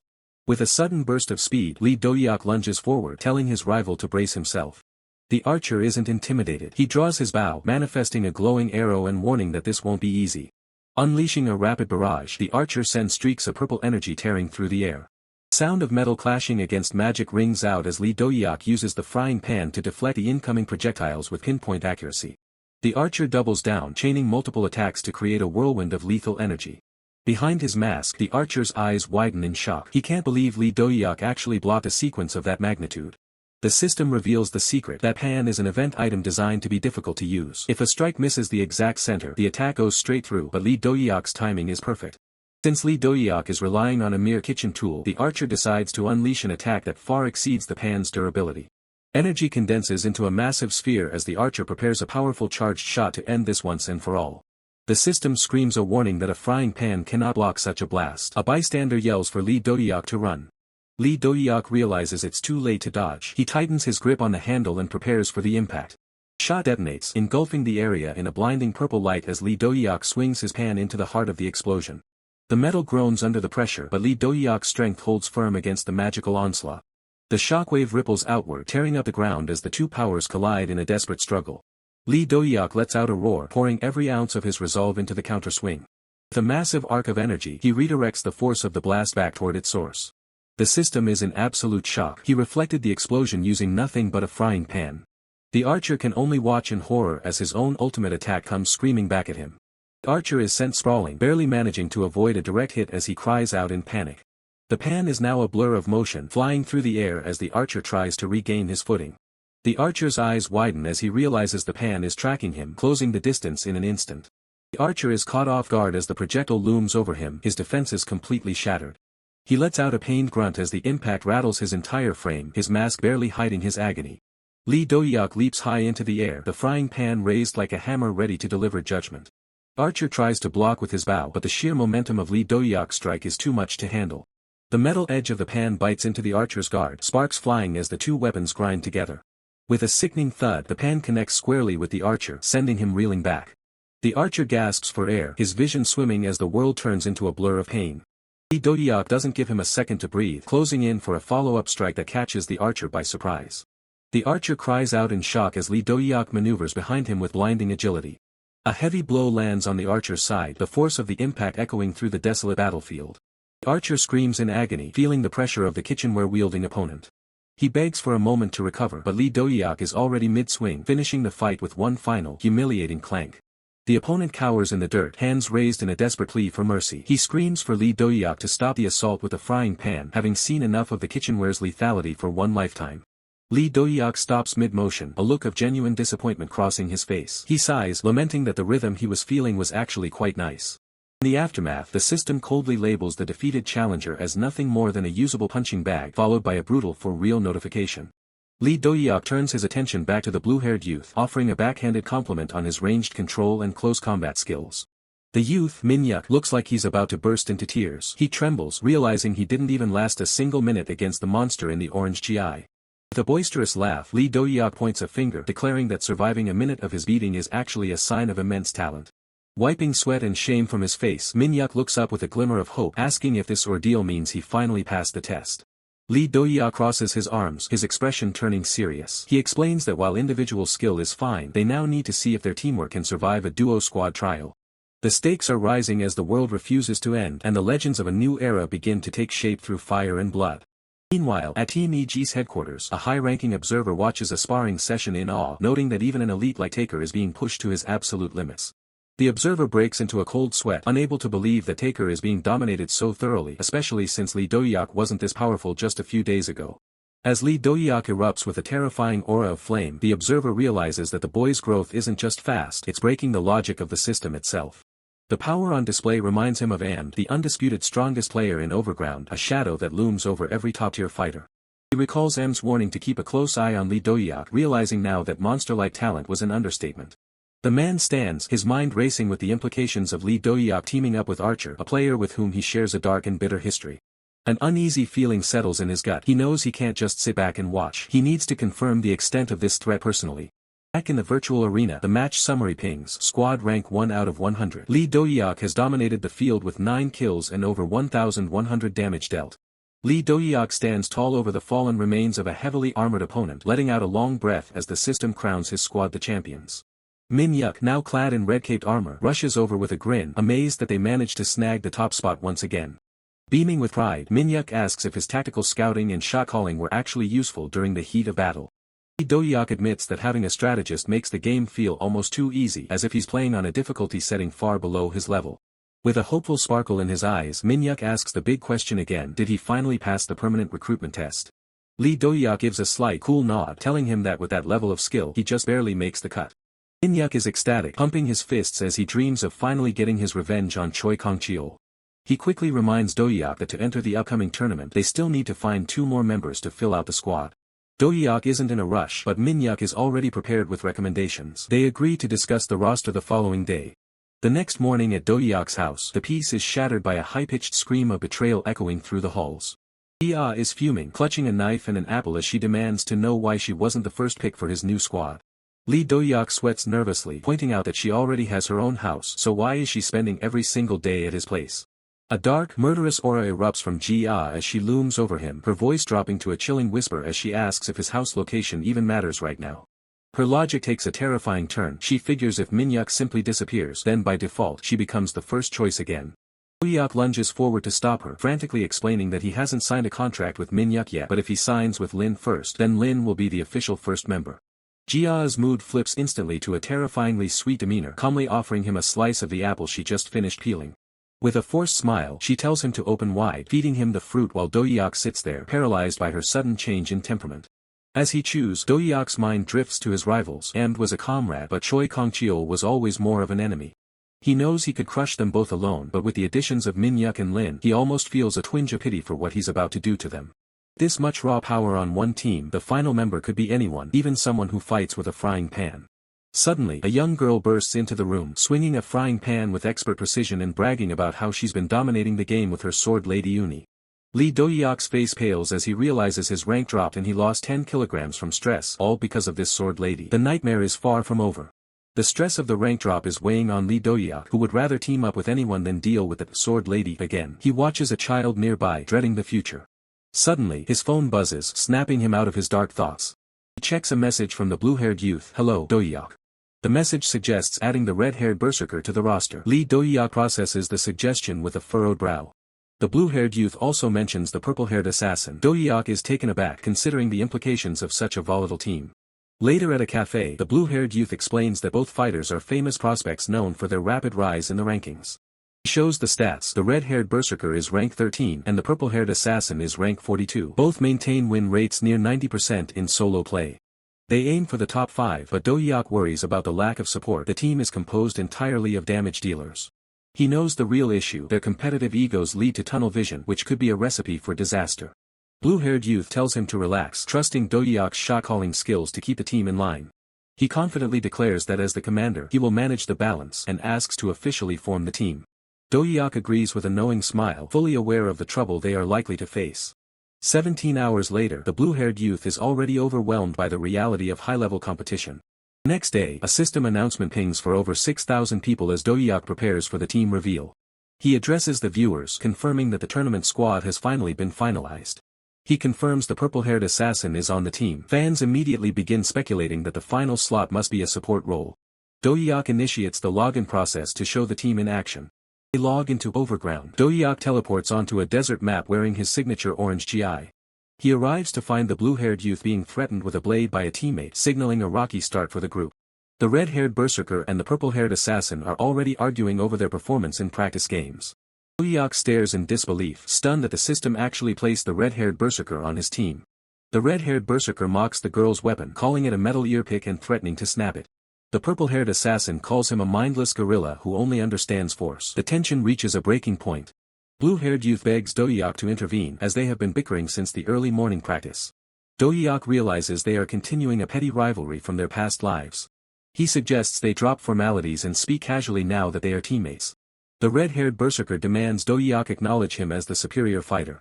The purple-haired assassin insists her previous losses were only due to exhaustion from 2 days of training. Dohyuk tells them to settle it during the match under the blue-haired youth's commands. Blue-haired youth reasserts himself as the official leader of Team Davengers. He insists he has mastered countless strategies and maps for the upcoming tournament. While the chat mocks Dohyuk's simple style, the blue-haired youth prepares to demonstrate their teamwork. The scene shifts to the Olympus map. The leader explains the 6 tournament maps and 20 strategies they must master. A military transport plane flies over an ancient city as the team approaches the drop zone. Inside the plane, the leader briefs the team, ordering them to clear specific buildings in sequence. The red-haired berserker asks for the specific tactical details and cautions before they deploy. Blue-haired youth takes command, demanding absolute obedience and constant updates on the battlefield. The red-haired berserker smirks, clarifying that as long as they clear their sectors, their methods are entirely up to them. The blue-haired youth reluctantly agrees, but before he can finish, a blur of speed signals the start of the operation. High above the clouds, the transport plane reaches the drop zone, cutting through the blue expanse. Ignoring all caution, the red-haired berserker dives headfirst into the abyss, eager to claim the central spot. The blue-haired youth panics, screaming for them to follow the plan and descend step by step, but his orders fall on deaf ears. A young man watches the chaos with a calm gaze, questioning if the leader really expected these monsters to follow a script. He explains that these fighters only care about one thing: destroying targets faster than anyone else. With a mocking salute, he leaves the logistics to the team leader and plunges toward the battlefield below. In the desert map, the red-haired berserker is a force of nature, already racking up kills in a flurry of violence. A female warrior dominates the factory zone, her blade moving with surgical precision as she secures kills for the team. The blue-haired youth can only scream in frustration as his tactical map is torn apart by his own teammates' aggression. Despite the lack of discipline, the results are undeniable. The team regroups on the main map, their synergy accidentally perfect. The blue-haired youth is exhausted, while the young man remains unfazed, noting that the teamwork actually matched the plan. The blue-haired youth officially resigns his command, passing the final tactical decisions to the young man. The young man steps forward, promising a strategy that will make legendary military tactics look like child's play. He designates the final gathering point, calling out to his elite squad members. The ultimate strategy is simple: a kill contest. Whoever eliminates the most enemies is the true winner. With a roar of laughter, they launch themselves into the fray, leaving the blue-haired youth in the dust once again. Blue-haired youth weeps, realizing his role is essentially to suffer while the monsters play. Activating the Sky Vision skill, a spectral bird takes flight to provide a bird's-eye view of the slaughter. The system confirms Sky Vision as the ultimate scouting tool, revealing every enemy within the immediate radius. The young man wastes no time, instantly claiming kills as he tears through the enemy ranks like a hurricane. The observers are stunned, comparing him to a one-man army as his kill points skyrocket. The red-haired berserker hits a high kill count, but he is still trailing behind the young man who has already reached a higher tally. The female warrior strikes from the shadows, her blade finding the vitals of her targets with terrifying efficiency. Standing over a pile of fallen foes, she calmly updates her tally. He smiles, acknowledging that he is the only one truly worthy of her respect. Suddenly, a massive armored knight drops onto the field, surprising the female warrior with its heavy presence. Steel meets steel as she parries a devastating overhead swing from the metal-clad giant. The sparks fly as the two engage in a high-speed duel, their blades clashing in a rhythmic dance of death. The armored knight presses the advantage, its sheer weight forcing her to use every ounce of her agility. She finds an opening, delivering a powerful kick that creates just enough distance for a counteroffensive. A lethal arc of light cuts through the air as she unleashes her signature sword technique. Gritting her teeth, she pushes through the fatigue, her eyes locked on the knight's weak points. The knight staggers, blood coughing from behind the visor as her blade finally finds its mark. With one final, decisive movement, she passes the knight, leaving a trail of energy in her wake. The armor splits open, a fatal wound appearing across the knight's torso as the battle reaches its conclusion. The knight acknowledges her skill, asking for the name of the warrior who bested him. She sheaths her blade, looking down at her dying foe. A hulking figure clad in heavy plate armor emerges from the rubble, his voice echoing through the ruins. He recognizes the warrior before him and questions her affiliation with a rival team. The armored knight tightens his grip on his massive blade, admitting that he had been looking for a chance to fight the warrior's leader. He reasons that eliminating her first will lead him straight to his true target. The warrior's eyes narrow with a cold, sharp fury. She takes offense at the knight's disrespectful tone toward her leader and prepares to retaliate. The armored knight doesn't hesitate, launching his massive frame forward with surprising speed. He dares her to try and stop him as he closes the distance in a blur of steel. The warrior braces herself, her ponytail whipping in the wind as she prepares to meet the heavy impact of the charging juggernaut. A sudden spray of blood erupts as the first exchange of blows occurs, the speed of the attack almost too fast for the naked eye to follow. Warrior is forced back, a pained grunt escaping her lips as she struggles to maintain her footing against the knight's overwhelming physical power. The armored knight looms over her like an unstoppable mountain of iron, his sword raised high for a crushing overhead strike. Spark and steel collide as she barely manages to parry the heavy blade, the sheer force of the impact vibrating through her entire body. With a murderous roar, the armored knight puts his full weight into a horizontal slash, demanding her death as the blade carves through the air. The warrior's face is a mask of strained determination, her teeth gritted as she realizes the gap in their raw power is dangerously wide. The knight pivots on his heel, his armored boots grinding into the dirt as he prepares to follow up with another devastating maneuver. Impact sends the warrior reeling, her body skipping across the ground as the knight's relentless assault continues without a second of respite. Blood drips from the knight's helmet, adding a sinister aura to his mechanical movements. A crimson arc of energy flashes across the battlefield, a lethal strike aimed directly at the vulnerable points of her defense. Horror strikes as the warrior's arm is severed in a single, brutal motion. An ally screams out in pure desperation as she falls to her knees. The scene repeats in a sickening blur, the knight's heavy footsteps sounding like a death knell as he closes in for the kill. Warrior is knocked back again, the world spinning as the shock of her injury begins to set in, yet she refuses to let go of her sword. The armored knight stands tall, the blood on his neck a testament to the high-stakes nature of this duel. Another flash of red light cuts through the air, signaling a final, decisive blow from the knight's heavy blade. A desperate scream echoes once more as the gravity of the situation sinks in. She is bleeding out, her combat capability crippled. The armored knight stumbles, the weight of his own armor and the intensity of the fight finally taking a toll on his stamina. Despite the loss of her arm, the warrior launches a desperate counterattack, her movements fueled by pure adrenaline and spite. The knight grunts as he barely blocks her incoming strike, surprised that she still has the strength to swing a blade. The sound of clashing metal rings out again, a frantic rhythm of survival as she pushes herself past her limits. The armored knight marvels at her persistence, noting how she continues to struggle even with a severed limb. The knight's experience is superior. He spots a gap in her desperate defense and prepares to end the fight. He pulls back his armored gauntlet, the metal plates shifting as he winds up for a heavy punch. He shouts as he targets her open side, slamming his fist into her with the force of a battering ram. The warrior coughs up a spray of dark blood, her vision blurring as the internal damage from the blow takes hold. The knight's footwork remains precise, keeping him in the perfect position to maintain his lethal pressure. He mocks her, noting that while he still wields his sword, she has nothing left to counter with. He follows up with a heavy fist to her face, declaring that his physical strength is just as deadly as his blade. He questions how she plans to block anything with only one arm remaining as the conclusion of the battle appears inevitable. The warrior's expression shifts from pain to a terrifying, primal rage. She is not finished yet. In a move of pure desperation, she reaches out and catches the knight's descending blade with her bare hand, blood spraying as the edge bites into her palm. The armored knight is stunned by her recklessness, calling her insane for catching a blade bare-handed and questioning if she wants to lose her remaining hand. Granting her grim wish, the knight twists the blade and delivers a final, horrific slash that severs her last remaining limb. The armored knight looms over his prey, demanding her life. With a cold, metallic voice, he commands her to offer her neck for the final blow.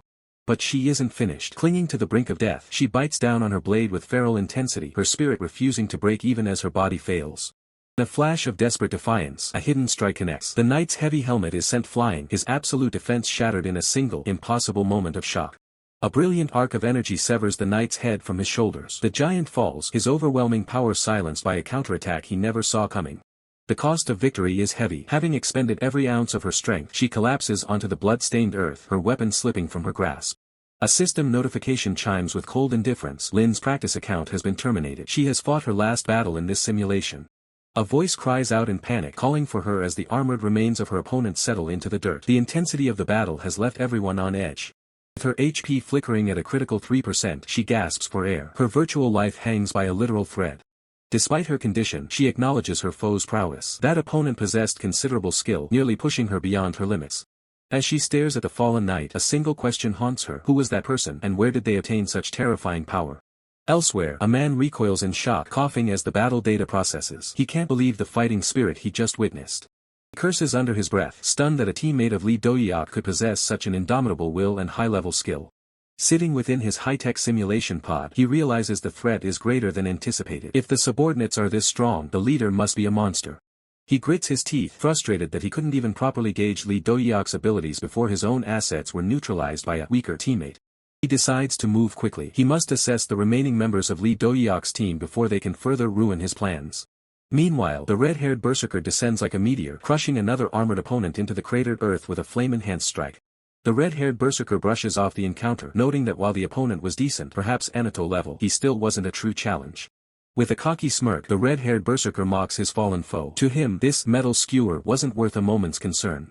Global chat erupts in laughter, but the red-haired berserker isn't interested in jokes. He demands Dohyuk's location so they can regroup.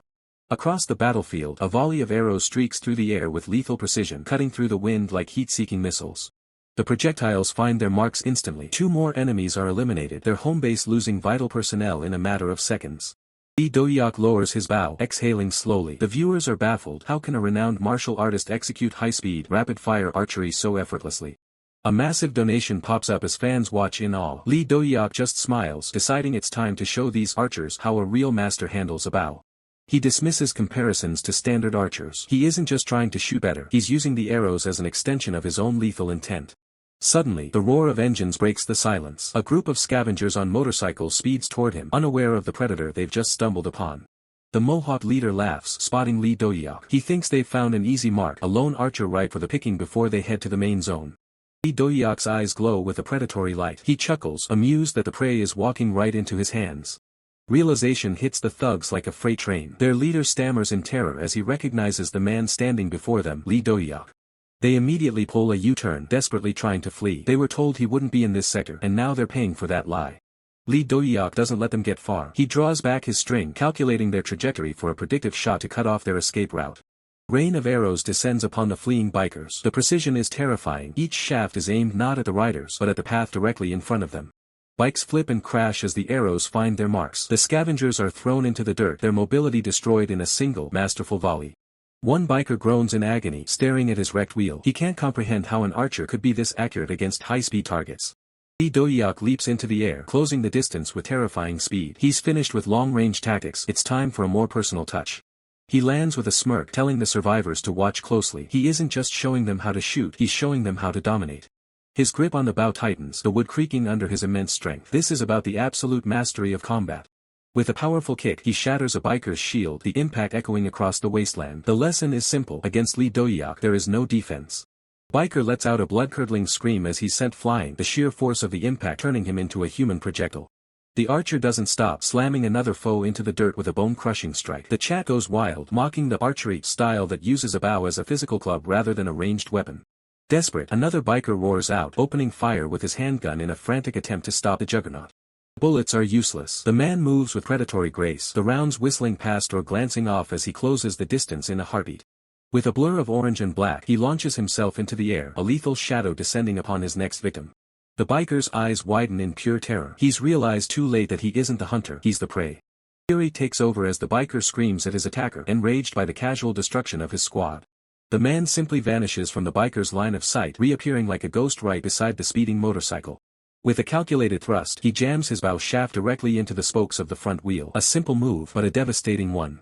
Physics takes over. The bike flips violently, tossing the rider through the air as he lets out one last pathetic cry. Machine slams into the ground in a heap of twisted metal and fire, the chase ending in absolute ruin. Crawling from the wreckage, the biker reaches for his shotgun, his face twisted in a mask of murderous intent. The man doesn't give him the chance. He brings the bow shaft down with the force of a falling star, a single skull notification confirming the lethal impact. Standing over the fallen enemy, he admires his work. The bow shaft feels better than any sword, and the system confirms another kill. The match concludes. A massive notification fills the sky. The squad has become the champion. Rank number 1. The man smirks at the camera. He's just getting started, and he knows the audience is hungry for more. Suddenly, the screen is flooded with gold. The donations pour in like a waterfall, and he can't help but celebrate his massive windfall. A high-priority alert breaks his celebration. A large donation has been made, but the accompanying message is urgent. There's trouble brewing. Later that night, the atmosphere shifts. The woman is frantic, apologizing for the chaos she's about to drag him into. She explains that the community is doubting his skills, claiming he's using hacks or modified gear. To clear his name, she's promised an outdoor broadcast. She begs him to participate just this once. The pride of the team is on the line. The man considers the situation. Doubts about his physical abilities. It seems the world needs a reality check. Relenting, he asks what he needs to do. The woman's face lights up. The plan is in motion. The next day, they arrive at a high-end gym. The live stream starts, and the chat is already buzzing with anticipation. The woman introduces the stream with high energy, ready to prove once and for all that the man's power is the real deal. He waves to the viewers, noting that it feels like a long time since he's done a stream like this. Woman scolds him immediately, reminding him that this gym is where his journey as a streamer actually began. He recalls the past with a grimace, mentioning a certain incident from his early days at the gym. The woman snaps back, telling him to shut up. She's determined to show the world how much they've changed since those early days. To make the proof undeniable, she introduces a special guest, a famous fitness expert. Fitness expert bursts onto the scene, a mountain of muscle and charisma, introducing himself as the man as strong as a human can get. The camera angle takes an unfortunate turn, focusing on the guest's massive physique in a way that leaves the woman completely horrified. The expert strikes a pose, oblivious to the awkwardness, while the woman screams at him to stop before the camera captures something truly unpleasant. The atmosphere is thick with awkwardness as Jia tries to maintain a polite smile, introducing herself to the massive figure before them while Dohyuk stands by, equally uncomfortable.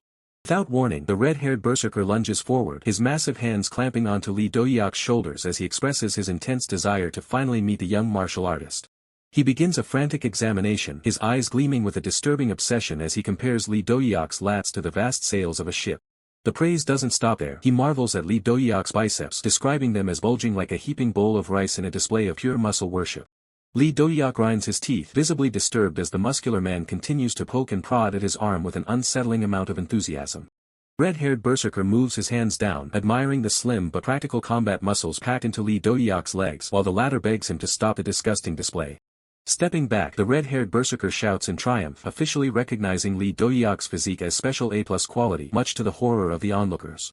His face flushes with a manic heat as he declares the size, compression, and rigidity of Dohyuk's muscles to be at a completely superhuman level. Jia finally interjects, pleading with him to stop shouting so they can actually proceed with the physical test they came for. Red-haired berserker offers a toothy grin, admitting he simply got carried away after seeing such drool-worthy muscles for the first time in ages. Dohyuk explains that while he doesn't avoid weights entirely, he primarily focuses on high-intensity bodyweight exercises to maintain his functional strength. To demonstrate, he places a single thumb on the floor, preparing to show them exactly what kind of power those bodyweight routines can generate.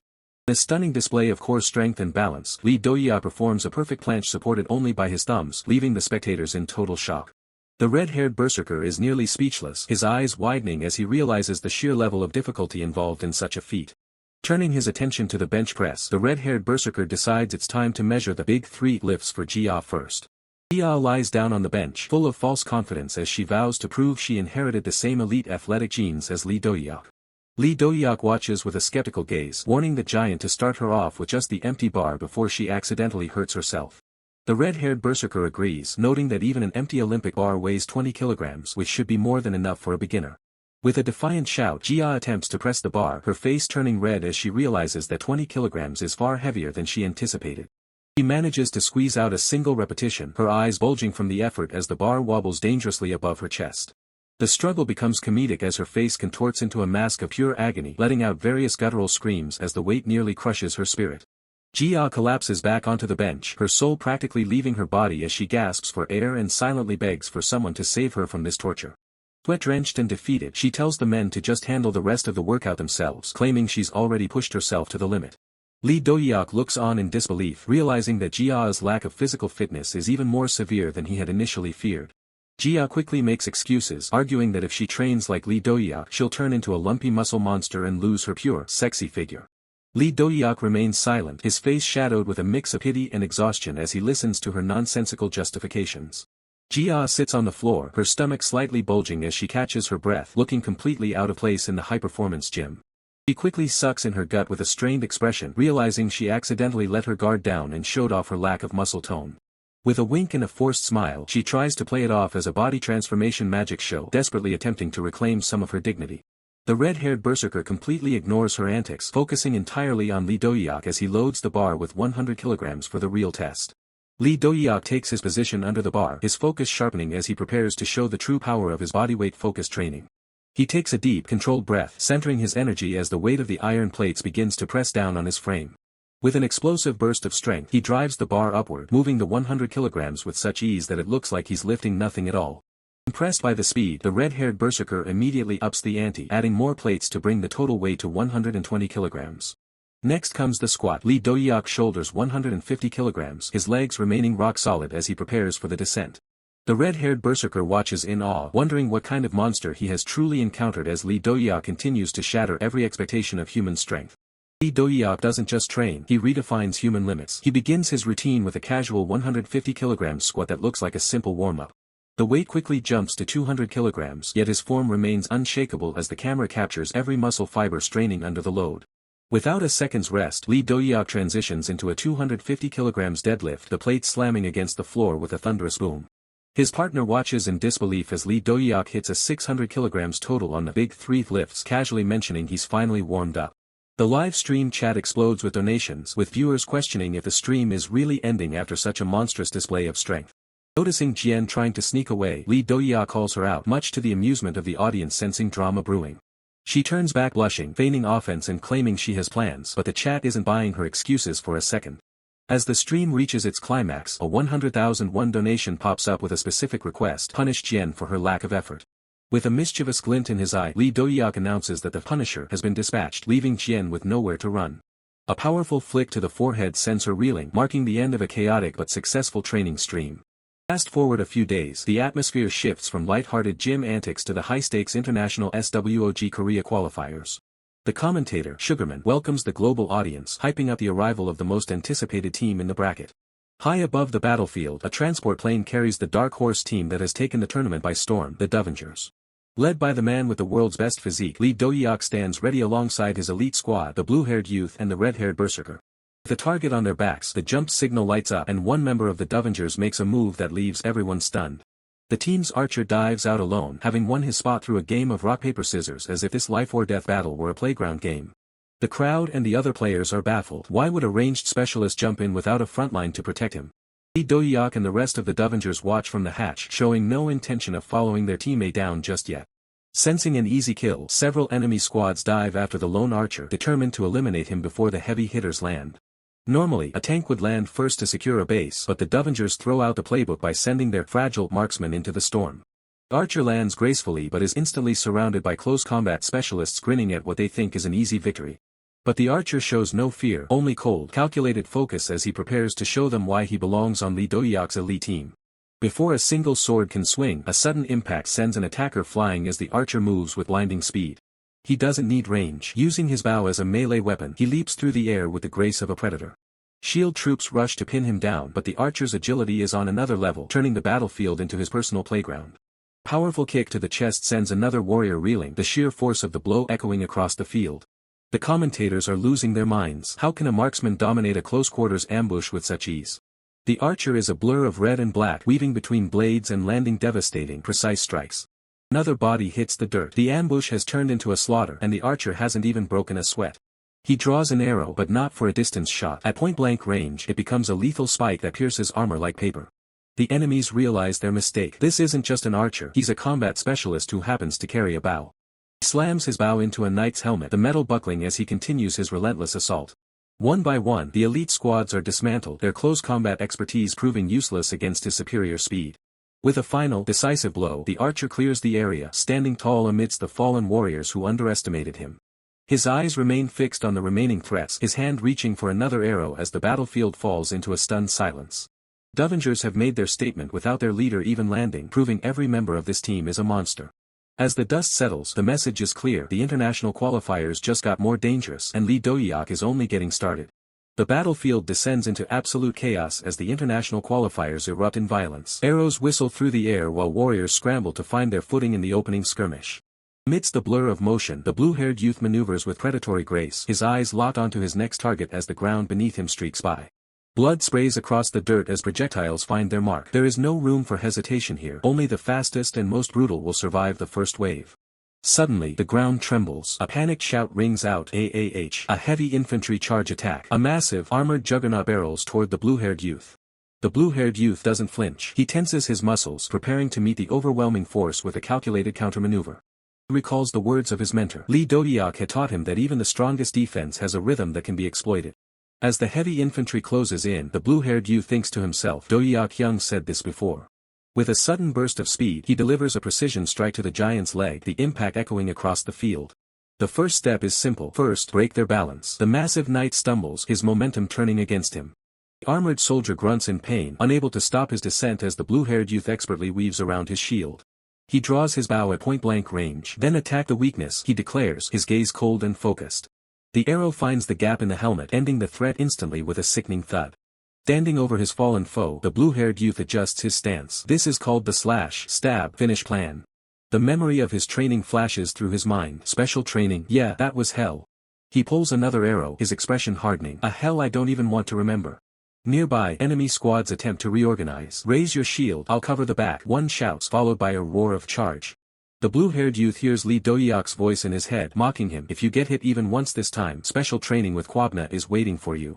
He fires a specialized projectile. TCH, smoke arrow, he mutters as a thick cloud erupts, blinding the advancing line. The soldiers panic within the gray haze. Be careful, you don't know where he'll come from. A blade flashes through the smoke, catching a soldier completely off guard. The speed is beyond anything they expected. The squad leader screams in terror as his men fall. Kyrie, he yells, watching his comrade collapse. Blue-haired youth moves like a ghost, his red cloak a fleeting shadow in the carnage. Another arrow strikes true, piercing through heavy plate armor as if it were paper. The system monitors the efficiency. Crazy, 2 kills in an instant. The boy's lethality has spiked after his training. An enemy swordsman lunges forward in a desperate rage. You bastard, he screams, swinging wildly. The blue-haired youth effortlessly parries the strike with his bow, his movements efficient and relaxed. With a fluid motion, he kicks the attacker away, sending him sprawling into the dirt. The swordsman recovers, his face twisted in disbelief. Where did you learn such cheap tricks? Blue-haired youth leaps into the air, looking down at his opponent with pity. Your neck will. The enemy stammers, SSU, but the plea for surrender comes far too late. A final strike ends the duel. The blue-haired youth lands softly, the threat neutralized. He exhales slowly, looking at the bodies around him. Phew, compared to sparring with Kwabna, this was boring. I almost want to die. He shudders at the thought of his real training. How did you know? He thinks, imagining Dohyuk watching him. He smiles confidently. Anyway, with this, I won't be last place, right? Of course, first place on our team will be Dohyuk Young. Meanwhile, Dohyuk stands atop a skyscraper, scouting the horizon. This is bad at this rate. He crosses his arms, frustrated by the lack of action. Even if I landed the latest, why can't I see any other squad teams? He overlooks the bridge to Twin Islands, the tallest building, perfect for scouting, but I see nothing. Dohyuk contemplates his next move. Should I move somewhere else? Below him, hidden in the shadows, a group of soldiers trembles. The soldiers whisper in fear. Damn, hey, don't move. If you're spotted, you're dead. They know exactly who is standing above them. Soldiers huddle in the shadows, their voices trembling. One whispers, charging him isn't possible, right? They know they're outmatched. His comrade doesn't hesitate. How would that work? Even other squads are avoiding that lunatic. Can't you tell from them hiding? He points toward the exit, desperate to escape. Let's run for now, he urges, spotting a getaway vehicle below. High above them, Dohyuk stands like a predator watching his prey from the rooftop. Dohyuk looks down, calculating the stakes. At this rate, the preliminary prize money is slipping away. In this game, the reward goes to the one with the highest kill count. The sound of a revving engine catches his attention. Below, the soldiers scramble into their truck thinking they've found a way out. A wild grin spreads across Lee Dohyuk's face. Ha, there they are. I found a team. He doesn't see enemies. He sees a walking jackpot. Panic explodes in the truck. We're spotted. Step on it. The driver slams the accelerator, but it's already too late. Lee Dohyuk leaps from the ledge, cutting through the air with terrifying speed. Where do you think you're running? He descends like a meteor, eyes locked on his targets. Stop right there. My piles of prize money. Meanwhile, the battlefield is a whirlwind of steel. The purple-haired assassin moves with lethal grace, her blade a blur of motion. The system notification flashes. Player Lin cuts player Gran's clean in two with a single strike. The sheer power is undeniable. Armored opponent roars in fury, his mechanical gauntlets glowing with heat. Die, he screams, unleashing a barrage of energy. Beams of light tear through the ground, but the purple-haired assassin weaves through the destruction effortlessly, closing the distance. The announcers can't believe their eyes. Do you see it? A bug? A hack? Neither. It's just overwhelming skill. Player Lin. Enemy is baffled. Damn, did all those Davengers bastards take drugs or something? This game is seriously messed up. His complaints are cut short as the purple-haired assassin delivers a final, decapitating blow. The favorite to win has been eliminated. The shockwaves ripple through the tournament. That was one of the teams considered an absolute favorite, crushed in seconds. In the control room, an official screams into his mic, total domination. Absolute domination. At that same moment, another top-tier team is being systematically dismantled by the red-haired berserker, Quabna. The dust settling, the final kill rankings for Team Davengers are displayed for the world to see. Lin takes first place with a staggering 15 kills, standing tall as the team's most lethal asset. Lee Dohyuk and Quabna are tied for second with 14 kills each. Quabna grumbles, I can't believe I lost to that woman who uses a metal skewer. Bringing up the rear is the blue-haired youth with 10 kills. He's in tears, knowing that last place means a month of brutal training with Quabna. So, the winner of this qualifier is Team Davengers. They have officially secured their spot in the international tournament. But not everyone is celebrating. In a private office, a man watches the broadcast with pure rage. Damn it. He slams his fist onto the desk, spilling his coffee. With strategies that barely even count as strategies, they crushed all the favorites. He realizes the threat is real. And on top of that, Minyuk has evolved another level. If they're that strong even with reckless charges, our Z1 team is in danger. A cold resolve settles over him. He reaches for his phone. In that case, there's only one method left. He dials a number, the ringing tone echoing in the quiet room. He looks out at the city lights. A deep voice answers from the other end. Me. The final player has been called. Yeah, this time too. I'll have to take action. The manager's plan is set in motion. Elsewhere, the sounds of intense physical training fill a gym. Wacha. Yudot. Heavy barbell is lifted with a grunt of effort. The weight plates clank together as the bar is racked. Young Minsu wipes the sweat from his brow. Ugh, finally 40 kilograms. How does Lee Dohyuk lift over 100 kilograms with this?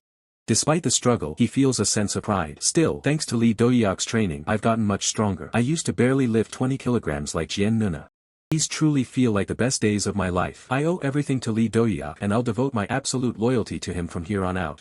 But the peace is shattered when the gym doors slide open, revealing three imposing figures silhouetted against the morning light.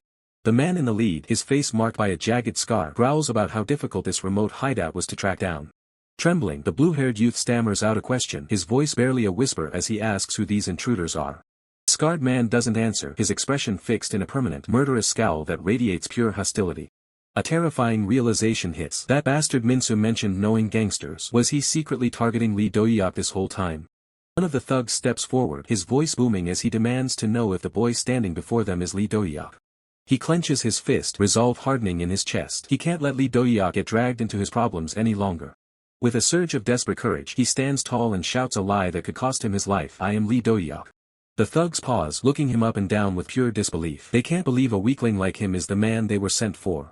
Boss feels a wave of embarrassment. He brought a whole crew just to deal with this scrawny kid. It's a joke. Dismissively, the boss orders his man, Hammer, to handle the situation alone. Hammer complies with a sinister grin. Hammer lunges forward, seizing the boy's collar. He sneers, threatening to break an arm and a leg so his prey can't run. Fear threatens to paralyze him, but he forces himself to remember. Lee Dohyuk taught him exactly what to do in a moment like this. In a flashback, Lee Dohyuk stands in this very gym, asking what to do when someone bigger and stronger tries to pin you down. The memory is vivid. He remembers trying to strike the vital spots, aiming a straight punch directly at the solar plexus. The blow is delivered with everything he has, a desperate attempt to use the techniques he was taught to survive. But in the memory, Lee Dohyuk stops the punch effortlessly. A simple strike isn't enough when the power gap is this wide. Lee Dohyuk explains the flaw. A first punch only works on those of similar size. Against a giant, you need something more. He speaks of action and reaction, the law of body weight. To win, you must hit them with a spring attack. The realization clicks in the present. The spring attack, the ultimate counter-move for the physically outmatched. He begins the maneuver, moving backward with deliberate force, creating the action necessary to trigger the trap. Hammer bites the bait, shouting, "Where do you think you're going?" as he instinctively pulls the boy back toward himself. This is it. Without resisting, he rides the momentum of the pull, adding his own weight to the force of the collision. The impact is devastating. Hammer's head snaps back as the combined force of the pull and the counterstrike connects. The massive thug is sent sprawling across the gym floor, the law of physics turning his own strength against him.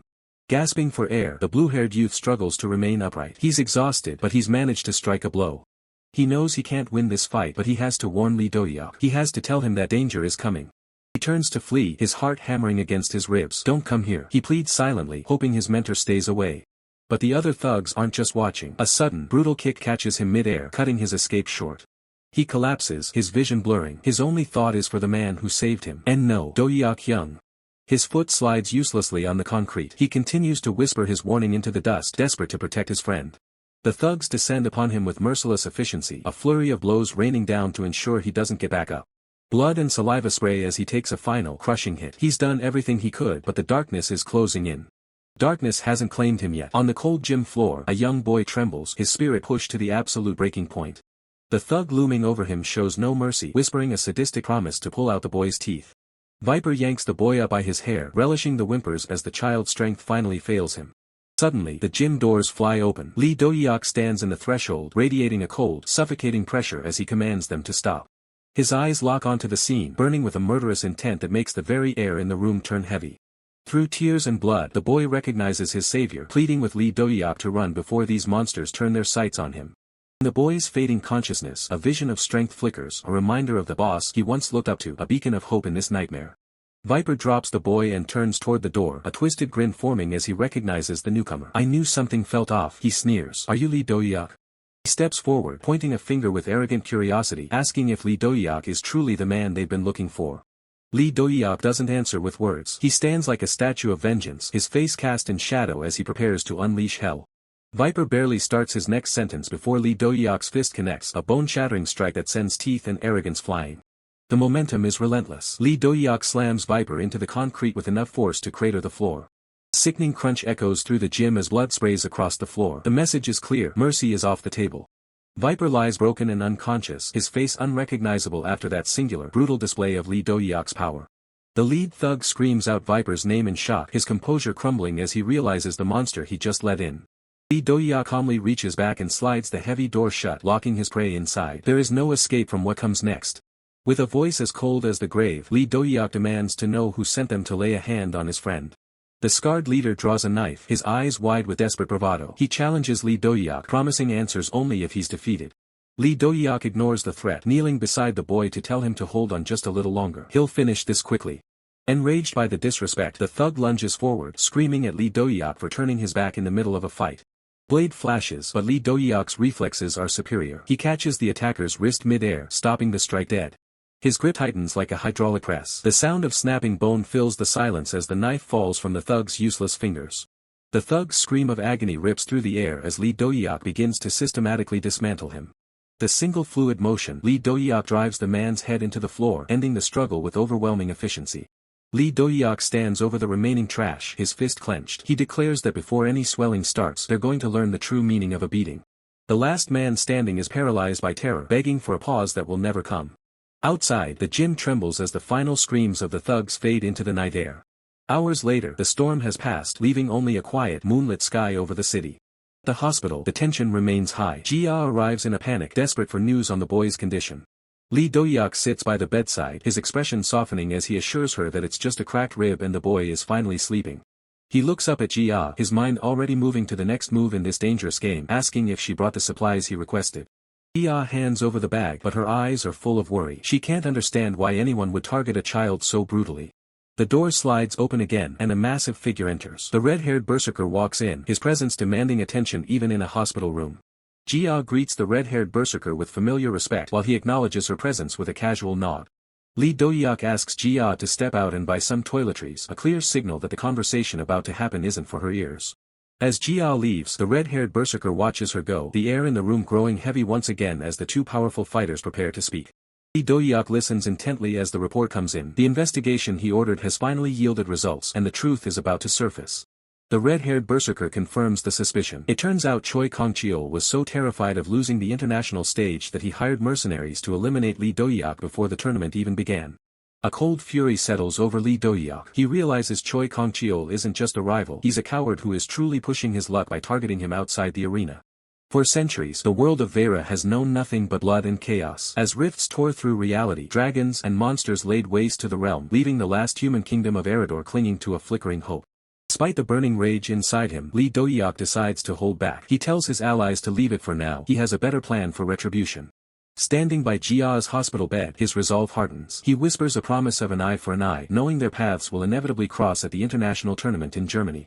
The stage is set, and the stakes have never been higher. This is the turning point where the regressor takes back control of his destiny.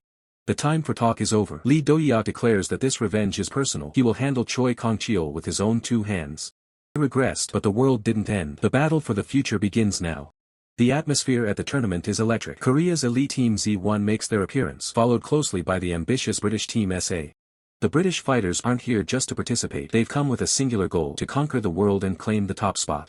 Then, the crowd roars as the world's strongest overground team enters. This is Team EG, led by the formidable M from the US. M looks at Choi Kong-cheol with skepticism, questioning if his reckless plan is truly the right move. He offers one last chance to reconsider before they are locked in. Choi Kong-cheol remains adamant. He believes the Dovengers will scatter, and he intends to exploit that lack of coordination by moving independently. His strategy is ruthless. While he eliminates Archer, the supposed weak link of the Dovengers, and the rest of the elite members will crush the remaining opposition.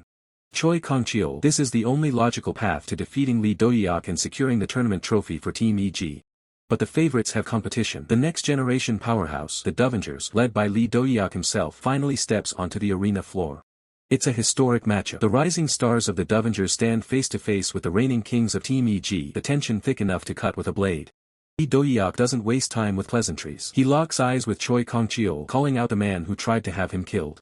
With a chilling calmness, he informs the traitor that his greeting, the failed assassination attempt, was received loud and clear. Panic flashes across Choi Kong-cheol's face. He tries to play dumb, but internally, he's reeling from the realization that his secret plot has failed utterly. M senses the friction and demands an explanation. Choi Kong-cheol lies through his teeth, claiming he's never seen Lee Dohyuk before today. M steps in to de-escalate, reminding them that they are in a professional venue and personal squabbles have no place here. He suggests that if there is a misunderstanding, it should be handled through official channels after the tournament concludes. The offer for a post-tournament meeting is on the table, a temporary truce to keep the peace before the eyes of the world. Lee Dohyuk scoffs at the word misunderstanding. He tells M that he knows nothing of the snake he's leading, but agrees that the timing isn't right for a brawl. He leaves Choi Kong-cheol with a blood-curdling warning: wash your neck and wait, because once this tournament is over, there will be nowhere left to hide. As the Dovengers walk away, the members of Team EG are left baffled. Choi Kong-cheol tries to dismiss it as a sore loser venting, but his teammates are starting to wonder. The official announcement rings out across the city. All players are ordered to their positions as the international tournament finally commences.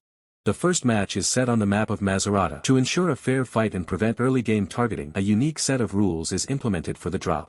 Until they land, every other team will appear only as black silhouettes. In this fog of war, only the strongest will survive the descent. Good luck to all players. The fog of war is thick, but the strategy is clear. The enemy knows the team's reputation for solo play, and they're betting on that independence being their downfall.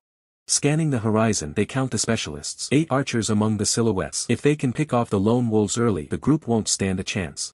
Suddenly, a shadow breaks formation. A single player leaps into the abyss, exactly as they predicted. The bait has been taken. The leader's eyes sharpen. He spots the bow. It has to be the archer they were hunting. The primary target is out in the open. Without hesitation, the commander dives after him. He shouts to his team that he'll handle the archer personally, following the plan to the letter. They hit the desert floor with a heavy impact. The silhouette remains still, waiting for the confrontation to begin. The commander sticks the landing, his blade already drawn. He's not here for a fair fight, he's here for an execution. He mocks his opponent, calling out to the archer. He respects the drive for revenge, but tells him this is where his journey ends. The silhouette stands tall, unfazed by the threats. The air begins to crackle with a power that doesn't belong to a simple archer. The commander senses something is off. He questions the archer's silence, but it's already too late to turn back. Shock paralyzes the commander as the dark veil shatters. He stammers in disbelief, realizing the man before him isn't who he thought. The system confirms the nightmare. This isn't the archer. Standing before him is a powerhouse, better known as the red-haired warrior. The trap has been flipped. The commander realizes with horror that the team didn't jump blindly, they lured him in. The red-haired warrior grins, revealing that his leader is watching the live feed. He warns his foe to stay on high alert because the enemy's eyes are everywhere. Enraged by the taunts, the commander lunges forward. He screams for an end to the nonsense, desperate to reclaim control of the battle. Red-haired warrior effortlessly evades the strike. He mocks the commander, reminding him that he's committed a shameful act by underestimating his prey.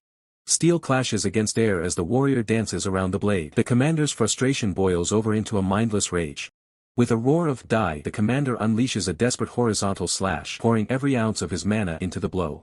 The blade connects, but the result is pathetic. The red-haired warrior barely flinches as the sword grazes his chest, drawing only a shallow line of blood. The warrior's fist is already in motion. The air pressure alone is enough to crack the surrounding stone. This is true, raw power. A massive shockwave erupts as the counterattack lands. The commander is sent reeling, his armor buckling under the sheer force of the impact. The commander hits the dirt hard. The power gap is undeniable. He's not fighting an archer, he's fighting a force of nature. The commander gasps for air, his internal organs screaming. He realized too late that he walked right into a slaughterhouse.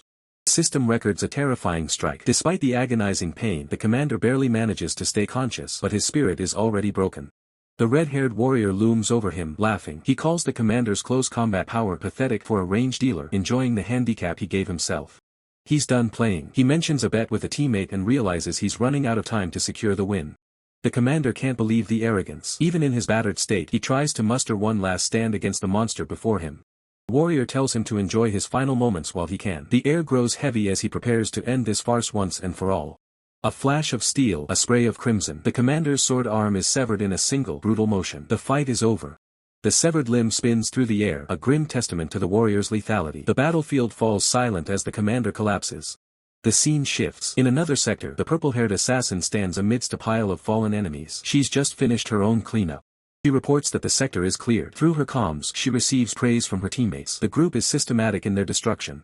The blue-haired youth confirms that he and his teammate have secured the eastern area. According to the kill scores, they are dominating the tournament.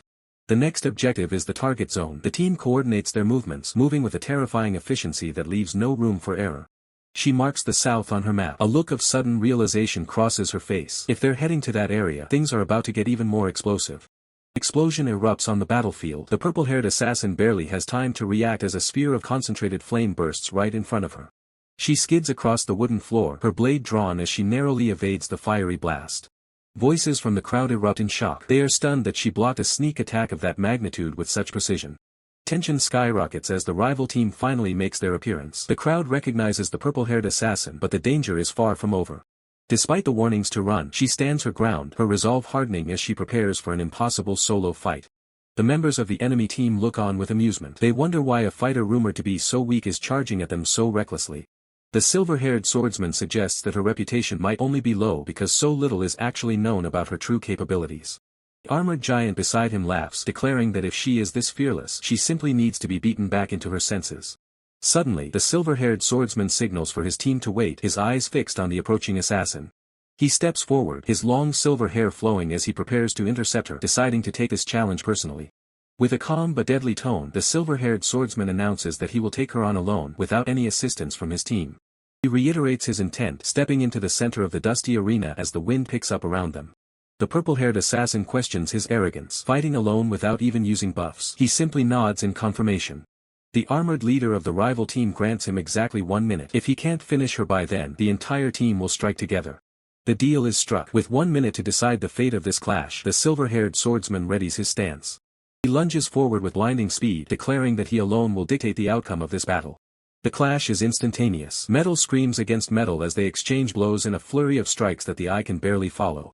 The purple-haired assassin pushes back, her movements fluid and lethal as she attempts to find a gap in his defense. She spins, her blade whistling through the air, but the silver-haired swordsman counters every move with terrifying efficiency. A sudden impact. The force of their collision sends a shockwave through the ground, kicking up a cloud of dust. The silver-haired swordsman grunts as a strike manages to graze him, drawing a sharp gasp from the spectators. The purple-haired assassin doesn't let up, pressing her advantage as she realizes her opponent is more vulnerable than he appeared. A glint of steel flashes through the air. The speed of their exchange is breathtaking, a high-stakes dance of death. Blood spatters as the silver-haired swordsman is pushed back, his mask hiding the shock of being wounded so early in the fight. Blows are exchanged in the blink of an eye. Neither fighter is willing to yield an inch of ground. It is a massive clash of wills. Her speed is proving to be a serious threat to the renowned swordsman. Spectators are in awe. Landing a hit early on such a powerful player is a feat no one expected from her. The members of the rival team are losing their composure. She landed a hit on their champion in under 10 seconds. The purple-haired assassin realizes this won't be easy. Even with the slightest movement, her opponent is reading her path. The silver-haired swordsman is already preparing counters for every direction, ready for everything she throws at him. Small attacks won't work anymore. She decides to break through even his best counters with a single, decisive strike. She prepares her one-strike kill attack, her energy surging as she channels everything into her blade. The crowd gasps as she enters a powerful, familiar stance, readying her ultimate technique. She unleashes a triple crescent slash, sending 3 arcs of golden energy tearing through the air with devastating power. The silver-haired swordsman stands his ground, his own weapon ready to meet the onslaught of the energy slashes. The impact is blinding, but the crowd screams in disbelief. Her ultimate attack failed to break through the swordsman's defense. However, the purple-haired assassin smiles. The initial slashes were just a setup meant to bind his movement for the real finishing blow. The silver-haired swordsman watches closely, noting that when a massive attack is blocked, the force creates a moment of reverse motion, a fatal opening. Capitalizing on that gap, the female warrior channels her focus, unleashing a powerful strike. As the arc of energy tears through the air, she breathes a sigh of relief, convinced that the victory is hers. But the battlefield is never that kind. Before the dust can even settle, a sudden, violent shift in the air catches her off guard. A dark, ornate spear crackles with purple lightning, surging forward with a predatory intent that chills the soul. The silver-haired swordsman narrows his eyes. His initial strike may have missed, but he's certain the next one will end it. He blurs into motion, a streak of shadow and steel cutting through the arena with impossible speed. He triggers his ultimate technique, daring his opponent to even try and block the coming devastation. The warrior grunts in pain as the force of the strike connects, the sheer pressure threatening to crush her resolve. Suddenly, a new shadow looms. The red-haired berserker lunges into the fray, his eyes burning with a wild, murderous glee as he targets the swordsman. With a roar of pure aggression, the red-haired berserker delivers a heavy blow, forcing the silver-haired swordsman to defend against the raw power. The impact is cataclysmic, sending a shockwave of sand and debris high into the sky, obscuring the vision of everyone nearby. The red-haired berserker laughs, holding the now unconscious warrior. The system confirms her status. She is stunned. Reinforcements arrive. A massive shield-bearer steps forward, recognizing the threat and readying for the planned assault. The silver-haired swordsman waves them off, his pride stinging. He insists on handling the berserker himself, calling out for the others to stay back. The red-haired berserker isn't impressed. He mocks them, hoping they'll last longer than his previous victims. The two titans clash again, a whirlwind of red and silver energy colliding with enough force to warp the very air around them. Berserker's movements are erratic and violent, his cape fluttering like a blood-stained flag as he presses the advantage. He finds his mark, a heavy gauntlet slamming into the swordsman's chest with the sound of breaking iron. The silver-haired swordsman is sent reeling, his body launched into the air by the sheer kinetic energy of the berserker's strike. The red-haired berserker leaps after him, cackling. He loves having his prey airborne, where there's nowhere left to run. The ground beneath him erupts. A spell activates, dragging his heavy boots into the shifting dunes. The swordsman is furious at the interference, demanding to know why the mage stepped in when he told her to stay out of it. The mage remains calm, pointing out that their time is up and the enemy's kill score is already high. They can't afford his ego right now. Silver-haired swordsman sighs, acknowledging his carelessness. He knows she's right, the mission comes before his pride. The red-haired berserker just laughs at the trap. To him, the idea of these three stopping him is nothing short of ridiculous. He challenges them all to come at once, confident that even their combined strength won't be enough to bring him down. The mage watches in horror as he shatters her restraint with a single punch. The raw, unbridled power he possesses is beyond anything she expected. Trio forms a desperate line of defense, the shield-bearer taking point as they prepare for the berserker's inevitable charge. The red-haired berserker barrels forward, his momentum like a runaway train. He declares their defeat is already a decided fact. The shield-bearer grinds his teeth, the metal of his buckler groaning under the pressure as the berserker's fist makes contact. The shield-bearer pushes back, his muscles bulging as he tries to create a window for his allies to strike. Sparks fly as the magical energy interacts with the physical force, creating a blinding display of power. He activates his signature move. With the weight of his entire guild behind him, he slams into the berserker. The impact is absolute, a final, desperate gamble that leaves the fate of the battle hanging by a single thread. Warrior lets out a primal roar as the pressure reaches its breaking point, his voice echoing with raw desperation. Amidst the chaos, a massive shield clashes against the onslaught, the sound of metal on metal ringing across the battlefield as a heavy blow is deflected. The defense shatters, sending the heavy shield spinning into the air as the warrior is thrown back by the sheer, unbridled force of the impact. The warrior isn't finished, he charges forward with a bloodthirsty grin, already calling for his next opponent. Suddenly, the air shifts. A blade pierces clean through his chest from behind, catching the warrior completely off guard. Spitting blood, he glares back at his assailant, cursing the one who dared to strike while he was occupied with the front line. The swordsman remains cold, stating that in this fight victory is the only thing that matters, regardless of the method. Instead of collapsing, the warrior laughs, a terrifying sound that echoes with resolve even as blood stains his armor. He pulls himself deeper onto the blade, using the very weapon meant to kill him as a bridge to reach his enemy for one last strike. With a roar of defiance, he demands they throw away their talk of victory and face the reality of a true bloody fight. A heavy fist connects, rattling the swordsman as the warrior pours his remaining strength into a desperate punch. Before he can finish the job, another blade bites into him as a bulky attacker joins the fray to end the struggle. The attacker warns that ignoring him was a fatal mistake, his voice heavy with the cold weight of the kill.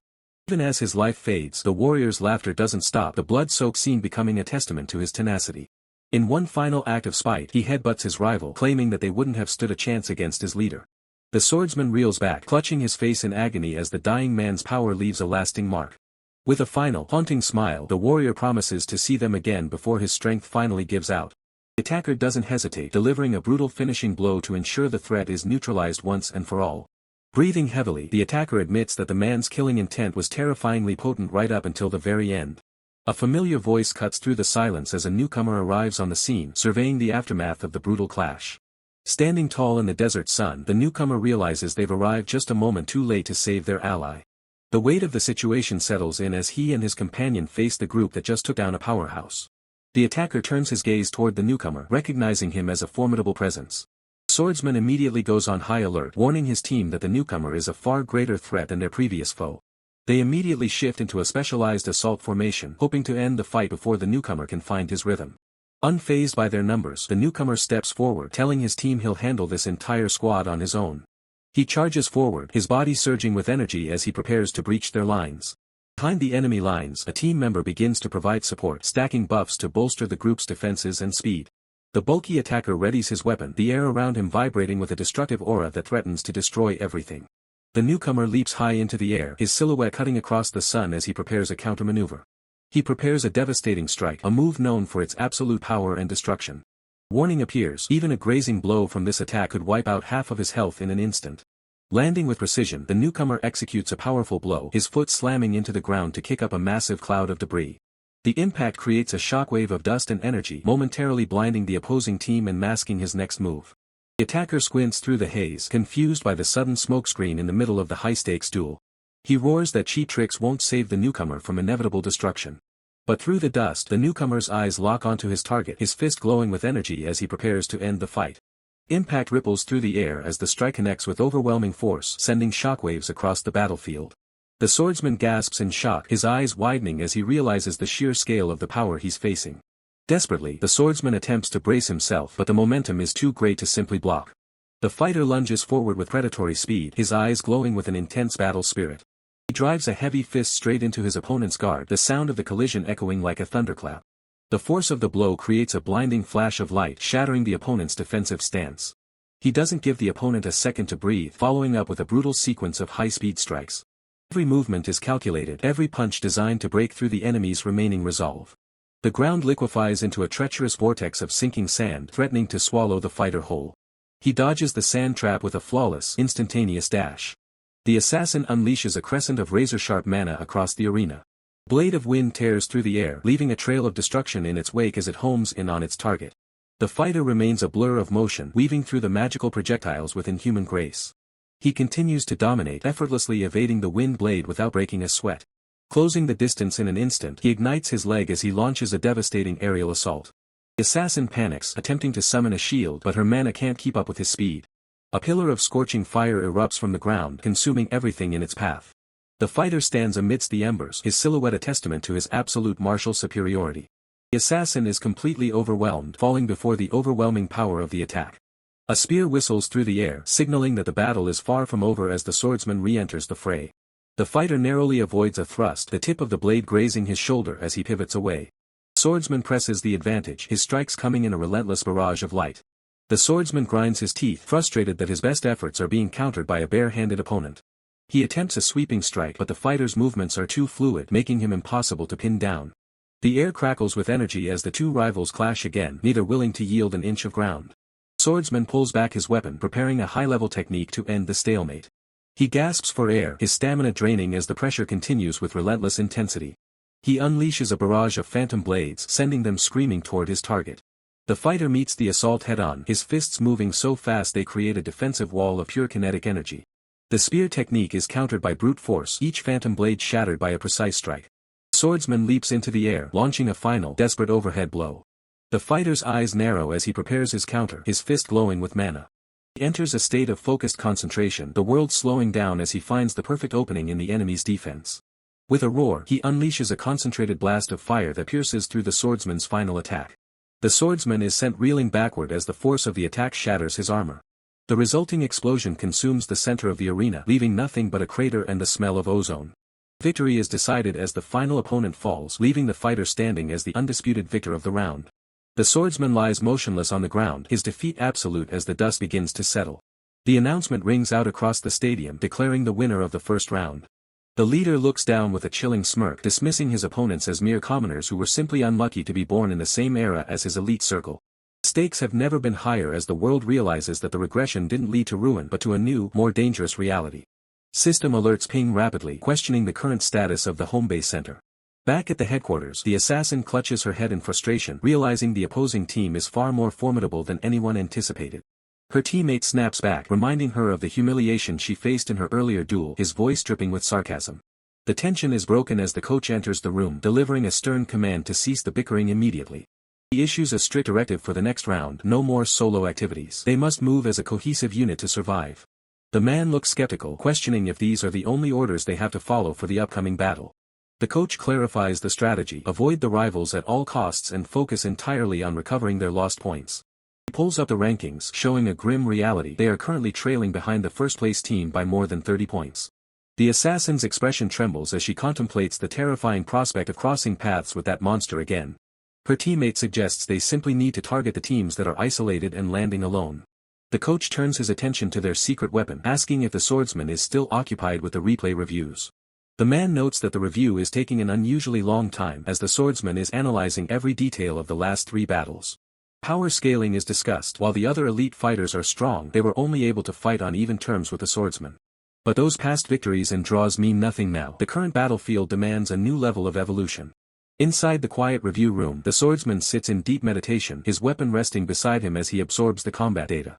His eyes remain hidden in shadow as he contemplates the existence of the enemy leader, wondering if another monster of that caliber could truly exist. With a sudden surge of intent, he stands as a blue aura of power erupts around him. Round 2 begins on the new map. The atmosphere is electric following the series of unprecedented upsets in the first round. At the heart of the chaos stands the underdog team, led by their captain and flanked by his closest allies. They were the ones who toppled the championship favorites, marking the biggest shock in the tournament's history. The leader greets the new round with a confident smirk, marveling at the fate that has brought them back to the front lines. As round 2 kicks off, the two rival teams find themselves face to face once again, fueling the opponent's visible anger. The man is immediately grilled by his teammates, who demand to know why the enemies are moving as a group despite his predictions. The youth shares a knowing look with his leader, confirming that their plan to land secretly on the outskirts worked perfectly. The leader exposes the enemy's cowardly tactics, explaining how they drive weaker teams toward danger just to strike them from behind. The assassin looks toward her leader, her eyes wide with concern as she asks about the status of the swordsman. The swordsman steps forward, his armor clanking as he reminds the team that the priority remains accumulating points. He readies his weapon, deciding to hold off the enemy leader himself so that the rest of his team can escape the immediate danger. With a heavy step, he reinforces the mission: focus on building the score. The true battle for survival has only just begun. The silver-haired swordsman, Ambed, steps forward with cold resolve, gripping his weapon as he prepares to stall Dohyuk and buy his team time. With a heavy stomp, he issues a final command: everyone else must prioritize escaping the battlefield immediately. While the enemy looks on in tense silence, Ambed promises to meet his group at point B after he eliminates Dohyuk. The blue-haired youth watches with a mix of amusement and disbelief, wondering where Ambed finds the audacity to face Dohyuk alone. A smirk plays on his lips as he realizes Ambed actually believes he stands a chance against their monstrous leader. Dohyuk simply smiles, his eyes burning with calm intensity as he tells his team to let the challenger approach. Cracking his knuckles, Dohyuk prepares to teach a painful lesson regarding the overwhelming gap in their strength. In a low, menacing tone, he notes that the only reason Ambed is still standing is that he hasn't been broken yet. The atmosphere shatters as the supporting units move to intercept the retreating enemies, refusing to let a single one escape. Choi Kangcheol charges forward with predatory speed, his eyes locked onto his target as he moves in for the kill. Lee Dohyuk extends a hand, inviting Ambed to begin their duel amidst the ruined street. Ambed flinches as Lee Dohyuk's presence suddenly expands, filling the entire area with an oppressive killing intent. He braces himself, sensing the explosive movement before it even happens. The monster is coming. Recognizing the hand motion from a previous encounter, Ambed prepares to counter the penetrating palm technique, determined not to fall for the same trick twice. He drops into a defensive stance, his eyes tracking every micro-movement of Lee Dohyuk's body. The tension snaps in an absurd way as Lee Dohyuk stops and casually asks for a handshake before they get serious. Lee Dohyuk lets out a mock gasp, twisting his face into a taunting expression and asking if the elite swordsman is actually scared. He laughs off the tension while the system notes that being nervous against a monster like Lee Dohyuk is only natural. Ambed bristles, making a desperate excuse that he was merely securing the proper distance for his own offensive. The system dismisses his claim, noting that he clearly faltered, which only sends Ambed into a flustered rage. Driven by embarrassment, Ambed lunges forward, his movements erratic as he tries to reclaim his dignity. Lee Dohyuk watches the desperate charge, his expression shifting back to the cold gaze of a predator. Nearby, an arrow is deflected mid-air, sparks flying as steel meets steel in a separate clash. Kim Min-hyuk scoffs at the attempt, finding the resistance of his opponents utterly futile. Kim Min-hyuk roars at Choi Kangcheol, mocking the idea that he could ever stand against him. Their blades collide with bone-shaking force. Kim mocks Choi for gaining false confidence from his new allies. His face contorts with rage as he prepares to crush Choi Kangcheol's spirit once and for all. He vows to shatter the illusion of strength that Choi Kangcheol has built up, his sword glowing with lethal energy. Choi Kangcheol remains calm, his focus absolute as he parries the heavy strikes with surgical precision. Kim Min-hyuk presses the advantage, refusing to give his opponent a moment to breathe. Choi Kangcheol dismisses the effort, noting that compared to sparring with Kwavna, these attacks are child's play. He poses a tactical question: how should one respond when they find themselves completely outclassed in skill? Kim Min-hyuk slashes through a red cloak, thinking he's caught his prey, but it's only a diversion. With a predatory grin, Kim Min-hyuk claims that even a cloak cannot hide a presence he has already locked onto. The predatory lock is absolute, and the youth lunges forward with a strike that cuts through the air, his eyes fixed on the kill. The enemy's eye widens in a final, panicked realization that death has arrived, and it wears a face of cold determination. Youth grits his teeth, the relentless drive burning in his soul even as blood spatters across his face. Standing over his fallen foe, the youth declares his creed: never give up, no matter the cost, even as he stands missing an arm. The adrenaline begins to fade, replaced by a sharp groan of pain as the reality of his brutal injuries sets in. From above, the battlefield is a grim tableau of sacrifice, with two warriors broken upon the cold, hard ground. A bloody, triumphant smile stretches across his face. Finally, after all this time, his revenge is successful. He looks up at the vast, uncaring sky, wondering if his allies are faring any better in this hellish war.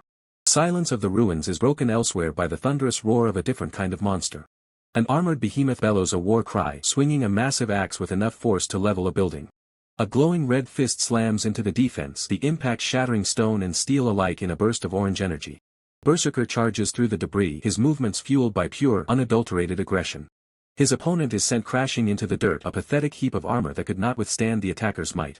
The Berserker laughs, mocking the fallen warrior as nothing more than a boar charging blindly to its death. A calm, feminine voice interrupts his boasting, offering a dry acknowledgement of his handiwork. The woman sits perfectly poised, sipping tea amidst the carnage as if she were in a quiet garden. She needles him, pointing out that despite his power, he was still slower than her this time. The Berserker rages, vowing to win their next race, but the woman only wishes him better luck in his next life. She tells him to shut up and head toward their leader, ending the banter with a sharp command.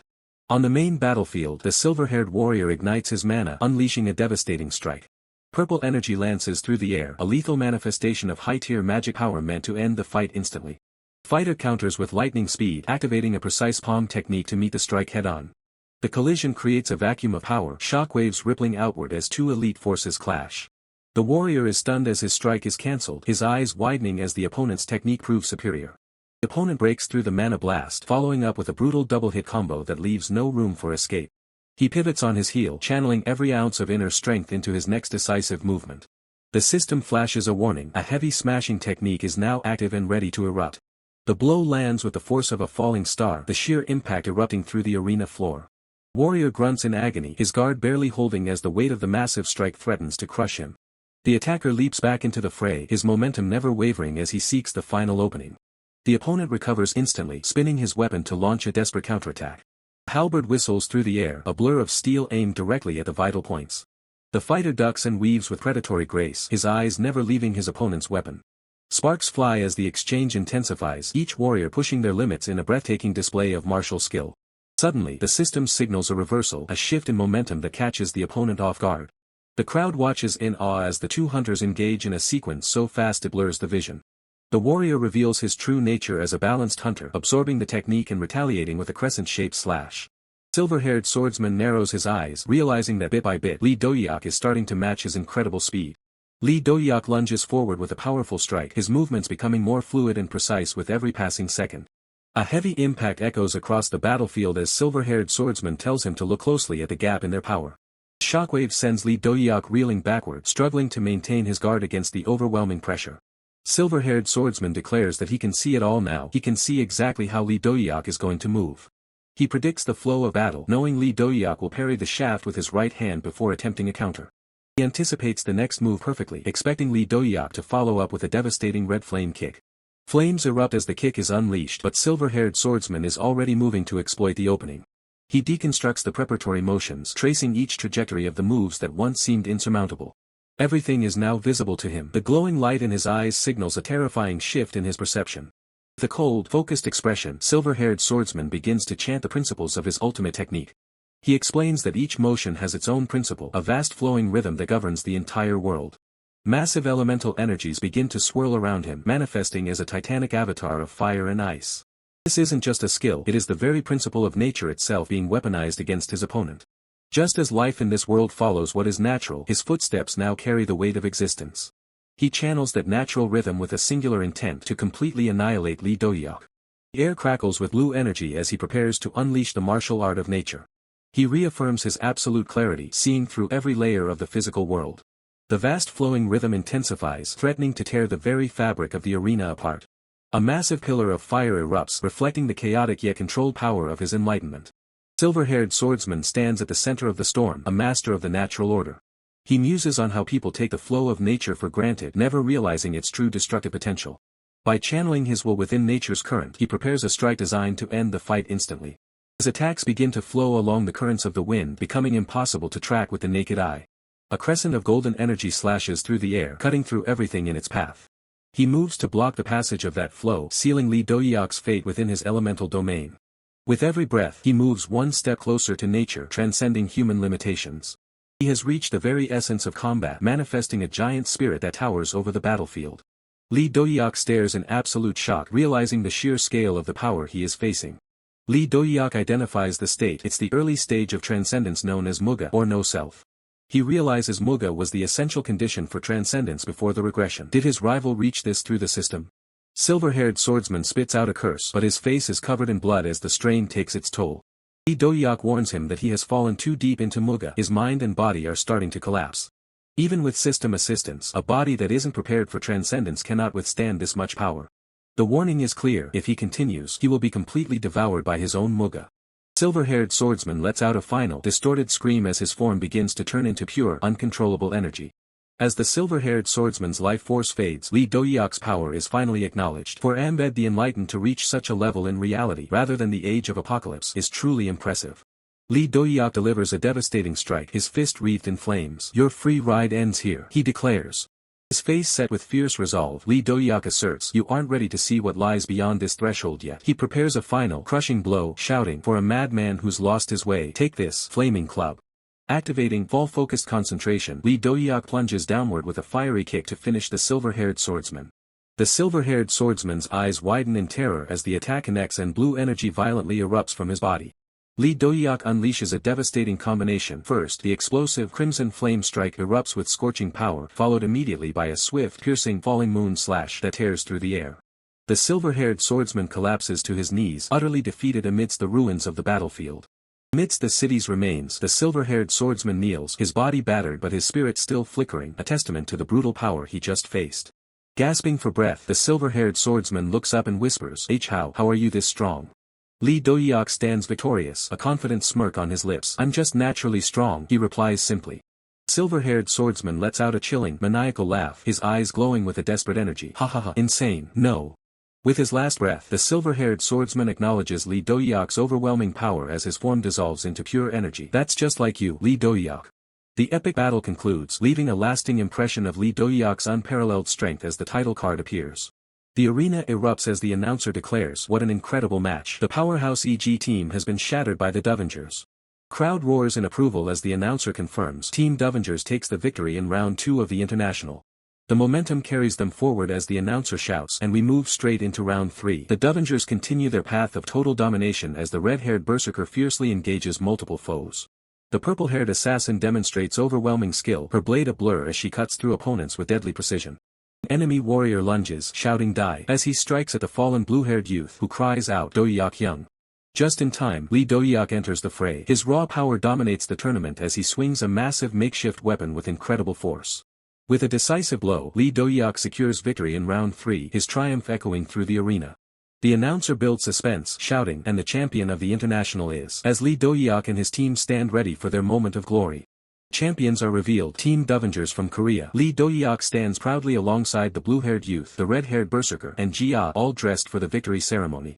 The ceremony begins as the announcers declare, "We will now proceed with the trophy presentation for the International Championship to Team Dovengers."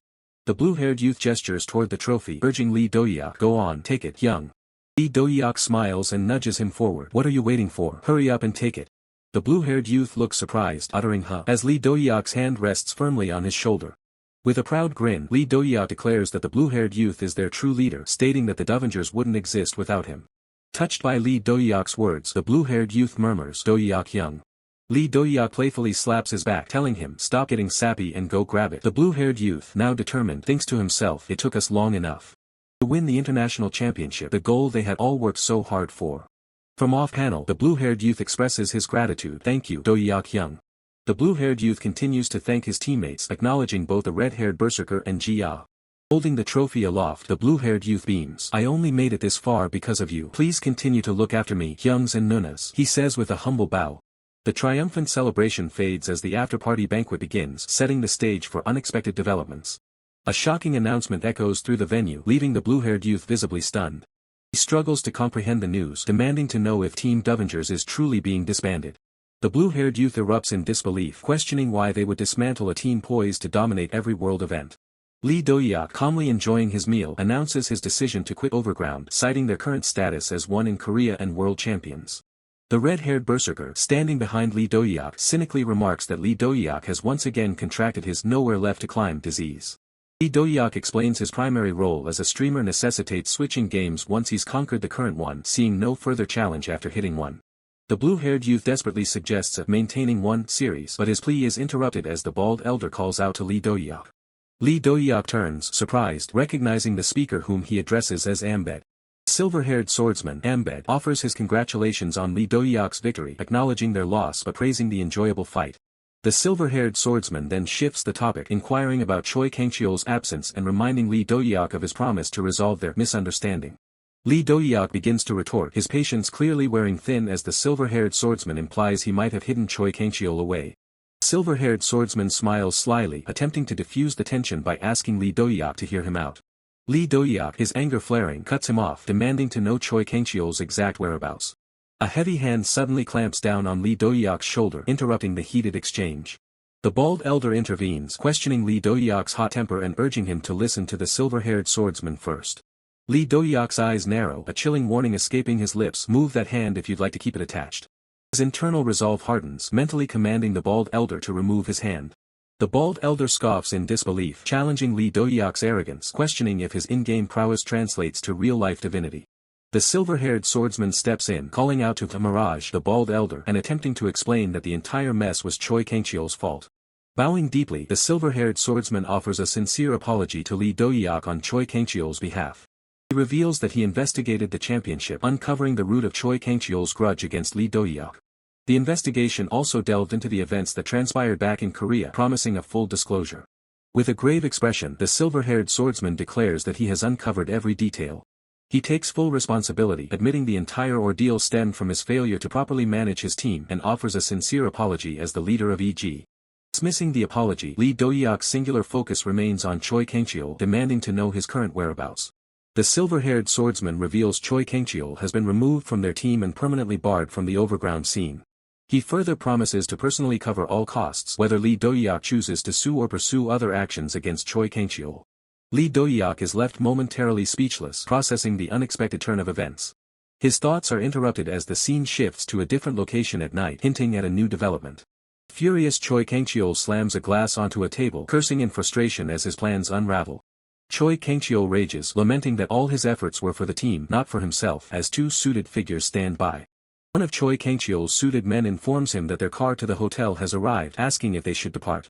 The door swings open, revealing the dark, empty street outside, hinting at an imminent departure or an unexpected arrival.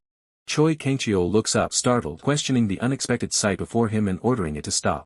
Choi Kangcheol's bodyguards confront a masked figure at the entrance, warning them not to approach as the venue is still rented.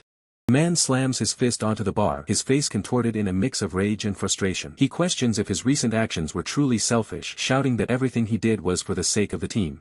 A bodyguard approaches, interrupting the man's internal turmoil to inform him that the car for the hotel has arrived and asks if he's ready to depart immediately. The heavy wooden doors of the lounge swing open, the sudden motion cutting through the tense atmosphere of the room.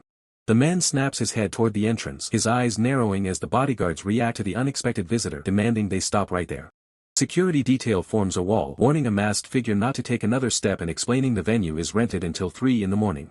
The masked figure stands tall, his presence radiating a cold, murderous intent as he demands to know if his target is present. The man looks on with a mix of annoyance and confusion, wondering who would be bold enough to crash this private meeting. Ignoring the warnings, the masked man confirms he's in the right place, his eyes locked onto his target with predatory focus. A guard places a firm hand on the intruder's shoulder, issuing a final, stern warning to leave before things get violent. In a low, chilling tone, the masked figure mutters to himself, clinically identifying the pressure points he's about to dismantle. The guard barely has time to register the threat before the intruder's hands blur into motion. Violent impact echoes through the bar as the masked man initiates a lightning-fast grappling maneuver. Shock and pain wash over the guard's face as he realizes he's completely outmatched by this mysterious assailant. With a sickening crack, the masked man snaps the guard's arm, sending a scream of pure agony ripping through the room. The intruder follows up with a brutal strike to the jaw, sending the guard's sunglasses flying as he's neutralized instantly. The masked man spins, delivering a devastating kick that sends another bodyguard crashing across the floor. He moves with the cold efficiency of a professional assassin closing in for the kill. Another guard charges forward with an expandable baton, swinging wildly while cursing the intruder's audacity. The masked figure catches the guard's wrist mid-swing, his grip tightening like a steel vice. With terrifying strength, he slams the guard face first into the wooden floor, ending the struggle before it even began. The guard lies motionless, blood pooling beneath his face as the sheer power of the impact leaves him incapacitated. The masked man stands over his fallen foes, his voice dripping with venom as he warns them never to touch his people again. He promises to retaliate for daring to plot against him, his intent clear and absolute. Vowing to completely destroy them so they never consider such a scheme again, he turns his attention back to his primary target. Suddenly, he pauses, noticing the bartender trembling behind the counter and realizes something is wrong. He barks a question at the bartender, demanding to know where the man went. The terrified man points toward the back, stammering that he just fled through the rear exit. The masked man bursts through the back door, calling out as he sees his target desperately trying to reach a waiting car. An armed bodyguard outside draws his weapon, screaming for the intruder to freeze as the man scrambles into the vehicle. The masked man moves with inhuman speed, weaving through the line of fire as bullets whistle past him, leaving trails of light in the dark alley. Gunman shouts in panic, unable to track the intruder's erratic and blindingly fast movements. With a powerful punch, the masked man disarms the guard, the impact sending the man reeling as the weapon is knocked away. Inside the car, the man screams in terror, gripping the steering wheel as he realizes his escape is being cut off. The masked man recovers the fallen handgun, his eyes glowing as he aims at the fleeing vehicle. Car screeches away, tires smoking as the man pushes the engine to its limit to escape the nightmare behind him. Muzzle flashes light up the night as the masked man opens fire, the thunderous reports of the gun echoing through the streets. The rear window of the car shatters under the barrage, glass shards flying everywhere as the man narrowly avoids the lethal projectiles. Tires scream against the asphalt, sparks flying as the vehicle loses all traction, spiraling out of control after the brutal assault. Inside the cabin, the driver lets out a blood-curdling scream, his hands gripping the wheel in a futile attempt to fight the laws of physics. The sedan skids sideways, the screech of metal on pavement echoing through the night as the chase reaches its violent conclusion. A massive impact shatters the remaining glass, the frame buckling under a force far greater than a simple collision. Dazed and bloody, the man gasps for air, the world spinning as he realizes the hunter has finally cornered his prey. Suddenly, a powerful, gloved hand reaches through the wreckage, grabbing him with the strength of a vice. With a single, effortless motion, he is dragged out of the mangled car, his body scraping against the debris. He is tossed onto the cold pavement like a piece of discarded trash, the figure looming over him like an omen of death. The fallen man coughs, the metallic taste of blood filling his mouth as he stares up at the dark silhouette. Wiping the blood from his lips, he spits out a desperate question, demanding to know the identity of the person who just destroyed his life. The figure, hidden behind a black balaclava, looks down with cold, indifferent eyes. He scoffs, noting that if he intended to talk, he wouldn't be wearing a mask. The man lets out a wheezing laugh. He mentions a previous encounter abroad, claiming there's only one person who would hold such a deep, murderous grudge against him. He raises a trembling finger, his voice shaking with a mix of realization and pure, unadulterated spite. He utters a name with a snarl. The air turns heavy as the secret identity is dragged into the light. Figure stands tall, his powerful physique silhouetted against the night sky, offering no confirmation, only a terrifying silence. The man continues his desperate rant, accusing the figure of being a fool for causing such a scene and turning the city into a war zone. He screams that he's already contacted the authorities, boasting that the attacker has messed with the wrong man. Unfazed by the threats, the figure reaches for a detached car door, lifting the heavy metal as if it were a feather. He slams the metal plate down, looming over the fallen man like a judge delivering a final, crushing sentence. The man's bravado vanishes instantly. He stammers, his body trembling as he realizes this isn't an arrest, it's an execution. The figure leans in close, his voice a low, lethal whisper. He acknowledges the crime, stating that death is the only logical conclusion. A single tear of pure terror tracks down the man's face as he lets out one last, pathetic cry for mercy. The sound of a heavy impact echoes, a finality that signals the end of the struggle. The target pinned and broken, the figure exerts a pressure that feels like the weight of a mountain. He tells the man to be grateful that they aren't living in the age of the apocalypse where mercy is a forgotten concept. He repeats the demand, his presence becoming suffocating as he forces the man to acknowledge his absolute defeat. The man is a broken shell, sobbing and drooling as his mind snaps under the sheer intensity of the encounter. The figure issues a final warning, never again should he even think about pulling tricks like this. He promises that from this day forward, the mere memory of this encounter will be enough to plunge the man into eternal fear. As he speaks, a terrifying, monstrous aura flares behind him, manifesting as a beast of pure, crimson malice. The target is left gasping in the dirt, completely shattered, as the figure stands over him like a demon king claiming his soul. In the distance, the wail of sirens cuts through the night, the police finally arriving at the scene of the carnage. Officers rush out, their radios crackling with reports of an unidentified individual found at the center of the wreckage. The lead officer calls for an ambulance, noting the severity of the situation while confirming that the suspect has already vanished. They begin a perimeter search, but the person responsible is long gone, having disappeared into the shadows of the city. High above the clouds, the man is already miles away, planning his next move as he prepares to return home. On the flight, a passenger leans over, excitedly mentioning an offer to be a beta tester for a massive new game. The offer on the table is staggering, 5 billion won. The numbers echo through the sleek, high-rise headquarters of Zero Gate. General Team Leader takes a calm sip of his coffee. Actually, it's 50 billion after tax, a net payout wired straight to your account the moment the test concludes. Lee Dohyuk's eyes practically turn into dollar signs. He's a truly admirable person. Where do I sign? Behind him, the blue-haired youth tries to play the voice of reason, urging him to actually read the contract first. The General Team Leader chuckles at the boy's eagerness. Your manager is right. Take your time and review everything thoroughly before you commit. Lee Dohyuk's expression shifts to one of suspicion. But I have to ask, isn't 50 billion way too much for just being a beta tester? He narrows his eyes, sensing a catch. It feels like there must be other conditions you aren't mentioning. A heavy silence fills the room as the two men lock eyes across the table, the weight of the massive sum hanging in the air. With a deliberate click, the General Team Leader sets his cup down. 50 billion is indeed a massive sum. The truth is, the reason we wanted you specifically is. He leans in, his tone turning serious. The AI Gaia, the entity that oversees all development at Zero Gate, specifically requested your data. Lee Dohyuk is taken aback. An AI wants my data? Why me? Confusion is evident on his face as he tries to process the idea of a machine being interested in his playstyle. Zero Gate has been a silent partner in countless game worlds, the leader explains. Our goal was to create a next-generation experience that would shock the world. To achieve that, we needed data from players who could push past the intended limits of our systems and show abilities beyond the ordinary. He pulls up records of Lee Dohyuk's past gaming sessions. By chance, we discovered you playing It Kills 2, where your combat efficiency was off the charts. The screen flashes with the intensity of his strikes, showing power that shouldn't have been possible in a game the company helped develop. Then in Ultimate Fighter, you shocked us by learning opponents' techniques in real time and returning them with lethal precision. In every subsequent game, you rejected conventional gameplay methods entirely, carving your own path through the code. You gathered companions to break the game's framework with creative styles that left developers speechless. Some of your plays were so bizarre and beyond the norm that viewers literally cursed you for breaking the game's logic. But to us, that was groundbreaking. You exceeded every prediction made by our production team and even Gaia herself. Dohyuk laughs nervously, scratching his head. Well, no sane human would raise a monster that way just to play, sorry about that. The general team leader slams the table, his eyes burning with excitement. That's exactly why. Your unconventional playstyle that even AI can't predict is what we need. He stands up, pointing with conviction. If we can build a world that can actually handle your gameplay, we'll be one step closer to the ultimate game. This is the final consensus of our team in Gaia. Dohyuk nods, finally understanding the stakes. So, when does testing start? Before they can finalize the details, the office door is kicked open with a thunderous crash, interrupting the meeting. Uncle, is he here? Is Dohyuk here? A young man bursts into the room, full of chaotic energy and ignoring the guards. He rushes over to Dohyuk, his face lit up with pure adoration. Oh my god, it really is you. I'm your biggest fan. I've wanted to meet you forever. The general team leader's vein pops as he grabs the intruder by the head. Kim Woo-sun, you're the CEO, act like it. But Kim Woo-sun just grins. Uncle, calling Dohyuk means you're rebooting HUN.CL, right?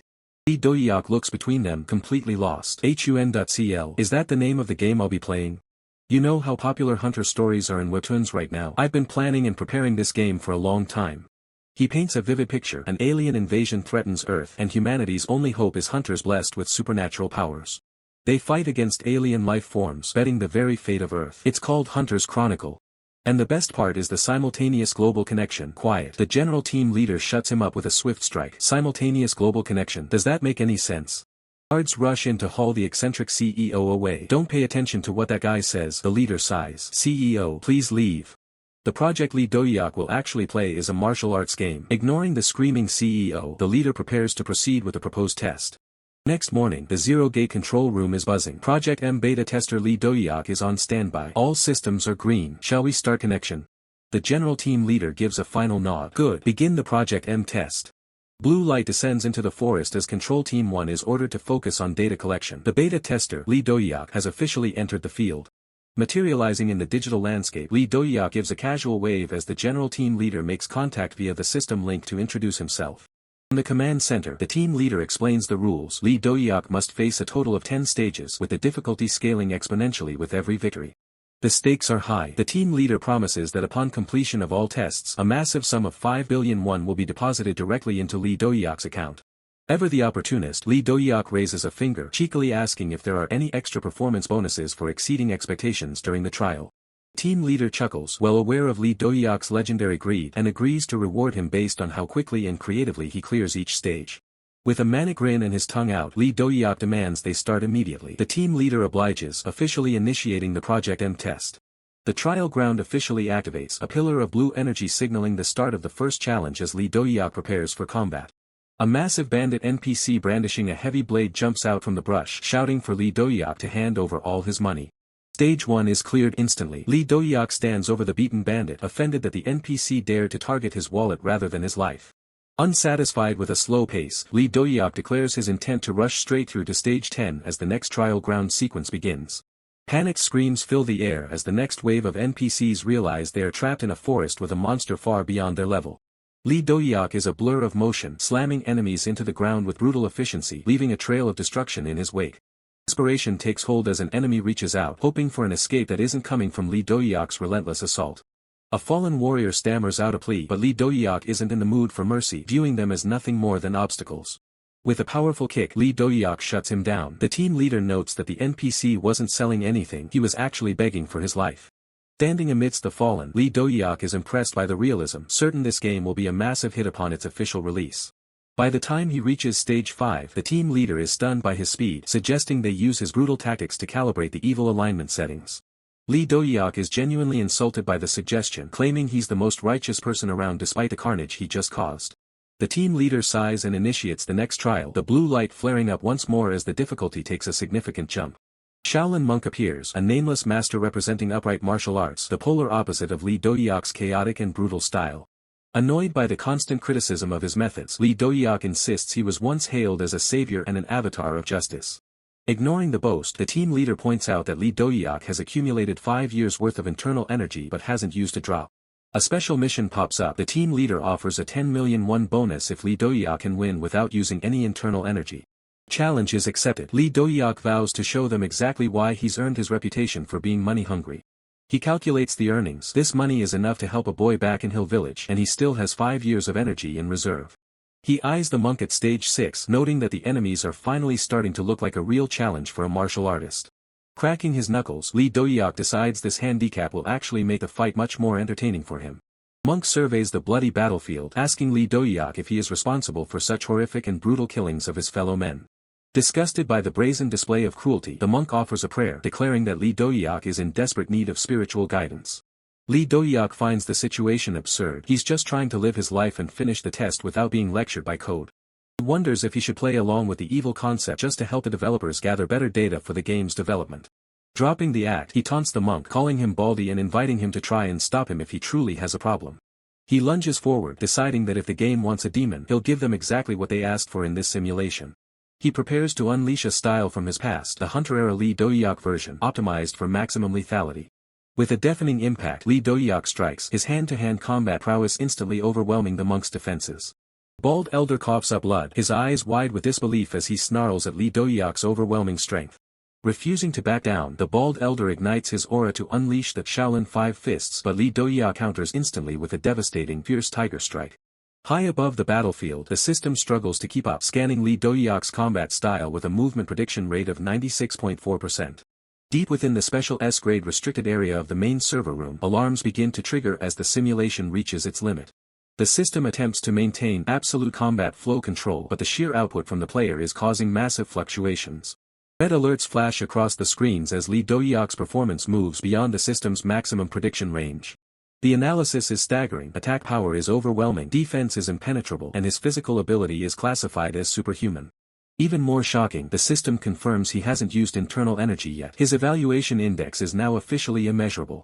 Critical system message demands an emergency upgrade to the analysis algorithm as energy surges from the core. Following emergency protocols, the system prepares for a drastic intervention to stabilize the scenario.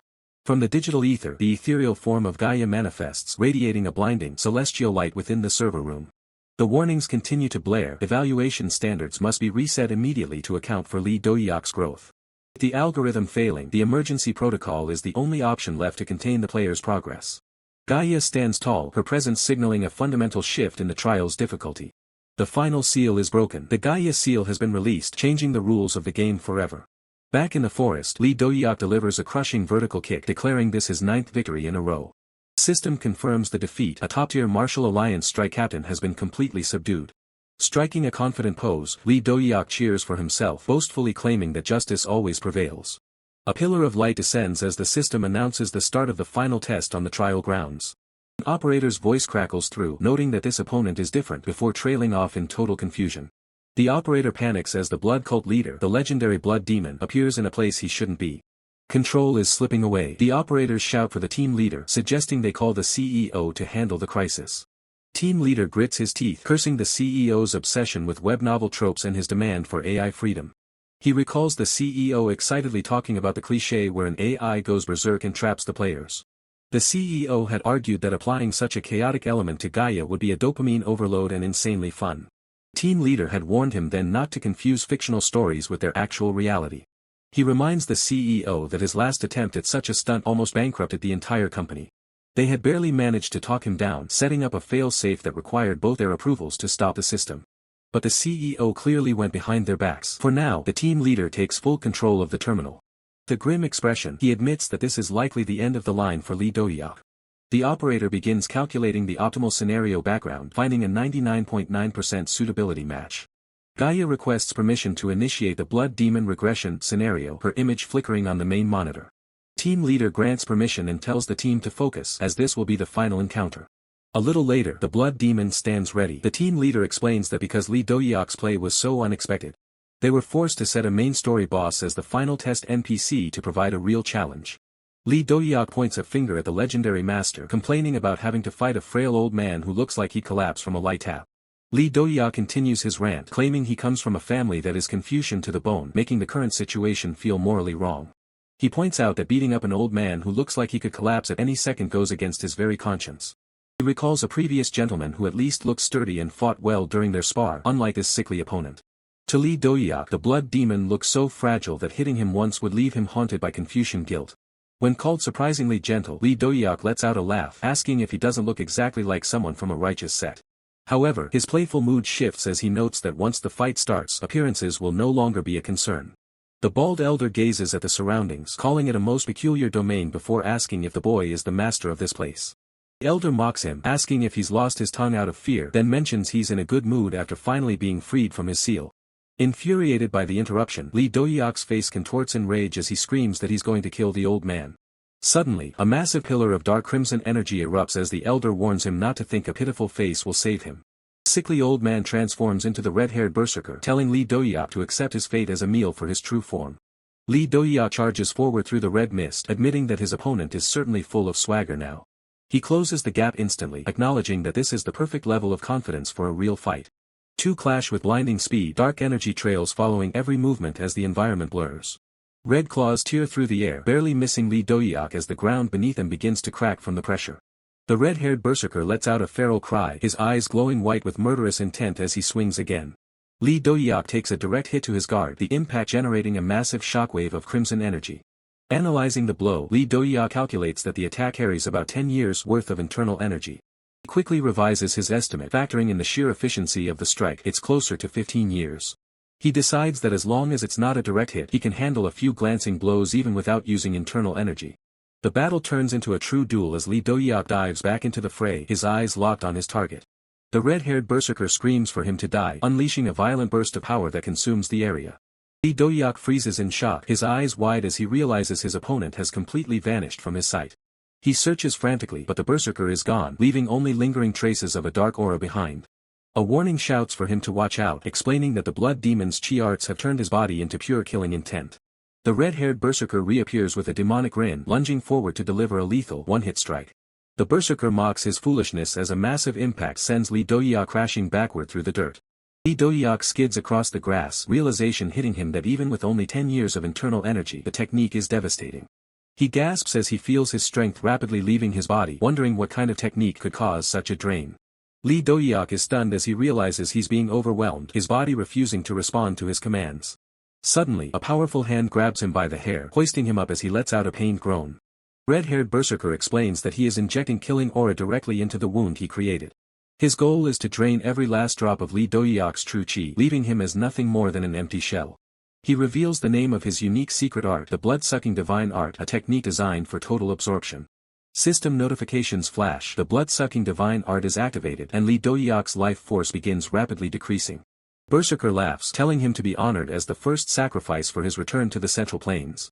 Lee Dohyuk grunts, telling the demon not to be ridiculous as he struggles against the overwhelming drain. His eyes narrow with a sudden, fierce intensity, questioning who gave the demon permission to take what belongs to him. With a snarl, Lee Dohyuk declares that if anything, he is the one who takes, not the one who gets taken from. Tides of battle turn as Lee Dohyuk prepares to reclaim his energy with a vengeance. Lee Dohyuk refuses to let even a single drop of his chi escape, gripping his foe with iron resolve and declaring that even his sweat is off limits to this thief. His eyes narrow with predatory focus, demanding the enemy surrender every ounce of their energy immediately. Realizing the enemy is attempting to drain him, Lee Dohyuk reverses the flow, intending to twist their energy and use it for his own gain. With a roar, he activates the Dohyuk-style blood-sucking divine art, causing the opponent to scream in confusion as their power is violently ripped away. Bald Elder is left speechless as the blood demon NPC begins to show a bizarre, blissful expression while being drained of his essence. The panic demon accuses Lee Dohyuk of heresy for imitating its secret art, desperately pleading for its energy to be returned. Lee Dohyuk doubles down, refusing to let go until the enemy is completely drained as the demon realizes its ultimate weak point has been exposed. A chaotic vortex of energy erupts as the two clash in a frantic struggle, leaving the observers to scream for them to stop the madness. The system finally chimes in, announcing that the trial ground has been cleared, punctuated by Lee Dohyuk's smug claim that justice always prevails. Lee Dohyuk gives a casual thumbs up over his fallen foe, despite the bald elder noting that his brand of justice involved the dirtiest tactics imaginable.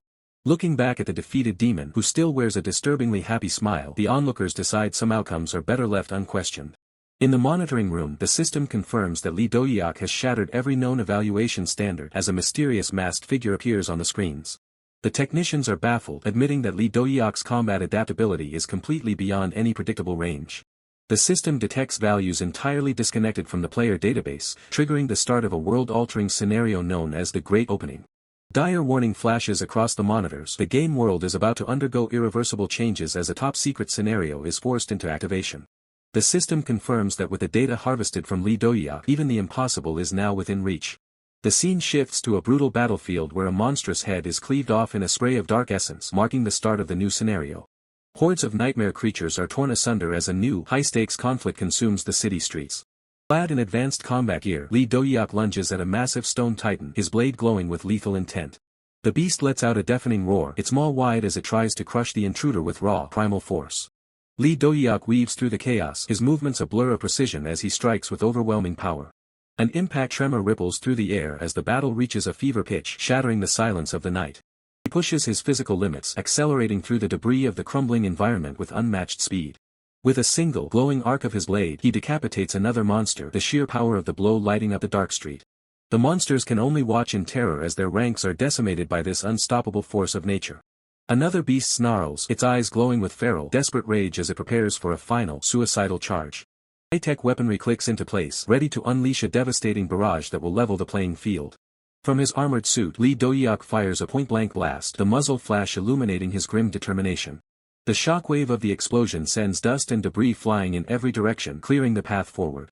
Soaring through the air, Dohyuk rains down beams of pure energy upon a gargantuan rhino beast, signaling the start of a new era of war.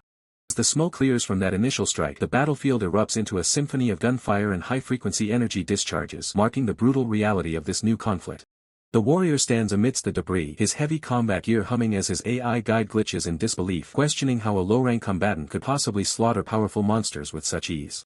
Cutting through the system's frantic analysis, the warrior demands silence, ordering the AI to bypass the useless chatter and reveal the next objective. A new submission flickers into existence, save the prophet. The directive is clear, a comrade is in immediate peril, and the clock is ticking. Suddenly, the system blares a warning. Magical entities of immeasurable power have been detected nearby, and the warrior recognizes a voice that shouldn't be here. In the distance, a grotesque beast with glowing purple eyes and a maw full of jagged teeth reels back as arrows pierce its thick, leathery hide. Taking the form of a crimson-caped archer, the warrior finds himself cornered by towering monstrosities, their blades swinging with lethal intent. The desperate roll, the archer narrowly evades a crushing blow that shatters the ground where he stood just a second before. He retaliates instantly, letting loose a volley of arrows that streak through the air like guided missiles aimed at the heart of the beast. The lead monster deflects the projectiles with a massive, rusted blade, its inhuman strength making the archer's attacks look like mere child's play. The archer grits his teeth, channeling every ounce of energy into his next shot, the exploding arrow igniting the tip with a blinding violet light. The arrow finds its mark, detonating in a massive shockwave that tears through the creature's midsection, showering the area in dark ichor. Surveying the carnage, the warrior is hit by a wave of confusion. This was supposed to be a simple beta test, but the atmosphere is far too real. Panic sets in as he tries to exit. The red system warnings are relentless. The logout function is completely disabled, trapping him within the digital nightmare. The synchronization has reached 100%. Every cut, every bruise, and every ounce of pain is being transmitted directly to his physical body. The situation on the ground is dire. Soldiers scream that the primary team has been wiped out, urging a full retreat as the perimeter collapses. The protagonist realizes he's been thrust into the role of squad leader at the worst possible moment, responsible for lives in a world he can't escape. His men are terrified, knowing they need a full squad of high-level warriors just to stand a chance against the horrors closing in on them. A sudden roar of flame and energy interrupts their retreat. "Get down!" someone screams as a massive blast levels the nearby structures. A loyal soldier throws himself over the young leader, shielding him from the brunt of the devastating impact. They are slammed into the dirt, the air forced from their lungs as the ground continues to tremble under the weight of the enemy's assault.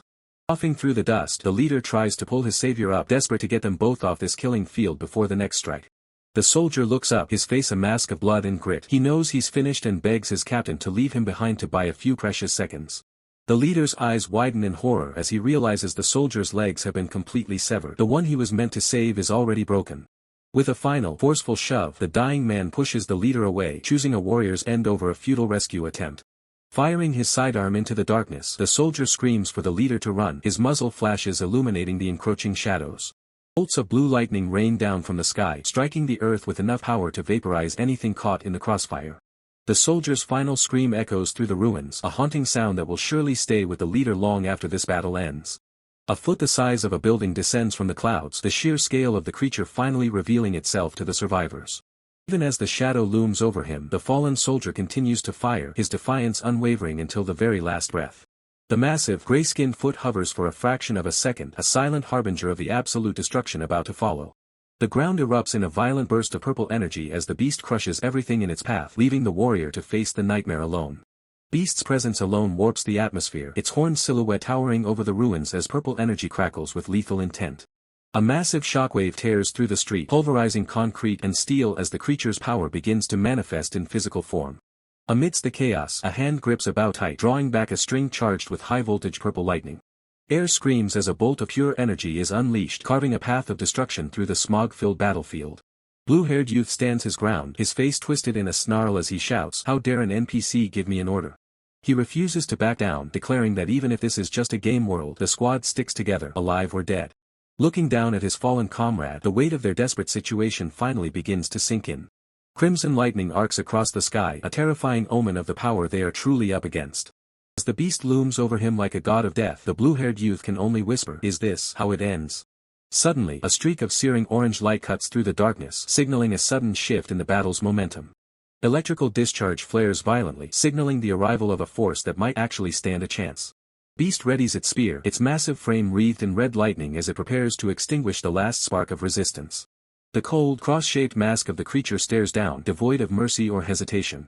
Dohyuk arrives, clad in heavy black armor, his eyes wide with focus as he levels his weapon at the nightmare. He unleashes a volley of high-intensity blue energy beams, lighting up the dark ruins with technical precision. Beams strike the beast with pinpoint accuracy, forcing the massive entity to brace against the sudden onslaught.